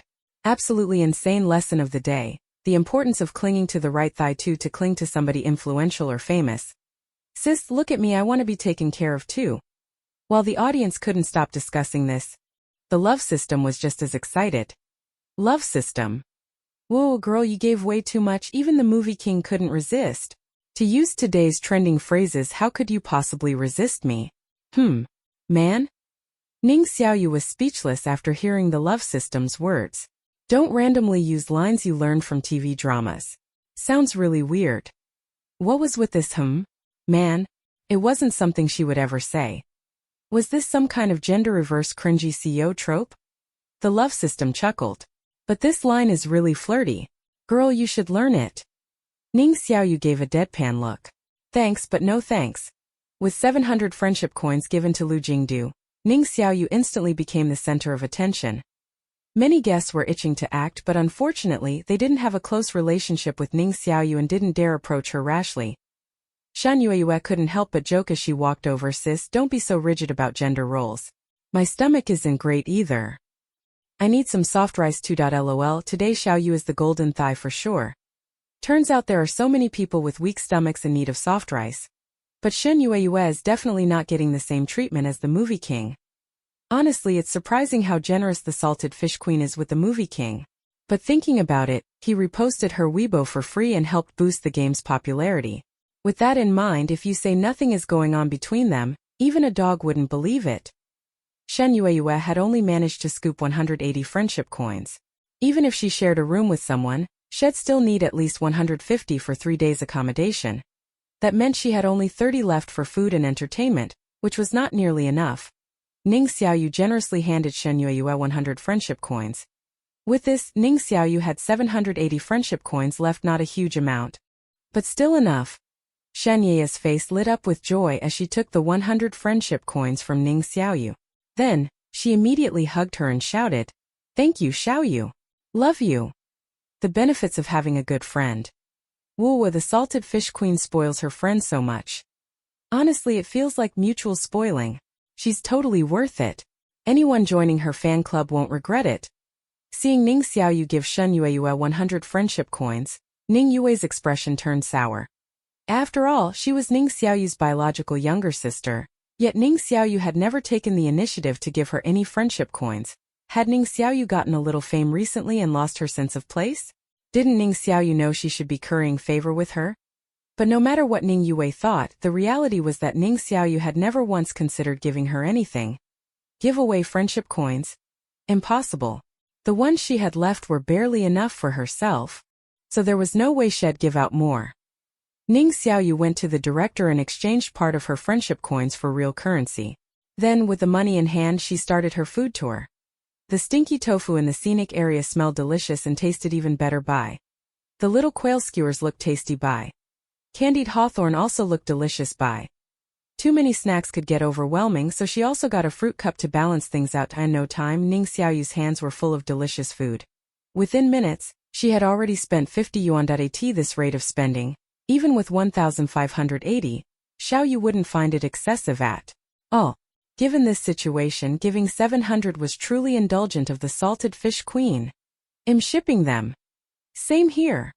The love system's excited chirping rang out once again. Girl, quite a few viewers are shipping you too, just like me. Today's sweetness overload is enough to make me short-circuit. It had to be said that the love system, obsessed with scrolling through social media, had successfully evolved into a greasy version of itself. It had a knack for cheesy pickup lines now. Normally, people would say something was sweet to the heart, but since the system had no heart, it used circuits instead. It even learned to tweak expressions on its own. Ning Xiaoyu had long mastered the art of ignoring the love system. The louder it howled, the more she needed to ignore it. Otherwise, it would only get more excited and nag endlessly. With a large portion of delicious food in hand, Ning Xiaoyu returned to the INN to save on accommodation costs. She ended up sharing a double room with Shan Yueyue, which only cost each of them 50 yuan per night. This way, there was more budget left for food and entertainment. That night, while lying in bed, Shan Yueyue couldn't help gossiping. "Xiaoyu, how are you so good at scooping friendship coins?" Ning Xiaoyu didn't want to explain too much. After all, she had her pride, so she casually replied, "Born with it." Shan Yueyue hummed in response, not probing further. She had only asked that question in passing. What she really wanted to know was the next one. Lowering her voice, she whispered sneakily, "Xiaoyu, what's going on between you and the movie king?" It had to be said that everyone had a gossiping heart. Even someone from the entertainment industry like Shan Yueyue wasn't an exception. In the past, she held back because she wasn't that familiar with Ning Xiaoyu. But now that they had grown close, her courage had also grown, to the point of asking about Ning Xiaoyu's private affairs. Ning Xiaoyu answered vaguely, "Nothing's going on." Shan Yueyue couldn't help but ask, "Really?" "Nothing." Ning Xiaoyu made a sound of agreement. The love system muttered to itself with such a dense host. "I have no choice but to scrape up all the sweet moments for myself." Shan Yueyue had just wanted to continue questioning her when she suddenly heard the steady rhythm of Ning Xiaoyu's breathing. A true salted fish had a big heart. She had no worries and didn't overthink, making sleep come easily. Seeing that Ning Xiaoyu had already dozed off, Shen Yueyue couldn't help but feel a little envious in the entertainment industry. People like Ning Xiaoyu who didn't fight or compete were truly rare. Even rarer were those with such a relaxed mindset. It seemed she needed to learn from Ning Xiaoyu, stop overthinking, and cure her insomnia as soon as possible. At Roya the next morning, Ning Xiaoyu spent 10 yuan on a serving of soup dumplings and 3 yuan on a cup of soy milk. Since breakfast had to be nutritious, she also bought herself a tea egg. Seeing her meal and then glancing at the others' breakfasts, the audience burst into laughter. I'm dying. The other guests pooled all their real currency together to spend as a group, and yet this is all they managed? Their breakfast isn't even as rich as Xiaoyu's. TSK, aside from Xiaoyu, the only one with a decent breakfast is the movie king. Ning Xiaoyu focused on her meal, completely unaware that Lu Jingdu was sitting right next to her. Lu Jingdu took a sip of savory soy milk, the corners of his lips curving slightly. It sounded like he was talking to himself but also like he was speaking to someone in particular. Tastes good. TSK, movie king, clarify. What tastes good? The soy milk or something else? Movie king. Thanks, the soft rice tastes amazing. I'm addicted now. Who wouldn't love eating soft rice? Rich lady, look at me. As the audience joked around, the guests finished their breakfast. Afterward, the director announced the day's task. As everyone knows, Jiangnan is synonymous with poetic romance. When people think of Jiangnan, the first images that come to mind are cobblestone streets, deep alleys, old houses from past centuries, misty rain and oil paper umbrellas. Jiangnan is romantic and sentimental, and once the rainy season arrives, it's always drizzling in spring. Today, guests are free to explore. To prevent anyone from slacking off, erase the deal. You must at least take a photo somewhere. You'll need to capture some representative pictures, and they must be group photos. Guests can form pairs or explore in larger groups. Enjoy your time in Jiangnan today. And don't forget the group photos. The best ones will be posted on our show's official Weibo page for a public vote, so make sure you take flattering shots. Aim for stunning. As a local, I have to say that the best photo spot is definitely the tea house. The view from the top floor is breathtaking, with misty rain and the ancient moat stretching ahead. 300 meters from the tea house, there's a narrow alley full of history totally worth checking out. The park in town is over 100 years old, with a massive ancient tree that takes more than 10 people to encircle. Tons of visitors take photos there. And if you go to the park, try the green tea pastries. You won't regret it. As a local passing by, I have to mention that there's an art gallery 500 meters from the park. Since you're here, you should definitely visit. It has works from many famous local artists. Viewers eagerly gave recommendations. After some discussion, Ning Yue, Su Chang, and Ling Zijie decided to visit the tea house first for photos before heading to the park. Shi Chao and the others chose to explore the historic alley before making their way to the park, where they would also try the local green tea pastries. As the guests set off, Ning Xiaoyu lazily strolled out of the meeting point. Shen Yueyue, for whatever reason, didn't go with Ning Xiaoyu this time. Instead, she joined Shi Rui's group, leaving the space open for just the two people. Now Ning Xiaoyu was left alone with Lu Jingdu. With her usual deadpan expression, Ning Xiaoyu asked, "Where are we going?" Lu Jingdu, hands in his pockets, looked relaxed. "Up to you." Ignoring the sudden high-pitched screams of the love system, Ning Xiaoyu responded indifferently, "Then just follow me." Lu Jingdu nodded. "All right." The love system howled, "Oh my goodness. What's with today? The sugar is raining down. Today is a fantastic day." Ning Xiaoyu? She was starting to understand CP fans a little. They were probably like the love system, able to ship anything no matter how trivial. She thought their conversation had been completely ordinary, but somehow the love system was acting like it was the most romantic thing ever. With an air of deep wisdom, the love system sighed, "Girl, you don't understand. That dialogue was overloaded with sweetness. If they really ended up together, the movie king would probably listen to its host and everything, right? What a perfect model of male virtue." While the love system blissfully indulged in its fantasies, Ning Xiaoyu had already walked to the moat of the Jiangnan water town. Many boats floated on the river, all manually rowed by boatmen. With her abundant funds, Ning Xiaoyu directly spent 100 yuan to rent an entire Blackrift boat. Amidst the barrage of on the screen, she led Lu Jingdu onto the boat. Then, ignoring him entirely, she settled herself comfortably at the front and closed her eyes for a nap, enjoying the gentle sway of the water. Chapter 37. The winter in Jiangnan was slightly chilly, but today the sun had come out. The sunlight was just right, the wind was not too strong, and drifting along the river in the Jiangnan water town carried a unique poetic charm. The faintly cool winter sunlight spilled over Ning Xiaoyu. She tucked her hands into her sleeves and sat cross-legged at the bow of the boat, listening to the lively chatter coming from the riverbank while closing her eyes for a brief rest. The scenic area was never short of excitement, and the bustling noise of the crowd was the best lullaby. She had woken up early this morning to record the show. Just as she was about to take a short nap, she noticed that the black-roofed boat had begun to move slowly. Curious, she opened her eyes and glanced around, only to realize that Lu Jingdu had somehow picked up the oar. At this moment, he was standing not far from her, leisurely rowing from her angle.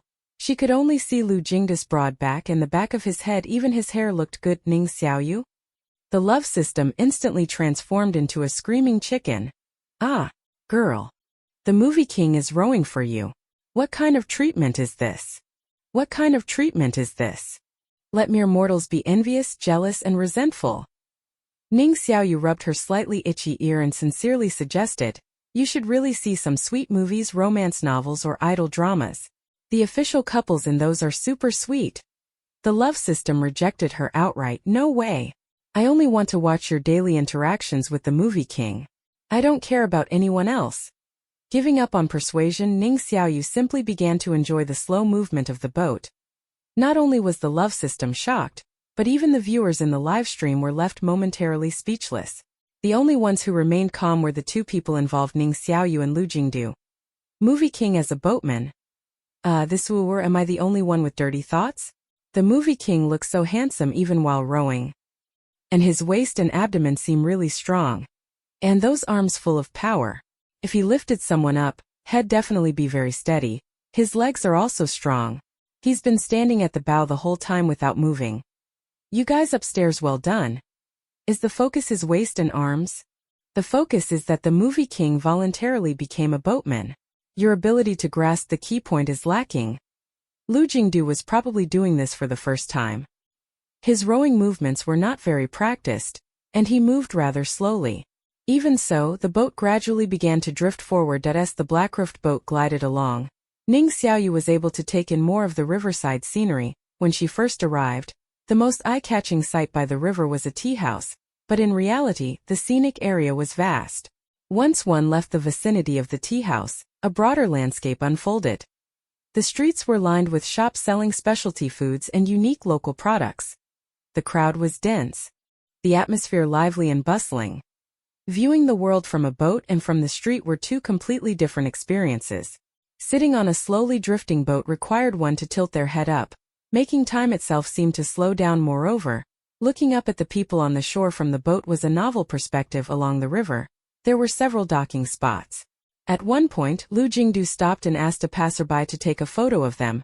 The passerby eagerly agreed. Lu Jingdu rowed, Ning Xiaoyu sat properly at the bow, and the passerby ran against the flow of people, casually capturing a perfectly angled photo. At that moment, the riverbank was filled with noise and excitement, yet the black-roofed boat remained as tranquil as ever. The wind was calm, the water was clear, and the sunlight was gentle. After taking the picture and completing today's task, Lu Jingdu resumed rowing at a leisurely pace.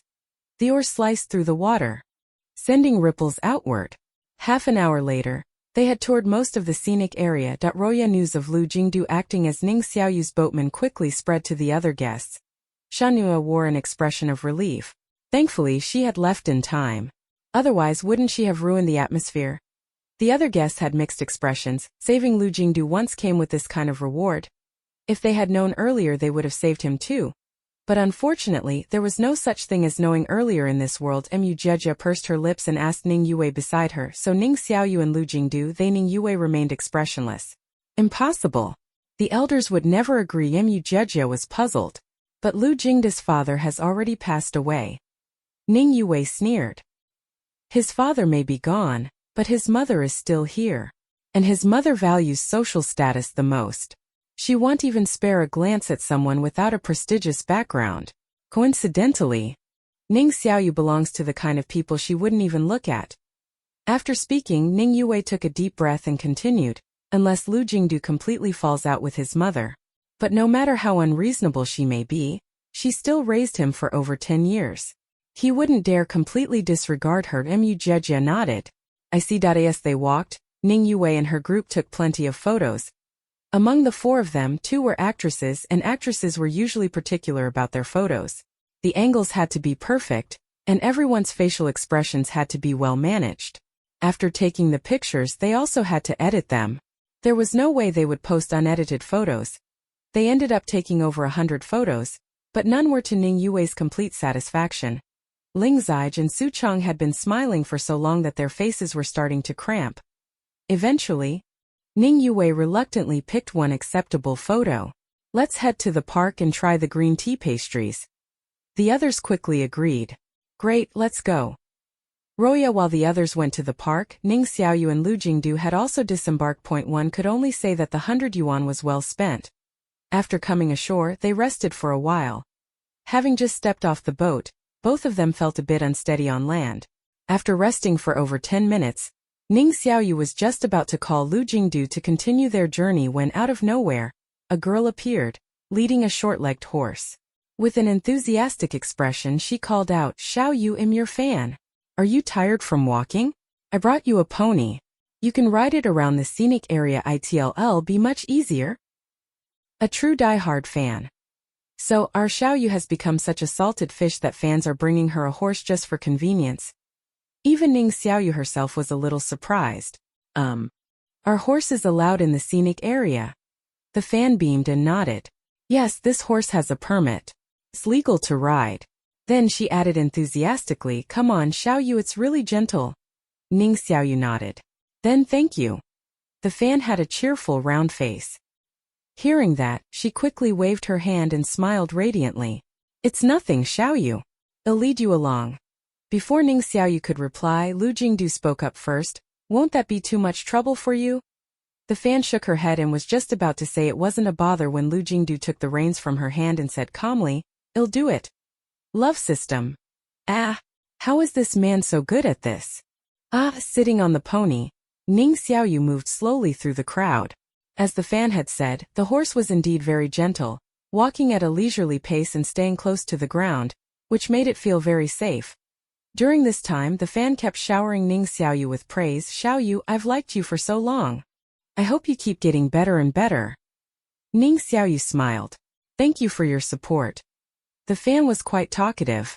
Did you two take a photo by the moat earlier? I can take a few more for you so you'll have more options to choose from. Ning Xiaoyu didn't mind either way, but since the fan was so enthusiastic, she let her take a few pictures, so the fan happily snapped away, taking plenty of photos for them. To thank the fan, Ning Xiaoyu bought her a variety of snacks. Xiaoyu truly pampers her fans, and the fans pamper Xiaoyu back. Love this dynamic. When they reached the busiest part of the scenic area, the pony could no longer move forward. The fan looked apologetic. Sorry Xiaoyu, my horse can only go so far. Ning Xiaoyu waved a hand dismissively. It's fine. Thank you. The fan seemed like she wanted to say more, but just then, 4 people carrying a sedan chair approached. One of them called out while walking, Xiaoyu, ride the sedan chair? Another group of fans. So exciting. Xiaoyu really is famous now. There are fans everywhere in the scenic area. First the horse, now the sedan chair. Do the fans have any other fancy transportation options? Ha ha ha. I can't stop laughing. Look at how they're dressed. The 4 chair bearers, both men and women, were dressed in festive outfits, with red headbands tied around their hair, looking like characters from a historical drama. And some tourist spots. Paid experiences like sedan chair rides were available for visitors to try. Ning Xiaoyu had walked through most of the scenic area without coming across any of these services, yet her fans had taken care of it for her, bringing the sedan chair straight to her. The love system was deeply moved. Girl, you really are famous now. You have so many fans who love and spoil you. Having so many affectionate and dedicated fans all of a sudden left Ning Xiaoyu a bit stunned.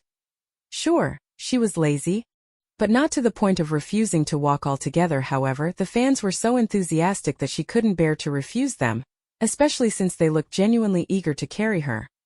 The first fan who had called out to her grinned cheerfully, Xiaoyu, come on, get on. Wherever you want to go, we'll carry you there. Ooh, the fans are too good to Xiaoyu. Xiaoyu, your fans will always be your strongest support. Meanwhile, it seems like the movie king has been completely forgotten. I'm dying of laughter.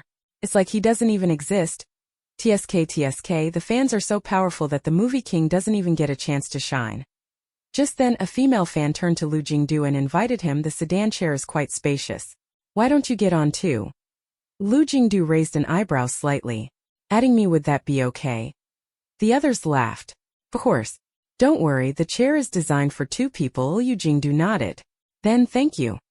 With that, he got onto the sedan chair as well. Shocking. So, the movie king is once again benefiting from Xiaoyu. Ever since meeting Xiaoyu, the movie king seems to have fully embraced the path of eating soft rice. Chapter 38. In the middle of winter, one of the men carrying the sedan chair was still wearing a short-sleeved shirt, revealing his muscular arms. His entire figure exuded strength and power. Despite the cold wind howling around them, he was sweating profusely, his body radiating heat. After Lu Jingdu had settled into the sedan chair, the man let out a loud shout, "Lift the sedan! Lift the sedan!" The bridal sedan chair ride begins. Congratulations to the movie king for successfully hitching a ride. Congratulations to the movie king for once again securing soft rice. The 4 sedan bearers exerted their strength in unison, steadily lifting the chair. As they moved, they chanted in perfect sync, 1 2 1 2. But no matter how stable the bearers' shoulders were, those sitting inside the sedan would still feel a bit of a jolt. The comfort level of a sedan chair couldn't compare to a car, but it was still a novel experience. The space inside was quite large, but with 2 adults sitting together, it still felt a bit cramped. Outside, the cold wind howled, but inside the sedan chair, the temperature was quite comfortable. Neither of them spoke, but Ning Xiaoyu's ears were far from quiet. Love system. Ooh, I'm so overwhelmed with sweetness, girl, I feel like I can't breathe. Ning Xiaoyu responded seriously, that's why eating too much sugar isn't good. These days, a lot of people are quitting sugar. Less sugar, healthier life. Love system. No, my existence can only be sustained by consuming sweetness. As Ning Xiaoyu chatted idly with the love system in her mind, the sedan chair had already covered quite a distance. Just then, a lively commotion reached her ears. Why was it suddenly so noisy? Before she could ask, one of the sedan bearers answered her unspoken question, Xiaoyu, do you want to come down and join in the fun? Ning Xiaoyu asked, what's happening? The man laughed heartily. It's an interactive attraction in the scenic area called throwing the embroidered ball for marriage. He then gave a simple explanation. The game was similar to what was often seen in historical dramas, except in those, the embroidered ball always landed in the hands of the main character, or a key supporting character. In this scenic area event, the ball was thrown randomly, and whoever caught it was just an ordinary tourist. Tourists who wanted to participate could step forward to catch the embroidered ball. If they weren't interested, they could just watch from the sidelines. Participation was entirely up to them. Ning Xiaoyu gave a non-committal "oh." She wasn't particularly interested in this kind of activity, but the enthusiastic fan carrying the sedan was eager for her to join in and said, Xiaoyu, why don't you get out and take a look? The other sedan bearers chimed in as well. Yeah, this event only happens once a week. Every Wednesday at 2 in the afternoon. You guys happen to arrive at just the right time. Since you're already here, you might as well check it out. It's a rare chance, you should at least take a look. Ning Xiaoyu had been a transparent figure in the entertainment industry for years, and suddenly she had so many fans treating her with such warmth. She really couldn't bring herself to reject their kindness, so she and Lu Jingdu got out of the sedan chair together. The lead bearer grinned brightly. Xiaoyu, after the show, we'll take you where you need to go. You're heading to the park, right? Leave it to us. This guy is seriously too generous. I love passionate, reliable guys like this. So happy for Xiaoyu. This is hilarious. Feels like the movie king isn't even getting a chance to shine. Movie king. Can't get a word in. JPG movie king. Just a background character. Even the love system felt gratified, as if watching its family's girls slowly grow and thrive. Ning Xiaoyu had barely stepped out of the sedan when a female fan came rushing over, holding a set of bright red traditional attire. Xiaoyu, do you want to go upstairs and throw the embroidered ball? Ning Xiaoyu? Audience. Throw the embroidered ball. Another fan? Xiaoyu really has fans everywhere now. Ah, our salted fish queen is officially famous. Sisters, join me, Xiaoyu is truly famous now. Xiaoyu is famous. The lead bearer recognized the woman and greeted her. Hey, aren't you the actress who plays the role of the embroidered ball thrower? The female fan beamed. Yeah. Big bro, you recognize me? The man nodded. Of course. I work here in the scenic area too. I watch your performances whenever I have time. How could I not recognize you? The female fan's smile brightened even further. After exchanging a few words with him, she turned to Ning Xiaoyu and said, Xiaoyu, I just talked to my supervisor. He said if you're willing, you can take my place as the lead actress today. Wasn't sitting in the sedan comfortable enough? Why would she go upstairs and stand in the cold wind just to throw an embroidered ball? With an expression as deadpan as ever, Ning Xiaoyu waved her hand. No need. The female fan had been following Hi, my friend, so she had a general understanding of Ning Xiaoyu's personality. She knew that the salted fish queen was truly lazy but also truly doted on her fans. She grabbed Ning Xiaoyu's arm and pleaded coquettishly, Xiaoyu, just this once. Come play and throw the embroidered ball? Did she figure out that Xiaoyu gives in to soft tactics but not hard ones? The salted fish queen looks indifferent to everything, but in reality she's a big softie when it comes to her fans. Xiaoyu, pretty please? Is it okay? Is it? TSK. Even though the female fan was acting cute, she didn't use a baby voice. Of course not. Which of Xiaoyu's fans would dare alter their voice? The last male fan who tried got shut down on the spot. Yeah, thinking about that last incident still cracks me up. Just as the fans expected, the ever-indulgent Ning Xiaoyu did not refuse the female fan's request. Of course, the main reason she didn't refuse was because the fan added, Xiaoyu, it's not tiring at all. You just have to toss the embroidered ball and that's it. Super simple. So, under the expectant gaze of the female fan and the excited crowing of the love system, Ning Xiaoyu donned the bright red robe and followed the female fan upstairs. Upstairs? Her wealthy father was already waiting with a beaming smile. The actor playing the wealthy father was a middle-aged man with a beer belly, looking every bit the part of a rich landowner. As soon as she arrived, a servant dressed in traditional garb loudly announced to the crowd below, Today, our esteemed master is hosting an embroidered ball tossing event to choose a husband for his only daughter. Whoever catches the embroidered ball will become our master's esteemed son-in-law. Our young lady is as beautiful as a goddess, talented in music, chess, calligraphy, and painting, and well-versed in etiquette and virtue. Today she is here to find her destined match. The tourists played along, cheering. Good with that. The servant handed an embroidered ball to Ning Xiaoyu. She took it and casually tossed it down without a second glance. Down below, the crowd instantly erupted into excitement. The atmosphere was completely electrified. A male tourist jumped up, eager to catch the ball, but unfortunately it slipped right past his fingers. Let's see who will be today's luckiest visitor. LMAO, there's one guy who's way too into this. He looks downright feral, like he really wants to be the wealthy lord's Livian son-in-law. Livian son-in-law. Yeah, in historical dramas, the whole embroidered ball tossing thing is usually for recruiting a Livian son-in-law.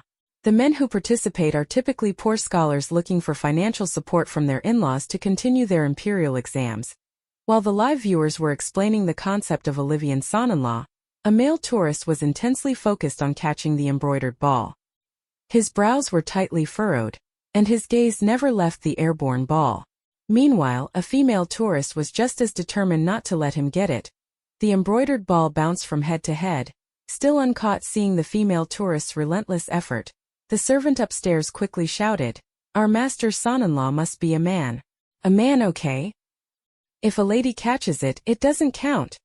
The female tourist completely ignored him, acting as if his words were just empty air, solely focused on grabbing the ball. Another true fan of Xiaoyu. I see her determination. She wants that ball just as much as the guy next to her. LMAO. It's basically just these two battling it out now. Too bad she's a girl. The servant won't acknowledge it. Even if she catches it, it won't count. They'll just have to do it again. The servant, clearly worried about ending up with a female son-in-law, reminded everyone at least 3 more times that only men were eligible. Although some audience members were frustrated, they knew the rules had always been this way since ancient times, so they had no choice but to accept it. At this point, the battle for the embroidered ball had reached a fever pitch. under the eager gazes of onlookers, the heightened excitement of other tourists and the fierce competition between the two main contenders. The female tourist ultimately proved to be the more skilled. With a swift move, she snatched the embroidered ball and grinned victoriously. Oh snap! Wow sis, you're amazing. I can't believe she actually got it. Impressive. I feel so bad for her. This sucks. Just as many spectators were lamenting her wasted effort, the female tourist suddenly spun around, aimed precisely, and from a short distance away, tossed the embroidered ball directly into Lu Jingde's arms. Her aim was flawless, and the embroidered ball landed squarely in the movie king's embrace? What kind of unexpected plot twist is this? Having completed her mission, the female tourist dusted off her hands and left the stage in style. I'm not just a Ning Xiaoyu solo fan, I'm a DUCP fan. But you didn't see that coming, huh? Surprised. Du was the CP name created by fans, representing Lu Jingdu and Ning Xiaoyu as a pairing. Neither the viewers nor the tourists at the scene had seen this coming. So after all that effort fighting tooth and nail, completely disregarding her image, she wasn't even trying to win for herself? She did it just to give the embroidered ball to Lu Jingdu. What kind of earth-shattering devotion was this? The female fan beamed brightly.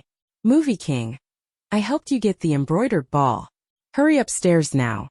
Don't keep Xiaoyu waiting.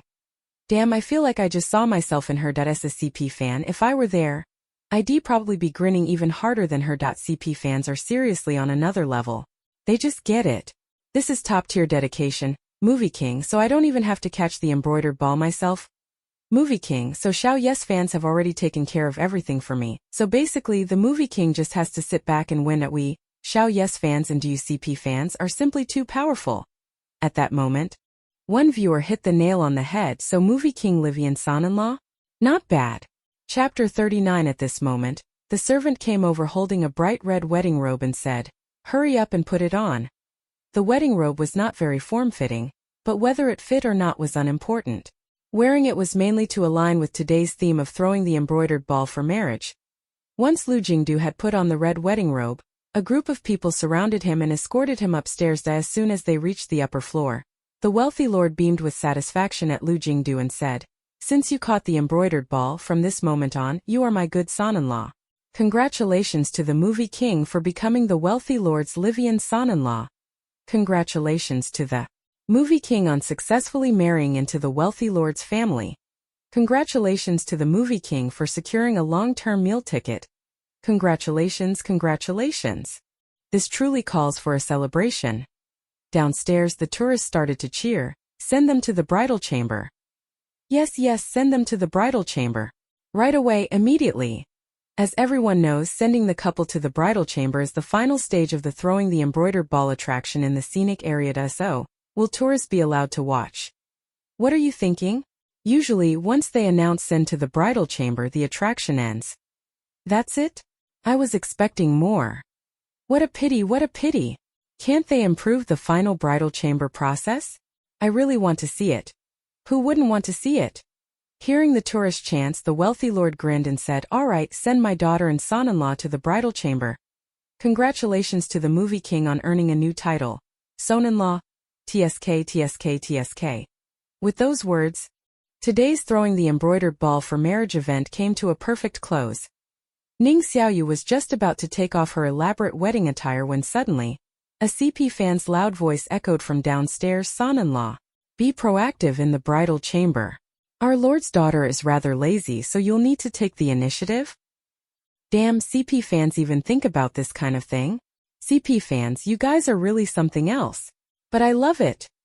I'm smiling like a proud mother that I haven't stopped smiling this whole time. Exactly, a salted fish needs someone to turn it over. If in the bridal chamber, you all understand. Yep, I got it instantly. So, if this CP actually becomes real, the Movie King will have to work extra hard. I couldn't help but imagine the scene of Xiaoyu lying there like a salted fish, and then wait, I can't keep thinking about this or the live stream will get banned. Green and harmonious. No matter how regretful the audience and fans were, today's throwing the embroidered ball for marriage event had officially ended.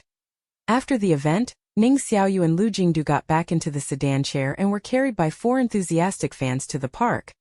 Upon arriving at the park, The first thing Ning Xiaoyu did was buy a single portion of green tea pastries. The love system watched with heartache. Is this how you treat the son-in-law who married into your family? So stingy that you won't even give him a bite to eat. Wearing her perpetually blank expression, Ning Xiaoyu replied expressionlessly, "He's the wealthy lord's son-in-law, not mine."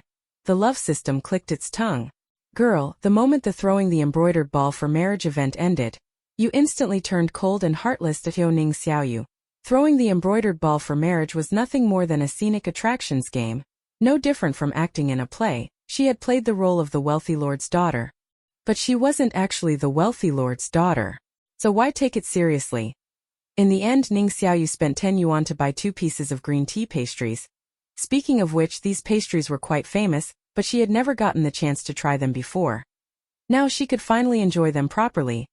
Ning Xiaoyu looked at the green tea pastry in her hand. Just as she lowered her head to take a bite and savor it, the love system's voice rang out sneakily once again, "Just a little bit more, and you and the movie king would have entered the bridal chamber together." The movie king was, at the very least, your husband during the event. Giving him a bite of soft rice to eat wouldn't be too much, would it? How can you bear to eat the pastries all by yourself? Right now you can give the movie king the green tea pastry you just bit into and let him eat it. B. Break off half of the pastry you just bit into and give it to the movie king. C. Let the movie king take a bite right from where you bit. Ning Xiaoyu? What kind of hellish options were these? Was the love system serious?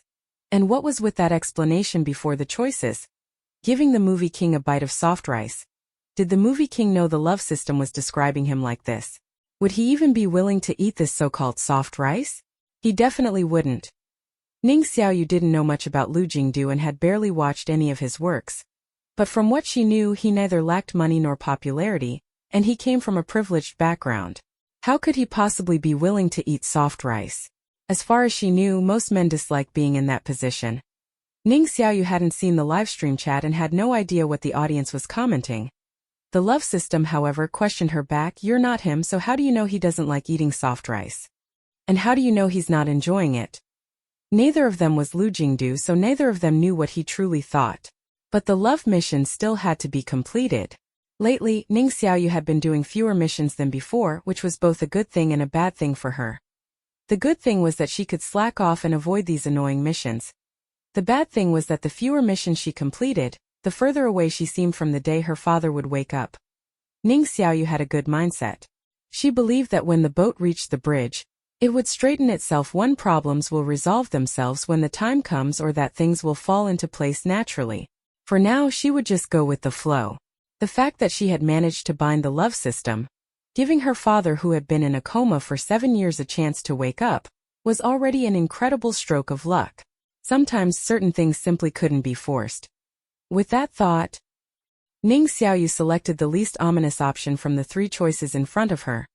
Option B.it was the only one that seemed somewhat normal. She broke off more than half of the green tea pastry in her hand and handed it to Lu Jingdu beside her. She couldn't be bothered to explain anything. If Lu Jingdu misunderstood and thought she was deliberately messing with him, he could just refuse. Of course, if he coldly stared at her and expressed his displeasure, that would be even better.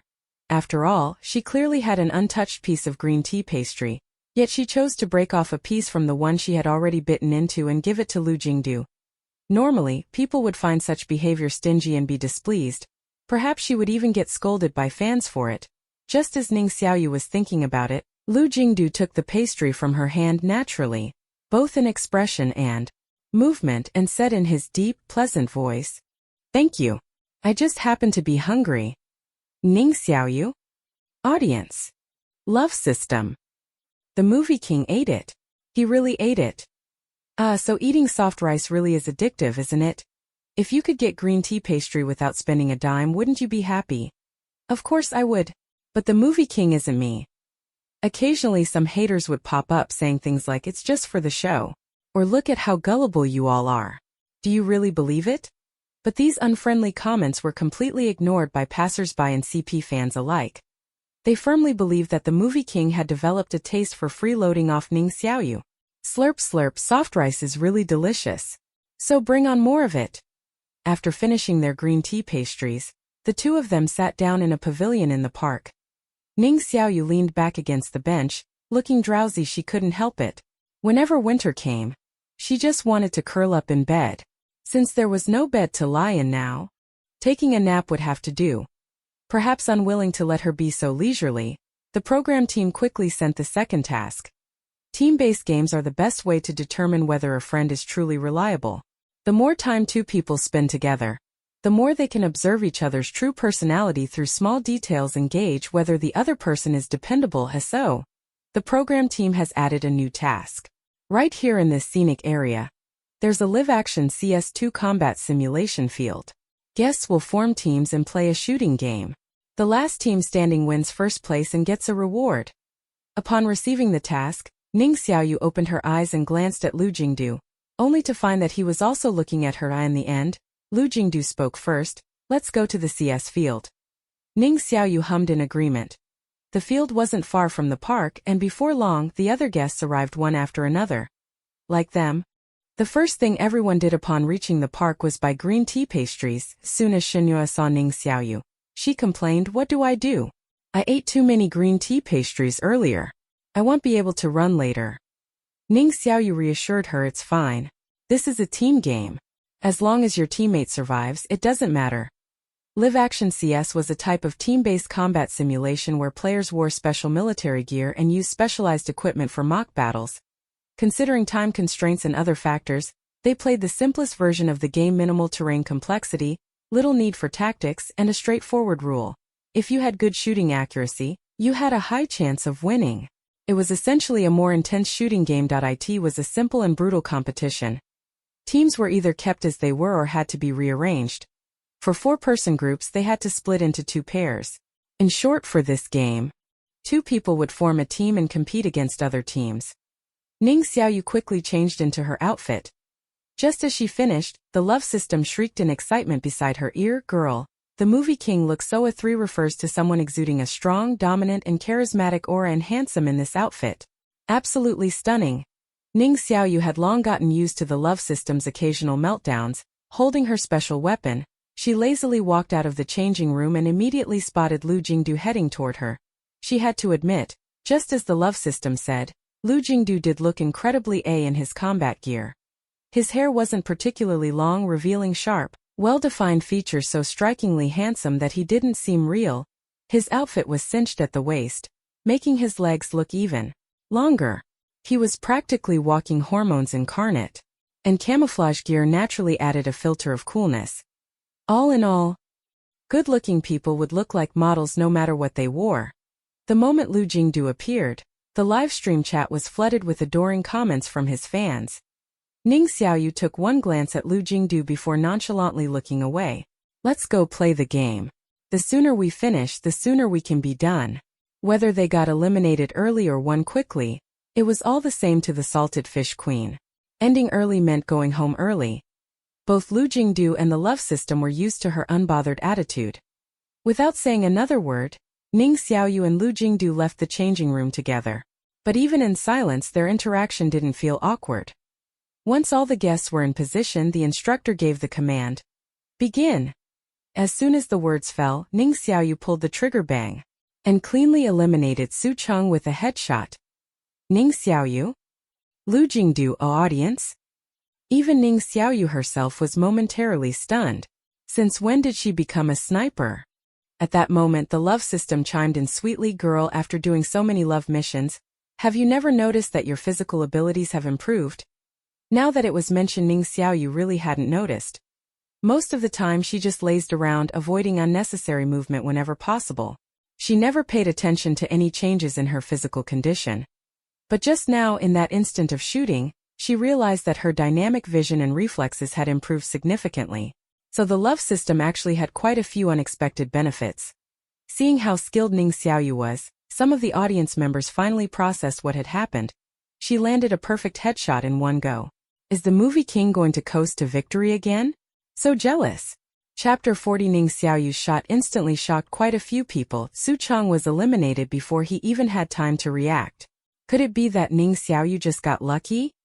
She fired a random shot and took him out. Aside from luck, was there any other explanation for her landing that hit so easily?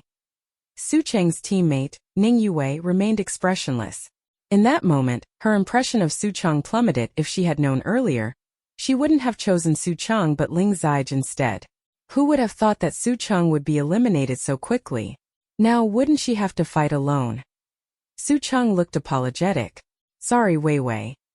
Ning Xiaoyu gave a cold in response. Remembering that the cameras were still rolling nearby, she suppressed her impatience and reluctantly added, It's fine. Roya. After landing that shot, Ning Xiaoyu had no intention of stopping. Whether she eliminated others or got eliminated herself, she didn't care. She just wanted to finish the game as soon as possible. From what she knew, a standard real-life CS match typically lasted for hours. However, the version they were playing was already a simplified one, different from what regular tourists experienced. Even so, she still wanted to wrap things up quickly. But that didn't mean she was going to throw the match on purpose. Lacking skill in getting eliminated was one thing, deliberately getting taken out was another. While she wasn't particularly ambitious, she also wouldn't intentionally ruin her teammates' gaming experience. Just then, Ning Xiaoyu caught sight of Ning Xiaoyu poking her head out, clearly preparing for a sneak attack. Without hesitation, Ning Xiaoyu executed a clean flick shot, eliminating Ning Xiaoyu on the spot. The instructor's calm voice rang out across the field. Team B, Ning Xiaoyu eliminated? Has our salted fish queen suddenly come alive? Is this really Xiaoyu? Could this truly be Xiaoyu? Is this still the same Xiaoyu I know? Is this still the same salted fish queen who would rather lie down than sit, and rather sit than stand? So this is what our salted fish queen looks like when she gets serious. Damn, she's so cool. She can be both laid back and badass. The movie king is just a mascot. In just 5 minutes, both members of Team B were eliminated, and no matter how much Ning Xiaoyu refused to believe it, she still met the same early elimination as Su Cheng. How could this be? Perhaps because she had eliminated 2 people in quick succession, the other players realized that Ning Xiaoyu was highly skilled at real-life CS and started focusing their attacks on her. However, Ning Xiaoyu was agile and had an excellent sense of the battlefield. As the game of cat and mouse unfolded, many players were taken out, everyone except for Ning Xiaoyu. Her recoil control was steady, her flick shots crisp and precise. Dressed in camouflage, she looked effortlessly cool, as if a top-tier FPS pro had stepped into reality. Meanwhile, Ning Xiaoyu's fans in the livestream were going wild. She's got the laziest face but does the wildest things. She doesn't slack off because she can't. She slacks off because she's just that good salted fish queen. That's it? That's all you got? By the end, only 3 people remained on the field. Ning Xiaoyu, Lu Jingdu, and Shen Yueyue. Shen Yueyue was Ning Xiaoyu's closest friend on Hi My Friend, so Ning Xiaoyu didn't take the shot herself. Instead, she left the opportunity to Lu Jingdu, who had been playing the role of a team mascot up until now, did not disappoint. He steadied his gun, aimed with his left eye while closing his right, and executed a perfect shot, eliminating Shen Yueyue. The next second, the instructor's voice echoed again. Team D, Shen Yueyue eliminated. The winners of this match is Team A, Ning Xiaoyu and Lu Jingdu. No surprises. Our salted fish queen took first place. She was absolutely incredible today. Feels like we've discovered a whole new side of Xiaoyu. While Ning Xiaoyu's fans continued celebrating, she quickly reverted to her usual lazy state the moment the match ended. She wasn't particularly interested in the rewards for winning. After all this time, she was simply hungry. All she wanted now was a hot meal. As for the match, it was over, so why think about it anymore? Roya. After the real-life CS game, the show's staff and guests went to a nearby restaurant for dinner. But before eating, they needed to wash their hands.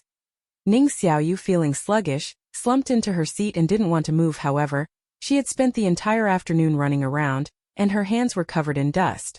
While the other guests headed to the restroom to wash their hands or use the toilet, Ning Xiaoyu turned toward a dog resting in a corner of the restaurant and beckoned to it. Border Collie, come here. As soon as she spoke, the black and white Border Collie, which had been sitting obediently in the corner, slowly trotted over to her. Did the dog just recognize that it's a Border Collie? No wonder they say Border Collies are the geniuses of the dog world. It actually understood. Border Collies are seriously smart. Seeing the dog approach, Ning Xiaoyu pointed to a nearby table. My bag is over there. Can you bring it to me? After a pause she added, if you help me, I'll give you lots of meat later. Ha ha ha, is this bribery? Border collies are smart, but can it really understand such a complicated command? As it turned out, the border collie really could understand. Perhaps its owner had trained it regularly.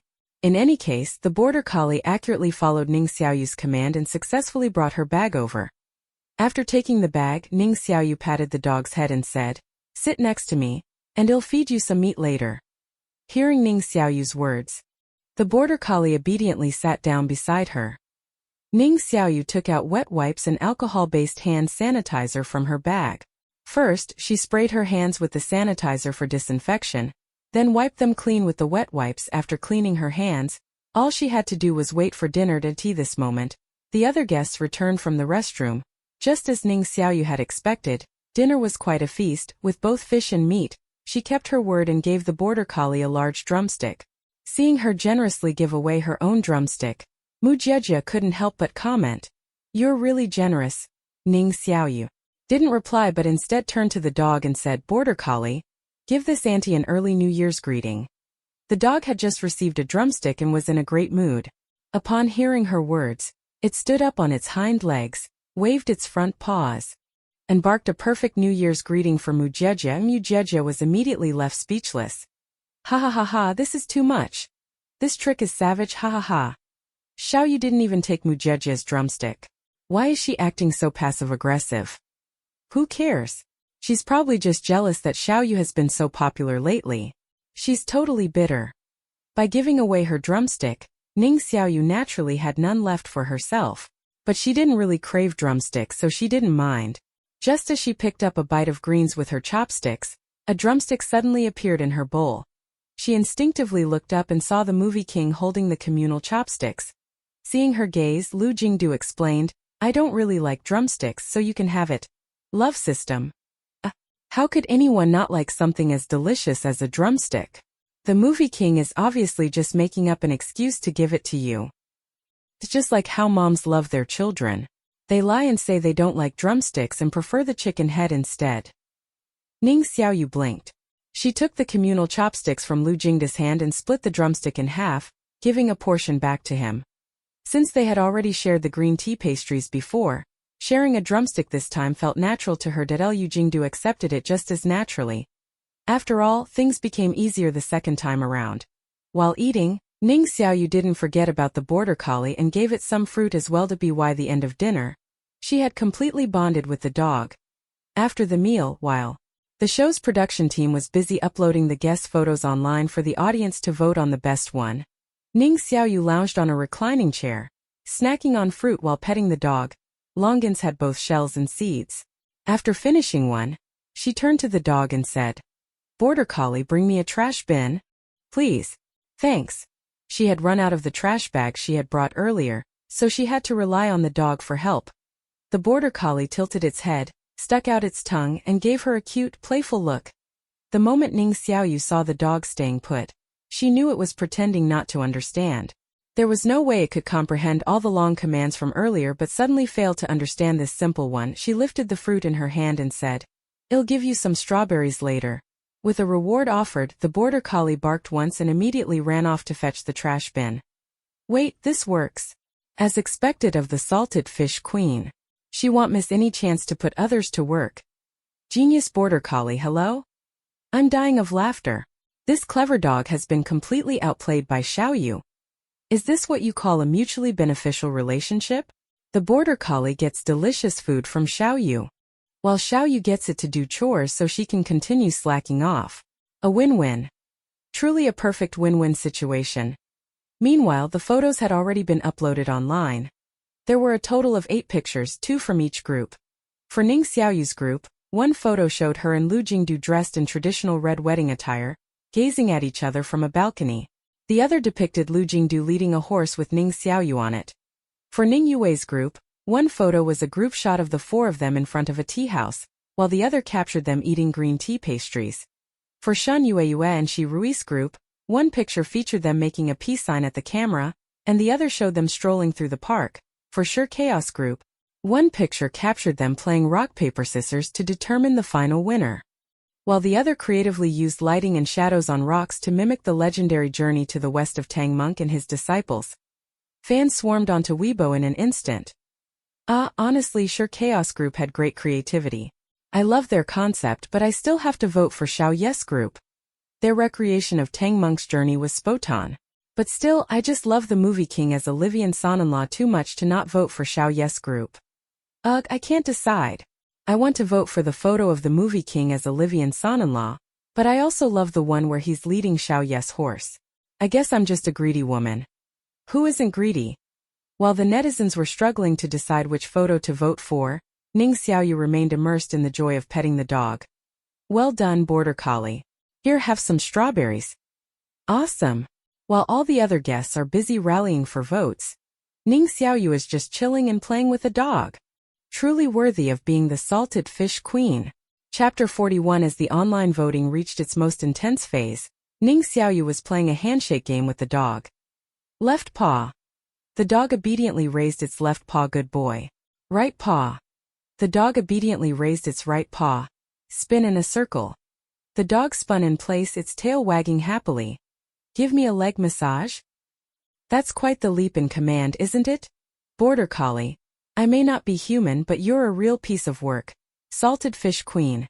Never let go of any usable labor force, including dogs. The salted fish queen is something else. Making a dog give her a leg massage. While Ning Xiaoyu was happily playing with the dog, the other guests were interacting with their fans. Our group's photos are number 1 and number 2, but everyone should vote as they see fit. Just vote for what you like. What? You only like our group? Well, thank you. Thanks for all your support. Despite the other group's efforts to rally votes, Ning Xiaoyu's group saw their 2 photos vote count skyrocketing at an overwhelming speed. Family, let's go. Just vote, that's all there is to it. Xiao Yes status must be upheld. Vote for whichever one you want, since in the end it's the total of both that matters. Damn it, why isn't there a photo of the movie king as a boatman? Charge, charge, charge. By the time Ning Xiaoyu and the dog were tired from playing, the final voting results were out. Ning Xiaoyu and Lu Jingda's group secured first place with an absolute lead. Love system. Ooh, the photo of you two in wedding attire while gazing at each other looks like you're about to enter the bridal chamber. Having the movie king marry into the family doesn't seem like a bad deal. Lately, the love system had picked up quite a few trendy online phrases, and now it used them every chance it got. Ning Xiaoyu ignored the love system. Seeing that the final results were out, she waved at the dog and left with the production crew to rest at the inn. As she walked away, the border collie sat quietly at the restaurant entrance, watching her leave. This scene made the audience flood the chat with heartache. Never thought our salted fish queen had the potential to be a heartbreaker. You flirted with the border collie but didn't take it with you. You're toying with the poor dog's heart. Xiaoyu. Stop right there. I won't allow you to treat it like this. Take it with you. It was obvious that the dog already saw Ning Xiaoyu as a friend.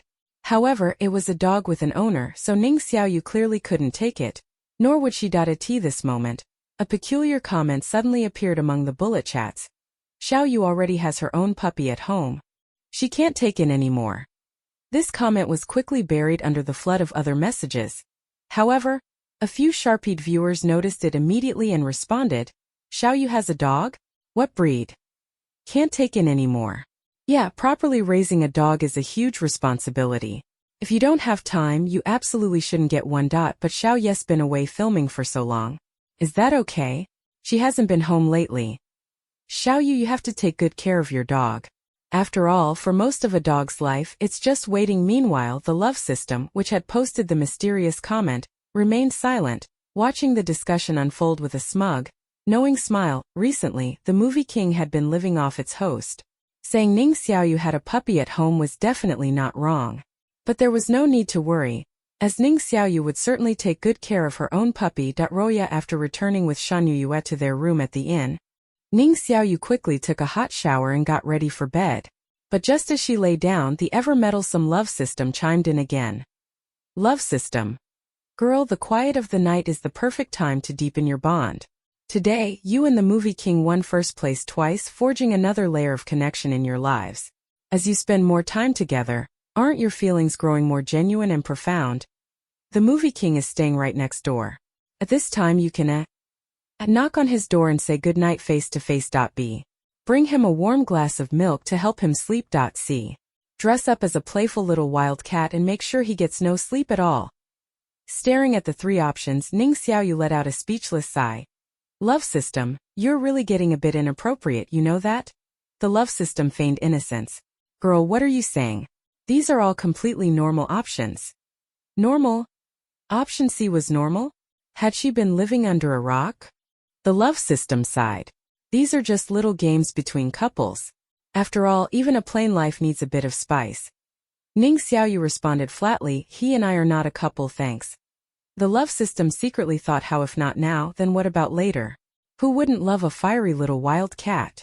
Keeping the movie king up all night and making him think about the host, wouldn't that deepen their bond even more? Before Ning Xiaoyu could choose, the love system added, if you pick option C, don't worry about props. I can conjure cat ears and a tail for you. Ning Xiaoyu, only above the neck can be shown. Any more than that, and you're getting locked up. Love system? What do you mean locked up? It's just cat ears and a tail. Ignoring it, Ning Xiaoyu casually picked option A, then got up and put on her coat. Seeing her getting ready to go out, Shan Yueyue, holding a set of fresh clothes, curiously asked, Xiaoyu, you're heading out? Ning Xiaoyu hummed an acknowledgement. Just stepping out for a moment, I'll be right back. Shan Yueyue nodded. Take your room card with you, I'm about to shower. Okay. With her room card in hand, Ning Xiaoyu stepped out. All 12 guests shared rooms in pairs. Like her, Lu Jingdu also had a roommate. Fortunately, she was lucky. When she knocked on the door, it was Lu Jingdu who answered and not his roommate. Seeing her at the door, a flicker of surprise flashed in Lu Jingdu's eyes. Expressionless, Ning Xiaoyu looked at him and said, Goodnight. If Lu Jingdu could send an emote right now, it would probably be. He paused for 2 seconds, then responded in a deep, pleasant voice, good night. After exchanging goodnights, Ning Xiaoyu turned and left without hesitation. Lu Jingdu raised an eyebrow and stepped out. Is there something else? Without looking back, Ning Xiaoyu replied. No. Good night. Coming all this way just to say good night, this kind of behavior would definitely seem strange to others. It was no wonder Lu Jingdu had followed her out and asked if there was anything else. If it were someone else, they might have suspected she was playing hard to get, deliberately acting distant after showing interest. The love system sounded innocent as it chimed in, girl, if you had chosen option B or C, this wouldn't seem strange at all. Whether it was bringing him milk or dressing up as a playful kitten, neither would be weird. Ning Xiaoyu remained expressionless. So it's my fault? Was it her fault for choosing option A? The love system shrank back. Not at all. But even though its host didn't pick option C, the outcome might still be the same. Going to say goodnight and making the movie king lose sleep all night, that worked too, didn't it?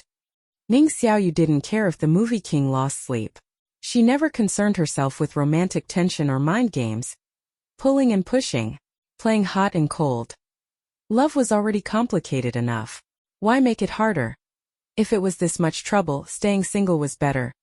Ning Xiaoyu fell asleep quickly, but just as the love system had expected, in the room next door, Lu Jingdu lay awake, unable to sleep. It wasn't until dawn that he finally drifted off. Roya, the 3 days in Jiangnan's Watertown passed in a blur.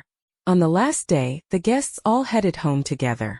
As soon as the plane landed, Ning Xiaoyu informed the director, then separated from the group and took a taxi to the hospital to visit her father.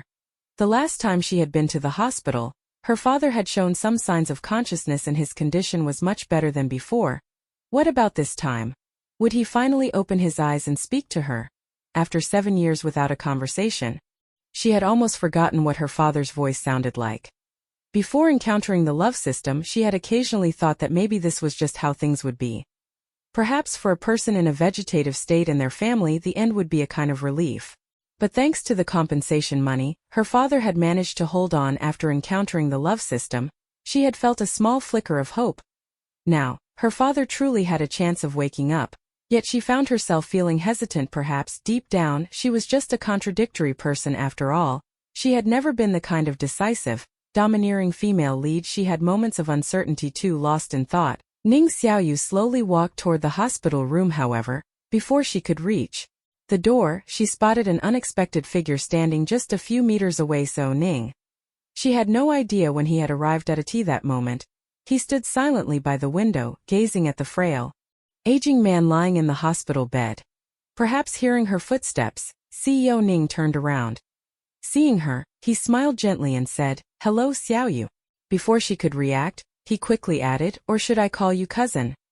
Ning Xiaoyu wasn't surprised in the slightest that CEO Ning had uncovered the truth about her and her father with his wealth and influence, and considering that the entire family had returned to the country because of her father, it had only been a matter of time before he found them. Still, she hadn't expected him to locate her father's whereabouts so quickly. Seeing that Ning Xiaoyu remained silent, CEO Ning extended a hand toward her with a warm expression. "Allow me to formally introduce myself. My name is Ning Xiaoyu. I'm 6 years older than you. Me and the family used to live in M country, but from now on, we'll be staying here in the motherland.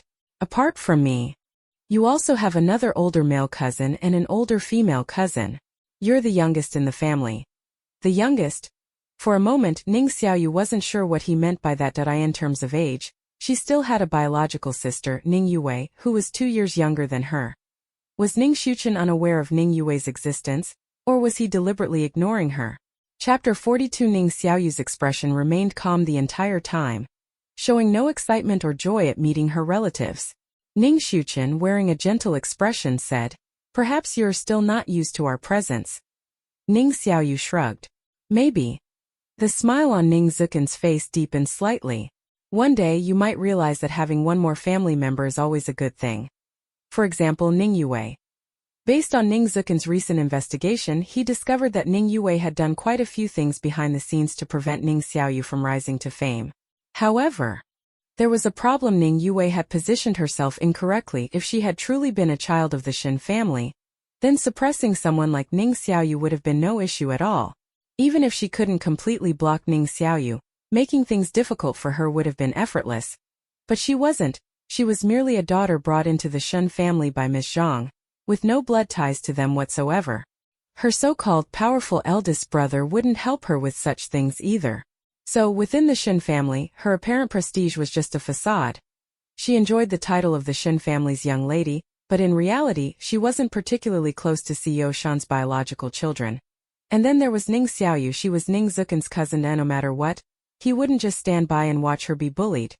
After all, there was a significant difference between a biological cousin and a stepbrother. Ning Xiaoyu stopped thinking about Ning Yue and Ms. Zhang and turned his gaze toward the man lying in the hospital room. His second uncle does so. He's been in a coma for many years. Ning Xiaoyu made a small sound of acknowledgement. Ning Xiaoyu looked at her. "I've already spoken to Grandpa about your situation. He wants to meet you." Ning Xiaoyu shrugged again. "I'm currently filming a reality show. I don't have much time." Time could always be squeezed out if necessary. Otherwise, Ning Xiaoyu wouldn't be there now. This was a polite refusal. Ning Xiaoyu understood immediately. He chuckled. "All right, I'll relay your message to Grandpa." After that, the two fell into silence. The hospital fees Ning Xiaoyu had paid earlier hadn't been used up, so there was no need to pay again. She sat by the bedside alone for a while before preparing to leave. Ning Xiaoyu stood outside the door, not disturbing her. Just as Ning Xiaoyu got up, she noticed that Ning Zhan's hand, resting beside him, twitched slightly just for a moment before becoming still again. It seemed as if he was struggling to wake up. Perhaps he really would wake up soon. Ning Xiaoyu pressed her lips together. "Grandpa came back to the country to find you. Your nephew is right outside the door. I'm not familiar with them, and some things still need you to wake up and handle yourself. So, wake up soon." Roya. Not long after Ning Xiaoyu returned to Friendship House, the director informed her that someone was looking for her. She didn't think much of it. After all, many brand representatives had been trying to contact her lately, but when she stepped outside, she was surprised to see an elderly man with white hair, leaning on a cane. The old man's wrinkled face carried a kind smile. "You must be Xiaoyu. You've grown so much." That single sentence was enough to reveal his identity. Sure enough, not far behind the old man, she spotted Ning Xiaoyu standing silently, keeping watch. Ning Xiaoyu had never intended to meet this elderly relative, but he had come to her himself. It seemed he was truly determined to acknowledge her father as his son again. The old man smiled warmly and took the initiative to explain. "Back then, your father and I were both too stubborn. We have the same temper, both unwilling to admit defeat. He insisted on marrying and I was determined to oppose it. That's how we ended up separated for so many years. Come home, child. Everything that rightfully belongs to your father I've kept for him. Ning Xiaoyu wondered if this was something she was supposed to hear. What he had set aside for her father was definitely no small sum. After a few seconds of silence she replied, you should tell him that yourself. Thinking of his son who was in a coma? The old man let out a long sigh. His eyes held the wisdom of someone who had weathered life's storms. He had seen through Zhang Shui from the very beginning, vain and materialistic. But to say that she had felt nothing for Ning Zhan wouldn't be accurate. There had been real love between them, once so real that Ning Zhan had been willing to sever ties with his family for her. The old man understood his own son, warm-hearted, devoted, passionate, talented, handsome. It wasn't surprising that Zhang Shui had fallen for Ning Zhan. That was why she had willingly borne him 2 daughters.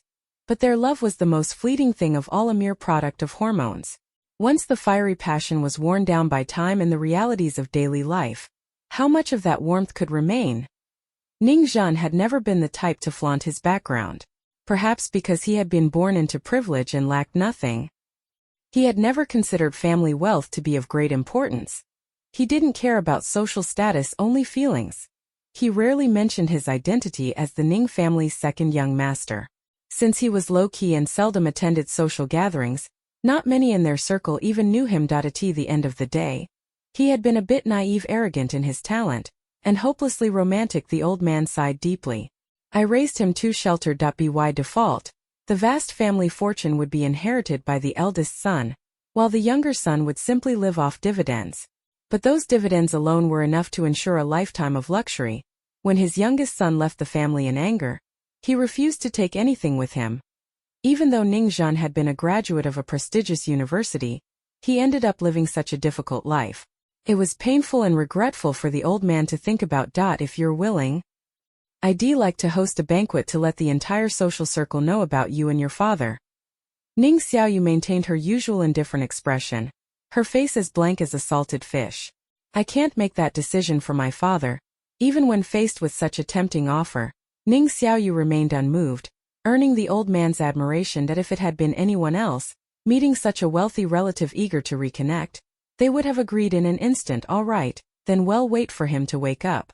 But I still think it would be best to hold a banquet for you first. Child, think it over carefully. The old man had spoken so much that he was already a little out of breath. He looked very old, with white hair and a frail appearance. At this moment, Ning Xiaoyu supported the old man's arm at the right time and said, Grandpa. The old man waved his hand. I'm old and useless now. I'll be leaving first. If you need anything, you can contact me anytime. He left a business card for Ning Xiaoyu before departing. As she held the business card and headed back inside, she ran into Ning Yue. Ning Yue looked at Ning Xiaoyu suspiciously. Who was that just now? Why was CEO Ning accompanying them? And why did that old man look at Ning Xiaoyu with such a kind and gentle gaze? It was just like how an elder would look at a younger family member. Previously on the variety show, CEO Ning had mentioned that their return to the country this time was to search for a family member. And he had the surname Ning. It couldn't be what she was thinking, right? No, how could that be possible? How could her useless father have any connection to CEO Ning?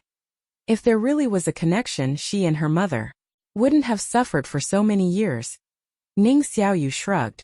I don't know, don't care, and am not interested. After saying that, she walked straight to her room. In her ear, the love system cheered excitedly. Host? Well done. You finally learned how to be sarcastic. Congratulations. Ning Xiaoyu couldn't be bothered with Ning Yue. After returning to her room, she flopped onto the bed. She didn't know how others would react to such shocking news, but as for herself, she didn't seem to have any special feelings about it. Just as she was about to sleep, the love system's voice suddenly rang in her ears. Girl, ever since your family incident, you have shut yourself off for a long time, but I hope you can love and hate freely. Be happy when you want to be happy and get angry when you want to be angry, instead of always keeping that deadpan expression, as if nothing can stir your emotions. If you want to release some feelings, you can have a drink with the movie king. B. Confide in the movie king and hear his thoughts. C. Quietly watch the stars and moon with the movie king. Seeing these options, Ning Xiaoyu couldn't help but sigh. You really know how to seize every opportunity. No matter the situation, you always find a way to push me towards the movie king. The love system chuckled twice. It was all for their own good. After all, two lonely souls meeting each other, wouldn't that ignite a blazing fire? In the end, Ning Xiaoyu chose option A. Option B was impossible. She wasn't in the habit of discussing family matters with others. Whether the other person sympathized with her or just wanted to watch the drama unfold, she had no desire to confide in anyone. Option C was even more impossible. Watching the stars and moon was way too romantic and not something a person as emotionally dense as her could do. With that in mind, she went downstairs to the kitchen, grabbed 2 cans of beer, and walked straight to the movie king's door. She knocked twice, and the door was quickly opened from the inside. Seeing her, Lu Jingdu raised an eyebrow. "Good night." Ning Xiaoyu shook her head. "No, tonight I'm here to drink with you." First saying good night, then showing up at his door with drinks, the implication was obvious. But for some reason, Lu Jingdu knew that Ning Xiaoyu wasn't doing this out of genuine willingness. It felt as if to her, he was just an unavoidable trouble. She wasn't sincerely wishing him good night, nor was she voluntarily seeking him out to drink. It was as if she had no choice but to complete some kind of task. But a task? What kind of task? Lu Jingdu couldn't figure it out. Still, since Ning Xiaoyu had taken the initiative to invite him, he was naturally willing to go along with it. All right. The two of them took their beers and slowly walked to the seaside. The night air by the sea was chilly. Fortunately, Ning Xiaoyu was dressed warmly. She even wore a hat and earmuffs, ensuring double protection against the cold. From a distance, she looked like a fluffy little bear, warm and adorable. She took a slow sip of her beer. To be honest, she didn't really like the taste. Compared to beer, she preferred sweet fruit juice. Lu Jingdu also took a sip. Neither of them spoke much or asked any questions. Some things didn't need to be said. Adults understood them without words. Drinking late at night, what else could it mean if not carrying a burden in one's heart? When they finished their cans, they walked back along the same path, returning to Friendship House. Just as Ning Xiaoyu was about to enter her room, Lu Jingdu finally spoke in a calm tone. "Some things it's better to just follow your heart. Do whatever you want to do. As long as you're happy." Ning Xiaoyu understood the underlying meaning in his words. She waved her hand and exhaled a breath tinged with alcohol. "Thanks, Bru Jingdu. Love system." The love system couldn't help but inwardly exclaim, "What a situation! Truly, what a situation!" After all this time together, the movie king had only been upgraded from a fellow variety show guest to a bro. Should it feel happy or sorrowful? Happy that the movie king had finally left a mark in its host's life, gaining a slightly higher status. Sorrowful that its host regarded the movie king as a bro, which was only marginally better than treating him as a stranger, but at least there was some progress. The love system consoled itself with that thought. Roya. Early the next morning, the show's director announced the latest task. With a cheerful smile, the director said, "I have good news. Our variety show is collaborating with Extreme Survival." Ning Xiaoyu? Another collaboration. Previously they had partnered with Hello Dad, and now they were teaming up with Extreme Survival. These 3 shows were currently the most popular variety programs. If one had to rank them, Extreme Survival and Hi, My Friend were neck and neck at the top. However, the latter was still on the rise with promising prospects, while the former had passed its peak in popularity. The director enthusiastically continued, "In difficult and harsh environments, you can truly test whether a friend is reliable and worth keeping. If the freshwater supply is only enough for one person, would you choose to share or keep it for yourself? If survival resources are insufficient, what choices would you make? Now let's go. We're heading to the rainforest to spend 3 exciting days with the cast of Extreme Survival." Roya. On the plane, Ning Xiaoyu planned to close her eyes and rest, but Shen Yueyue had no intention of sleeping. She had known from the contract that there would be crossovers with other shows, but collaborating with Extreme Survival was beyond her expectations. Extreme Survival. Just from the name, you could tell how tough it would be. Human nature would undoubtedly be magnified in this challenge. Shan Yueyue sighed heavily and glanced at Ning Xiaoyu, who had already fallen asleep and was looking completely at ease once again. She found herself envious. How could Ning Xiaoyu manage to sleep so soundly at a time like this? Roya. After landing, the 2 groups of variety show guests met up. The section of the rainforest they arrived at wasn't the harshest for survival, and there was a professional rescue team on standby at all times. After all, the production team wouldn't actually risk the guests' lives. Plus, the area had decent signal coverage, allowing for continuous live streaming. which further reduced the level of danger. Each guest received a large survival kit containing various essential items, including a compass, GPS tracker, and walkie-talkie. However, the food supply was extremely limited, meaning the guests would have to find their own food. Upon arriving in the rainforest, Ning Xiaoyu ignored everything else and focused solely on finding something to eat. She was grouped with Lu Jingdu and Shan Yueyue. The other guests were mixed into teams with the cast members of Extreme Survival, leaving only Ning Xiaoyu's group acting independently. Shan Yueyue knew she was probably being a third wheel, but in a situation like this, dignity was the least of her concerns. Sticking with the salted fish queen for survival was the priority. Wearing her signature deadpan expression, Ning Xiaoyu led her two teammates as they wandered around the rainforest. Shan Yueyue, feeling uneasy, asked, "Xiaoyu, do you think we'll get lost? Or run into danger?" Ning Xiaoyu waved a hand dismissively. "No worries. We've got GPS and walkie-talkies. Plus there are 3 rescue personnel tailing us closely. What danger could there be?" She had once watched a documentary about this rainforest out of boredom, so she had a rough idea of its terrain now. She was simply curious to see how accurate the documentary's information was. Using her compass, she followed a specific direction. Just as the rescue team members were about to stop her from going further, a group of primitive-looking people suddenly appeared in front of them. They were covered in body paint, holding bows and arrows, and speaking in an unfamiliar language as they chattered at Ning Xiaoyu's group. Shan Yueyue instinctively clutched Ning Xiaoyu's arm. She had also seen documentaries before and knew that even in the 21st century, some indigenous tribes still lived in primitive conditions. But knowing it and encountering it firsthand were two entirely different experiences. Would they still follow ancient tribal customs? Had they developed a structured civilization? Shen Ye's mind raced with questions. Meanwhile, Ning Xiaoyu simply patted her stomach and made a gurgling noise to mimic hunger.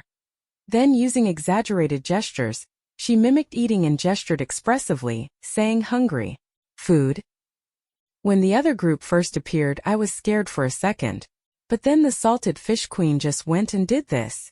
I'm freaking dying. Oh Mayo. I swear this woman never disappoints. She's literally using sign language to beg for food from the indigenous people. Not to mention that the cast of Extreme Survival has been here for ages and never ran into these tribes. Should I say the salted fish queen has good luck or good luck? Bravo! With those gestures, congratulations to the salted fish queen, she's officially blended in with the tribe. Chapter 43. Ning Xiaoyu saw that the people opposite showed no reaction, so she made another gesture of scooping up rice, waving her hands animatedly. Food, eat! Am dying of laughter. Are we sure this is a high-stakes wilderness survival show and not a comedy variety show? The salted fish queen is truly doing her best for food. Actually, the salted fish queen is the smartest. This is the most efficient and time-saving method to maximize benefits. Instead of searching for food everywhere and possibly failing, why not just mooch off others? Congratulations to Xiaoyu for perfectly integrating into the primitive tribe. Applause. Shen Yueyue, who stood beside her, was utterly stunned. The members of the rescue team following behind were also frozen in place. This was actually possible. Only Lu Jingdu remained unfazed, as if no matter what Ning Xiaoyu did, he could accept it with ease. Of course, Ning Xiaoyu had her reasons for acting this way. She had watched relevant documentaries before and knew that although the indigenous people living in this rainforest had not integrated into modern civilization, they were not an unreasonable group. As long as one communicated properly, it was possible to interact with them peacefully. There was a language barrier between them, but body language was universally effective in any situation. And body language was simple and easy to understand, making it instantly clear to others. With an innocent, harmless salted fish expression, Ning Xiaoyu fully utilized her talent for body language. She mimed scooping rice. She rubbed her stomach. She imitated the sound of a growling stomach. She even voiced out a pitiful hungry, hungry. The tribal leader watched her for a while before saying something to the others. Not long after, someone brought over food and water. Ning Xiaoyu pressed her palms together in gratitude before taking the offered food. Seeing that her two teammates remained motionless, she blinked and asked, "You're not eating?" Shan Yueyue was still in a daze. But Lu Jingdu had already sat down naturally beside Ning Xiaoyu. I will. I just happen to be hungry. Seeing that even the movie king had sat down to eat, what reason did Ning Xiaoyu have to refuse? Perhaps because a documentary had been filmed there before, the indigenous people in the area were not unfamiliar with cameras and other equipment. They also did not show any hostility toward Ning Xiaoyu's group. To them, Ning Xiaoyu and her companions were merely passing travelers. These travelers needed food and water, so they simply provided it. To be honest, the food given by the indigenous people was not exactly delicious, but at least it filled the stomach. Plus, they even offered some small fruits, probably dessert. I'm dead. The other team is eating bugs. Non-toxic insects are actually great. They're nutritious and provide essential nutrients. Once roasted, they're crispy and taste amazing. Honestly, I once tried eating insects while traveling, and the taste was a big no for me.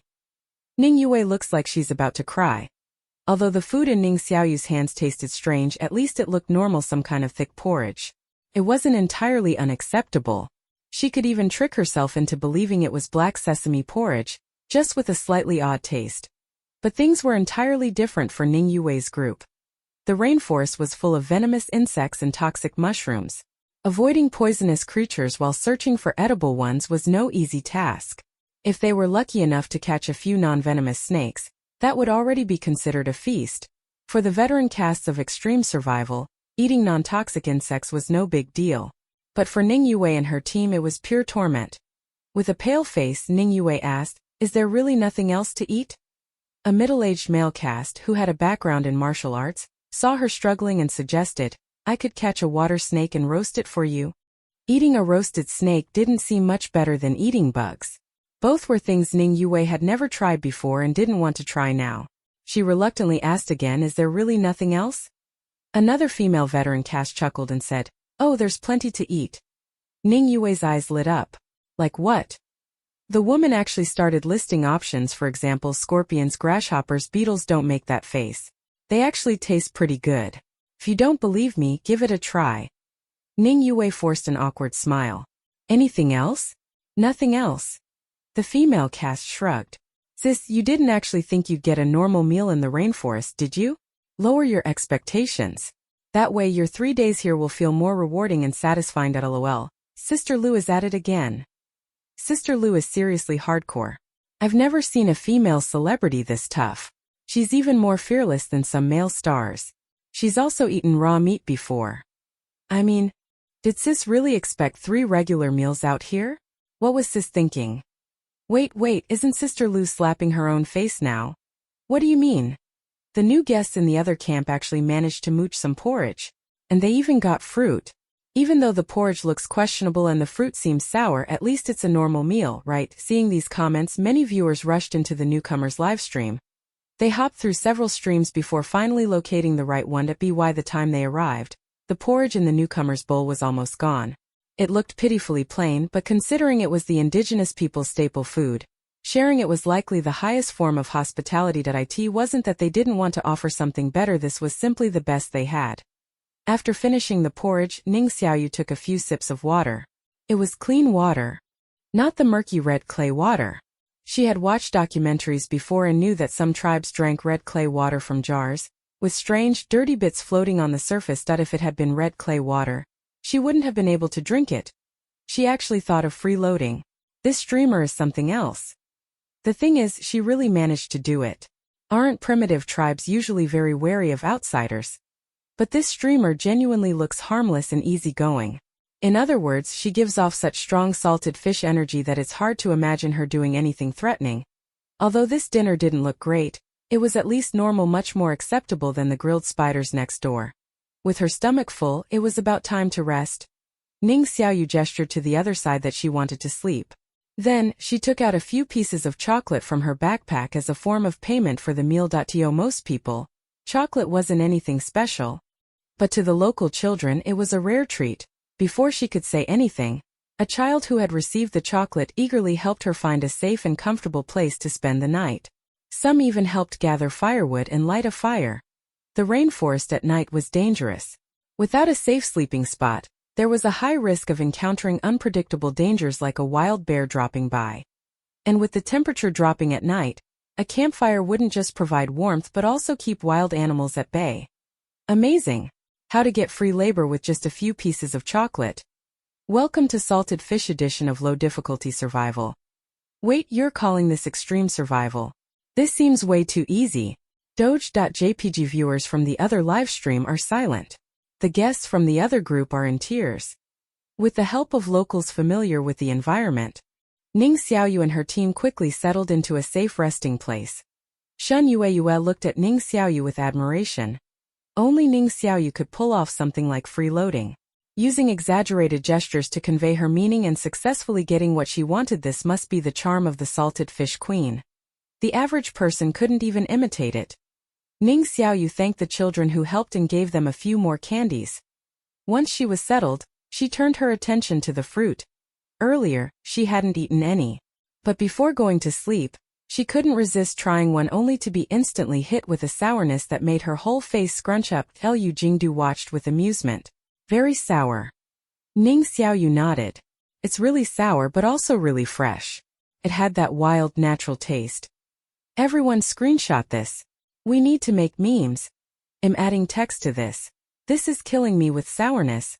Which treacherous subject dares to poison the emperor? While Ning Xiaoyu was busy making a comically pained expression from the sour fruit, something else was happening online. A set of promotional photos featuring her and Lu Jingdu for Qingxin had just been posted on the official Weibo account. The moment these three pictures were released, they immediately caught netizens' attention. Who is this stunning beauty? Why have I never seen her before? OMG, I want to be close to this gorgeous goddess. She looks like this, yet she's completely unknown? That makes no sense. Mom, I think I just saw a fairy. She's so ethereal. Make her famous. She must become famous. Why didn't the official page tag the beauty? I recognize the male star next to her. That's Lu Jingdu, right? LOL, who doesn't recognize the movie king? So who is this celebrity working with him? I have a theory, but I don't know if I should say it. This was actually a small marketing trick by the PR team. They deliberately left out Ning Xiaoyu's name at first, letting curiosity build up among netizens. Then, once people became interested in the mysterious beauty, they would edit the post and add her name, creating a wave of discussion. The PR team was well versed in these tactics. Right now the engagement wasn't quite high enough. They planned to wait a bit before making the update. Roya, after nearly having her soul leave her body from the sourness, Ning Xiaoyu still finished the fruit in the end. She couldn't let the locals' kindness go to waste. It was probably just a matter of taste. The tribespeople seemed to treat this fruit like a regular snack. What she didn't know was that, as she was about to sleep, two topics related to her had shot up on the trending list. One was, who is this little fairy? And the other was, this is killing me with sourness. The first topic led to a breathtakingly beautiful photo, while the second led to a hilariously distorted expression of Ning Xiaoyu suffering from the fruit sourness. While netizens were happily gossiping, some viewers from Hi My Friend revealed a shocking truth. The woman in these two completely different photos seemed to be the same person. Wait a minute. So if the salted fish queen cleaned up a bit, she actually looked this stunning. Chapter 44. After seeing the two trending topics, many netizens couldn't help but click in for a look. After viewing several photos with vastly different styles, the audience felt dazed and experienced a strong sense of dissonance. What?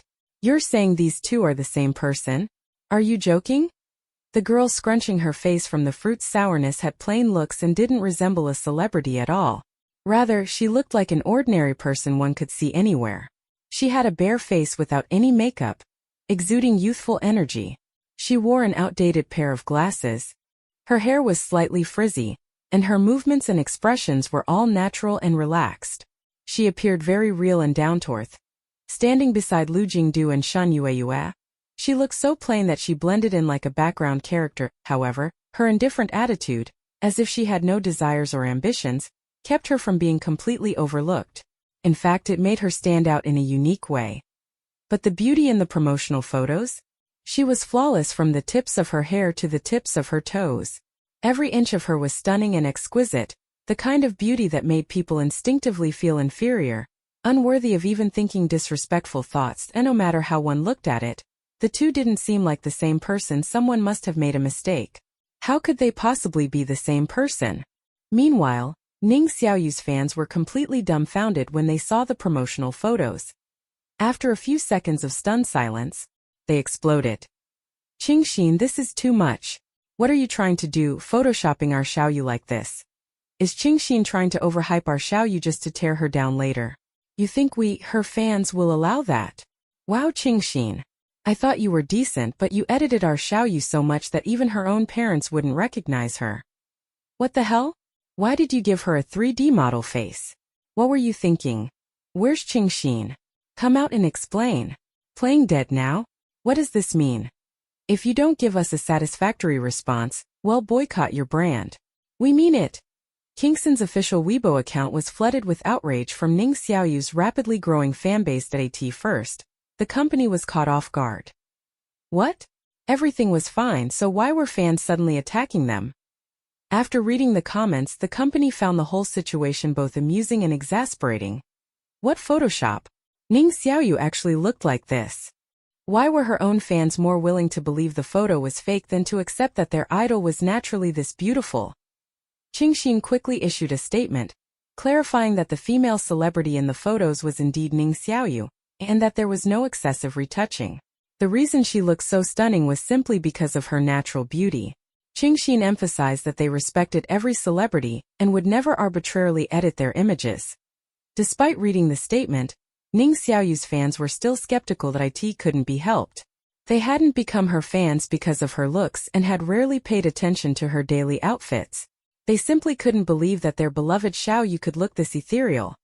Following her live streams was all about laughing and cheering for their salted fish queen. Makeup? Fashion? Did those even matter? Not at all. After all, beauty requires time and effort. For instance, when Ning Xiaoyu took the promotional photos, the stylist gave her a breathtaking hairstyle that perfectly suited her face and aura. It was an absolutely perfect match, however. Maintaining that flawless hairstyle required meticulous daily care, which would take up a significant amount of time and energy. Without proper care, hair would inevitably become frizzy. For Ning Xiaoyu, taking care of her hair was simply out of the question. She'd rather spend that time doing something else that in reality, frizzy hair wasn't uncommon. Any girl who got a perm and neglected aftercare would find their hair becoming dry and unruly. Ning Xiaoyu's hair wasn't particularly bad, but it was definitely far from perfect as a result. Her fans had never really paid attention to her hairstyle. Again, their love for her had nothing to do with her looks. But now that the official statement confirmed there was no excessive editing, could their salted fish queen really look like this? Curious fans rushed into her live stream, eager to compare the real Ning Xiaoyu with the glamorous celebrity in the photos. However, at that moment, their idol was fast asleep in a sleeping bag. Completely unaware of the online uproar, she smacked her lips twice in her sleep, as if savoring something delicious. She clearly had no intention of putting on a show for anyone. Seeing this, fans couldn't help but comment, and no matter what Xiaoyu looks like, she's great as she is. Being lazy has its own charm. Alright, let's disperse. As long as Xiaoyu is happy every day, that's all that matters. Honestly, looks aren't that important. That said, I wouldn't mind seeing Xiaoyu all dressed up again. She looks so ethereal. Slurp. There will definitely be more chances in the future. Fans vs. Salted Fish Queen. Who will live longer? JPG. After all, they had chosen to support a salted fish. They couldn't ask for more. They couldn't exactly force Ning Xiaoyu to put on makeup and dress up every day, right? That was impossible. And unrealistic. Besides, if they really did that, wouldn't it defeat the whole purpose?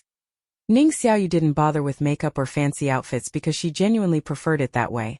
She felt more at ease and comfortable. Forcing her to change wouldn't be love but selfishness. True fans should respect and support their idol's choices. And this wasn't bad at all. While Ning Xiaoyu was still asleep, completely oblivious to the emotional roller coaster her fans had gone through overnight, everything had already settled down by the time she woke up. Her fans had already handled the situation for her. As for Ning Xiaoyu, she just needed to continue living worry-free. After waking up, Ning Xiaoyu scratched her slightly messy hair. After washing up, she turned to Lu Jingdu, who had woken up 10 minutes earlier, and asked, "What's for breakfast?" Lu Jingdu replied, "There are some compressed biscuits in the bag. Enough for one meal." The production team had not prepared much food for the guests. Aside from staple food, there were only a few pieces of candy and chocolate. The candy and chocolate were meant to prevent low blood sugar and couldn't serve as proper meals. Even the staple food was only enough for 2 meals. Once it was gone, there would be no more. That was why Ning Xiaoyu had chosen not to eat the biscuits last night. But early in the morning, Ning Xiaoyu felt lazy all over and couldn't be bothered to scrounge food from the natives.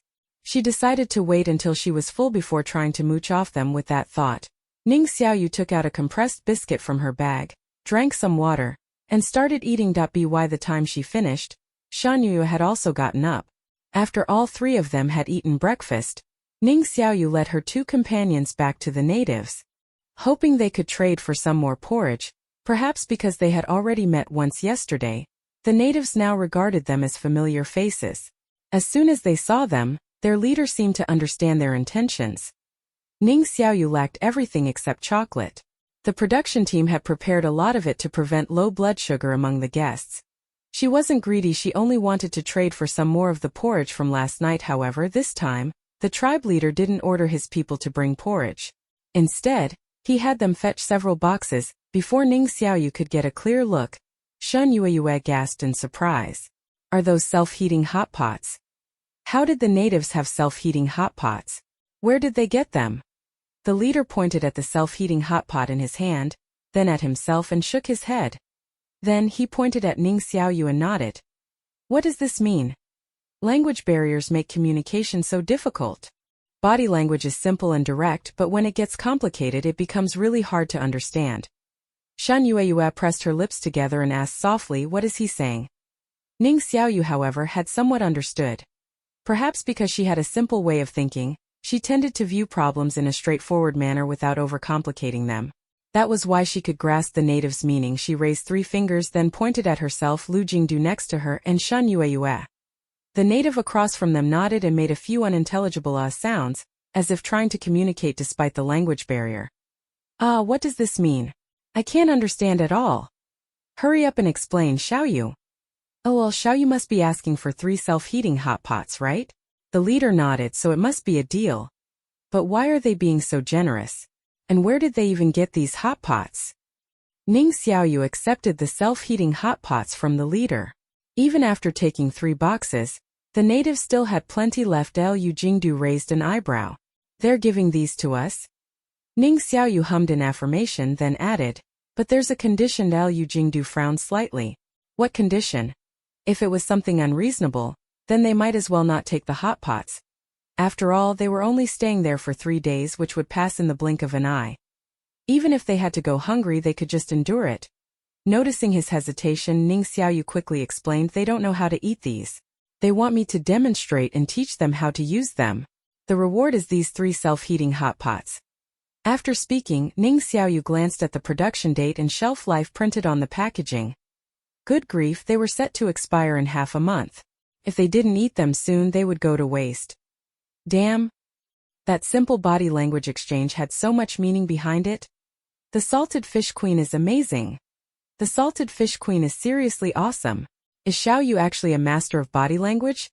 Now the real question is, did the movie king just got soft rice from her again? First it was porridge and now it's upgraded to self-heating hot pots.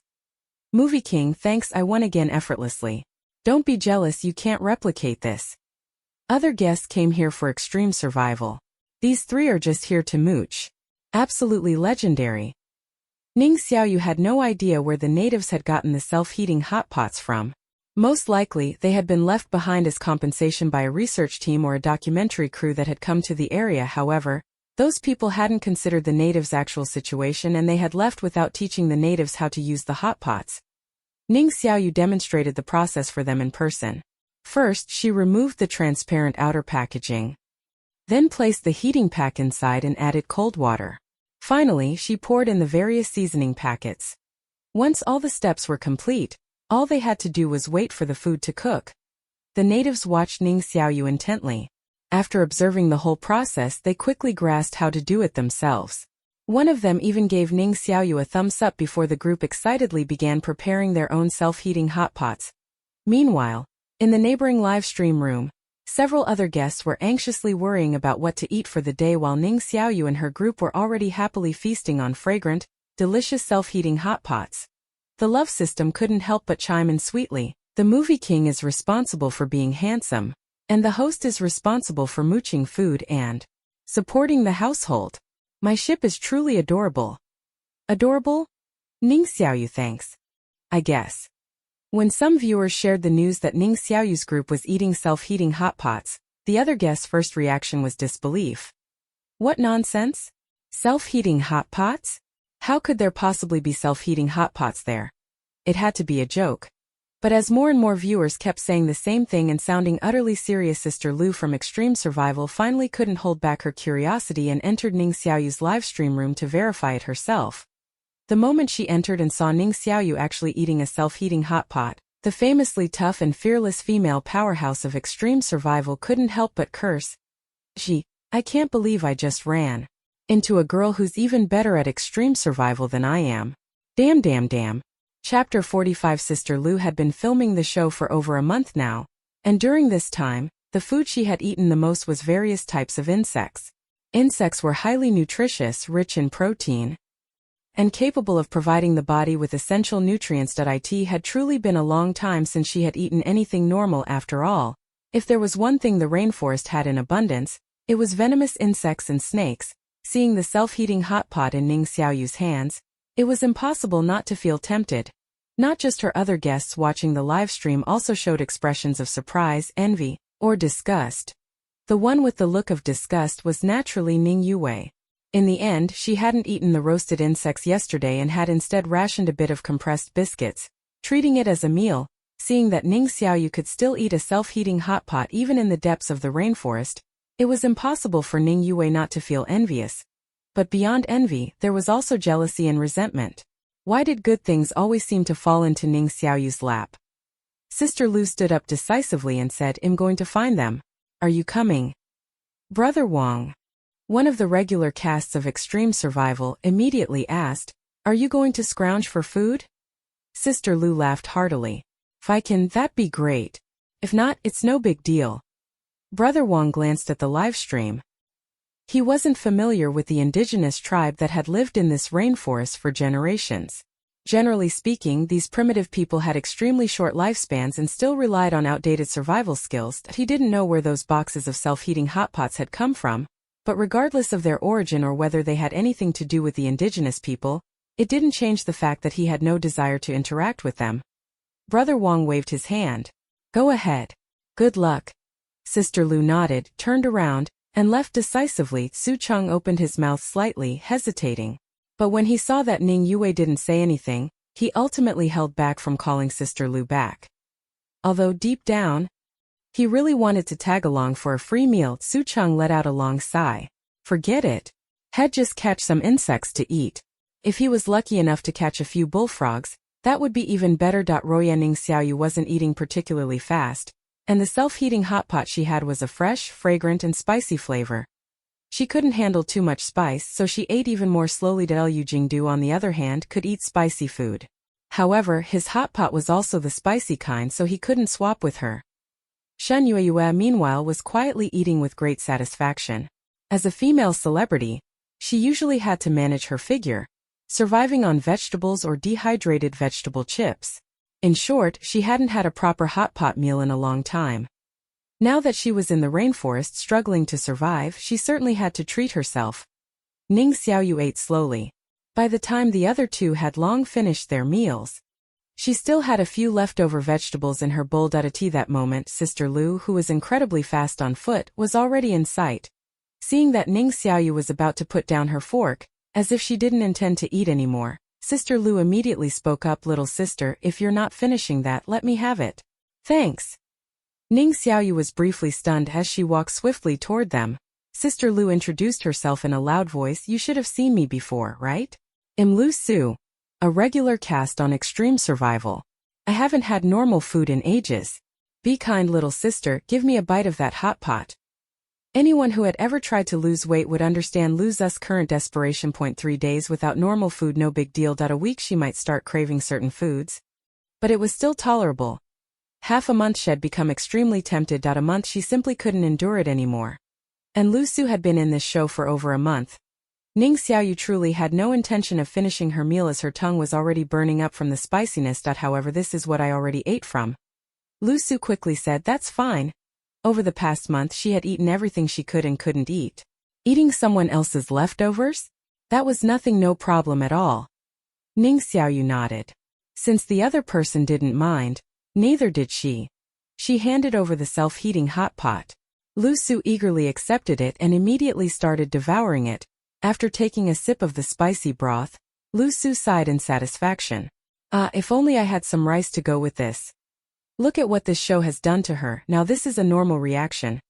Honestly, Xiaoyu is probably the only one in the rainforest who can manage to eat hot pot. As for the other two, they're just lucky to be here. Spare a thought for the movie king. He's usually the center of attention at events, but here he's just an afterthought. Ha ha ha, did you see the expressions of the other casts in the neighboring livestream? They're totally jealous. Indeed, Brother Wang and the others were jealous. Aside from Lu Su, they too hadn't eaten normal food for over a month. Watching an old companion use sheer social prowess to score a normal meal, they couldn't help but salivate. The youngest cast on the show, Li Di, couldn't hold back a bitter laugh. This is just pure torture. That if nobody had access to good food, it wouldn't be so bad. They could all comfort themselves by saying we're all in the same boat. But now, some people were eating hot pot. How were they supposed to tolerate this? Even the two directors who had planned the crossover event hadn't anticipated things playing out like this. The collaboration between the two shows was originally intended to put the guests from Hi, My Friend through a wilderness survival test, allowing them to see whether the friends they had teamed up with were reliable or not. They always said that human nature couldn't withstand trials, so the production team deliberately set up a situation to test the guests in front of a large audience. Now, the results were clear.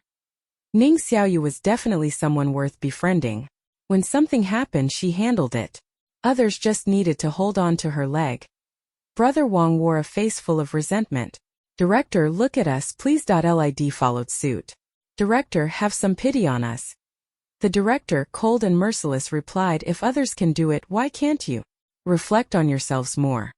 While the cast there were grumbling and complaint, Lu Su had already finished off the leftover hot pot that Ning Xiaoyu had left behind, looking completely satisfied. Although it wasn't enough to fill her stomach, at least it satisfied her craving. After disposing of the trash, Lu Su snapped her fingers. Let's go, little sister. I'll take you to catch bullfrogs. Ning Xiaoyu stood up. Okay, Liu Jingdu also stood up along with her. With an unshakable expression, Lu Su said, there are plenty of freshwater frogs near the rainforest swamps. They're all non-toxic and can be eaten raw. Audience. As expected of the toughest big sister in the show, she's absolutely unstoppable. As someone watching the two shows at the same time, I can say this big sister stands at the pinnacle of extreme survival. Even if you add up the other three male casts, they still wouldn't match her. This sister really eats raw food often. Eating a bullfrog raw is nothing to her. Is this her way of returning the favor? Lu Su immediately added, of course. If you're not used to eating it raw, we can cook it. I know how to do it, just leave it to me. And so, Ning Xiaoyu and Lu Jingdu had their first taste of rainforest frogs. The taste was nothing special, but being able to eat safe, non-toxic food in the rainforest was already a great blessing. Bullfrogs were just an appetizer, and the main course was still the porridge they could get from the natives. This time, there was one more person joining the porridge feast, Lu Xudai. In other words, Ning Xiaoyu was now responsible for feeding not just herself but also three other teammates. Our Salted Fish Queen really has it rough. LOL, the freeloading squad has expanded again. Salted Fish Queen forced to step up because my teammates are all useless. Luckily, although Ning Xiaoyu only had one piece of chocolate left, Lu Jingdu still had quite a bit. And if things got worse, Shen Yueyue also had plenty of chocolate on hand. With just this chocolate supply, they could keep freeloading porridge for days. Of course, the one handling communication with the natives still had to be Ning Xiaoyu. As she ate the porridge, Lu Su glanced at Ning Xiaoyu and said, thanks, little sister. You're a really reliable friend. Congratulations to our Salted Fish Queen for becoming the most reliable friend in the show. Isn't that obvious? She may seem lazy, but she's actually incredibly dependable. Whenever something happens, our Salted Fish Queen is the one who steps up. Unlike those other guests who are just fake friends. When trouble comes, none of them step up. On the other side, the other guests, seeing this scene, couldn't help but feel tempted. Ling Zij suggested, how about we go freeload some porridge too? He had only eaten insects for 2 meals, and he was already on the verge of throwing up. Ning Yue smiled sweetly. That porridge looks so black, like it's burnt. Is it even healthy? I heard the average lifespan of primitive humans is only 35 years. Although she didn't say it outright, her implication was clear that porridge was unhealthy to eat. Otherwise, why would primitive humans have such a short lifespan? Su Cheng coughed lightly. Forget it, let's just stick to eating insects. Roya. While Ning Xiaoyu was still focused on eating porridge, the eyelashes of the man who had been in a coma for 7 years in the hospital trembled, as if he was using all his strength to open his eyes. The first to notice his movement was the hospital caregiver. Seeing his eyelashes tremble frantically, as if he was about to wake up, the caregiver immediately pressed the bedside emergency button. In just a short moment, doctors and nurses swarmed into the room. The doctor looked pleasantly surprised. Did the patient in this room show signs of movement? The caregiver dumbfoundedly nodded. Yes. I just saw his eyelashes trembling like crazy. This patient had been in a coma for 7 years. That if he woke up, it would be nothing short of a medical miracle. The doctor stepped forward to examine him. Just as he was about to proceed with the next step, the man on the hospital bed suddenly opened his tightly shut eyes. The doctor was startled by the sudden movement. You're awake? Ning Xiaoyu hadn't spoken for years, and at this moment his vision was still blurry. He struggled to open his mouth, but only hoarse, indistinct sounds came out. The doctor quickly reassured him, don't rush. Well, conduct a thorough examination first. As for the matter of you waking up, well, notify your family immediately. Upon hearing the word family, tears streamed down Ning Xiaoyu's face. Silently, he nodded. At this moment, Ning Xiaoyu was still filming the variety show in the rainforest. The doctors had no choice but to call the other emergency contact, Ning Xiaoyu's nephew, Ning Xiaoyu. Chapter 46. As soon as Ning Xiaoyu received the good news, he rushed to the hospital in a hurry. Meanwhile, on the other side, when Ning Xiaoyu was eating her porridge with her head lowered, the leader of the tribe was beside her and was babbling something. Ning Xiaoyu nodded while making a couple of muffled mhm sounds with her mouth full. There's a language barrier, so how is she going to communicate? So what exactly is this guy saying? Finally, our salted fish queen has encountered something she doesn't know. Salted fish queen, what's this? I have no way to respond. JPG. Just when the audience was getting completely confused, Ning Xiaoyu finally responded. She nodded and replied, to Danmu. Hearing her say that, the leader looked pleased and left with a satisfied expression. The most unexpected twist. Has our salted fish queen really reached the level of understanding primitive tribal languages? Seeing that Ning Xiaoyu could actually communicate with the natives, Lu Su couldn't help but ask, what was that something Dan you just said? What does it mean? Ning Xiaoyu finished her porridge and casually replied, oh, it means very good. Xinyue immediately asked, Xiaoyu, how do you know that? Ning Xiaoyu shrugged. Earlier when I saw them eating self-heating hot pot, a little boy kept saying to Danmu, so I guess he was probably praising how good the hot pot tasted. After all, if she ate something that tasted really good, she would also keep saying, so good, this tastes amazing. Wait, it actually worked like this. One question was answered, but Lu Su had another. Little sister, what was that guy saying to you just now? Ning Xiaoyu shook her head and honestly said, I don't know. I figured he was asking how the porridge tasted, so I just guessed. And she actually guessed right. What else could they even say at this point? Who would have thought that the salted fish queen had such a talent for languages? Many fans didn't know that Ning Xiaoyu had been an outstanding student in high school, always ranking at the top. If that incident hadn't happened, her life definitely wouldn't have turned out this way. But it wasn't all negative. Now she had become an actress, which was actually a dream for many girls in their youth. Roya Ning Yue looked down on the native's porridge, but Mu Jejia, who had been nauseated from eating insects, couldn't hold out any longer. She and Ning Yue were friends, sure, but when it came to survival, what was friendship worth? The 2 compressed biscuits given by the production team were long gone. As for chocolate, high-calorie food like that made people gain weight too easily. She was already the type to put on weight just by drinking water, so she didn't dare eat chocolate casually. After going hungry for most of the day, she felt terrible. Earlier, she had forced herself to eat some insects, but the moment she swallowed, she threw up. Since Ning Xiaoyu and the others could eat the porridge, she should be able to as well. No matter what, eating porridge had to be better than eating disgusting insects, right? Plus, porridge had fewer calories than chocolate. Most importantly, a tiny bit of chocolate wouldn't even fill her up. Thinking that, Mu Jejia spoke softly, Wei, I'm thinking of trying my luck with Ning Xiaoyu. Ning Yue smiled faintly. Go if you want, though I wouldn't really recommend it. Mu Jejia sneered inwardly. If it weren't for Ning Xiaoyu being there, Ning Yue would have already dropped her act. That nonsense about primitive humans having short lifespans and porridge being unhealthy was just an excuse.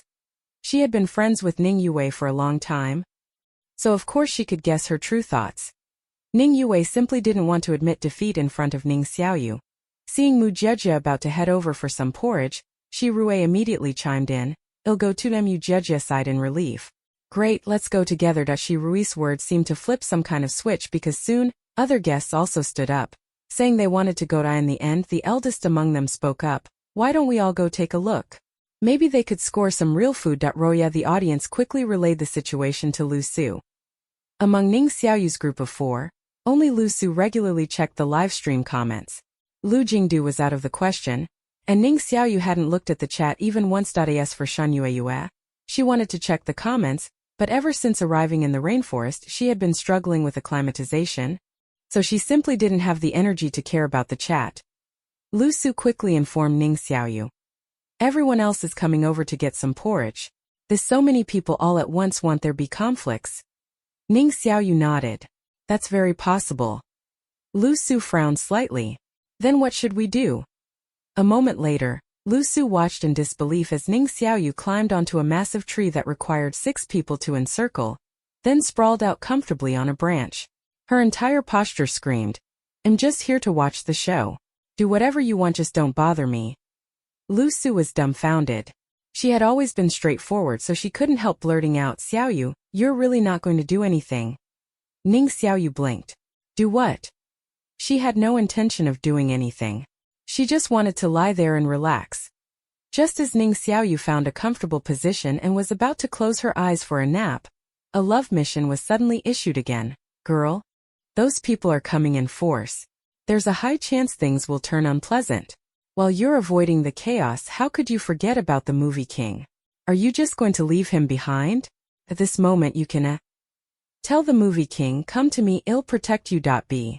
Reached out to the movie king and tell him, don't be afraid, I'm here. C. Tell the movie king, come, I'll pull you up." Ever since the trip to the Jiangnan water town, Ning Xiaoyu felt that the love system's issued missions had become a little strange. She couldn't help but ask the love system, "Did you switch my and the movie king's roles? Were the lines assigned to the wrong person?" The love system responded with an innocent expression, "Did I, girl?" Ning Xiaoyu remained expressionless. "Are you saying you didn't?" The love system made a sound of realization. "But isn't it sweet this way?" Ning Xiaoyu and the love system clearly had different definitions of sweetness. The love system couldn't help but speak sweetly, "Girl, there aren't many love missions like this anymore." Ning Xiaoyu looked wary. "What do you mean?" The love system's voice turned dreamy. "It means, girl, that the system is about to upgrade. After the upgrade, the love missions will be even sweeter and more exciting." From that statement, Ning Xiaoyu detected a hint of mischief. Sweeter and more exciting? Hadn't she already knocked on the movie king's door in the middle of the night to say goodnight? That wasn't stimulating enough. Just how much more exciting did the love system want things to be? The love system took on the tone of a customer service agent. "Girl, you'll find out very soon." Ning Xiaoyu couldn't be bothered to think about what sweeter and more exciting would entail. After all, she and the love system had never been on the same wavelength. As the saying goes, when the boat reaches the bridge, it will straighten itself. Everything will be all right. Thinking too much was pointless. She glanced at the 3 options again and chose the one that seemed the most normal. Looking at Lu Jingdu under the tree, she said, "Come, I'll pull you up." Lu Jingdu raised an eyebrow, clearly a little surprised. He was stunned for 2 seconds before responding, "All right." After Ning Xiaoyu pulled Lu Jingdu up the tree, Shen Yueyue also expressed a desire to climb up. However, while the tree was large, after accommodating 2 adults, there was no more space. Ning Xiaoyu wanted to switch Lu Jingdu out, but the love system obviously wouldn't allow it. It kept shrieking in her ear, "Love system. How can a love story accommodate a 3rd person?" Lu Jingdu, noticing Ning Xiaoyu's expression, took the initiative to ask, "How about I switch with her?" Ning Xiaoyu really wanted to say yes, but before she could even open her mouth, the love system had already anticipated her move and immediately issued the 2nd love mission of the day. "Girl, even though the movie king asked, deep down he definitely doesn't want to be left behind. After all, in his short 20-something years of life, too many people have abandoned him. First his father, then his mother. Even his so-called relatives were nothing but wolves in sheep's clothing. Can you bear to be another person who abandons him? At this moment you can Tell the movie king don't overthink it, there's no need to be. Tell the movie king the spot beside me is only for you, and can only be for you. See. Tell the movie king man I want you to stay put. Ning Xiaoyu with a deadpan expression couldn't help but inwardly complain, help. This is way too cringy. What kind of oil barrel of a person came up with this nonsense? Love system. Was it really that cringy? Wasn't it just sweet? The love system started doubting itself.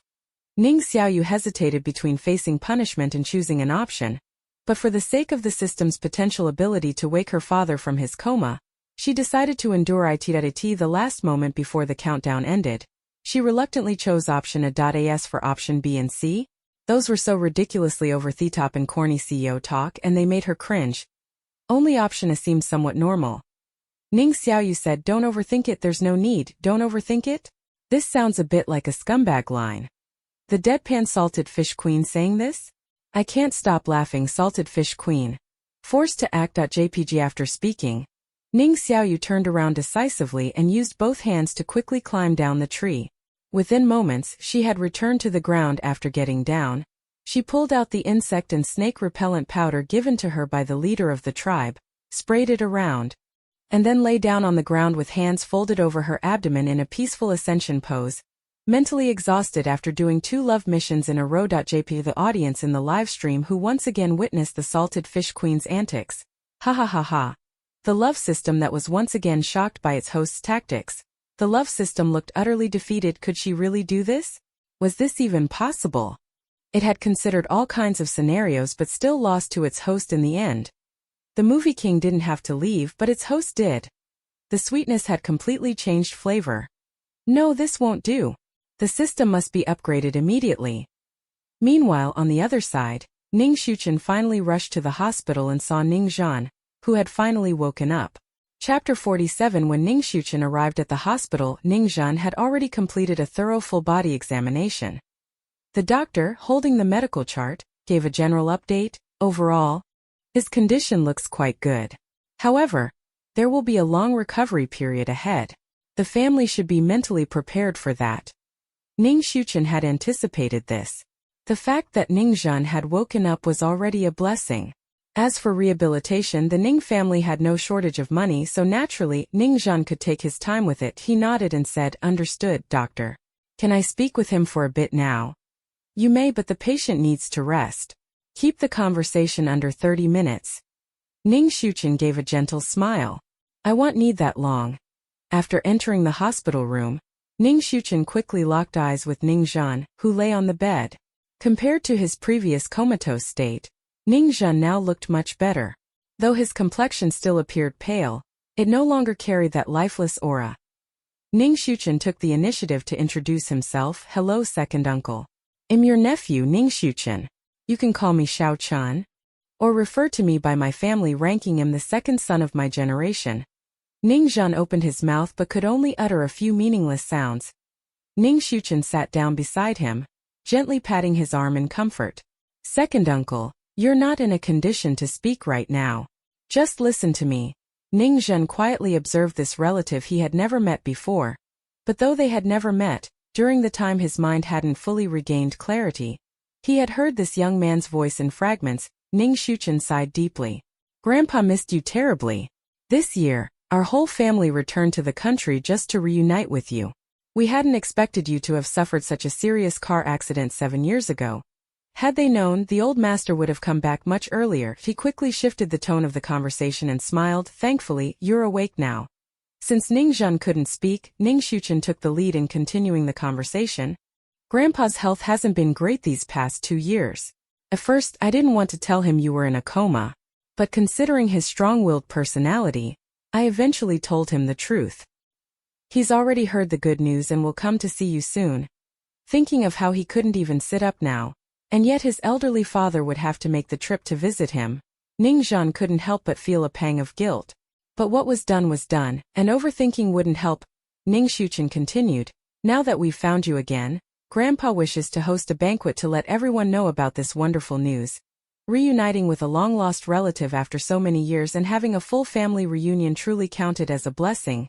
Ning Zhan lifted a hand, signaling for Ning Xiaoyu to go on. Grandpa mentioned it to Xiaoyu, But she didn't agree on the spot. She said that this kind of thing should be decided by you. What do you think? Ning Xiaoyu never had any contact with them, and it was clear that she didn't want much to do with them either, likely fearing they might become a burden. What saddened Ning Xiuchen was that during Ning Xiaoyu's most difficult times, they had been nowhere to be found. Now that her life had taken a turn for the better, they suddenly appeared. Putting himself in her shoes, even Ning Xiuchen admitted he might not readily accept such a group of so-called family members either. Ning Zhen struggled to make a sound. All right, Ning Xiuchen tentatively asked, so the main figures of the banquet would be you and Xiaoyu? Upon hearing that, Ning Zhen shook his head slowly but firmly. Ning Zuchen's heart sank. Was his second uncle still thinking about his ex-wife and youngest daughter? Ning Zhen had to know that that mother and daughter duo hadn't visited even once in the past 7 years, acting as if they wished he'd die soon so they wouldn't have to be burdened. Besides, Zhang Shui had already remarried into the Shen family. Regardless of what went on behind closed doors on the surface, they lived quite glamorously. If Ning Zhen still held on to hope for them, well, besides persuading Ning Zhen, there wasn't much else Ning Xiuchen could do. Just as he was about to bring up all the selfish and shameless things that the pair had done over the years, Ning Zhen forced himself to speak. You, Ning Xiuchen frowned slightly. You mean Ning Xiaoyu? Ning Zhen nodded vigorously. Ning Xiuchen guessed, what about Xiaoyu? Do you want to see her? Unfortunately, she's still filming a variety show and might not be able to visit right away. Ning Zhen shook his head again. Ning Xiuchen tried another guess. Then you want to speak to her on the phone? That should be doable. Thinking of those heartfelt words he had heard in his dazed state, Ning Zhen fell silent again. He owed his eldest daughter far too much. Remembering that Ning Xiuchen was still in the room, Ning Zhen slowly shook his head once more. This man, now with gray at his temples, no longer bore any trace of the spirited young master he had once been. Ning Xiuchen saw in Ning Zhen the weight of a life filled with hardship. For a moment, Ning Xiuchen couldn't bear to look. How had his second uncle, someone from a prestigious family, ended up living like this? He was still trying to make sense of Ning Zhen's words when a thought suddenly struck him. You mean the banquet should be for Xiaoyu alone? And you'll just stay in the background? Letting the spotlight fall entirely on Ning Xiaoyu? This time Ning Zhen finally nodded. Ning Xiuchen let out a breath of relief. It seemed that during these 7 years of unconsciousness, Ning Zhen had come to terms with some things. After all, how could anyone force someone to stay when they were determined to leave? Sometimes, holding on too tightly wasn't a virtue. Ning Xiuchen nodded. I'll make arrangements right away. I'll make sure everything is grand and beautiful. Xiaoyu will get all the recognition she deserves. Rest assured. Ning Zhen trusted this nephew he had never met. After all, he was the son of his older brother who had always done things in a swift and decisive manner. At this point, the conversation had run its course. Not wanting to disturb Ning Zhen's rest any longer, Ning Xiuchen politely took his leave. After all, Ning Zhen still had to meet with the old master soon. When the father and son who were separated for decades met again, who knew what words they might exchange? But that was not something a member of the younger generation like Ning Xiuchen needed to interfere with. Roya elsewhere, Ning Xiaoyu still had no idea that Ning Zhen had regained consciousness. She was lying comfortably on the grass, enjoying a well-earned rest. The insect-repelling powder provided by the natives worked wonders, and no mosquitoes or bugs had come near while she lay there. She completely emptied her mind, lying there like a salted fish doing nothing. When the main team that Ning Yue belonged to finally arrived, Brother Wang, the eldest of the group, stepped forward as their representative to negotiate. He held a few pieces of chocolate that Ning Yue had given him and gestured while speaking. Porridge. We want porridge. Perhaps because they came in such an aggressive manner and with overwhelming numbers, the natives reacted with obvious hostility. Before long, quite a few of them rushed out from the tribe, holding bows and arrows. Mu Jejia frowned. Brother Wang, something's off. Why does it feel like they're not welcoming us? Shen Yueyue, who overheard the conversation from a distance, you people showed up in a big group like you were here to start something. So how can they possibly welcome you? The fact they haven't already started a fight is already considered restrained. The natives let out low, broken growls from their throats, sounding like the noise a dog makes when it sees an enemy. It was obvious they were warning the group not to come any closer, or they would resort to violence. Seeing the tension escalate, and conflict on the verge of breaking out, Ning Yue hurriedly spoke up. Hungry? Food? Previously, Ning Xiaoyu had successfully used those words to bluff her way into getting some porridge, so they figured it might work for them too. Watching all this unfold from nearby, Shen Yue couldn't help but let out a quiet snort of laughter. Ning Yue always looked down on Ning Xiaoyu and disapproved of her methods, yet there she was copying Ning Xiaoyu exactly. How ironic.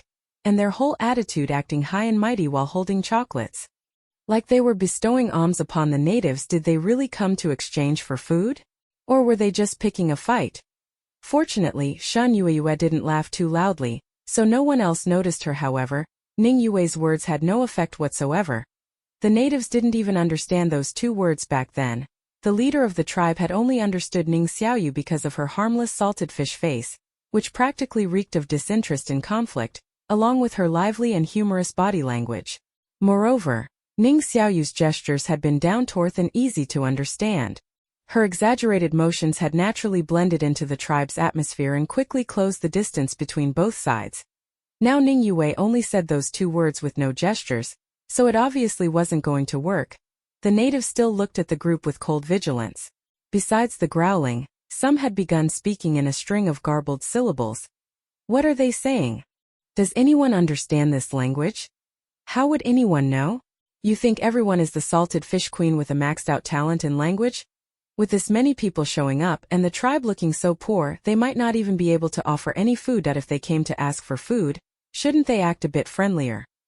Some viewers who weren't fans of Ning Yue couldn't help but complain. Meanwhile, the atmosphere between the two sides grew even tenser.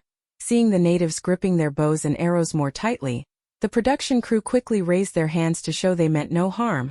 They didn't dare to retreat either, afraid the natives might shoot arrows at them from behind. Damn it, these primitives were savage and backward. Why had they even thought the tribe would agree to trade with them in the first place? Just then, the director finally remembered that Ning Xiaoyu seemed to understand a bit of the tribe's language. He immediately began searching for her, and with some help from viewers found the salted fish queen lying comfortably nearby. When the director saw Ning Xiaoyu lying there so content and at ease, he didn't even know what to say. They were over there anxious and fidgeting, while she was lying here relaxed and peaceful. Was this the gap between people? He cleared his throat. Xiaoyu, we're in a bit of trouble. Can you help smooth things over? Having her nap interrupted, Ning Xiaoyu couldn't even be bothered to speak. She lazily replied with just one word, what? The director said, as long as you help de-escalate the conflict, I'll give you a raise. Ever since she had been bound to the love system, Ning Xiaoyu no longer lacked money. Still, since she was bound to the system once, it meant she could be unbound one day too. The love system would eventually leave, but the money in her hands would never leave her. Thinking that, Ning Xiaoyu opened one eye and slowly asked, how much? Here it comes, the salted fish queen's signature move. The one-eyed look is back. I'm dying laughing. The contrast between Xiaoyu's peaceful vibe and the other's tense standoff is too sharp. Salted fish queen. As long as I dodge fast enough, trouble can't catch me. The director gritted his teeth and said, I'll give you the same pay as a starlet. There was only one starlet in Hi, my friend at IT was Ning Yue. Ning Xiaoyu had always received the lowest pay before, totally incomparable to Ning Yue. Now being offered the same treatment meant she was winning big. Ning Xiaoyu still only opened one eye and said, all right. The love system let out a pleased sigh. Girl, you finally groaned at I in the past. Its host wouldn't even bother to stir up trouble for her cheap younger sister. She had once been a salted fish to an absurd degree. Then Ning Xiaoyu added while still lying down, one more thing.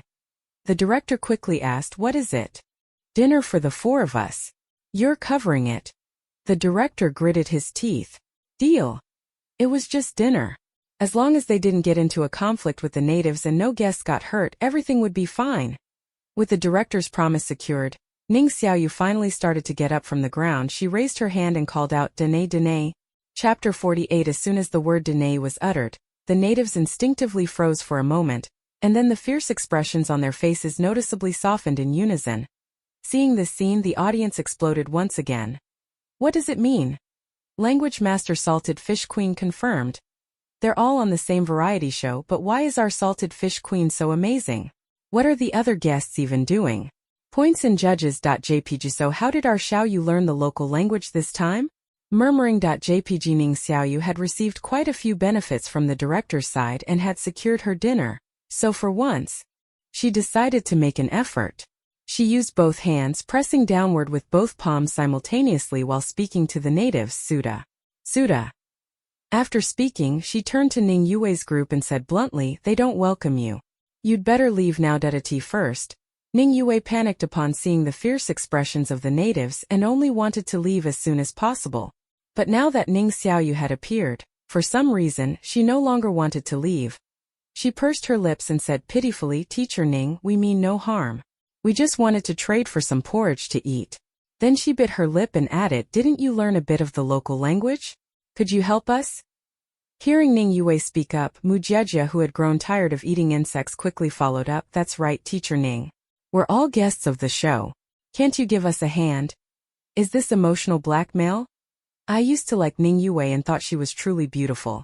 But for some reason, seeing her act like this makes me kind of dislike her. Can Mujieja stop being Ning Yue's lapdog already?" This time it looks like Mujieja genuinely wants the porridge for herself, not just to suck up to Ning Yue. With her ever-deadpan expression, Ning Xiaoyu replied emotionlessly, "Ning Yue, weren't you the one who found the porridge disgusting before?" Ning Yue's disdainful comments about the porridge during a live stream had all been relayed to Ning Xiaoyu by Shan Yue, so she knew full well what Ning Yue thought of it. Ning Yue's face stiffened. "I was just thinking about my teammates, okay? I don't care myself, I can keep eating roasted bugs. But my teammates can't handle them." Ning Xiaoyu nodded. "All right." Ning Yue's expression eased, thinking Ning Xiaoyu had agreed to help them. But then Ning Xiaoyu continued, "I can only get 4 portions of porridge for you. How to divide it, you figure it out yourselves." With that, she left them alone, waiting for them to decide. If they thought 4 portions weren't enough and didn't want them, that was perfectly fine with her. In fact, that was exactly what she was hoping for. Unfortunately, after some discussion, Brother Wang and the others decided to take the 4 portions anyway. At least it would slightly improve their meals.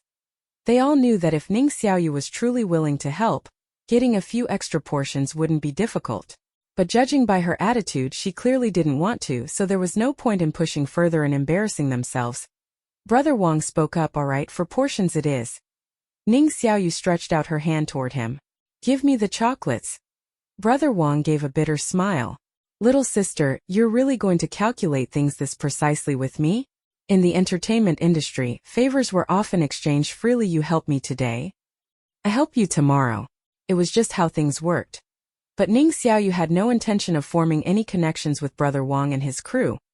Knowing more people meant more connections, but it also meant more trouble. If you didn't maintain those relationships, why would anyone go out of their way to help you or give you resources?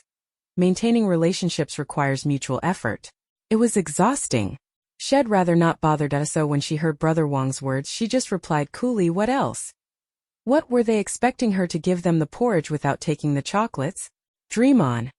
After receiving the chocolates, Ning Xiaoyu straightforwardly gestured a 4 with her hand to the leader of the tribe, indicating 4 portions of porridge. Her face had already become familiar to the leader. Just one gesture was enough for him to understand her meaning. They gave porridge and in return, received chocolate, a smooth transaction. When Ning Xiaoyu and her group traded for porridge earlier, they also received fruits along with it. But perhaps because this time the porridge wasn't for them, the leader didn't give any fruit. Once she handed the porridge to Brother Wang, Ning Xiaoyu was ready to bow out.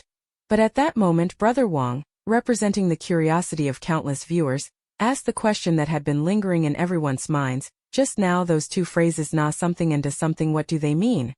As soon as he asked, everyone else turned their curious, gossip-hungry gazes toward Ning Xiaoyu. She gave a casual "oh" and didn't keep them in suspense. "Danae" means it's okay and "Suda" means calm down. You actually know that? How did she know that? We all had 9 years of compulsory education. Why is Xiaoyu so amazing? Did Xiaoyu study the local language beforehand? Brother Wang, wearing a complicated expression, voiced the question on everyone's mind. "You did your homework in advance." Ning Xiaoyu shook her head. "No." Before the plane landed, she hadn't even known that the filming location was this rainforest. She had indeed watched a documentary about this rainforest before, but it mostly covered the daily habits of the tribes, not their language. Brother Wang, still full of curiosity, held the bowl of porridge in his hands and asked with a conflicted look, "Then how did you know what those words meant?" Ning Xiaoyu shrugged. Most of the people in the tribe are young boys in their prime. And where there are teenagers, there's bound to be some friction. Earlier, two boys got into a fight, and someone trying to break it up kept repeating those words. Is that hard to pick up? Is that hard to pick up? Those words kept echoing in the guests' ears in that moment. Their expressions became incredibly colorful, each more complicated than the next if their faces could actually change colors. Then right now the guests' complexions would have been a full-blown rainbow. It truly wasn't hard, but who would have been as observant as Ning Xiaoyu?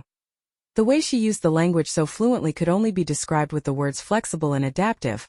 Although she had watched a few documentaries and had a general understanding of the tribes, documentaries were filtered through editing and always felt one step removed. To truly understand the natives, she had to rely on her own first-hand observations when out in the wild. Knowing one more language never hurt. Ning Xiaoyu had only briefly observed a few of the tribesmen nearby and memorized a few phrases. She hadn't expected they'd come in handy so quickly.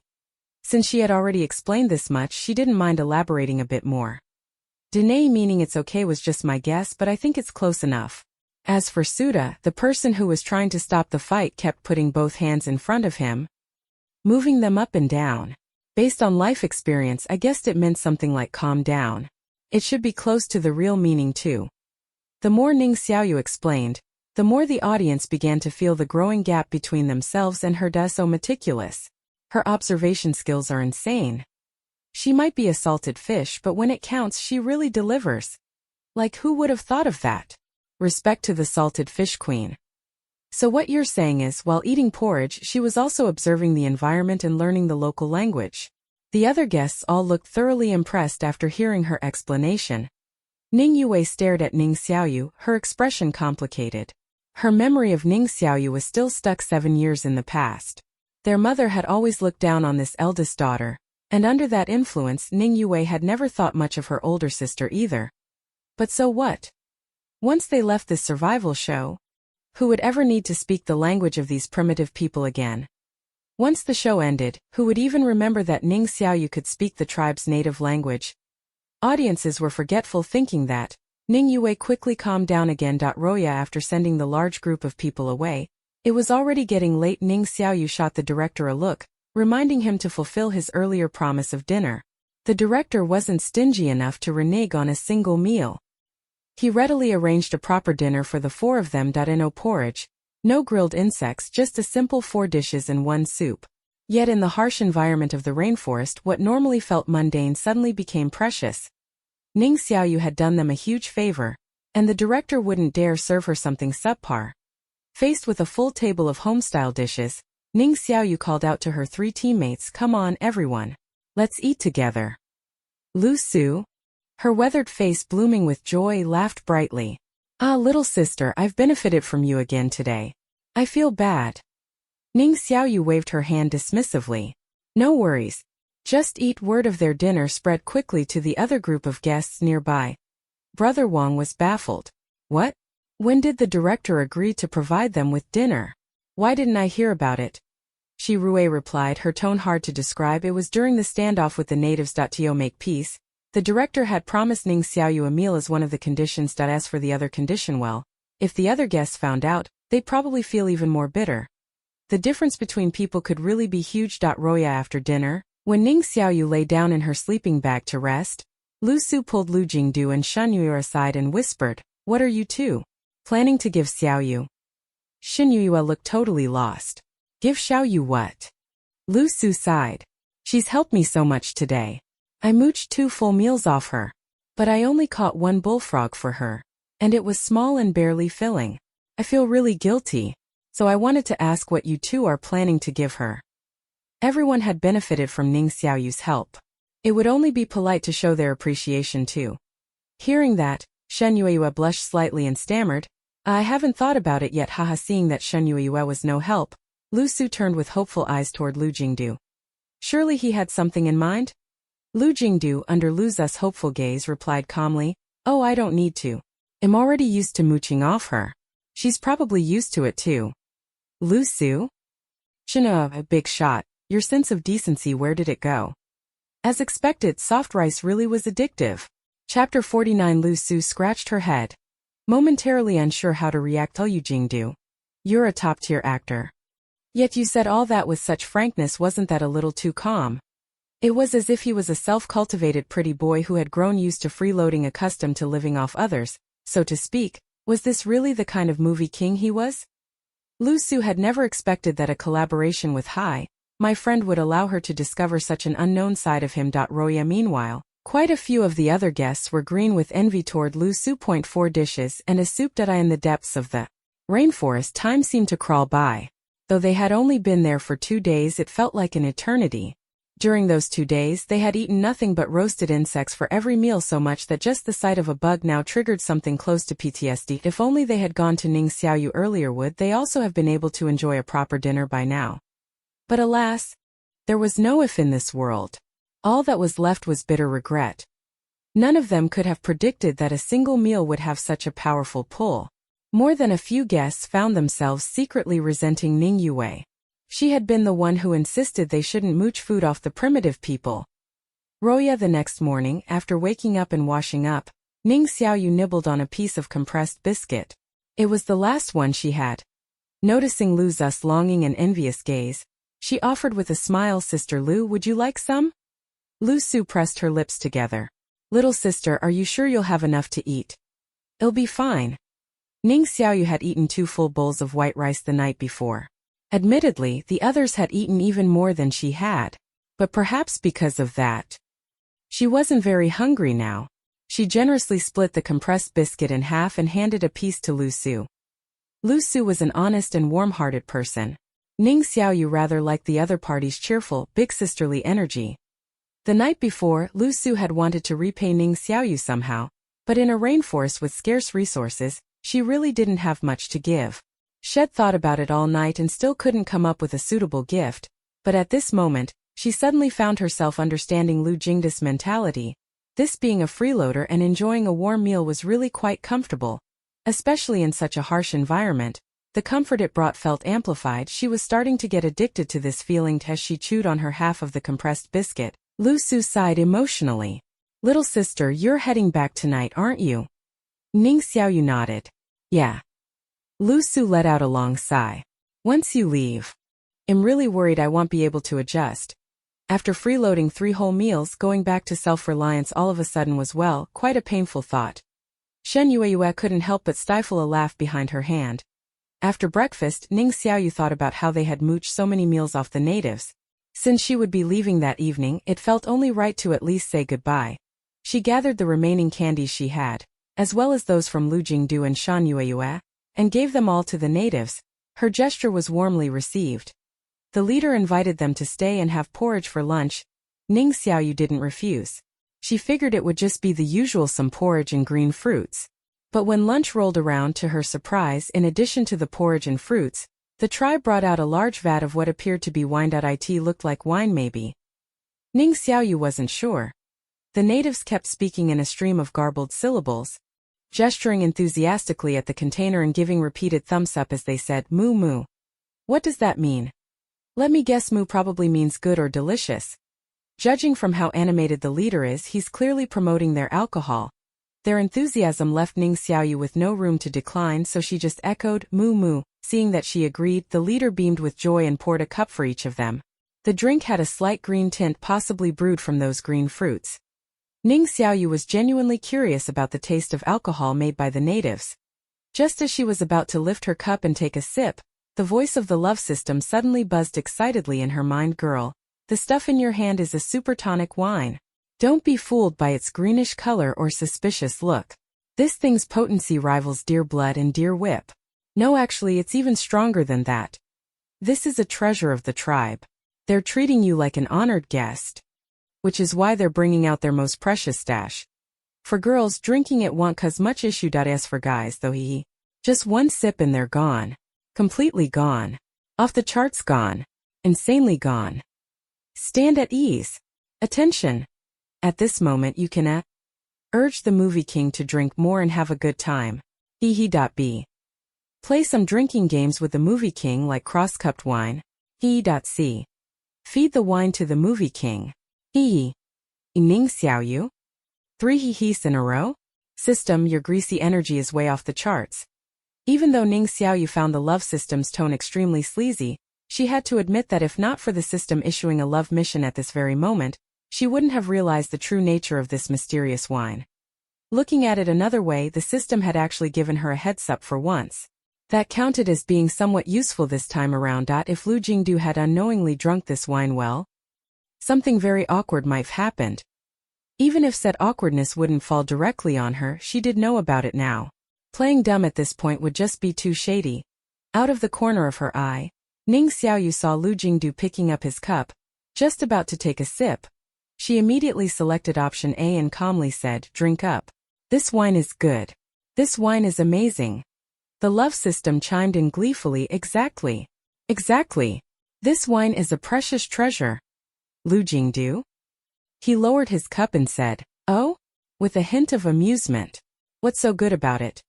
Shen Yueyue and Lu Su also turned to her with expressions of curiosity. Could it be that our Xiaoyu even knows how this wine was brewed? So, the gap between people was really just too vast. Brothers and sisters, this time I kept my eyes locked on the camera, not missing even the slightest clue around me, but I still didn't manage to gather any useful information. Compared to Xiaoyu, I'm just a total loser. Total loser. When I heard the leader ramble on for a long while, but I didn't understand a single thing. In just that short amount of time, Xiaoyu even figured out what was good about the wine? Brilliant, simply brilliant. With a deadpan expression on her face, Ning Xiaoyu gave a big thumbs up and sincerely explained the wine's charm to Lu Jingdu. It's good because it makes a 90-year-old feel youthful again and an 80-year-old feel like a newlywed? Okay, I think I just understood something. Me too, damn, I can't stop laughing. So should I say that Xiaoyu really did know what the wine was good for? Or should I say this wine's effect was off the charts? Damn it, tribespeople, how do you view our movie king? Tribespeople, is this how you see our movie king? Our movie king shouldn't need this kind of thing, right? No way, seriously no way. The way the leader was hyping it up just now, I actually thought this was some incredible stuff. But in the end, cough cough, it's just aphrodisiac wine. Movie king. Are you being respectful? Movie king. I feel attacked. JPG Lu Jingdu's expression stiffened.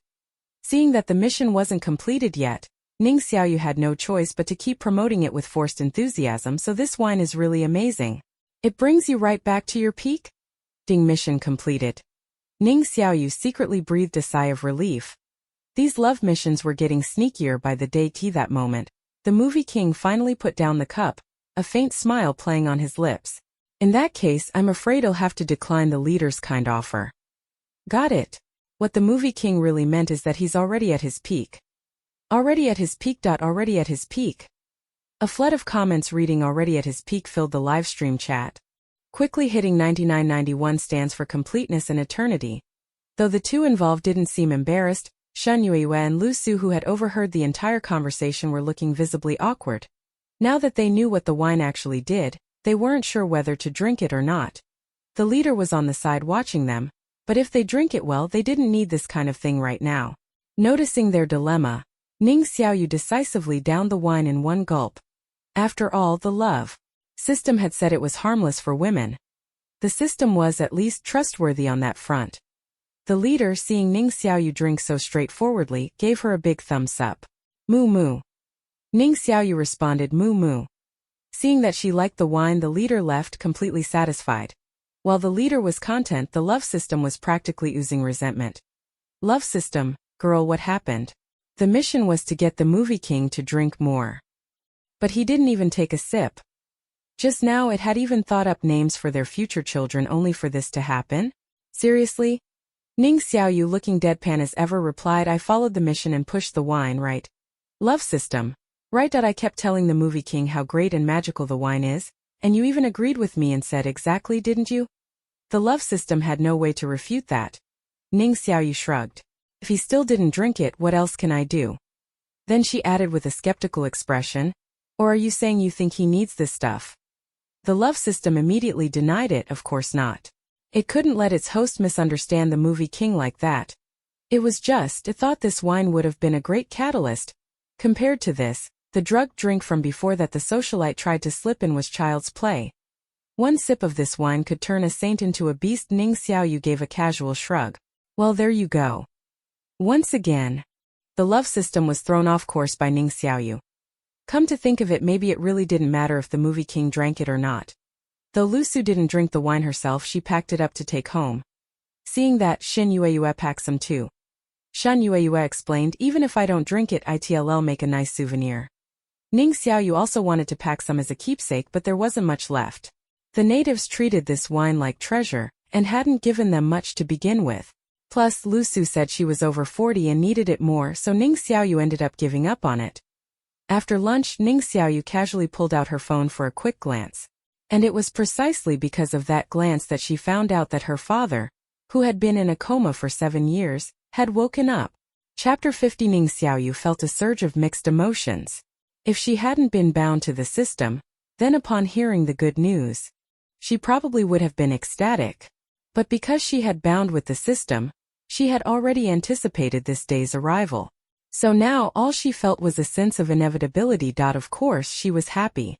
But overall her mood remained calm. The love system couldn't help but boast, "Girl, see? I'm really useful, aren't I?" After speaking, the system continued to show off, "Your father still needs a long rehabilitation period. Even if he keeps up with the training, he won't return to his peak state. But it's no big deal. As long as you keep feeding me sugar and showering me with sweetness, I guarantee your father will be full of vitality again just like before.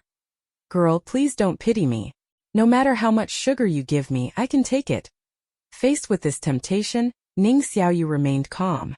Every adult has to take responsibility for their own decisions. She had seen the surveillance footage of the day her father had his accident. In the video, her father looked like a headless chicken, panicked and helpless as he searched desperately through the flow of traffic for the Maybach that had already driven off into the distance. Cars had been honking at him relentlessly. Yet all he had in mind was to look for the wife and daughter who had abandoned him. In the end, he was hit by a car. Coincidentally, the driver was drunk. Both parties were at fault. Ning Xiaoyu rarely thought about the past. Even though more than 7 years had passed, the sight of her father losing his mind for love in that footage remained burned into her memory clear as day. She said calmly, "Love-brained one, someone who is excessively and sometimes irrationally focused on romantic love, to the point of compromising their own well-being or judgment. Foolishness is unacceptable." Then she let out a soft "oh," as if something had just occurred to her, and added, "But you're not human. So, I suppose that's fine." Love system, girl, this system is deeply offended. Roya, the crossover with extreme survival was about to end. After enduring the final 2 hours, the guests of Hi, My Friend would be free to leave.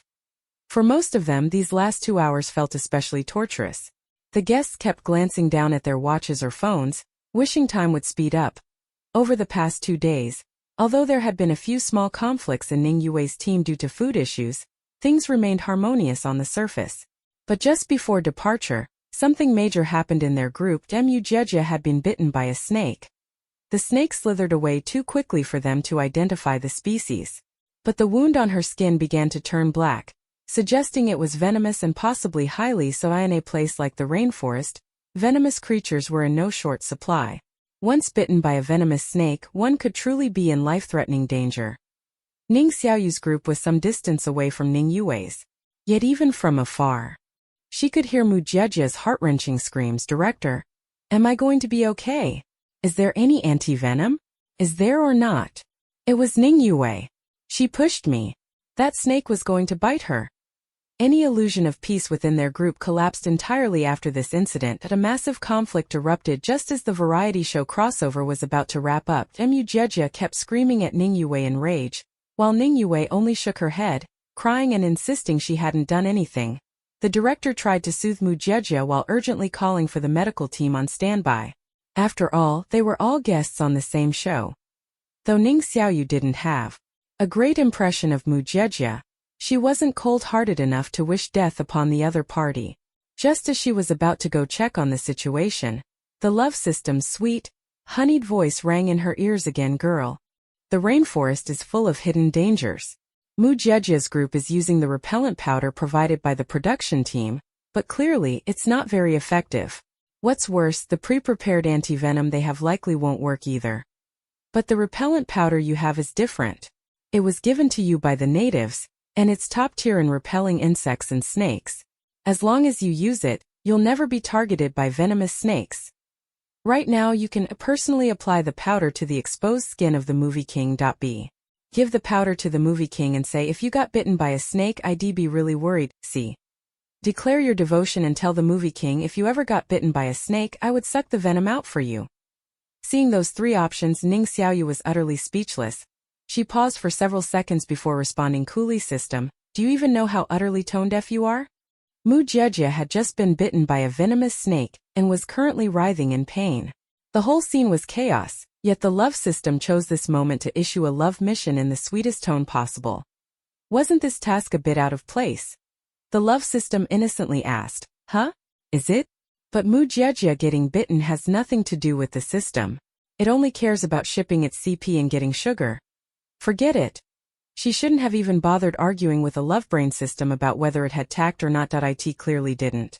And to make matters worse, its mission was way too cringe. Ning Xiaoyu muttered, her expression unreadable. Have you been binge-watching too many idol dramas lately? Sucking out snake venom? As if she'd ever do something like that. Not just for him, for anyone. That was dangerous. That was the wrong thing to do. It was absolutely forbidden. If Lu Jingdu ever got bitten by a snake, there was no way, absolutely no way she'd suck out the venom for him. Love system. Its host had gone completely silent, only to stab it with a dagger out of nowhere. Right now, the system's heart felt colder than snow in June. The imaginary face of the love system contorted into an expression of anguish. Girl, how can you be so rational? Isn't love supposed to make people lose their minds? The kind of love that doesn't ask to be born in the same year, month and day, but only to die together on the same day, month and year? Ning Xiaoyu replied with an indifferent, "Oh, love system. This conversation is officially over." As the countdown ticked down to the last 10 seconds, Ning Xiaoyu was forced to look over the three options once more, and no matter how she looked at it, each option seemed worse than the last. Ning Xiaoyu couldn't help but sigh again. You really did bind the wrong host. Even if it had bound her father, it would have been better than binding her, right? If it had bound her father instead, maybe it would already be living a life full of sweet moments every day. What a pity. With that thought, Ning Xiaoyu expressionlessly selected option A with only 3 seconds left on the countdown. Options B and C were simply too cringeworthy and she rejected them outright. No way. Not in this lifetime. That left only option A. The love system had become increasingly sneaky lately, leaving fewer and fewer loopholes to exploit. But fewer loopholes didn't mean none at all. Reluctantly, Ning Xiaoyu pulled out the last bit of repellent powder given to her by the natives.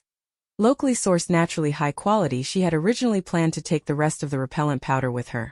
Who knew when it might come in handy?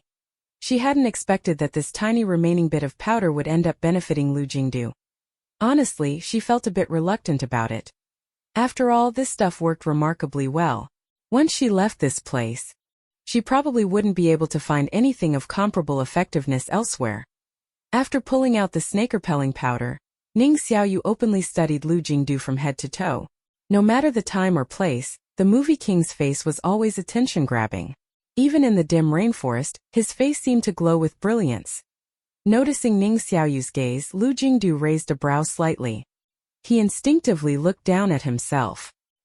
Pants zipper fully up, nothing forgotten, nothing exposed, outfit perfectly fine. He looked up and was about to ask what was going on when he saw Ning Xiaoyu pour a bit of the repellent powder into her palm. Then, grabbing his hands, she rubbed the powder into them with both hands, just like scrubbing a pig trotter with salt. Is this marinating pig trotters? I'm dying laughing. Now that upstairs mentioned it, it really does look like that. Xiaoyu treats the movie king's hands, those works of art, like this. I just want to say, beautiful work. Our Xiaoyu truly walks her own path. Normally, something like hand-holding would seem flirty, intimate, a little lover's game. But Ning Xiaoyu doing it like this just makes me burst out laughing. Movie king.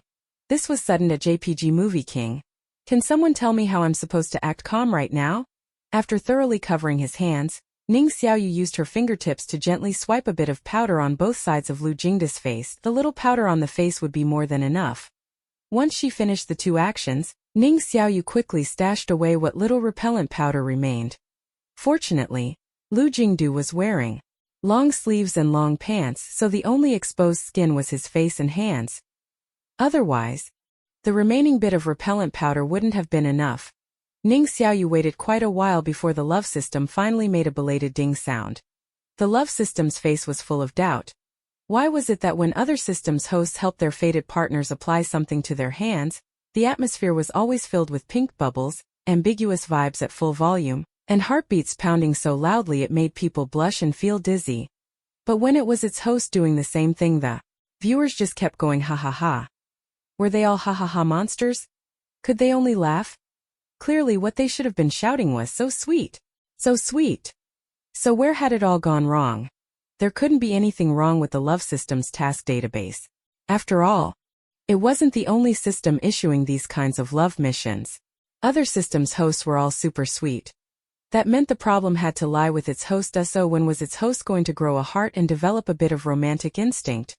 At that moment the Love System suddenly thought of Ning Xiaoyu, who had only just woken up and promptly took out its anger on him. Yes, it was him. All his fault. Because Ning Xiaoyu was such a love-brained fool and set such a bad example, Ning Xiaoyu had grown to detest romance. That's why she was so dense and unromantic. Yes, this was all Ning Xiaoyu's fault. Ning Xiaoyu, who suddenly felt a chill?